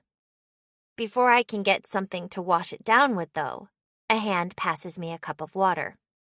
A long, thin, marble white hand, clothed in a winding shroud of shadows, beneath which it seems to stretch out far beyond the length of a human arm. Isobel, the first voice I heard earlier whispers. I turn to meet the gaze of the masked face at my shoulder. His entire body is composed of the same stone and spectral material. And if there's still a human face behind that mask, I can't see it. I smile weakly. It missed you. Did you know how much it missed you? Could you taste the prayers it swallowed up and dedicated to your safe return? So many of its dreams rest on your shoulders, you know. It can't be complete. We can't be complete while you're away. Not anymore. Nice to see you too, Merton. It's not particularly, in fact, but he's harmless. To me, at least. Merton doesn't talk about himself much. I asked Kieran once what was wrong with him, and he insisted that there was less wrong with Merton than anyone he'd ever met. People came here looking for something they couldn't find out in the world, and Merton, for whatever unspoken reason, needed to not be himself anymore, to stop feeling the way he felt all the time. He's accepted more of our patron into himself than anyone else, and in so doing, got his wish. Good for him, I guess. As he slithers away, I catch my first clear snippet of conversation around the circle. Do we always eat here and just leave stuff around? Someone asks, pointing to an abandoned noodle cup. A mousy blonde girl in a big, well-worn sweater dress, with frayed threads along its edges. I don't think I recognize her, but I don't exactly bother with every new face who shows up here. This is our home, a whole world just for us. So why shouldn't we do whatever we want here? An older girl argues. I mean, this is a wound, she says, whispering the word as if she's afraid to say it. Sorry, it still feels all weird, too. Would it be more appropriate if we all acted like some Clyasian sect of delusional island mystics? Kieran whirls around to confront her, arms thrown wide, spitting the goddess's name as a curse the way he always does. I wouldn't accept the enlightenment those guys are chasing if they offered to pour all their wasted lifetimes of useless insight into my soul in an instant, and neither would any of you if you knew what it meant. He points at her in exaggerated admonishment, then sweeps his hand through the air as though batting aside an annoying insect. To drift aimlessly through life, in harmony with the cosmos. It's only half a step away from existential self-mummification, and that's if I'm being charitable, he says, offering the girl his open hand. No, we aren't some airy-fairy ascetic cult. We're taking the perfectly practical steps we must to open the sky, escape this pointless world, and return to the stars. With each word, the fingers of his offered hand close in on themselves until they formed a firmly clenched fist. Everything else is just details. The girl just stares up at him in silent panic. Dalha, the group's oldest member, a sharply dressed woman in her 30s, whose wavy black lob cut is no longer quite as carefully kept as when I first met her, raises an open palm and shoots Kieran a look that makes me think of a mother scolding her son. You do know how it sounds when you word it quite like that, don't you? Kieran grins a little wider. And you know how keepers talk about themselves all the time. I refuse to let them have all the fun with this. I can't argue with that. Dalha allows herself a small, almost reluctant smile. Still, no need to terrorize the poor girl. Yeah. Sorry, Sorka. And you're kinda right about the way it looks. Not pretty at all. Kieran admits a moment later. The contorted stone faces closest to the fallen wrappers and empty noodle cups scattered around the circle shift. Long, jointless fingers crawl to the surface, wrap around the bits of trash, and drag them down into the cracks. Sorka watches them go with wide, unblinking eyes. Whoa, she breathes, the word only audible in the silence left after Kieran's outburst. Come on, don't whoa at just that, Kieran chuckles. That was a parlor trick. Soon enough, you yourself will be able to break that second-rate world beyond this sanctuary of ours in much more impressive ways. So, Kieran calls to me once he's finished checking in with the group. Let's talk plans. Progress. A spectral hand rises up and closes around me, enveloping my whole world. I resign myself, My head drowns in a black sea of weightless vertigo, thrashing toward a surface that doesn't exist, until several seconds later, I'm dropped onto another floor, sucking in air in short, desperate breaths. We've shifted into another familiar hub of the wound, one of the taller towers, still intact enough to have something like a top floor. It looks like there was more once, judging by the broken walls and the crumbling staircase to nowhere climbing out through one of the wide windows. But the loss of the rest of the building turned this space into a kind of atrium, lined with mostly empty shelves. But not completely empty. My growing collection of little black boots sits near the top of one. "Do you really have to do that every time?" I gasp. "Yes, no stairs up here, I get it. But could you not make some?" Probably. But then it wouldn't be as secure if something goes wrong. Or as special. He gives me a hand up, and with his free arm, gestures out one of the windows at our sweeping view of the ruins. The Harbinger's tower shadow stands further in. There, in one clearing, it swept away the stray bits of rubble and reached its lower arms down into the surface of the wound. Its touch draws the stone figures which make up the ground, its puppets, out from their great heap. Slowly, they begin to untangle their limbs and crawl up from the turf, arranging themselves with perfect coordination to expand the growing foundations of a new tower, one grander in scope and scale than any of the others before it. Each body stacked upon the tower like a brick entwines itself with the body below it and begins to radiate a soft white light. I've watched it work before. I've watched it sculpt a new tower of living stone from start to finish. Or rather, I've watched it build and build until the construction inevitably collapses in on itself. Somehow, it can only ever make it so far. What remains of the tower we're standing in now is one of the tallest failures, but a failure nonetheless. I wonder if the new one will be any different. And I still can't see up to where our Harbinger ends from here, if it ever ends. The impenetrable darkness which cloaks the sky of the wound like a ceiling obscures it. The dim light emitted by the Harbinger's spires isn't strong enough to reach. The security angle that makes sense, I say.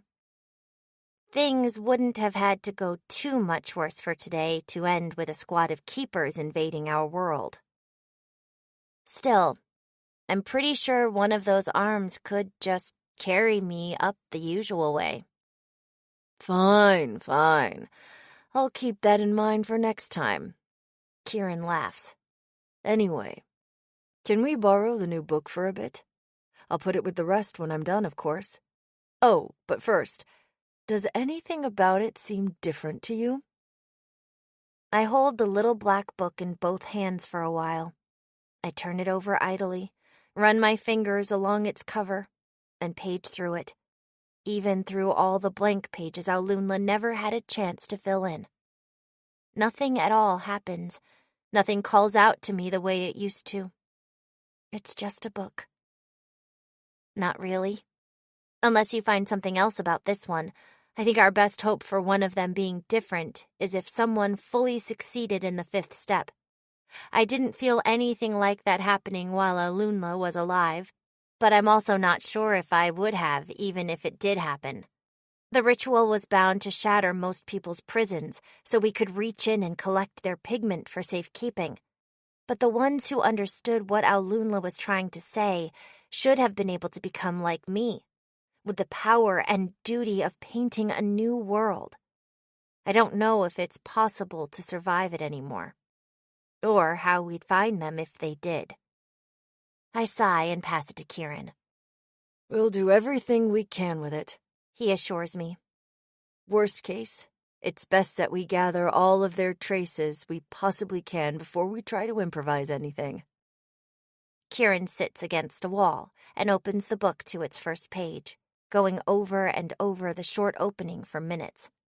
Tiny puppeteer's hands emerge from his shadow, touching its surface and exploring the texture of its pages in imitation of how I handled it.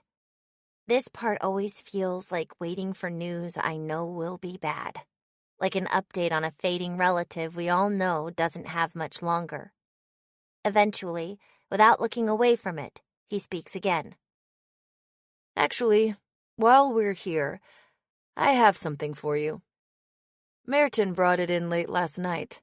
It's on the floor right under us. If you want to check it out while I work with this. Oh, thank you? What is it? A surprise. And don't thank me. Thank Merton. He did all the hard work. Well, okay, the remodeling was a bit annoying, but really this is all him. It was even his idea. Remodeling? Okay, now I'm curious. Let's see. Doubly so because I wasn't sure if Merton still had ideas. I start down the wide, curved staircase circling along one of the room's walls. It's much, much colder than anywhere else in the wound, like stepping into a giant walk-in freezer. I look back at Kieran, who just smiles and motions for me to go on. Well, fine. This is hardly the weirdest thing I've done in the last couple weeks. There's a constant low susurrus in the room below that reminds me at first of white noise, but not quite steady enough, and not at all soothing in the same way. When I listen closer, it becomes breathy, a choir of endless sighs too soft to be voiced. Looking over the glowing white walls, the source of the constant chill air issuing into the space, I realize that's exactly what they are. The space, which once had the same wide-arched windows as the atrium above, has been remade into a sealed stone chamber. Unlike the ground outside, which is a disorganized tangle of masks and limbs, the uncomfortable masked figures composing the new walls are all neatly arranged so that their faces stare into the room, filling it with endless little streams of icy breath. And on one of several wide stone slabs in the center, all covered in their own faces, an older boy's corpse is splayed out beneath a white sheet, covering all but his feet, arms, and head. His skin is blotchy and clammy, his lips almost colorless. "Kieran?" I call. Mm-hmm. "What the fuck is this?" What? You aren't still squeamish about something like this, are you? No, it's not that. Just, why is it here? Yeah, I guess it does bear a little more explaining, doesn't it? Kieran's footsteps patter along the floor above, then down the stairs. He looks at the slabs, then at me, scratching the back of his head through his hood sheepishly. So, the idea was that if there are these books, these remnants of Alunla still in the world, then maybe there'd also be remnants in the people who communed with those books but didn't quite make it, right? Poor guy in there was one of the more recent suicides, recent enough that they hadn't put him out to sea yet. So Merton thought if we robbed the morgue and took him back here, maybe you or we could salvage something important out of him. Seems worth a try to me, if you're up for it. He gives me a casual shrug, followed by an encouraging pat on the shoulder. Sure. I don't know if that's going to do anything, but might as well at this point. I stuff my hands into my sleeves, hug my arms to myself for warmth, and look over the corpse. I don't treat it quite the same as I do Alunla's books, because it's not a book, and there are frankly just sanitary concerns there. But I do inspect it thoroughly. More importantly, I let myself explore how it feels to be around it. When I said I wasn't squeamish about this, I meant it. It's strange that I meant it, though. I've always found gross things just as gross as anyone else would. I didn't like horror movies or seek stuff like this out to desensitize myself. Now, though? Now, this is just a body, bereft of the potential of what it could have been. It's just meat, not even a person. A person is their soul, and his is gone. I guess at some point, Maybe when I accepted that Aulunla might have to kill people to protect us. Maybe when I kept diving deeper and ended up here after it died. The part of my mind that would have reflexively recoiled away from a fresh human corpse just stopped working. What does hurt is that it doesn't take much time at all to realize there's nothing here for us. Aulunla never lived in the bodies of the people who read their book. Bodies never mattered to it. It cared about words, minds, dreams. I used its power to change my body a little bit, but that was always just a stopgap until I could become something more real. This guy is simply gone, and given what happened to Aulunla, he's gone for no reason at all. And that's sad. It's a horrible waste. But that's all it is. Nothing there either. He's just dead. I sigh. Ugh. And I don't suppose you could have just preserved him with magic somehow? Let's go upstairs.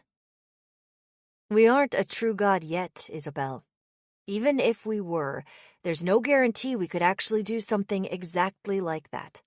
I mean, this cold is born of magic, so isn't it the same in the end?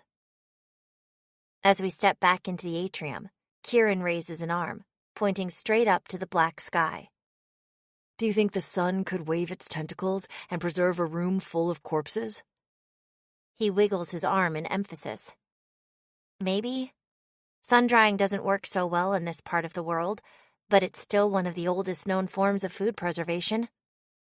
Kieran tilts his head. His mask mirrors his puzzled frown. Okay, fine. So maybe it could make people raisins, if you want to count that as preserved. Probably a lot more likely it would make some sort of hideous eyeless zombie raisins, but either way, I'm sure you get my point. Besides, given what we're gathering them for, we thought it would be better to use as little magic as possible on them. Wouldn't want to bury any important residue under our own, you know? Yeah, I get it. That's probably for the best. I'm just complaining to complain. I didn't exactly think to bring my winter coat when I left home. Ask Dalha to put one on the shopping list, he suggests. No, I'm sure she has more important stuff to do. It's not like I'll be spending a lot of time down there. Kieran just shrugs agreeably and returns to leafing through the new book. Sorry that didn't work out. Maybe we're all getting a little desperate about this thing. But we'll figure something out. What should I tell Merton, if he asks whether he should keep it up? I'm pretty sure he can find something better to do. I'll leave it to you to decide how to let him down, if that sort of thing matters to him. Sure, I'll... He glances around the room, searching for something. His mask grins wide, strangely out of sync with his perplexed, focused expression. When nothing appears, he grabs the edge of one of the arched floor-length windows with both hands, grips it tightly, and leans all the way out of it, slowly panning around the wound with his upper body. Isabel, did you hear that? Feel that? No. Is something wrong? Not at all, not at all. Our new recruit is at the door. Something shrieks in the distance. A shrill, whining burst of harbinger words resounds through the wound's empty air. And in answer, Kieran leaps from the window. As he falls, spectral limbs sprout from his shadow on the ground and reach up to catch him. Another scales the tower and offers itself to me as a platform. I take the hint, letting it bear me back to the ground with surprising gentleness. As soon as I touch down, Kieran gives a messy goodbye salute, and his harbinger's arms carry him away to greet our disgusting guest. I leave Kieran to whatever he wants to do with that thing and head back toward the gathering place. I don't quite make it there before Dalha, seated and idly swinging her legs on the broken wall of another tower, waves me down. Isabel, she greets simply. How are things looking? Any movement on your project? Not sure yet. Kieran went to deal with our visitor before he finished with the new one. Merton brought us a corpse, though. That's something new. Dalha blinks rapidly, though she maintains an impressively level expression. Oh, okay, she says. Why? It was one of the suicides. I don't know. I guess he thought there might be some leftover alunla in it. Was there? That doesn't sound especially promising to me, but you and Kieran are quite a bit better than I am with the, particulars of all this. No. Alunla cared about minds, imaginations, people, not bodies. Maybe if we could use it to somehow snatch the guy's soul back from wherever the dead go. But we can't, I groan. Honestly, I'm kind of worried Merton is going to scare someone away eventually, if he keeps going the way he has been. Not everyone who comes in here is quite as patient as you, or as inoculated to that sort of thing as I was, I say. Dalha scoffs, shrugging the idea away. He'll do no such thing. What makes you so sure? Scarier things than him happen out there all the time. Not scary in the same way, maybe, but what's more frightening, Merton, or the fact that the lotus bed once existed? Regular old humans don't need to lose their faces to be horrifying. Point taken. If anyone here didn't know about the lotus bed when they arrived, they do now. It's not that Kieran likes to talk about them, but he is quick to bring up that disgusting, filthy, extremely Clyosian pack of rapists, in counterpoint to the idea that our group is a cult. Perish the thought. We, of course, are just some friends with a common purpose. For my part, I don't find the distinction important. I know what I'm here for. What we call our Harbinger cult doesn't really matter to me. And more importantly, no one ends up with us who doesn't need to be with us, Dalha adds. There's that too, yeah. I don't know how Kieran finds them, but everyone I've met here bears that out so far. Anything you need before the next step? She asks. I think again about that coat, but quickly decide it's pointless. I don't expect I'll be visiting Kieran's freezer much more, and summer will be coming on soon enough. No, I don't think so. Although, while we're just waiting around, could I ask you something? Dalha looks up at the empty sky and smiles. If we can't speak freely here, then where? Thanks. I've wondered about this for a while, just, had a lot to do since I met Kieran. I scratch at my wrist as I turn the question over in my mind, wondering just how to phrase something like this. So I know what I'm in this for, I finally start. I get the feral children, and Kieran I can kind of guess. Something to do with all that stuff he says about cages and fireflies and caterpillars. But what about you? How does someone like you end up here? You don't have to say anything if that's too personal. If you're anything like Kieran, if this is a philosophy for you, I'd like to hear about it. Dalha quirks a single manicured eyebrow up. What about me? What makes you think I'm any less deep and troubled than the rest of you? I just can't see any of them lasting out in the world as long as you did. Also, that is not a troubled smile. Fine then, Dalha says. Her eyes harden, and she glares up at the darkened horizon where our world ends. If you must know, on the last embrace, the sun came down and ate everyone I ever loved. I'm smiling because I'm thinking about how once we return to the sky, I'm going to raise an army of star-born nightmares and snuff it out. It ate them, I echo. Dalha nods solemnly. Ate them all up. My husband, my friends, my hedgehog, all gone in a terrible burning flash.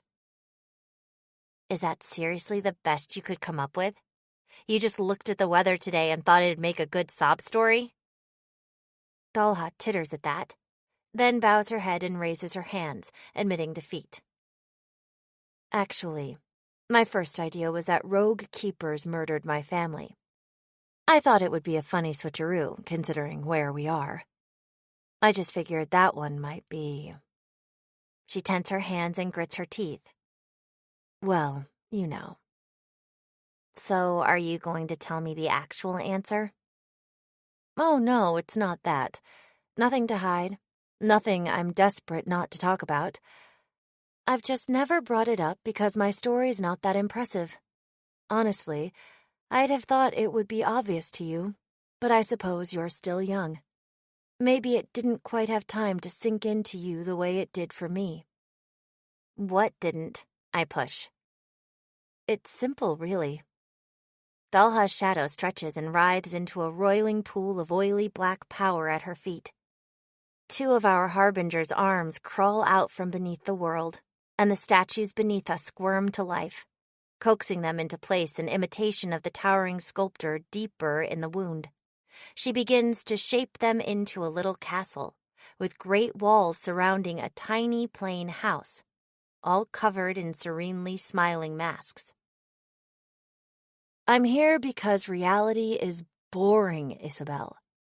You don't need to survive some horrible tragedy to see that. Sometimes, all it takes is enough time spent carrying around a dream you know will never come true. Watching from the outside as everything truly important happens without you, because you just aren't special enough to be allowed in. Suddenly, the spectral hands sweep in a circle, smashing the walls to rubble like a child destroying an unsatisfying sandcastle. So I decided, if I ever found a way, I'd break in. Or, if I couldn't manage that, to break out from this planet's claustrophobic confines and search for somewhere better. Somewhere that wants something more from me than to keep the menial, meaningless details of the world in order for the people who actually matter. And then I found it.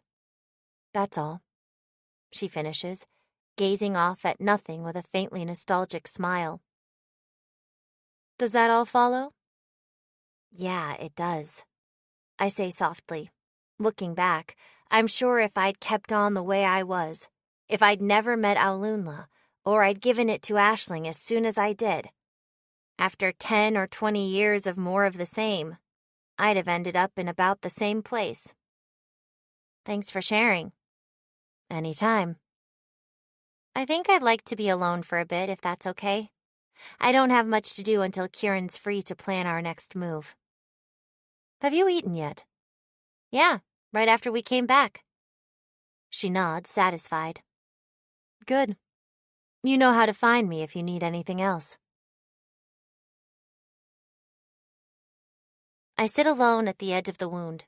Well, I don't know if it has an edge. The stone plains seem to stretch on forever, but most of the world is flat and featureless. Our little city of broken towers only fills a tiny portion of this isolated world. Sometimes I wonder why. I wonder what it says about Kieran's harbinger that so much of its realm is simply empty, and that it has to fill it by trying and failing to build new marvels by hand. But not right now. Right now, seated on the ground, leaning against a section of shattered wall, I just want to put some distance between myself and the rest of this group. If it's even right to think of the rest of them. If I'm truly part of it. Because I'm not like them.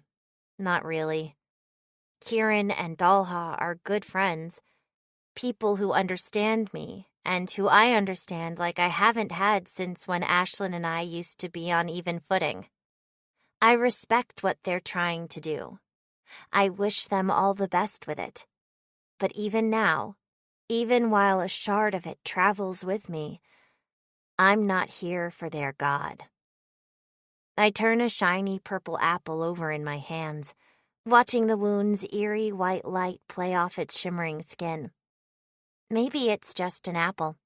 Maybe in another week or two, all that will remain of Aulunla's final gift is a handful of mold. But I'll never let it go. If that happens, I'll pick the seeds out from the pile of rot and plant them somewhere beautiful. I'll fill this miserable old world with sparkly star apple orchards so we can live in the dreams of everyone who eats them at once. And when I bring Aulunla back, whether we find that other, better world we were searching for, or we have to make it ourselves, we'll grow forests of them there. And if it never comes back? The question circles and circles through my mind, no matter how hard I try to shove it away. I have no backup plans, no flimsy rationalizations or questionable promises, nothing of enough weight to bury it under. Kieran's only ever said that he saw something of Aulunla left in me, and he wanted to pull that lingering ember out and stoke it back to life if there was any way we could. The books I've recovered, the time we spend poring over the couple dozen pages with anything written on them, that body Merton stole, they're all just us gathering anything we can to improve our chances, without the slightest guarantee that what I want is even possible. If Aulunla never comes back...